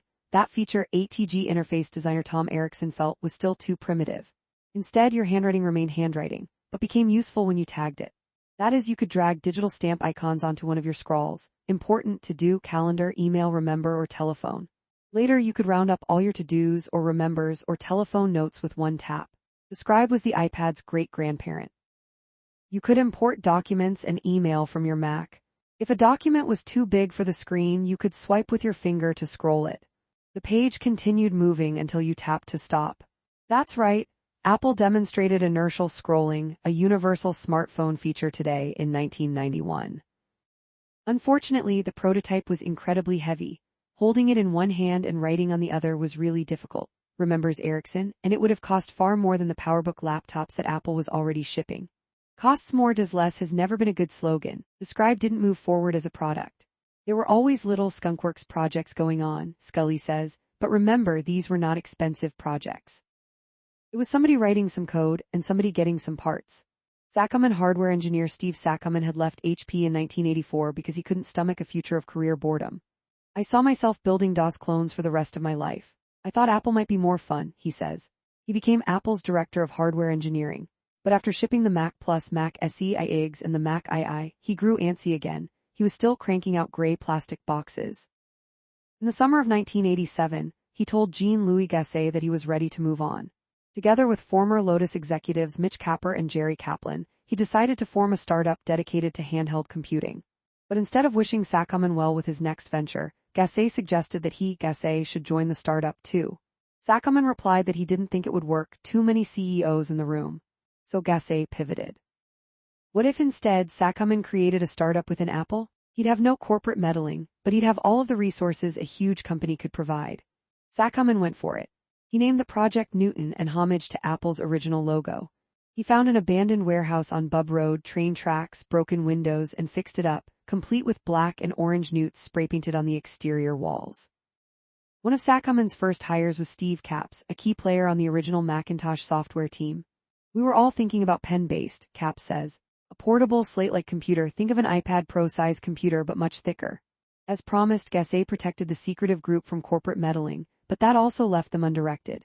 There was no feature that wasn't good enough to throw in this thing, Capps says. It would be only 3/4 of an inch thick. It would run 2 hours on a charge. It would contain AT&T's new processors nicknamed Hobbit. It would have a slot for PC cards so that people could add storage, a modem, Ethernet, and so on. It would send faxes. It would beam data to other Newtons with infrared light. It would dial phone numbers through its speaker. It would recognize printed handwriting, cursive, or a mix of both. When you use the stylus to draw geometrical shapes, it would automatically neaten and straighten them. All this for only $8,000. The touchscreen Mac in early 1991, Paul Mercer, then one of 5 engineers writing the Finder for System 7, got his hands on a handheld computer called the Sony PTC 300. It was the size of a VHS cassette, with a black and white touchscreen, handwriting recognition, and a PC card slot. And it contained a Motorola 68000 processor, same as the Mac. He got to wondering, could the Sony be the basis of a full-blown handheld mini Mac? He put the Mac's ROM and RAM, plus Mac Paint and a text editor onto a memory card and in short order got it working. He called it Swatch. Swatch was a part-time project, an engineer-to-engineer thing. One buddy got the Palm Top onto an AppleTalk network. Another pal offered handwriting software. A designer in the industrial design group made a set of sleek, colorful housings. In early 1992, Randy Batet, head of Apple Portables, invited Mercer to show the executive staff what he'd been working on. We handed around, Mercer says. People were like, holy crap. Scully in particular adored the idea of a pen-driven Mac that cost under $400 and would fit in a coat pocket. Bob Ishida, Apple's liaison with Sony, invited Mercer to Japan to discuss a Sony collaboration. But no sooner had he bought his plane tickets to Tokyo than Scully called him to his office. Listen, I just did this deal with Sharp to make Newtons to be a manufacturing partner, Scully said. You can't go talk to Sony. With the Japanese, you just don't do that. You can only do one big deal with one Japanese company at a time. And with that, the Swatch project was over. Paul Mercer joined the Newton team, left to wonder what might have been. Tesla era in May 1988, Scully sent Larry Tesler, then leading the Advanced Technology Group, over to Bub Road to give the Newton Group some direction. Tesler's first directive was to get the price and the weight down. By using one processor instead of 3, adopting a smaller screen, and incorporating a smaller battery, they brought the projected price down to $1,500. For 2 years, the Newton team worked 12-hour days, with breaks only for ping pong or basketball, convinced that they were onto something great. The screen would be like an endless paper tape or roll of toilet paper, no modes. An assist button would parse whatever you'd written and move it to the right app, date book, address book, and so on. The stylus permitted ingenious editing gestures. To correct a typed letter, you simply wrote a new letter on top of the wrong one. You could draw a caret to insert something new. You could delete something you'd written or drawn by scribbling up and down. It vanished with a puff of animated cartoon smoke. Steve Capps, who devised and even patented that charming bit, recorded the whoosh sound effect by blowing across a microphone. Capps also created the animation for deleting an entire page. It crumpled into a paper ball and flew into a wastebasket icon. I felt it was too cute, he says, but people really loved it. You'd give DMOS to people and they would say, do that again, and you'd be sitting there throwing stuff away. If you wrote Casey Lunch 2 and then tapped assist, the Newton asked you to confirm its interpretation center, and then added the appointment to the calendar. Scully loved the demo too. He greenlit the Newton project and gave the group 2 years to finish. What made things awkward, however, was that another handheld touchscreen computer was underway at Apple too. This one, codenamed Paradigm, was the brainchild of Mark Porrett, a consultant Apple had hired to help identify the next wave of computing. So in May 1990, Porrett suggested that Apple spin off the Paradigm project into its own little startup, which would be called General Magic. Apple would own a minority stake. Scully would be on the board. Scully agreed. General Magic. When he founded General Magic, Mark Porrett intended to create a tiny computer, a phone, a very personal object. With the comfort of a touchstone, the tactile satisfaction of a seashell, the enchantment of a crystal. Many former Apple superstars fell under his spell.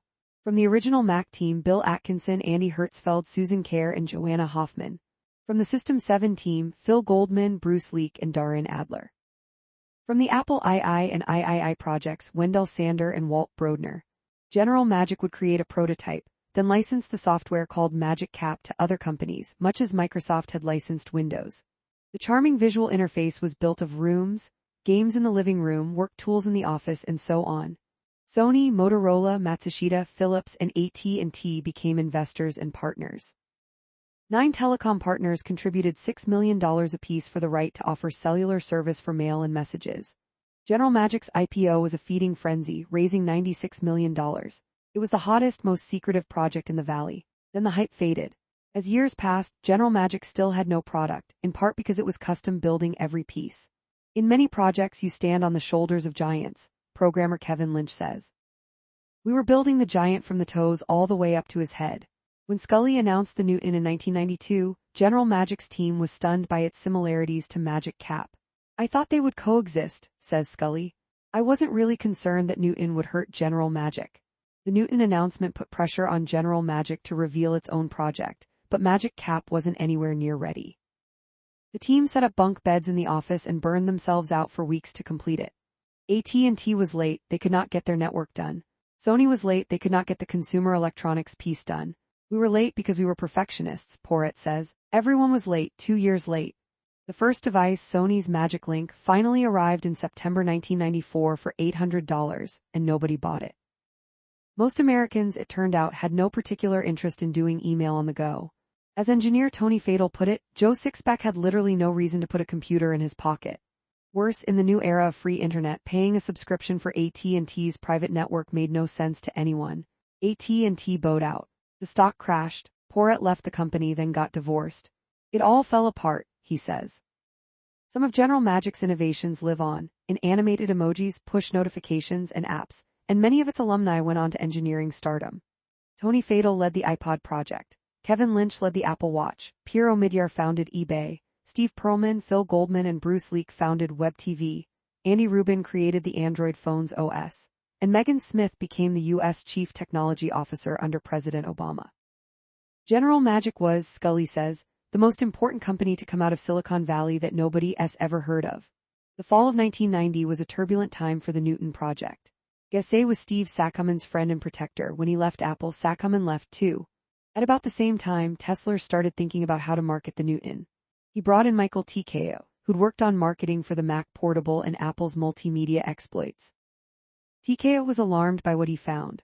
When I got there, the Newton was a collection of no one has ever done blank before. It literally had 3 different wireless networking technologies built into it, and there wasn't a single one shipping in any Apple product. You know, they were all science projects, he says. The AT&T Hobbit processor had never been shipped before. It had a digital signal processor chip in it, which had never been put in a Mac before. It had an all-new power connector. It had a whole new card slot architecture. It had a whole new software. The Eye of Sauron, the original full-size Newton, codenamed Cadillac, was supposed to have a super cool collaboration feature, diffuse wide-area infrared communication. The early tablet design by Italian car designer Giorgetto Giugiaro had a massive lens that the group nicknamed the Eye of Sauron, after the all-seeing evil eye in The Lord of the Rings. Its purpose was to blast out infrared light, visible only to other Newtons nearby. If you walked into a conference room with 3 or 4 of these, the idea was you could scribble on your Newton and the marks would show up on their Newtons, says TKO. But there was a hitch. It didn't work in rooms with fluorescent lighting. Fluorescent light bulbs flicker rapidly, too fast for you to see, but disruptive to the Newton's own infrared transmissions. Unfortunately, in 1982, most rooms in most offices all over the world used fluorescent lighting, making one of the Newton's most magical features a non-starter. It also had its own new object-oriented programming language called Dylan, supposedly short for dynamic language. And yes, Bob Dylan sued for trademark infringement. Apple settled. To TK, the whole thing was too ambitious and too expensive, but mostly too big. If something is the size of a thick clipboard, you have to rest it on something every time you want to write on it. Even the mid-size prototype, codenamed Vic, seemed too unwieldy to write on without sitting down or balancing it on your forearm. TKO Caps and hardware engineer Mike Colbert thought that something one-handable, like a notepad, made much more sense. You'd be able to pull it out, write something, and put it away, all while standing in line or even walking. Tesla pushed back. A smaller model wouldn't accommodate many of the coolest features. He worried that what remained would be little more than an organizer, a sharp wizard thing. But in February 1991, on a flight to Japan for the Tokyo Macworld Expo, TKO pitched Scully on the superiority of the smaller, less expensive Newton. It wouldn't have the infrared beaming, but it would still convert handwriting and do an amazing job of calendars, tasks, phone book notes, and sketches for under $1,000. Scully agreed to fund it on one condition: it had to fit inside a man's suit pocket. The speech on January 7, 1992, in a speech at the Consumer Electronics Show in Las Vegas, Scully revealed his vision for handhelds. He hinted that Apple was developing a general new category of gadget, which he called a personal digital assistant. He predicted the birth of an entire PDA industry, wireless handheld smart computers. Within a decade, he said, it could generate $3.5 trillion in annual revenues. His talk started a towering wave of hype, and started the countdown clock. There could be no more pursuing endless dream machine ideas. Scully told the Newton team to have a working prototype ready for the Chicago CES in May, 4 months away, and have the Newton ready to ship 8 months after that. Until that moment, nobody on the Newton team could have said for sure that their project would even become a product. Getting a demo ready for Chicago was a superhuman effort, a string of 18 and 24-hour days. As late as 2 a.m. the night before the keynote, the compact Newton prototype, Junior, was still crashing. The engineers were so exhausted that they fell asleep on the stage floor between rehearsals, or even between sentences in conversation. The Newton-sized pocket. Scully's goal wasn't just to demonstrate a working Newton at his presentation at the Chicago CES in 1992. He also dreamed of pulling it out of his inner coat pocket. The problem was that the Newton model was a fraction of an inch too wide for the sport coat Scully planned to wear. There wasn't much time. We thought we had already reduced the product's size to the absolute minimum, says design head Robert Brunner. The size issue became a crisis. Brunner's team flattened the Newton's curves a bit, shaving off another millimeter or two. Back they went to Scully's office closet. The Newton still didn't fit. On another attempt, they flattened the stylus in hopes of eking out another millimeter. Now the Newton was narrow enough to fit in most men's suit pockets. But for some reason, Scully's pocket was a hair narrower than the standard. I seriously thought about trying to get in there and opening up that pocket a little, says Brunner. We were convinced that he had some 5th percentile coat pocket. 3 times Brunner and his team brought revised Newtons to Scully's office. 3 times the Newton wouldn't fit. Finally, they produced a version that could squeeze into the pocket fully. A few weeks later, Scully took to the stage in Chicago. As the audience watched, he reached inside his blazer for the Newton. And it fits in my coat pocket, he said. Michael TKO and Steve Capps, barely awake, hold up Newtons at the Chicago CES. But the Chicago demo was a smash hit. The audience marveled as Capps showed a future pizza ordering app. He dragged icons of toppings onto a pizza and then tapped the fax button. His prototype Newton was secretly cabled to a Mac IFX backstage. Still, the Chicago presentation created a double problem. First, Apple had announced a ship date, an immovable deadline. Second, rivals now had an entire year to gear up competitive products. The challenge to finish the Newton was unimaginably huge. It had a brand new untested processor containing a brand new multi-threaded OS with an entirely new programming language. From an engineering point of view, that's incredibly exciting, software engineer James Joquin says. But from a business point of view, it's completely crazy. To make matters worse, AT&T's new Hobbit chip was riddled with bugs. Late in the game, Tesla made the difficult decision to replace it with a brilliantly engineered new processor from a tiny British company called Acorn Computers. The beauty of this chip was not just its speed, but its low power requirements. It was born for battery-powered devices, a natural for the Newton. The birth of ARM. At this moment, you probably have at least one ARM processor on you or near you. There's one inside every modern phone, tablet, and smartwatch on Earth. And no matter whose logo is on the case, the chip was brought to you by Apple. In 1983, Acorn Computers, the British computer startup, was seeking a more powerful chip for its home computers. The Motorola and Intel chips of the day offered either speed or power frugality, but not both. But a hot new chip technology was being developed at Stanford and Berkeley, something called RISC, Reduced Instruction Set Computer. Because these chips respond to a far shorter list of software commands, even if they have to crunch more of them, they were faster and required less power than traditional processors. Acorn decided to design its own RISC processor. They nailed it on their first attempt, the ARM one in 1985. It required half as many transistors as traditional chips, and therefore required much less power and generated much less heat. Larry Tesler, on the quest for a better Newton chip, persuaded Scully to look into Acorn. And in November 1990, Apple, Acorn, and chip fabrication company VLSI formed a joint venture called Advanced RISC Machines Limited, or ARM. 12 of Acorn's designers set up shop in a renovated turkey barn in Cambridgeshire, England. Apple, having contributed $3 million, owned 43% of the new company. Tesler joined its board to ensure that Apple got exactly the kind of processor it needed. ARM began licensing its technology to Nokia, Qualcomm, Samsung, Broadcom, and 1,000 other companies. Today, ARM's licensees make 1.5 billion ARM chips a year, and Apple's investment became worth a towering fortune. The real punchline of this story, however, is not how ARM saved the Newton. It's how, 16 years later, it saved Apple. Now, however, the engineers would have to rewrite the million lines of code they'd already done for the AT&T chip in 8 months. The Newton missed its April 1992 deadline and dropped the original large-format Newton project, known as Cadillac or Senior. Larry Tesler left the project and went back to ATG. "I'm a starter type of person," he said. "Somebody else comes in to clean up." It missed its January 1993 deadline too. The new target was the Boston Macworld Expo in August 1993. Newton became a 5-alarm fire. Nobody slept. Health and relationships suffered. For his wedding, Steve Capps drove down to Monterey wearing shorts, brought along Michael TKO as the witness, exchanged vows, and returned directly home to keep coding. Scully had arranged for Sharp to manufacture the Newton. Sharp, Motorola, and a couple of other companies licensed the Newton, intending to make their own versions. On June 27, Apple finally shipped the ROM code off to Japan, full of bugs, magic, and Easter eggs. When the first shipments of the Newton message pad arrived from Japan, they were unsellable.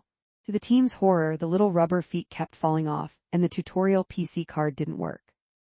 A team in Sacramento spent an entire day gluing feet and manually patching PC cards. Another team fanned out to update the software in the Newtons that were already in stores. One Apple rep would distract the store's owner while another slipped into the stockroom to upgrade the Newtons. "It was not pretty," says TKO. The Newton was ahead of its time in both good and bad ways. Finally, the moment arrived.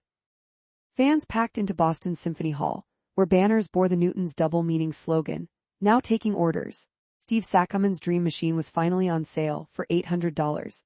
Handwriting the Newton had an on-screen keyboard that you could peck with your stylus, but the real magic would be handwriting recognition. No consumer device had ever offered such a feature. The technology behind it came from a tiny company called Paragraph, founded by a Russian programmer named Stepan Pachikov.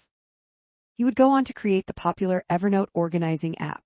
Paragraph was remarkable in its ability to recognize both printed lettering and cursive, no matter your writing style. It worked by comparing what you'd written with a word list stored in the Newton's ROM. But as Newton development approached the finish line, there was very little space left in the ROM. It had room for a list only 10,000 words long. The Paragraph engine would always find a match for the word you'd written, but it wasn't always the word you wrote. When the recognition worked, it was magical. When it didn't, which was often, it was terrible. People started to make jokes about the handwriting recognition, Scully says. "Here you've got some of the most brilliant computer scientists ever, doing breakthrough stuff that no one has ever seen before, and we're getting slammed in the press because the handwriting recognition didn't work." The peak of Newton mocking arrived on August 26, 1993, in Gary Trudeau's Doonesbury comic strip. In it, Mike Doonesbury is trying out Newton's handwriting recognition. He writes, "Catching on," and the recognizer types out "egg freckles." The strip became what today we'd call a meme. Along with a similar gag on The Simpsons, it turned the Newton's poor handwriting recognition into a national joke. But Steve Capps had an even funnier idea. He'd immortalize Trudeau's joke in the Newton as an Easter egg. Getting the rights to the published cartoon, however, would have alerted Apple's lawyers to what Capps was up to. Instead, he decided to perform an end run. He'd asked Trudeau himself to draw a custom version of that same comic frame, exclusively for use in the Newton's 2 software. To produce the custom Easter egg, you'd write Egg Freckles and then tap the assist button. Improbably, Capps and his wife tracked down Trudeau's phone number and reached him at home. Trudeau had never heard of an Easter egg, but once he understood the idea, he agreed immediately. And so it was that Gary Trudeau drew a custom version of his cartoon, satirizing the Newton that Steve Capps immortalized in the Newton. The Newton team eventually sent a message pad to Trudeau to thank him. He got the handwriting to work pretty well, he says, but you have to write really slowly. I found myself printing more legibly than any time since the 5th grade. After Newton, the reviews for the Newton were painful. Apple promised too much and failed to deliver a useful device, said the New York Times. Newtons were best suited as random non sequitur generators. By the time we shipped the first product, says Newton marketing exec James Joquin, it was more expensive than we thought. It was heavier than we thought. The battery life was shorter than we thought. The handwriting recognition wasn't quite as good as we thought. All of those forces of gravity hurt us. Early adopters snapped up 50,000 Newtons in August, and that was about it. During the holidays, Apple sold only about 7,500 a month. eMate 300 Apple has never sold a touchscreen laptop, or so most people think. Since the Newton's arrival, Apple's industrial design group had experimented with spin-offs. There was a medical records version white case, red cross, a cellular Newton, and a brightly colored Newton for kids. But in 1996, when school system IT buyers were complaining about the prices of Macs, a new idea emerged: turn the Newton into a touchscreen mini laptop that kids could take home with them. After all, the Newton had no spinning hard drive or floppy, no moving parts at all, so it could be incredibly rugged. And it had no color screen, so it could be cheap, and the battery could last all day. Apple's industrial design team came up with a clamshell with, for the first time on a Newton, a built-in keyboard. It looked like something from Porsche, curved, sculpted, sensuous. Its nearly indestructible green plastic shell was translucent, to evoke a sense of accessibility and openness. Designer Thomas Meyerhofer put no electronics beneath the keyboard, to prevent damage from spills. A carrying handle hid inside the hinge. I tried to make the design friendly and accommodating for the little ones, yet sophisticated enough so that older students will think it's cool, says Meyerhofer. In focus groups, kids said it reminded them of gummy bears. It was called the eMate 300 $800. Its 480 x 320 pixel grayscale screen could open completely flat, so kids could draw on it. Its infrared lens let kids beam their work to each other or to the teacher. Teachers, students, and critics adored the eMate, but it was never the bestseller it should have been. Apple, reaching financial and administrative rock bottom in 1997, spent almost nothing marketing it. Few educators even knew of its existence. Then, only a year after the eMate's birth, Steve Jobs cut all Newton efforts. That was the end of the weirdest, most adorable laptop Apple ever made. Apple moved quickly to fix the handwriting and address the shortcomings. The MessagePad 100, March 1994, cut the price by $100 and added letter-by-letter recognition. The 110 featured a gorgeous, thinner body, featuring a protective cover that flipped around like a stenographer's notebook. It was designed by a young British designer, newly arrived at Apple, named Joni Ive. The MessagePad 120, January 1995 in the US, let you rotate the screen, or attach a physical keyboard, or switch on backlighting in dim environments. And yes, Apple fixed the handwriting recognition. Apple ATG's Larry Yeager came up with Rosetta, a technology that offered superb recognition even of made-up words or weird last names. Rosetta was part of the 2 version of the Newton software. There would be a MessagePad 2000 in March 1997, with a screen that could show shades of gray, 2 card slots instead of 1, and a processor 10 times faster. After having lost money consistently for 4 years, the Newton was finally breaking even. And then Steve Jobs returned to Apple. 21. Moonshots. In the spring of 1990, the Hubble Space Telescope launched. Pretty Woman was a movie blockbuster, and Microsoft introduced Windows 3. It was buggy and slow, and required a huge amount of memory. But most business people didn't seem to care. Microsoft sold 4 million copies in a matter of months. 90% of all new personal computers now had Intel inside. As Scully was painfully aware, a vicious cycle was taking shape. The more people bought PCs, the more software companies wrote programs for them, which made the PCs even more attractive. Meanwhile, Apple had a processor pipeline problem. From the day the Mac was born, its processors had come from Motorola. But Moto's pace was slowing down just as Intel's was picking up. And that is why Apple's 1990-1992 period became an era of moonshots. huge, expensive, ambitious attempts to avoid circling the drain. There was talk of Apple buying Sun, of making Mac clones and selling them mail order, and always of the nuclear option, licensing the Mac OS to other hardware companies. The only one that went anywhere began with a phone call from IBM. Windows 3 was the first commercially successful version. Big Blue, like everyone else in Silicon Valley, Apple had become tantalized by the prospect of RISC processors. These chips ran faster, cooler, and more efficiently. They could open up fantastic new uses for Macs like video editing, 3D graphics, and someday video chats. RISC projects were percolating all over Apple. One was a brand new, clean slate supermachine called Jaguar.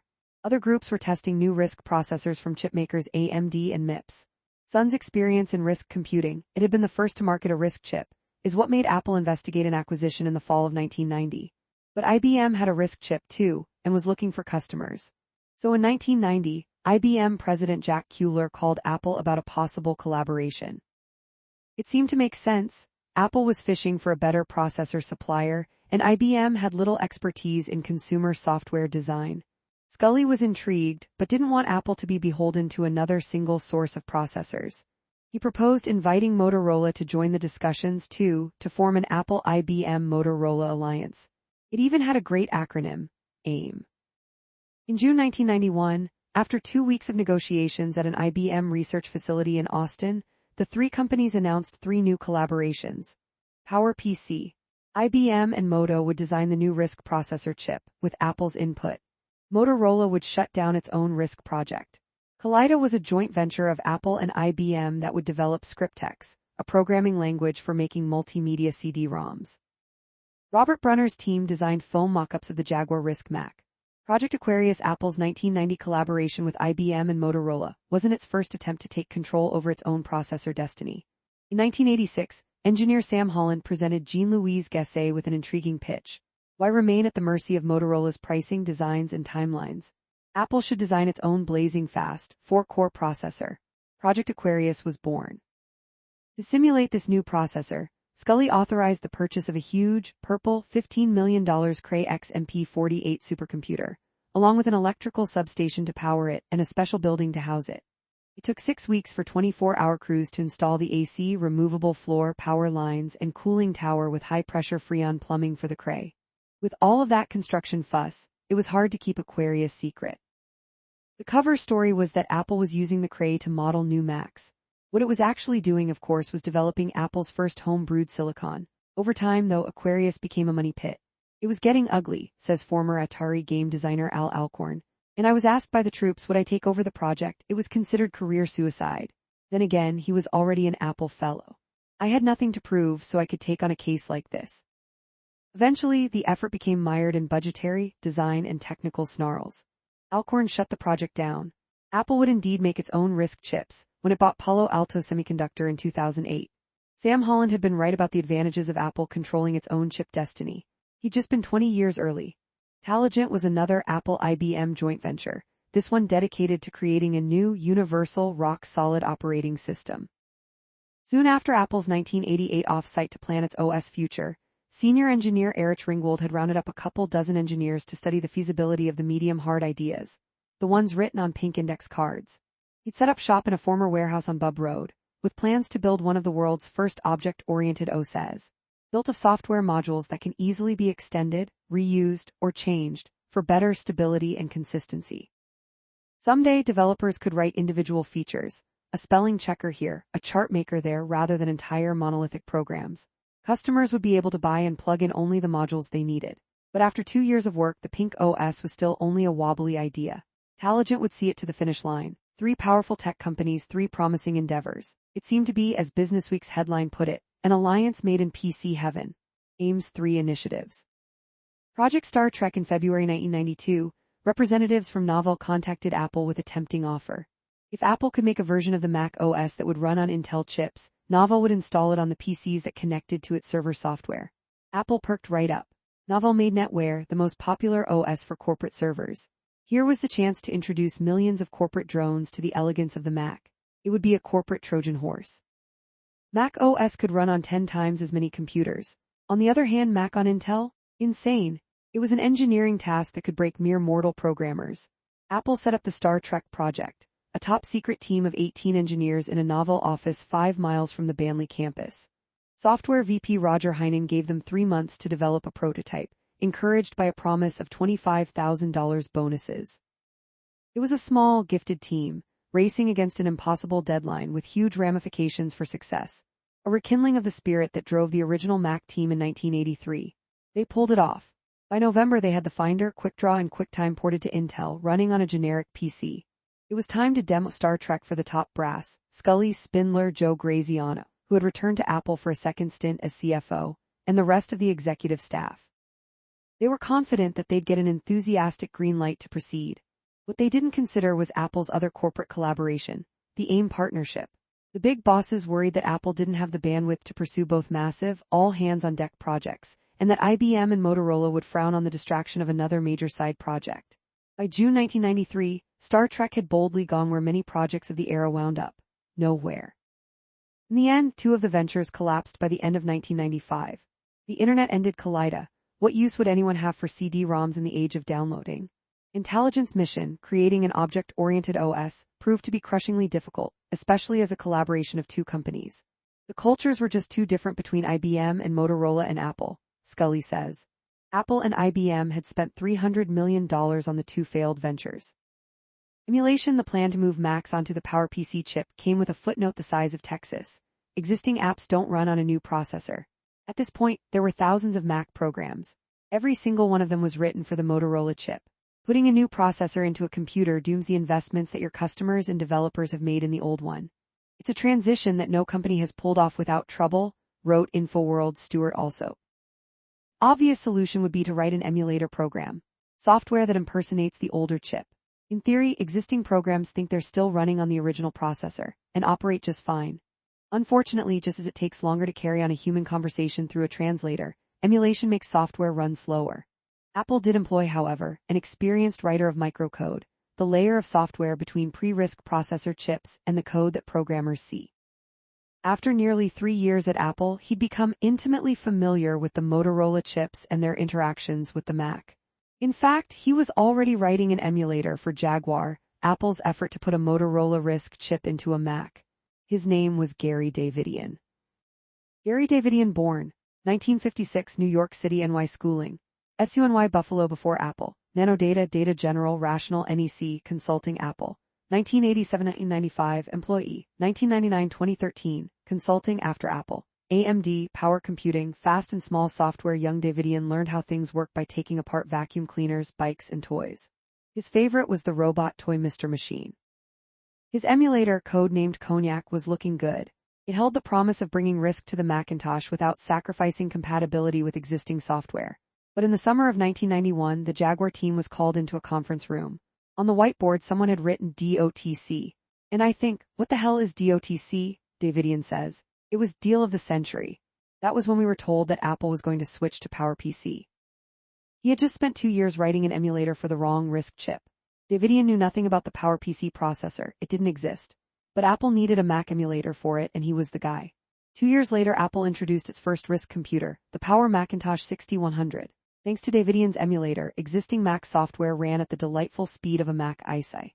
And new programs, written with the RISC chip in mind, absolutely flew. In the end, the move to RISC was the only one of Apple's moonshots that succeeded. And today, a RISC chip powers every Apple computer, phone, tablet, and watch on Earth. 22. PowerBooks. When Steve Jobs chose Frog Design to become his design department, Apple's own in-house designers were largely sidelined. Some moved to other parts of Apple, some left. Once Jobs was gone, however, Frog Design's star began to dim. 2 forces made sure of that. Jean-Louis Gasset, who was still paying Hartmut Esslinger's firm more than $2 million a year, and Apple's remaining designers. The Frog Design era ended abruptly in 1985, when Apple bought out the remaining time on Esslinger's contract. He rejoined Jobs at NeXT. Richard Jordan, VP of Design, now faced a daunting challenge. He needed to repopulate Apple's own industrial design department, meaning physical design, as opposed to electrical or mechanical design. And he needed a star to lead it. After visiting designers all over the world, he realized that the perfect candidate was right in his backyard. Robert Brunner rhymes with sooner. Over the years, Jordan had hired Brunner's little firm, Lunar Design, to design 3 machines that never shipped and one that did. The Macintosh LC, which became a colossal hit. Brunner, he'd always thought, was talented and chill. Brunner started work on January 3, 1990. The era of the Apple Industrial Design Group was about to begin.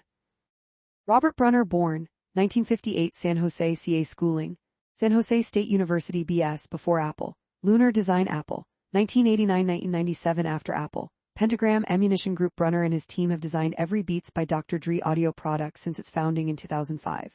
When Apple bought Beats, Brunner's Apple history came full circle.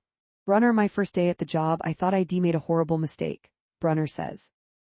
During the Frog Design era, Apple had moved the scraps of the design group 7 miles away, to a strip mall in Santa Clara.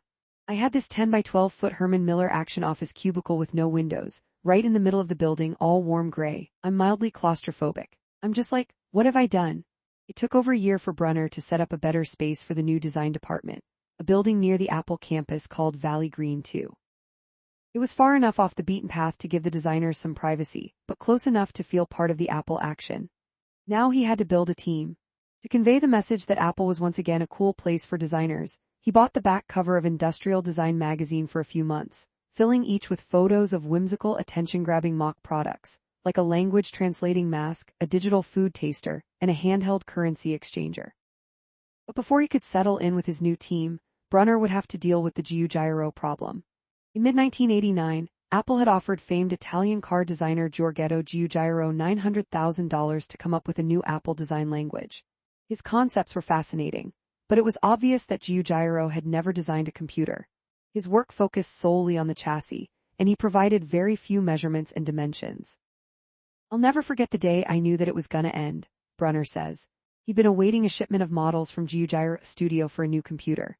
I walk in there expecting all these boxes, and there's one box. And we open it up and they're little teeny 5th scale models like that you would do with a car, right? I remember looking at these little toys going, oh no, this is just not gonna work. Brunner's fanciful inventions graced the back cover of Industrial Design magazine. Espresso. Brunner admired Esslinger's designs, but the snow-white ethos wouldn't fit Apple's portables and handhelds. The colors and geometric shapes worked well when you saw them together on a desk, but made less sense in products you carried around. Then there were those long parallel grooves, the snow scars, as the new ID team called them. They were 2 millimeters deep, which required that the plastic be at least 4 millimeters thick. Otherwise, the grooves would weaken the plastic.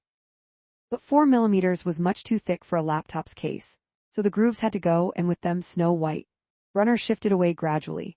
His Macintosh LC design, for example, featured the snow white grooves in platinum color, but also adopted curves that gave it a hint of whimsy. But in time, Brunner put his own stamp on the designs, which, in an homage to the coffee machine in the design studio, became known as espresso. Symmetry would be a key element. Colors would be darker. Subtle curves would take espresso designs away from the rigid corners of Snow White. The idea would be to maintain something that felt precise and technical but had a much more humanistic feel to it, Brunner says.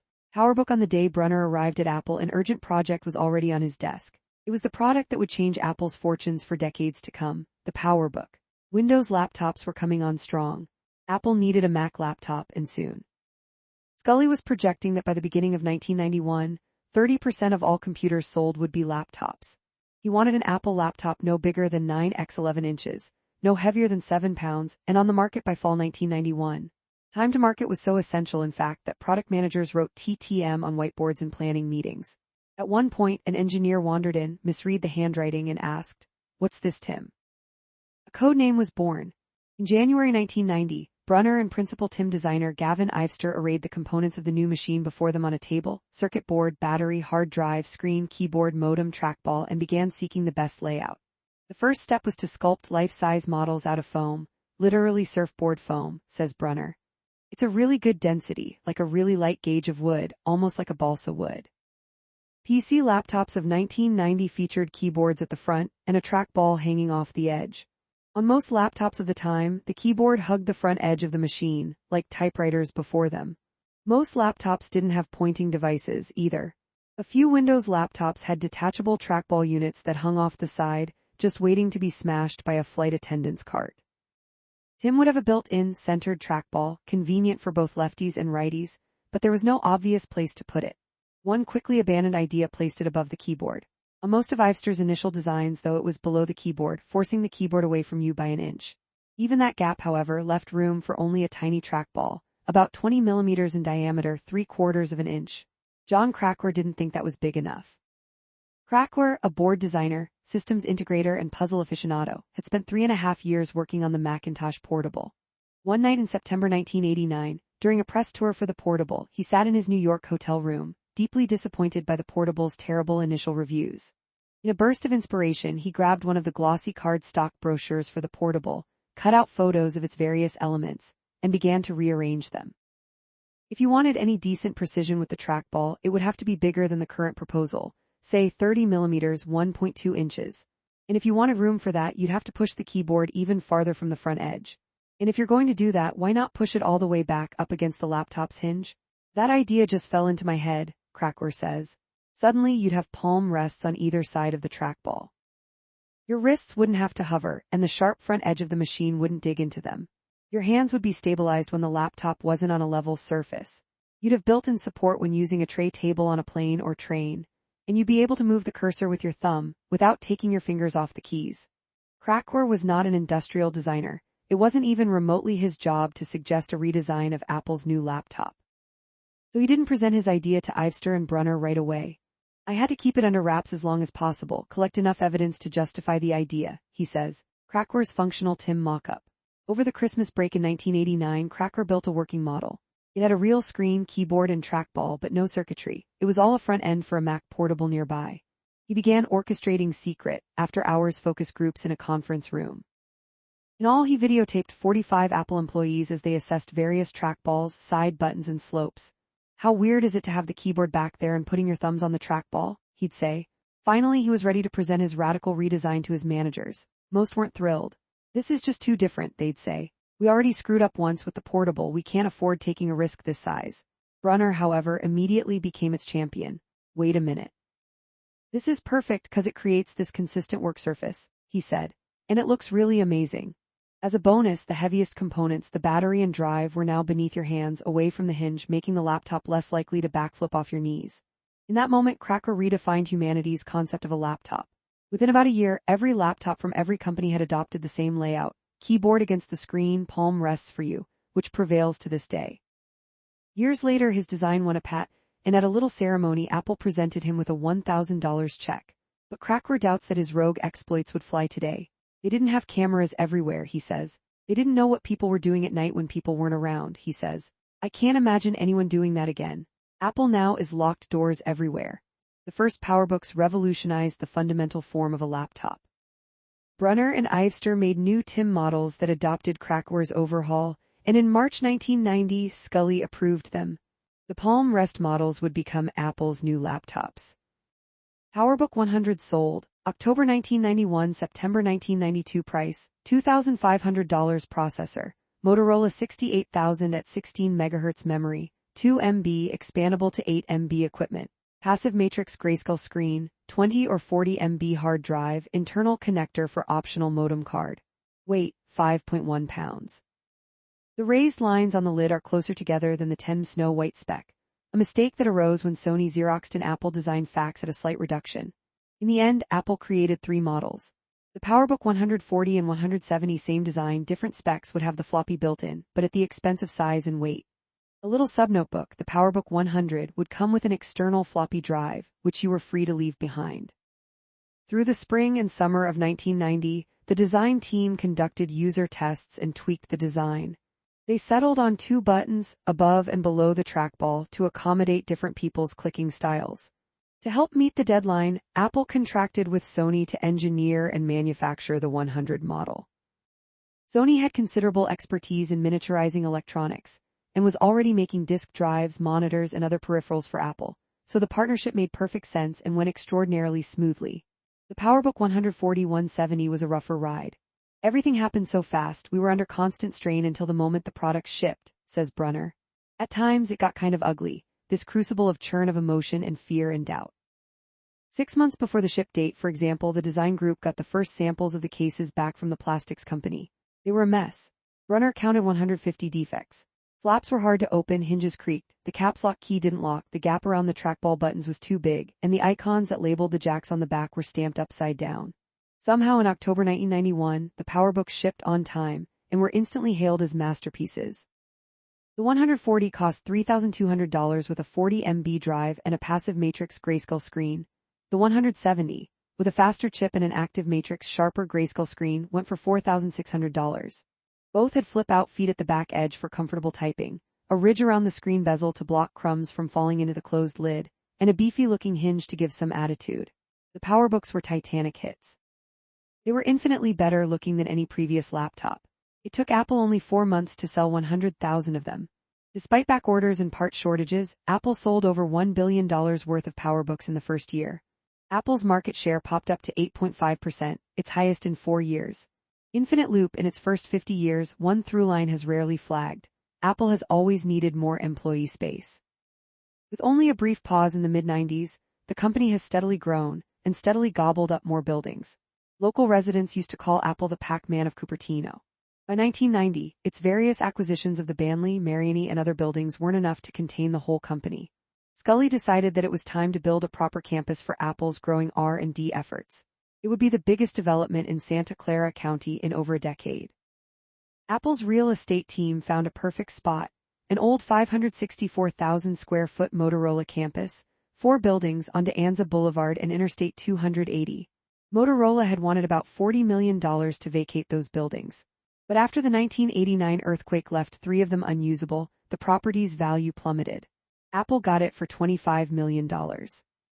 Apple built a university-style campus, 6 buildings in an oval surrounding a courtyard. The road that circled the whole thing came to be called Infinite Loop. It was an engineering joke.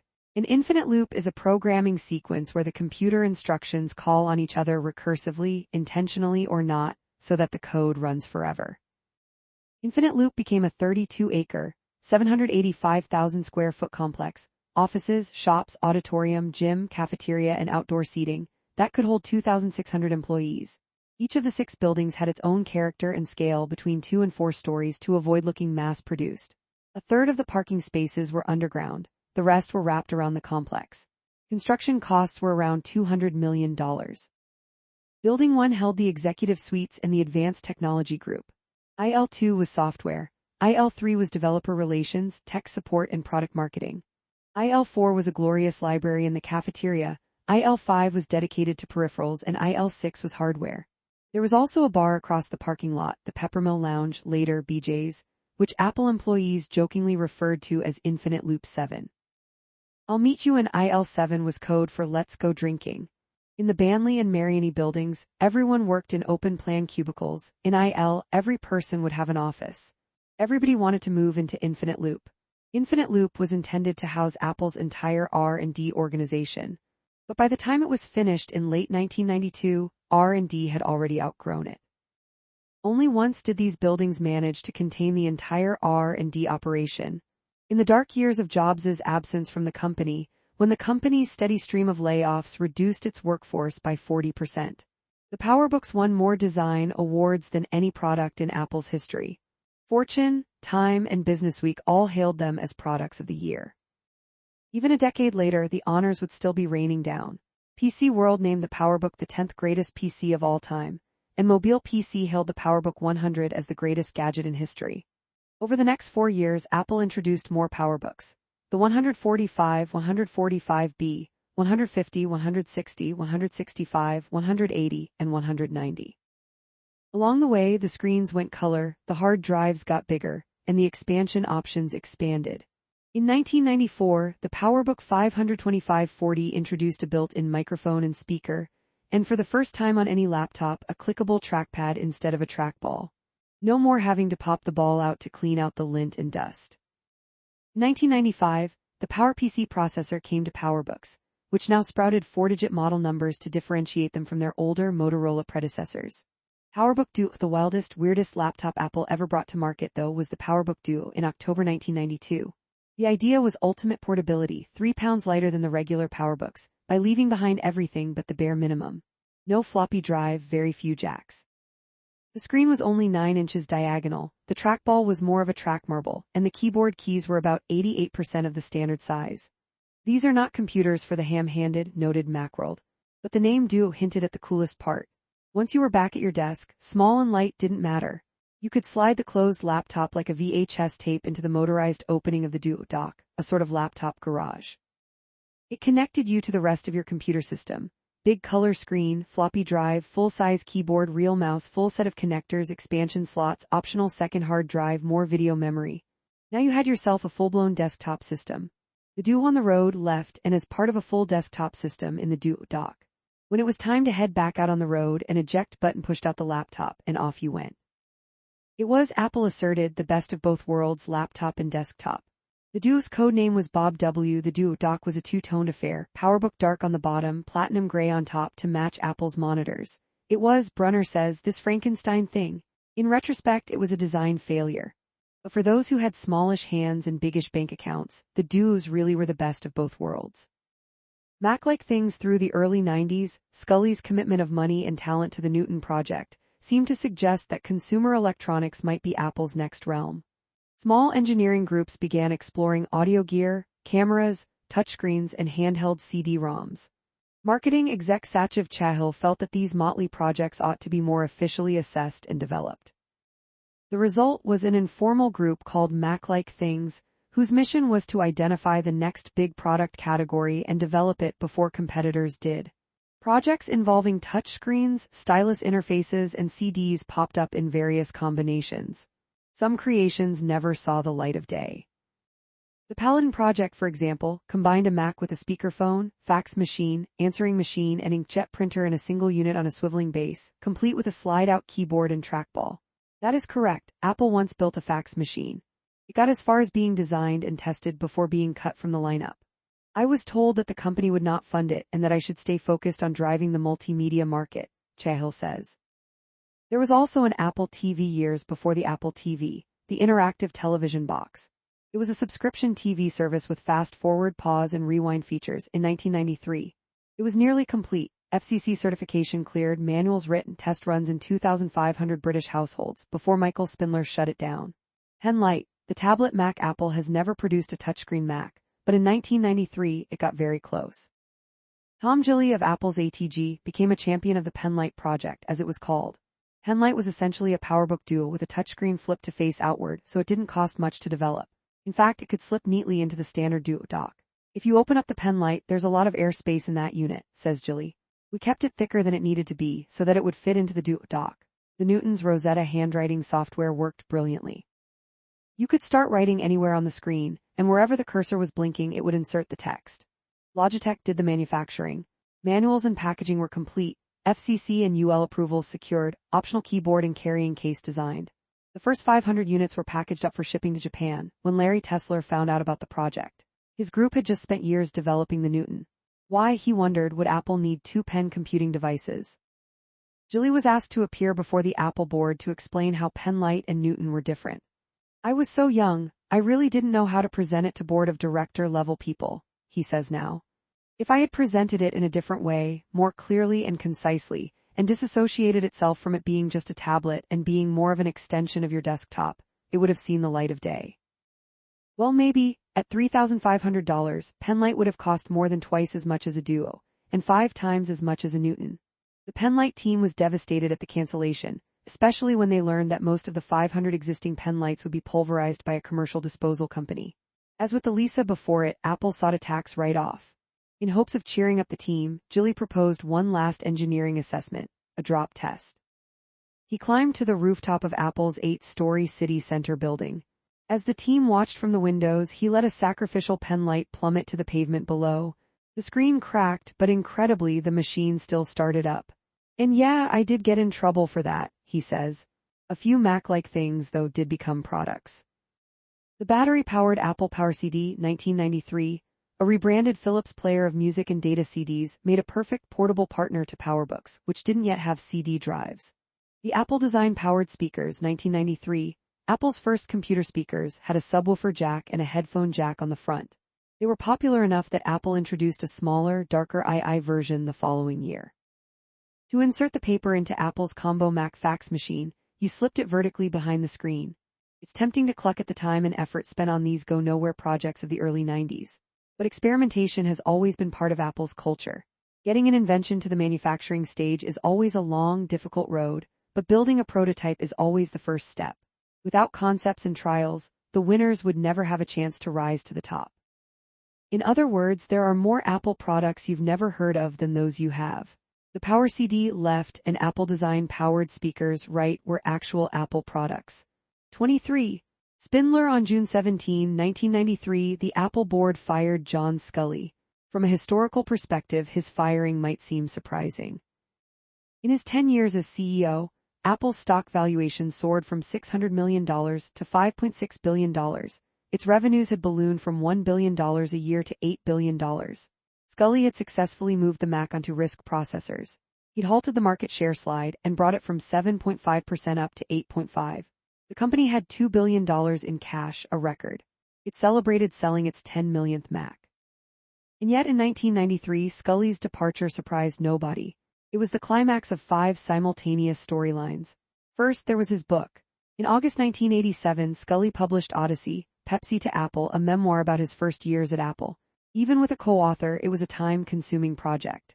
Sculley appeared on talk shows and interviews and spent time away from Cupertino for a book tour.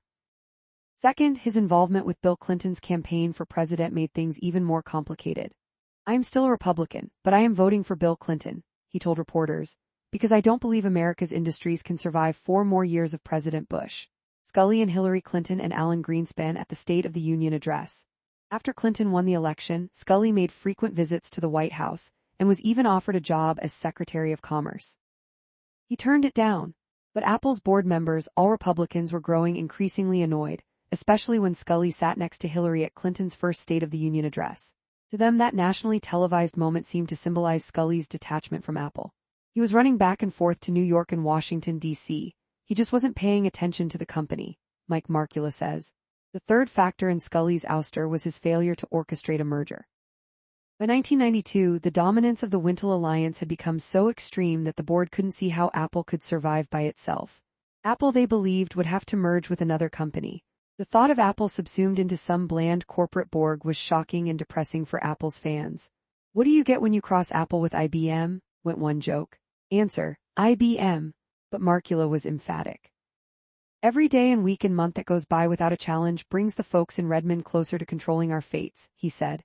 "I don't think preserving the legal entity that is Apple is as important as preserving our organization, philosophies, brand name, employees, customer base, and technology." Sculley and a small team spent months discussing merger or acquisition possibilities. British Telecom, Philips, Siemens, Kodak, AT&T, IBM. None of it went anywhere. His meetings with IBM did, however, lead to a twist. IBM's transition from mainframes to personal computers had been rocky, and in 1992 it lost around $5 billion, then the largest annual loss in U.S. history. IBM was floundering and looking for a new CEO, and Sculley was on the short list. The Apple board wasn't pleased, not so much because Sculley might depart, but because he'd be leaving the merger project incomplete. "You can't leave us high and dry," Peter Crisp told him. IBM told Sculley that the Apple-IBM merger might still work out, but it would have to wait a year while the company sorted out its leadership problems.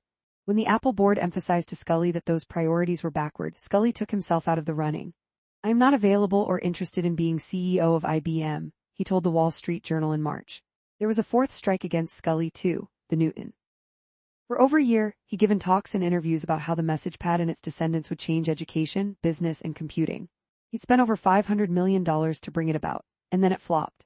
As though anyone needed a last straw, Apple's June quarterly sales numbers came in at a measly $4.6 million. The popularity of PowerBooks had suddenly cratered. Apple had saturated its installed base, and there weren't enough new customers to keep up the wave. The board's 4 outside members, Markula, Crisp, Arthur Rock, and Bernard Goldstein, who ran a venture capital company called Broadview, had had enough. The outside commitments, the flirting with IBM, the disastrous numbers, it was just too much. Michael Spindler, who was already running sales, marketing, product, and R&D, would become the new CEO. Splitting Apple. John Sculley was certainly throwing a lot of darts at the bull's eye of Apple's recovery.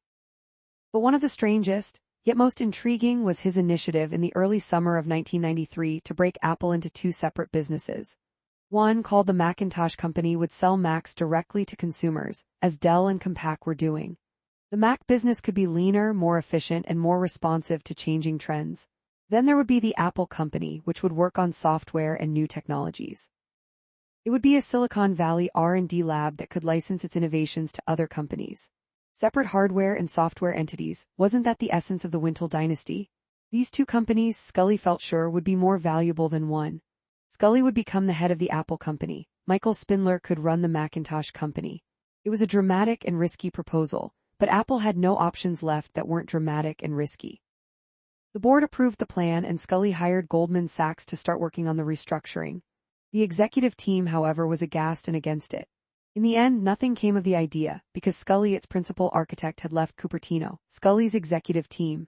From left, Kevin Sullivan, Joe Graziano, Michael Spindler, Scully, David Nagel, Al Eisenstadt. Officially, Scully wasn't fired, he was demoted to chairman. This is not my swan song. I hope to be around for a while, Scully told reporters. He thought maybe he'd set up an office in New York, closer to his home in Greenwich, Connecticut. He could focus on building alliances and thinking about future technologies. But Scully knew as well as anyone how the Apple pattern went. He'd seen it with Jobs, Mike Murray, and Gessé. They don't fire you. They just give you a job without any responsibilities and wait until you leave on your own.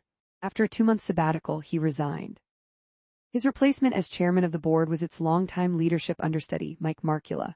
The truth was, Scully had long contemplated life after Apple. His third wife, Lizzie, unhappy in California, had already moved back east. In 1992, exhausted and stressed, he'd even told the board that he wanted to step down and join her. The board had asked him to stay on long enough to merge Apple with another company. Still, the public nature of the split made it especially painful.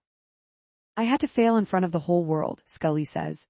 It really hurt me for a long, long time, and it wasn't till about 15 years later that I could actually get my head around and deal with it. Michael Spindler on paper, Michael Spindler was the perfect CEO. He was an engineer by training. In his brisk rise through Apple's ranks, he'd done marketing, sales, product management, and manufacturing. He knew the numbers, the players, the products. But he arrived in the CEO's office at a delicate time. True, Apple had 11 million fans who, as the saying went, bled in 6 colors. Apple had no debt and billions in the bank. Above all, the company had an ace in the hole, the PowerPC chips, coming in March 1994. Macs would beat Wintle to RISC processors, offering incredible speed from day one. On the other hand, Spindler inherited a national computer price war, the end of the PowerBook sales joyride, and of course the ever-looming market share problem. He jumped in with the biggest layoffs in Apple history, 2,500 workers, 16% of Apple's workforce. The cost of the reorganization, $321 million, resulted in a loss of $188 million for the quarter ending in September. Even engineering, usually considered sacrosanct, lost 10% of its talent. One engineer made an animated screensaver called Spindler's List. Even as Spindler trimmed the workforce, he mourned the loss of talent that might have helped Apple innovate its way out of trouble. You can't win either way, he said. You cut off your arm and now you don't weigh as much, but then you don't have an arm. Spindler also froze salaries for 18 months and reorganized the company yet again. Now there would be 4 new divisions. The PC division, Macs. AppleSoft, the effort to build a modern operating system. Personal Interactive Electronics, which would oversee the Newton and eWorld, Apple's version of America Online. And Business Systems for developing corporate storage servers. Butthead Astronomer, Apple people refer to the products they're working on by code names, both to maintain secrecy, and because, often, nobody yet knows its final name. The nickname for the mid-range Power Mac was Carl Sagan, an homage to the Cornell astronomer who, in books and TV shows, became famous for conveying the spectacle of space. But in 1993, he became famous for a different reason. He interpreted the 7100's code name to mean that Apple was using his name for marketing purposes. My endorsement is not for sale, he wrote. Through my attorneys, I have repeatedly requested Apple to make a public clarification that I knew nothing of its intention to capitalize on my reputation. Apple has refused. With an eye roll, Apple engineers changed the Power Macintosh 7100's code name to BHA. It stood for Butthead Astronomer. This time, Sagan was even less pleased. He sued Apple for unfair competition, infringement of right of publicity, invasion of privacy, libel, and intentional infliction of emotional distress. It can be hard to read the case documents without giggling, because a reasonable fact finder could not conclude that Butthead Astronomer implied that plaintiff was a less than able astronomer, or that plaintiff was legally wrong in asking defendant to cease using plaintiff's name. The only remaining assertion is the bare statement that plaintiff is a butthead astronomer. Clearly this phrase cannot rest on a core of objective evidence. Sagan lost the case. He appealed and then settled with Apple in late 1995. Apple has always had great respect for Dr. Sagan, the company wrote in a statement.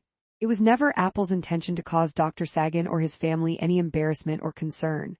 As part of the settlement, the engineers were required to change the 7100's code name one last time. It was now known as Law. It stood for Lawyers Are Wimps. Spindler also took the opportunity to update Apple's board of directors. Apart from a brief stint served by Space Shuttle astronaut Sally Ride in 1988, it had been nothing but old white men for years. Arthur Rock resigned, saying that he wanted to avoid a conflict of interest. He was a longtime board member of Intel. So Spindler welcomed 4 new directors. Catherine Hudson, CEO of W.H. Brady Company, a maker of industrial equipment. Delana Lewis, CEO of National Public Radio. Eugen Hintz, a former marketing executive from Procter & Gamble. And Gil Amelio, CEO of National Semiconductor.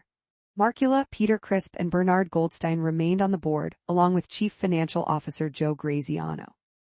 It was a brutal time to be Apple's CEO, and Spindler did not handle stress well. He suffered from anxiety attacks, a bad back, and heart troubles. When the pressure really got to him, he lay under his desk in a fetal position. Sort of like you would sleep in bed with your legs pulled up and head on your arms, remembers Del Yachem. On one occasion, after helping Spindler out from under the desk and onto the couch, Yachem was so alarmed by Spindler's rapid pulse that he called 911.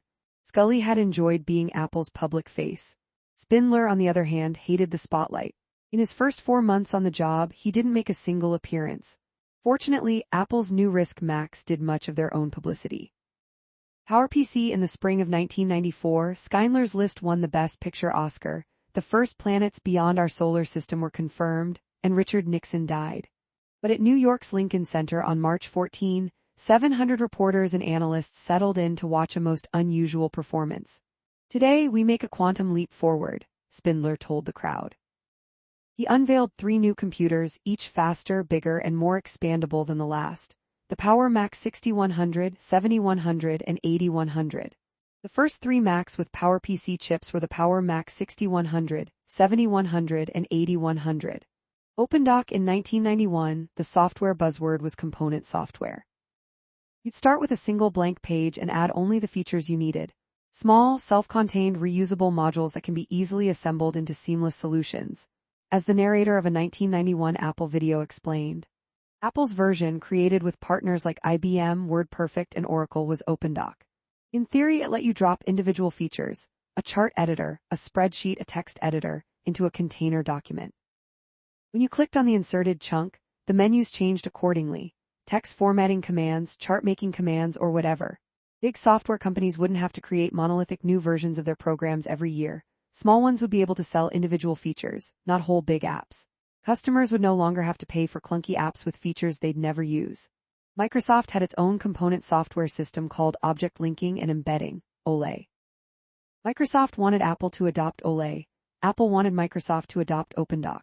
Spindler and Bill Gates met in 1993 to break the impasse, but neither budged. Apple was convinced that if it adopted OLE, Microsoft would always add new features to the Windows version first, just as it had been doing with Microsoft Office. We would have a time-to-market deficit we would have to live with the rest of our lives, says Dave Nagel, head of software engineering in 1993. Windows would always have it first. The pinnacle of OpenDoc's career was Apple's 1996 WWDC, when an Apple engineer demonstrated an early OpenDoc-compatible version of ClarisWorks. In seconds, just by dragging and dropping OpenDoc parts, he assembled a dazzling multimedia document from graphics, links, scrollable maps, and animated buttons. This oddball technology story, however, met a familiar end. When Steve Jobs returned to Apple in 1997, he shut the whole thing down. For what it's worth, OLE didn't take off either. It wound up letting you insert an Excel chart into a Word document while maintaining a link to the original data, but that was about it. Product manager Jim Gable ran a set of side-by-side speed competitions between a Power Mac and a Windows PC equipped with Intel's most powerful new chip, the Pentium. The Power Mac won every time by a laughably big margin. Just as Macintosh changed the course of computing 10 years ago, Spindler said, today we are defining a new era in personal computing. Executives from Aldus, Adobe, and Microsoft spoke too, promising to adapt their popular software to run on the new, faster chip. The Power Macs were instant bestsellers. Within 3 months, Mac fans snapped up 200,000 of them. After 6 months, their sales set a record for Apple. $9.2 billion. In the third quarter of 1994, Apple was the #1 best-selling computer company, pushing Compaq into second place. Gary Davidian's emulator allowed thousands of old apps to run unmodified on the new chip. But for developers who wanted to risk-sci-fi their apps for greater speed, a tiny Montreal startup called Metroworks stepped in with a suite of conversion tools called Code Warrior. In a matter of minutes, it could convert an existing Mac program to run at full speed on the new chip. Code Warrior became the hottest programming tool on the market. Model explosion in the beginning, there was the Macintosh. It had successors, the Mac Plus, Mac SE and so on, but it was one machine for the rest of us. The Mac II series introduced a higher-end color tier. It too evolved, the Mac EX, Mac iX and so on, for professionals. 1990 brought the Macintosh LC and Mac ISE, for schools and homes. But Scully always worried about the dominance and variety of Windows machines. One way to fight back, he decided, was for Apple to fill every market niche by itself. Soon Apple introduced the Quadra line, the PowerBooks, the Centris family, the Performa series, and then the wheels really started to come off. In the beginning, there was a naming logic. A Macintosh LC meant low cost, for homes and schools. Centris Macs represented the center of the lineup. The high-end Quadras were named for the Motorola 68040 chips inside. And a Performa was a Mac sold in a complete package, monitor, printer, software, to make decisions easy for families buying their first computers. But in the early 90s, every chain, Sears, Price Club, CompUSA, had its own price guarantee. If you find the same model anywhere else, we'll beat that price. Apple's sales team worked with them to ensure that that situation would never arise. You couldn't find the same model elsewhere. Every chain got its own unique Mac model numbers so that comparisons were impossible. The QuickTake camera. Apple may be well known for commercializing the personal computer, the mouse, the graphic user interface, Wi-Fi, CD-ROM, the touchscreen smartphone, and tablets. But few remember that in 1994, Apple also introduced the first digital camera. Digital cameras at the time were hulking, $10,000 experiments, many of them black and white. But at $750, the QuickTake 100 was the first color camera for consumers. Kodak had developed the light sensor, the CCD chip, but fearful that digital would cannibalize its film business, offered it to Apple, who contracted with Chinon to do the manufacturing. Spoiler, pretending that digital photography didn't exist did not save Kodak. The camera's shape, designed by Robert Brunner's team at the peak of his espresso period, suggested futuristic binoculars. There was no memory card, and its built-in memory held only 8 photos at a time, with a resolution of 640 x 480 pixels, 1/3 of a megapixel. There was no screen, so you couldn't see your photos until you synced the camera with your Mac. You couldn't delete an individual photo. The camera had a flash but no zoom. The camera was fixed at 50. You had no control over focus or exposure. Still, the photos were surprisingly good for 1994, especially in bright light. The colors were true and the detail was as crisp as 640 x 480 would allow. And it was digital. For the first time, you could see your photos as soon as you returned to your Mac, without the time and expense of developing film.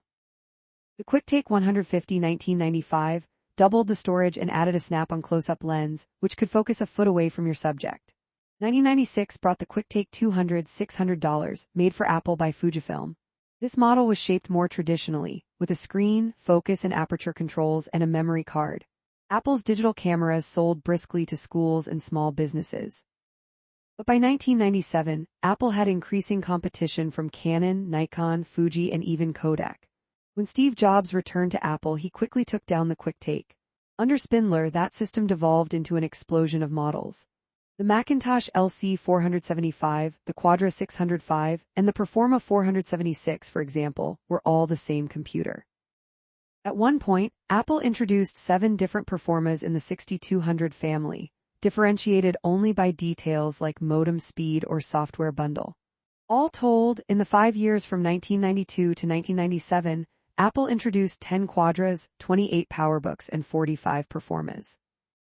Not even the most rabid Apple supporters could tell you the difference between a Performa 6410 and a 6360, or between a PowerBook 540C and a 550C. The model multiplication was baffling even to computer store salespeople. As a result, they sometimes didn't bother displaying those machines in the stores. Inevitably, the quality of the products suffered, despite the best efforts of the 600 members of Apple's quality assurance group. The number of configurations was just astronomical, and you had to test them all, says Ike Nassi, Apple's chief technology officer at the time. The final victims of the era of model chaos were Apple's own forecasters. Predicting how many of a given Mac model will sell is a massive challenge under the best of circumstances. Trying to figure out exactly how many of 60 different products to manufacture was hopeless. Christmas. There wasn't much Christmas cheer at Apple in 1994. The exciting multimedia programs on CD-ROM that Scully had predicted had finally arrived. They drove sales of Windows PCs to historic record, up 32% from the previous Christmas. But Mac sales didn't budge, and Apple's market share dropped almost 12%. It was increasingly apparent to Spindler that only a massive, desperate act could keep Apple in business. 24. Clones. From the moment the Macintosh was born, an existential question hung over the company. Should Apple allow other companies to make Macs? For 8 years, the arguments pro and con had not shifted a millimeter. On one hand, look at Microsoft. It had achieved world domination by selling Windows with every new PC. Apple made software. Why couldn't it sell its OS the same way? On the other hand, look at IBM. Its PC business had been decimated by sales of cheap clones from other companies. Apple made hardware. Why wouldn't clones cannibalize its computer sales the same way? Microsoft was a software company. IBM was a hardware company. Apple was both. It was impossible to predict what would happen if it licensed the Mac's OS. While Apple executives, pundits, and consumers spent thousands of person-years debating the issue, Wintel's dominance only grew. By 1994, Apple had sold 25 million computers. PC makers had sold 210 million. It wasn't just about losing hardware sales, it was also about losing software companies. They were writing their programs first for Windows and sometimes only for Windows. Most terrifying of all, Chicago was coming, the code name for Windows 95. It would let you drag and drop files. It would let you give your files names up to 255 characters long. You could create file shortcuts, duplicate icons for one actual file, in effect putting the same file in multiple locations. The Mac had had all of this for years, of course. As the bumper stickers put it, Windows 95 equals Macintosh 89. But the Apple v. Microsoft ruling had emboldened Microsoft to borrow from Apple's designs far more freely. Windows 95 would be the most polished Mac-like Windows yet. As far as Michael Spindler was concerned, Apple had already tried not licensing and it wasn't going well. The only other option was to license. Within months of becoming CEO, he hired consultants to help shape the program. He believed that such a program wouldn't succeed unless a big-name PC maker became a licensee, so he sent delegations to IBM, Compaq, and Dell to sound them out. Finally, at the January 1993 shareholders' meeting in the Flint Auditorium, on the very spot where the original Mac had been announced, Spindler dropped the bomb. Apple would clone. Yes, there will be cases where Apple loses sales to licensees, licensing head Don Strickland told reporters. But the overall market, the pond, is growing larger. By that, he meant that clone makers could build Macs for industries, locales, and market segments that were too niche for Apple to bother with. All the advertising for their Mac OS machines would raise the public's awareness of all Macs. More Macs sold would mean more people buying software, printers, and accessories, often from Apple. Finally, of course, Apple would be collecting licensing fees. Add it all up, and Strickland calculated that Apple would do better with clones than without them. Little by little, he and Spindler ironed out the thorny questions involved in licensing. Who would serve as tech support for all those new Mac makers? Apple. Would licensees be allowed to call their machines Macs? No. Would Apple adopt new Mac OS versions first, releasing them only later to its licensees? No. The potential clone makers, IBM, Dell, Compaq, Gateway, Motorola, Zenith, Toshiba, Goldstar, had a few questions of their own. Would licensees have to buy parts from Apple? No. Wouldn't Apple have a price advantage since it wouldn't have to pay any licensing fees? Well, no, because Apple would be shouldering all the R&D costs. And above all, how much would Apple charge? Answer: a per machine licensing fee of around $50 plus a one-time fee $50,000 to $100,000 for the circuit board design. As Spindler was aware, one aspect of Apple's situation wasn't like IBM's. IBM had never wanted clones. It didn't have a cloning program. It didn't issue standards. That's why the market filled up with cheap, junky PC compatibles. Mac clones, on the other hand, would have to incorporate Apple's ROM chips, ensuring that every clone would behave like a real Mac. Little by little, Apple signed up 4 companies willing to take the dive. The Mac clones were not design masterpieces. Power computing. Founder and CEO Stephen Kong hired a posse of former Apple engineers. Kong adopted Dell's model, not available in stores. Each computer would be built to order and shipped directly to the customer. The first 2 models rolled off the line in May 1995, clones of Apple's Power Mac 7100 and 8100. Because they were built of off-the-shelf parts, they looked like generic PC clones, but they cost less than Apple's machines and worked identically, which was the entire point. Power sold 100,000 in a year, half of them to people who'd been considering PCs. The pond, it appeared, was growing. Radius UMAX. 1986, a handful of original Mac team members, Andy Hertzfeld, Burrell Smith, Elaine Rossman, Mike Bowich, and Matt Carter, established a company of their own called Radius to make Mac enhancement cards like accelerators and video capture cards. Radius was the second company to sign up to make clones, but in March 1995 the first to ship one. The System 100, competitor to Apple's Power Mac 8100. These machines were supercharged like rocket engines, costing as much as $12,500. But soon, in dire financial straits itself, Radius sold its Mac license to a scanner maker called UMAX, which hired most of its engineers and carried on the clone business. It renamed the computers Supermacs. Daystar began as a maker of accelerator boards for the Mac. Though it wasn't surprising that its first Mac clone, the Genesis MP, would be built for speed, with multiple PowerPC processors. The first model cost a heart-stopping $14,300 and up. At 50 pounds and nearly 2 feet tall, it was the biggest and heaviest Mac ever made, thanks to its metal case, 7 hard drive slots, 6 expansion slots, and 12 memory slots. 2 fans made the Genesis sound like a jetliner taking off. Motorola. In September 1996, Apple finally got what it had always wanted, a big-name cloner. Motorola's StarMax machines, $1,600 and up, were clearly aimed at businesses. For example, Motorola offered an unheard of 5-year warranty, just the sort of thing a corporate buyer would appreciate. The floodgates will open soon, wrote Macworld in April 1995. By next year, expect to see up to 30 Mac clone makers. But that wasn't quite the way things turned out. In early 1995, Gateway expressed interest in becoming a licensee. Gateway was a huge company that would take a huge bite out of Apple's sales, and nobody dreaded that more than Apple USA president Jim Buckley. "Look, if we give this thing to Gateway," he told Spindler, "there's no way I can go back to my channel and say, we want a big order at the end of the quarter, and oh, now you have new competition from Gateway." Spindler finally had the big fish licensee he dreamed of, and turned it down. CHRP, the PowerPC chip, was the shining star of the Apple-IBM-Motorola alliance. But since IBM planned to use it in its own machines, too, an ambitious idea surfaced in 1995. Why not design a single computer that could run Mac OS or any of IBM's operating systems? The pitch was irresistible. A PC maker could sell one model across multiple markets. These common hardware reference platform, CHRP machines would run Mac OS, OS2, AIX, Solaris, NetWare, Windows NT, pretty much everything except standard Windows. Corporate IT teams could support a single type of computer across departments. Need fewer designers and more engineers? Just turn the Macs into PCs, no new hardware required. Apple finally might break into the corporate world. Apple intended to phase out its own designs and rely on off-the-shelf parts like everyone else. Licensees like Motorola were thrilled, no more paying Apple for special ROMs. Maybe at last Apple would have a shot at challenging Intel Microsoft. But in the end, the stampede of PC makers adopting CHRP never showed up, even after the alliance chose the marginally friendlier name PowerPC platform. The design was too complex, the benefits were unclear, and cheap PCs still ruled. When Steve Jobs returned to Apple at the end of 1996, surprise, he shut down the clone program and the CHRP platform along with it. But once again, the effort produced some useful tech that lived on in Jobs-era Macs, including the New World architecture, removing the ROM chip and putting its contents in RAM where it's more easily updated. The PCI expansion slot format that CHRP would have incorporated. An open firmware, a software switch that at startup time let you choose which OS you wanted it to run.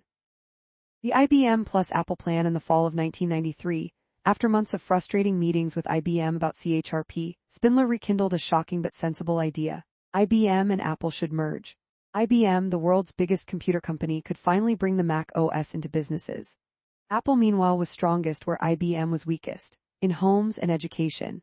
It wouldn't just be a merger of markets, it would be a merger of software.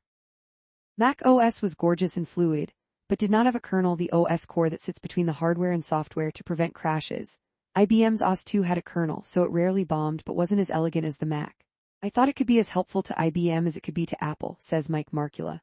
"We really had good technology and good product, and with the strength of IBM, I figured we no longer have that roadblock in the business market." Months of meetings followed. Dallas, Chicago, Cupertino, San Francisco. Boards were alerted, lawyers hired, and investment bankers secured.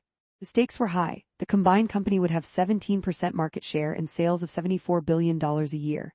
Finally, at the Westin Hotel near the Chicago airport, IBM CEO Lou Gerstner made his offer. IBM would buy Apple for $40 a share. Apple's share price at the time was $37. Markula was taken aback. He'd been thinking more like $60. His perception of what Apple was worth was down here, and our perception of what Apple was worth was up here, Markula says. We couldn't get anywhere close to an agreement. To Spindler's dismay, just like that, the merger was dead. It seemed evident that unless somebody bought Apple, Apple would soon cease to exist. The executive staff began to panic. Spindler got on the phone.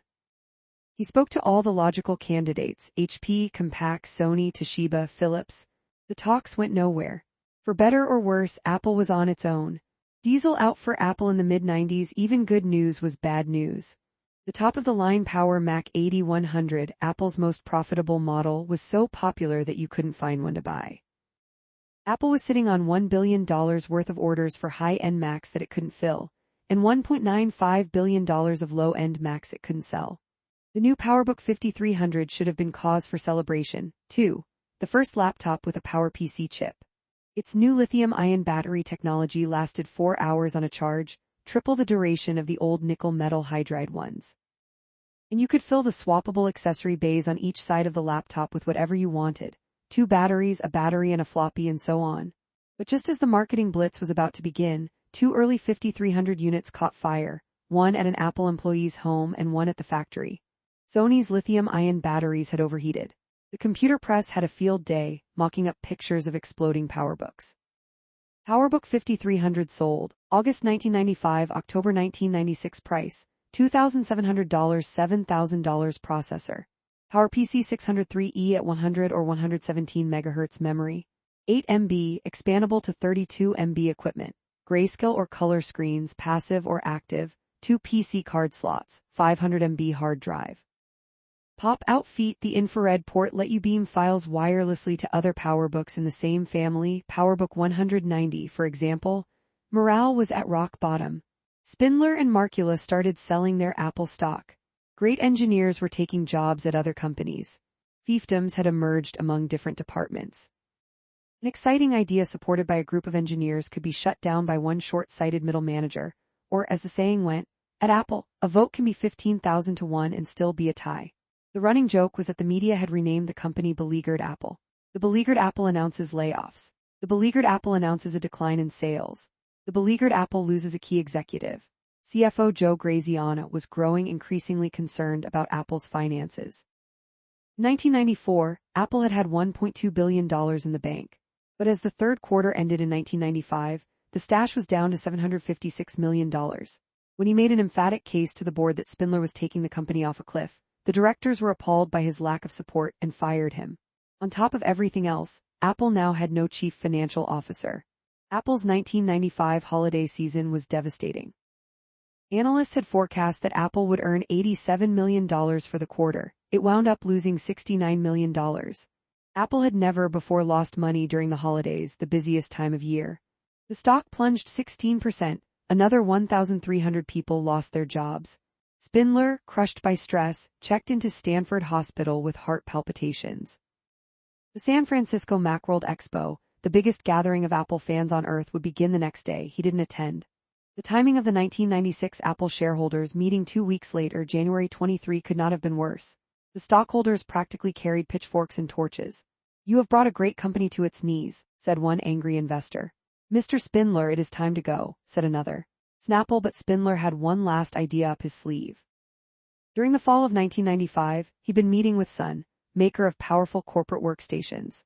CEO Scott McNealy, hoping to exploit the rise of the internet, thought that Apple's technologies and brand recognition might help him with the effort. The rumor mill went into high gear over the Snapple deal.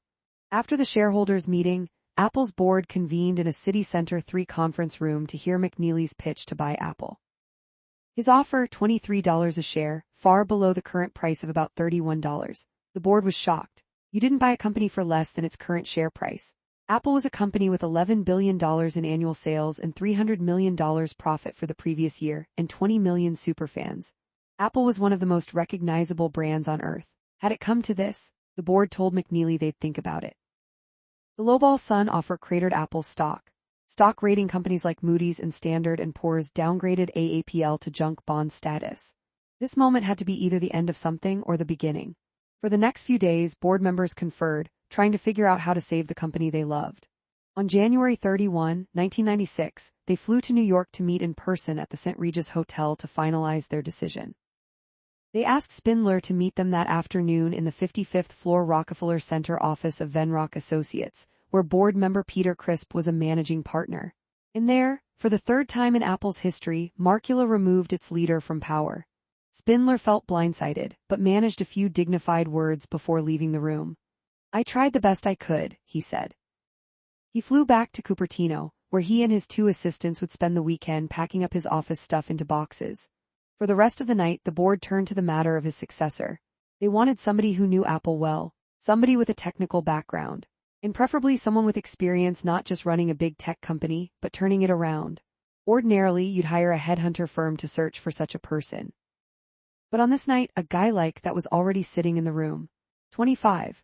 Emilio Gil Emilio was born in 1943 in the Bronx, the son of immigrants from Italy.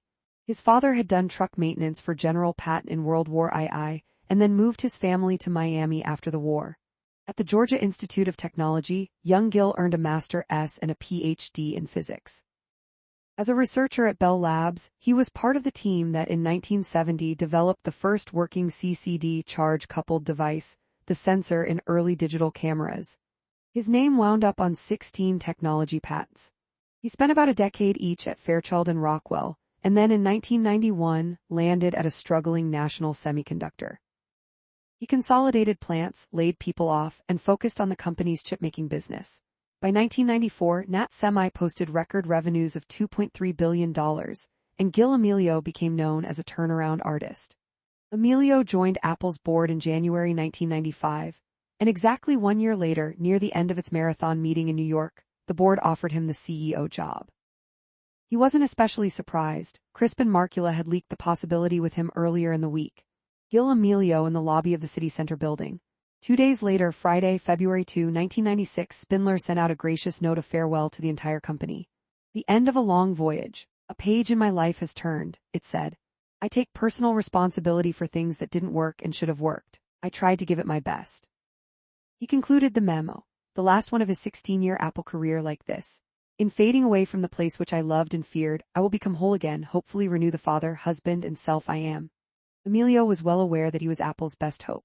He held out for impressive compensation, $2.5 million and 200,000 shares each year, a $5 million loan, and a $10 million golden parachute if he were ousted in a takeover or merger.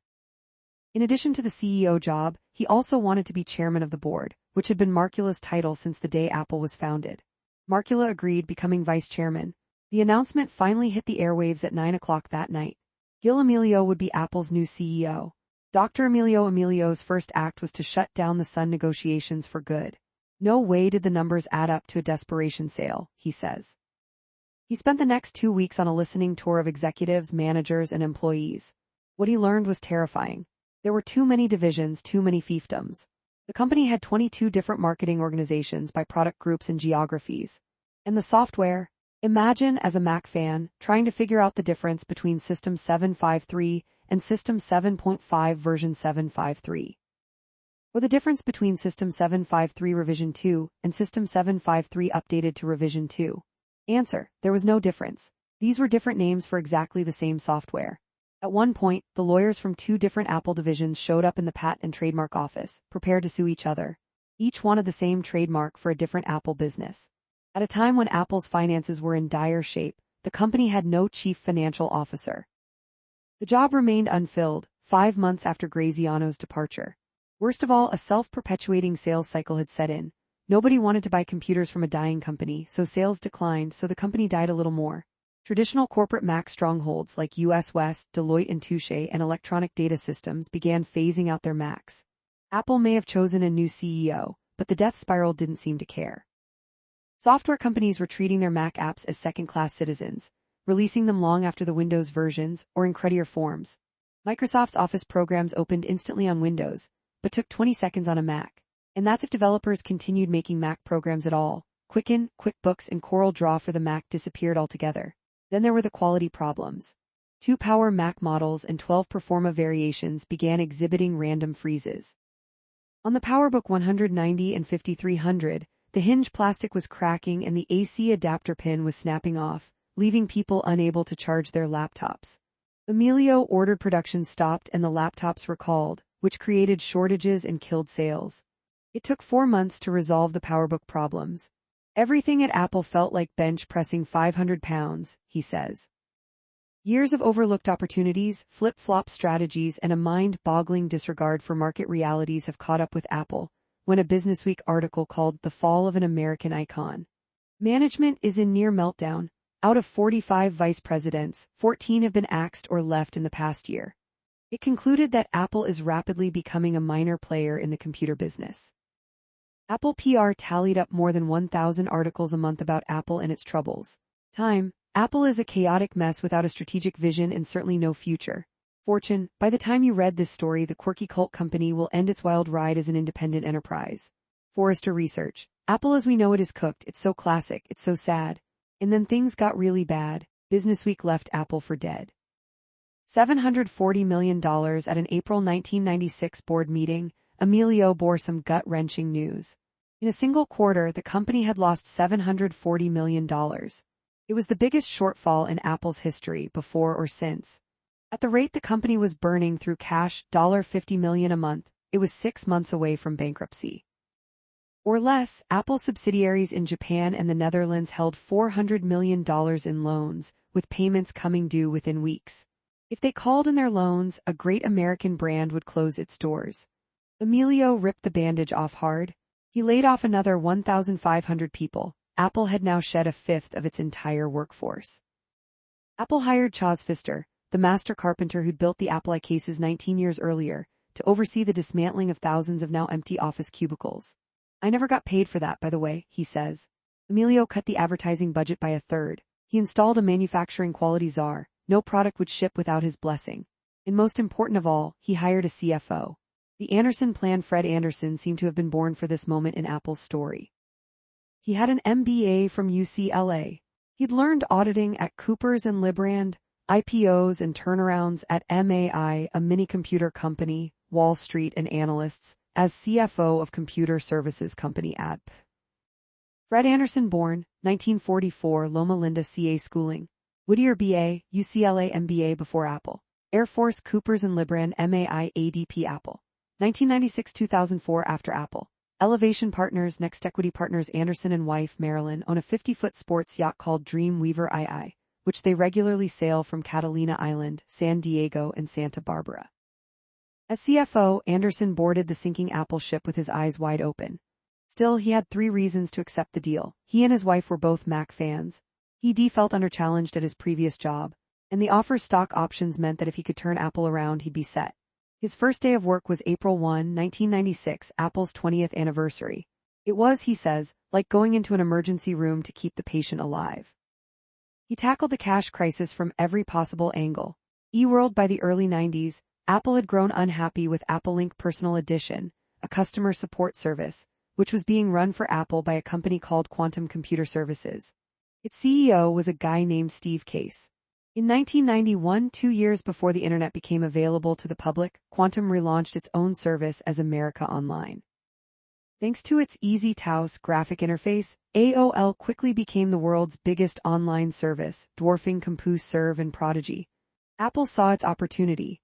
It shut down Apple Link and hired AOL to help it develop its own online service to be called eWorld. When you dialed into the service $9 a month, a charming cartoon town appeared. To access eWorld's features, you clicked little buildings like Marketplace, Newsstand, Email Center, Learning Center, and Community Center, chat rooms, and message boards.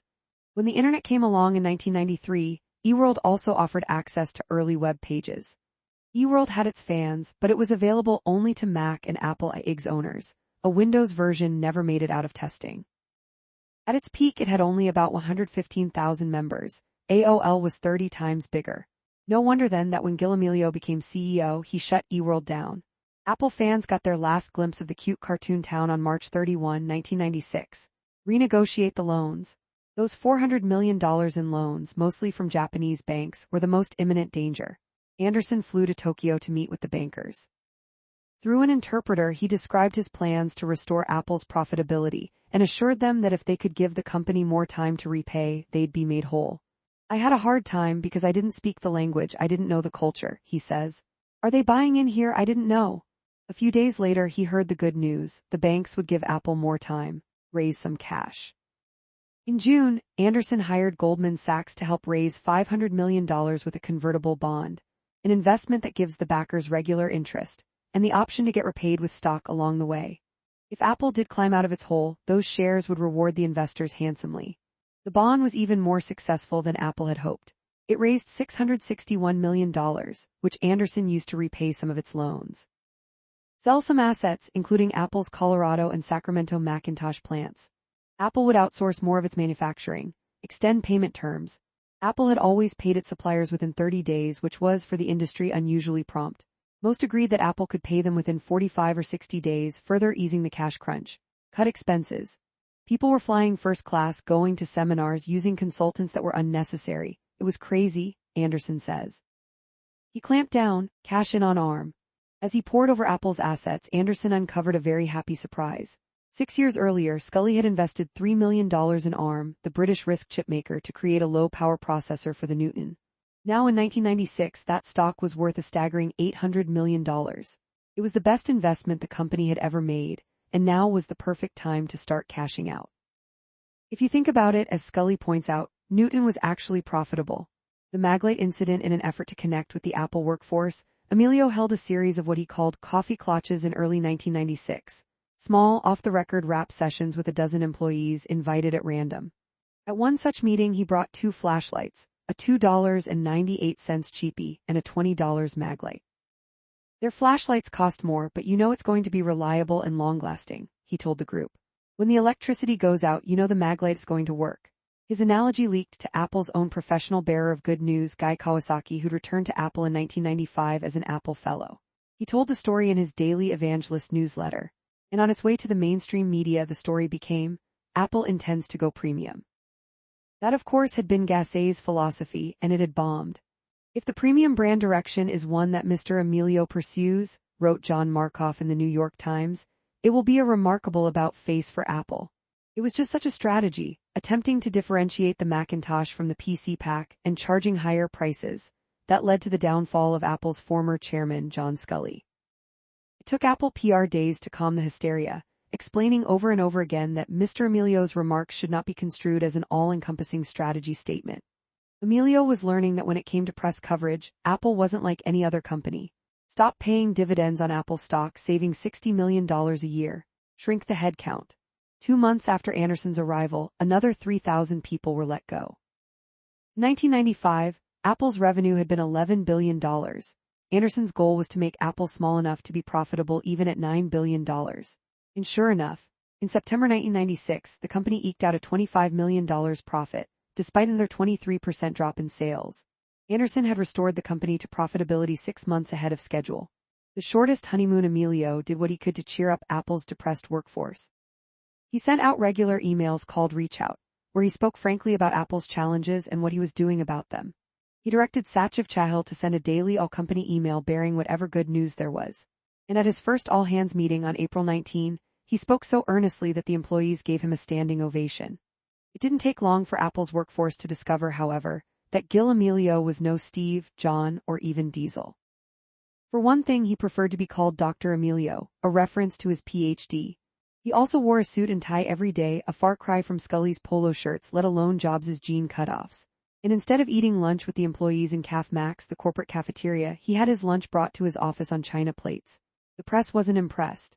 I was criticized for my hairstyle, the way I dress, and because I'm not thin enough, Emilio says. He was also blasted for charging Apple $1,700 an hour for the use of his 7-passenger Citation II business jet, which carried top executives to meetings. Even though, he pointed out, Apple had been paying Mike Markula's charter company even more for his jets for the last 12 years. For Emilio, the lack of employee respect was like nothing he'd ever experienced. I would meet with one of the vice presidents and we would discuss a particular problem and what needed to be done. We'd agree on a course of action and nothing would happen, nothing. It was as if the conversation had never taken place. He'd come up with some idea, to be honest, usually not great ideas, right? Says a product manager at the time. So he tells his team, this is what we've got to do. And we're like, that's a dumb idea. We're not doing that. So that's where he would say, Apple can't be led. Well, no, it can't be led with dumb ideas. Emilio didn't always score bedside manner points either. When in January 1997 he announced another layoff of 2,700 people, he acknowledged the difficulty of the task. I slept about 5 hours last night, he said. I will step up and do it, but I'm not happy about it. Damn it, don't ever put me in this position again. Mission: Tom Cruise. In the early 1990s, John Scully challenged marketing VP Sachiv Chahil to sell 1 million CD-equipped Macs in a year. Thinking that these Macs would appeal to the film and music industries, Chahil met with the two most powerful men in Hollywood, superagents Michael Ovitz, Creative Artists Agency, and Jeff Berg, International Creative Management. Apple wound up hiring Berg. For $1 million a year, he would supply a 5-person team to orchestrate marketing partnerships and open the doors to the music and film worlds. The pinnacles of the program were the two movie blockbusters of 1996. In Mission: Impossible, Tom Cruise's character uses a PowerBook 5300C to break into the central CIA vault.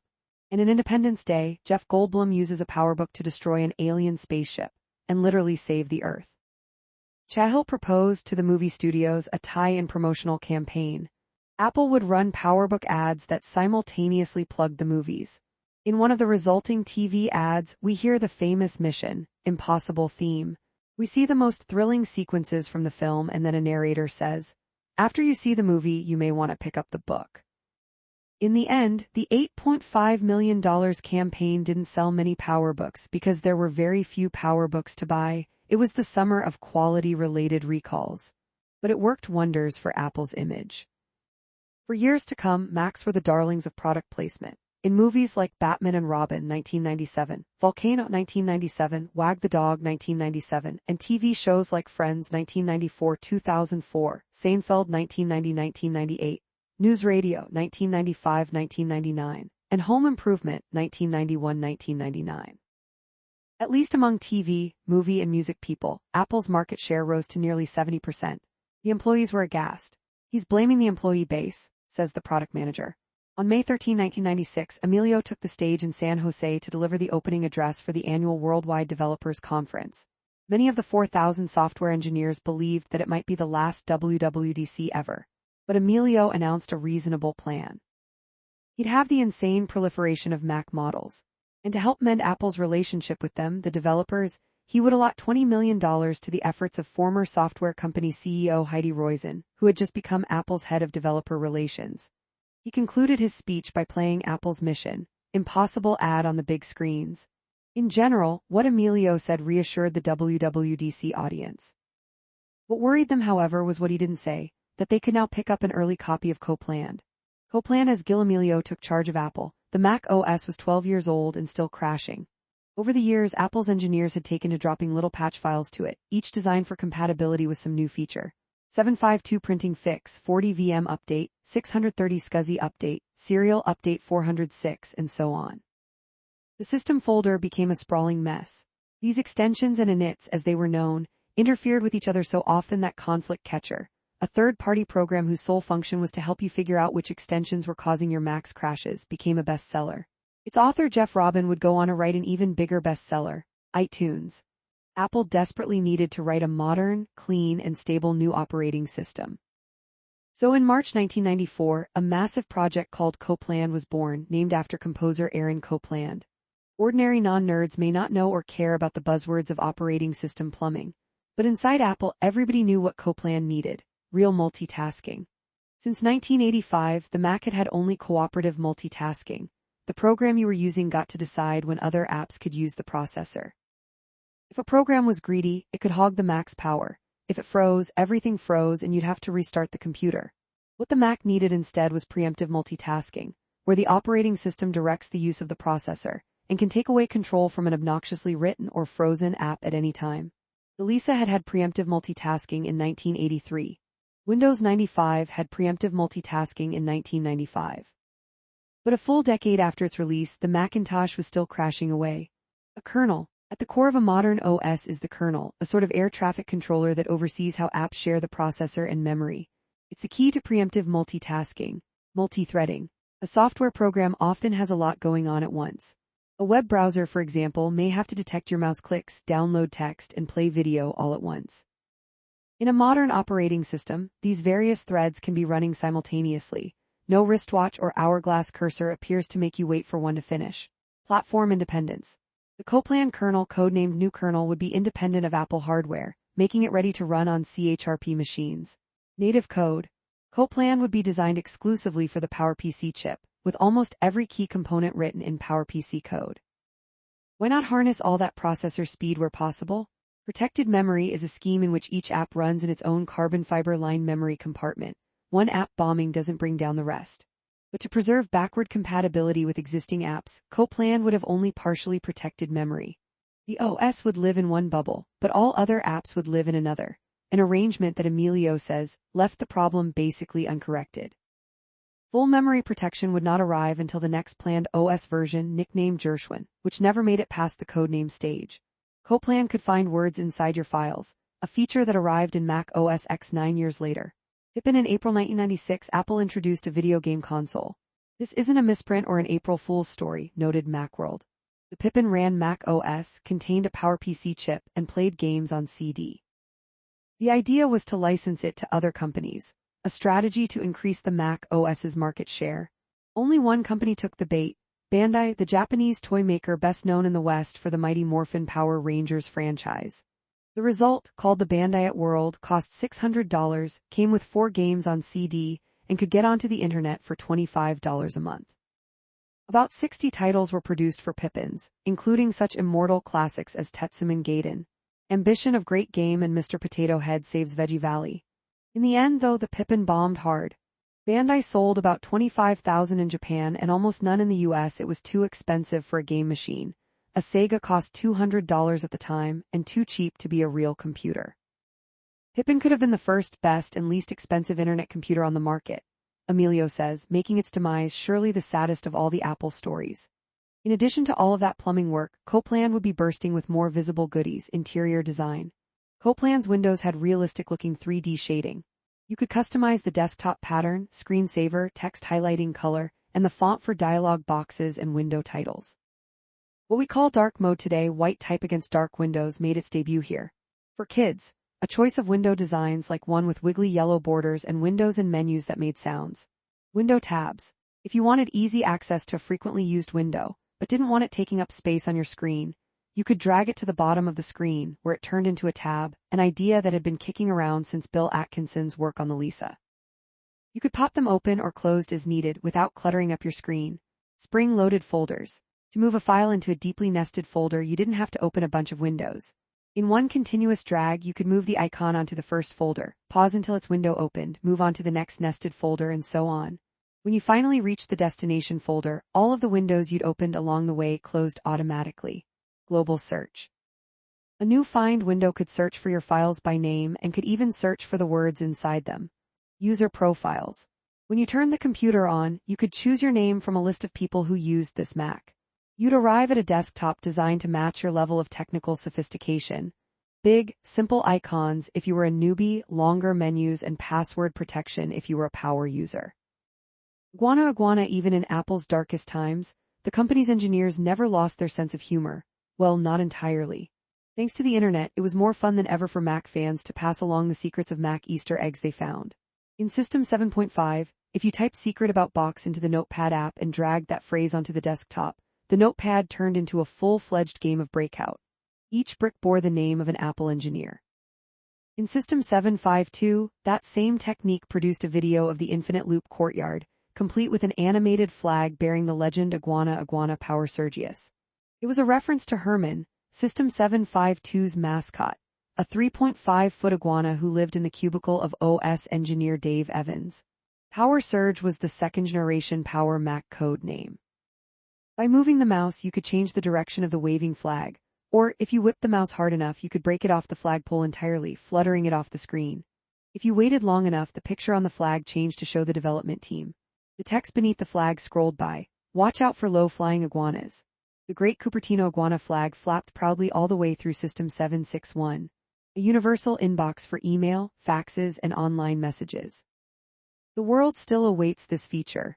In August 1995, Apple managers began giving Coplan demos to the press. Mac fans watched in amazement as an Apple rep duplicated a bunch of files, emptied a very full trash, and opened a program simultaneously. It was a multitasking miracle.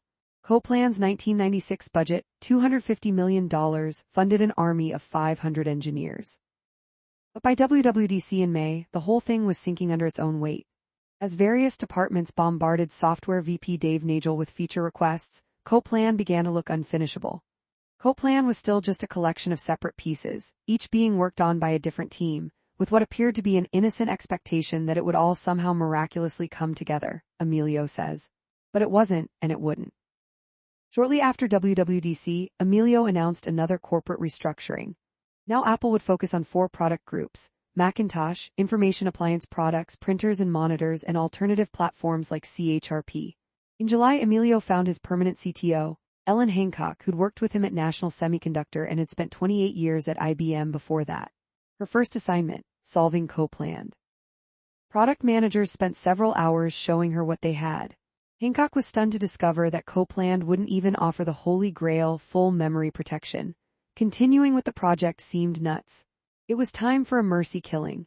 Hancock and Emilio decided to harvest whatever features they could from Copland's corpse and weave them into the existing Mac OS. And sure enough, in the summer of 1997, Mac fans delighted in a new OS release called Mac OS 8, to the confusion of Apple watchers who thought that Copland was going to be OS 8. It was a thoroughly gusset-up System 7, now with Copland features like multi-threading, spring-loaded folders, and pop-up window tabs. Apple sold 1.2 million copies in the first 2 weeks. A year later, Mac OS 8.5 inherited more of Copland's features, including a desktop decor control panel and that supercharged Find window now called Sherlock.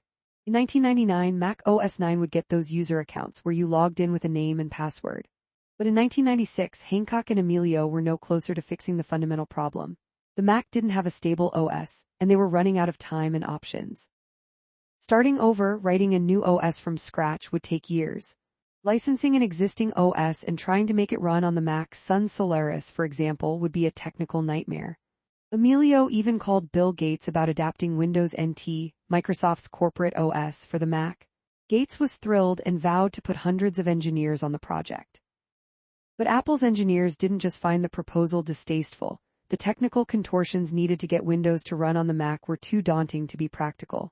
That left Apple only one way out: buying an OS. 26. NeXT. When he was ousted from the company, Apple's charismatic leader took some of Apple's top engineering talent with him. He founded a startup with an offbeat, one-syllable name. The goal: to create a state-of-the-art workstation computer with an all-new, rock-solid OS. But even after years of effort, the new machines weren't selling. He abandoned the hardware idea and pivoted the company. Now it would focus on selling only its OS. He, of course, is Jean-Louis Gasset. His post-Apple story mirrors Steve Jobs's almost exactly. Steve Saccoman, originator of the Newton project, had left Apple at about the same time as his friend Gasset, in February 1990.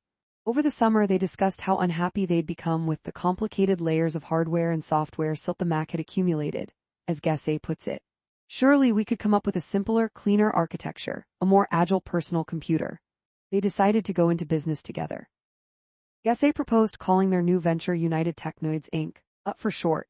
This was both cute and useless, he acknowledges, as there was already a huge conglomerate called United Technologies. A few days later, Saccoman called to say that he had been reading the dictionary to find a better name, and had gone as far as B. Gasset, misunderstanding, was delighted. He loved the name B. B Inc. sounded simple, resonant, romantic, even a call to action, Gasset says. The B-Box's best feature was its OS. For 4 years, nobody knew what B was working on, only that it had some powerhouse talent, including former top Apple OS engineers. Finally, in 1994, the plan was revealed. They were building a new multiprocessor computer from scratch called the B-Box. It would run a brand new operating system, BOS, with a kernel, preemptive multitasking, and protected memory. By September 1995, the company had 30 employees, about half from Apple, $14 million in investment capital, and a working prototype. The B-Box was a tall, plastic-cased, two-tone tower with lights that blinked to represent the activity of its 5 PowerPC processors. When he demonstrated its speed and flexibility at a conference for computer executives, Gasset got a standing ovation. In truth, though, B was struggling. It had burned through cash and wasn't finding much interest in the B-Box. So in 1996, Gasset refocused the company on finishing BOS. Word was getting around that BOS could run on PowerPC Macs. In August, B's booth at the Macworld Expo in Boston overflowed with admirers. Simultaneously, over at the Power Computing booth, crowds marveled at the BOS running on one of Power's Mac clones. Gil Amelio invited Gassé to his office in City Center 3, requesting a demo. The timing could not have been better for B. I was looking for an exit sign, Gassé recalls, and here came Amelio. By the end of the summer, Apple was in talks with Gassé about buying B. BOS was not complete, it still lacked printing and network file sharing, for example. But it held out the promise that the Mac, at long last, would get a modern operating system. October 1996, it was time to talk price. Gassé requested 15% of Apple's stock, worth about $500 million. Amelio was stunned. You have zero sales, you've got an operating system that's 3 years away from any reality, and you want 15% of the company? He said. That's not even within the realm of possibilities.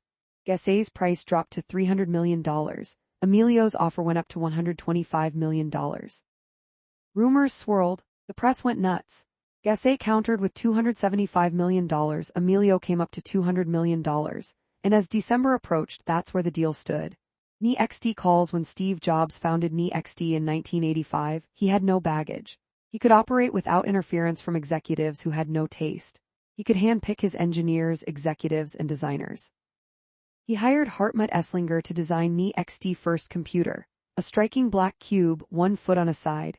He hired Paul Rand to design the logo, the guy who'd done the logos for IBM, UPS, Westinghouse, and ABC.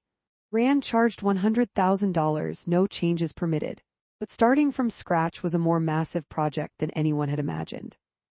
When one reporter asked why the computer kept being delayed, Jobs quipped, "It's not late, it's 5 years ahead of its time." When the NeXT computer finally shipped in mid-1989, it was dazzling. Among other breakthroughs, it was the first computer to include a magnetoptical disk drive like an erasable CD and a digital signal processor chip for spectacular audio features. The crown jewel, though, was the operating system, NeXT Step. It looked like a futuristic version of the Mac OS, Windows, icons, menus, but underneath was Unix, the beloved, battle-hardened OS that ran the world's banks, governments, and corporations. NeXT Step was fully buzzword compliant. It had memory protection, preemptive multitasking, and virtual memory. It was object-oriented, making it quick to build new programs. It was incredibly secure. It displayed any typeface gorgeously and crisply at any size, because it incorporated display PostScript, an on-screen version of Adobe's PostScript printing technology. But the cube would never be the dorm room fixture Jobs had envisioned, not at $6,500. In 1990, NeXT offered the slab-shaped NeXT Station $5,000 and a second-generation cube, now called the NeXT Cube, for $8,000. NeXT machines had their fans. Tim Berners-Lee, who invented the web, used a NeXT machine to write the first web browser and web server. But the thing just didn't sell. After 8 years, NeXT had sold only 50,000 computers. In 1992, NeXT gave up on hardware altogether, changed its name to NeXT Software, and adapted NeXT Step to run on Intel PCs and on RISC chips made by Sun and HP. Even so, NeXT Step just wasn't selling. The cube was stark and futuristic for its time. Fortunately, NeXT had one last trick up its sleeve. It had also created WebObjects, a software suite for designing sophisticated interactive web apps. FedEx used it to build its package tracking site. Dell used it to build its entire PC ordering website with real-time pricing, configuration details, and online ordering. In 1996, WebObjects was a hit, and revenues were beginning to turn around. The company was even planning an IPO. Inside NeXT, employees were furious to learn that Apple was negotiating with B. Our feeling was that B was an incredibly thinly veiled attempt to copy what NeXT had already built, says Garrett Rice, NeXT Director of Development and Developer Relations. It had a half-assed version of multitasking, an old-school user experience, and not great developer tools. Plus, Jean-Louis Gassé was at least partially considered a villain in Steve's departure. Rice was so offended that, without even consulting Jobs, he cold-called Apple's head of software to suggest that Apple consider NeXT Step instead. In any version of the multiverse other than this one, Rice says, this all ends with me getting my ass unceremoniously fired. The mock kernel NeXT Step was a dazzling OS. On the surface, it was colorful and easy to use. But underneath, it ran Unix, one of the world's most stable multitasking operating systems. And at the core of it all, NeXT Step had the mock microkernel. In the mid-80s, two researchers at Carnegie Mellon began tinkering with one of the most popular Unix variations, Berkeley Unix. They rewrote its kernel, the beating heart of the OS, the part that controls access to the processor and memory, to be more stable, easier to debug, and easier to adapt for other processors and computers. It was years ahead of its time. Those researchers were Richard Rashid, a professor, and Avi Tevanian, his PhD student. Eventually, Bill Gates hired Rashid to come to Microsoft, and Steve Jobs hired Tevanian to come to NeXT. NeXT engineers saw Tevanian's mock presentation at a conference. Next thing he knew, one night in 1987, he was having dinner with Jobs and a few OS engineers. "Our guys have seen your work," Jobs announced. "They love it and we want to use it." Nobody had ever adopted Mach in a commercial OS, but Apple had come close. In the summer of 1995, software VP Ike Nassy ran a secret project to build a version of the Mac OS running on Mach. It looked and felt like the traditional Mac, but it had all the stability and security of Mach underneath. Nassy distributed this Mach-based Mac OS at WWDC in 1996, convinced that it might finally solve Apple's OS problems. By that point, however, Gil Amelio was entertaining the notion of buying B, believing it to have better multimedia features. "I thought that was the dumbest idea ever, because I already had this up and running," says Nassy. He was so disheartened that he wound up leaving Apple. Mach did, of course, find its way into Apple's operating systems through a more circuitous route. To this day, it's at the core of every Mac, iPhone, iPad, and Apple Watch. But when Ellen Hancock returned his call, he pitched her hard. NeXT Step is by far the best operating system on the market.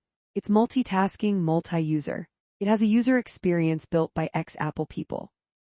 It has a full object-oriented development environment that nobody else has. There's no way you can't be talking to us. "I hadn't even thought about that," Hancock said. She asked for a meeting. Now Rice panicked. His spontaneous call was having real consequences. He confessed to his boss about making the call. Jobs and Tevanian were summoned, and Rice had to explain what he'd done. Jobs did not fire Rice. "Let's set up the meetings," was all he said. Months later, Jobs toasted Rice at an all-hands meeting and sent him a $20,000 check. On December 2, for the first time in 11 years, Steve Jobs walked into Apple's headquarters to give Hancock and Amelio a demo of NeXT Step. They saw right away that it was rock solid and complete. "I'll structure any kind of deal you want, license the software, sell you the company, whatever you want," Jobs told them. Now Apple had two modern OSes to choose from. After weeks of meetings and engineering consultations, Amelio and Hancock decided to stage a bake-off. Jobs and Gasset would make consecutive presentations before the executive staff, and then Apple would choose which company to buy. The date, December 10. The arena, 2 meeting rooms in Palo Alto's Garden Court Hotel. The judges, Amelio Hancock, Fred Anderson, Satchiv Chahil, and mergers and acquisitions head Doug Solomon. The Apple contingent sat around a U-shaped table. Tevanian ran the demo on a NeXT station and provided technical details. Jobs, at the peak of his charismatic game, did most of the talking. Amelio remembers the demo as dazzling.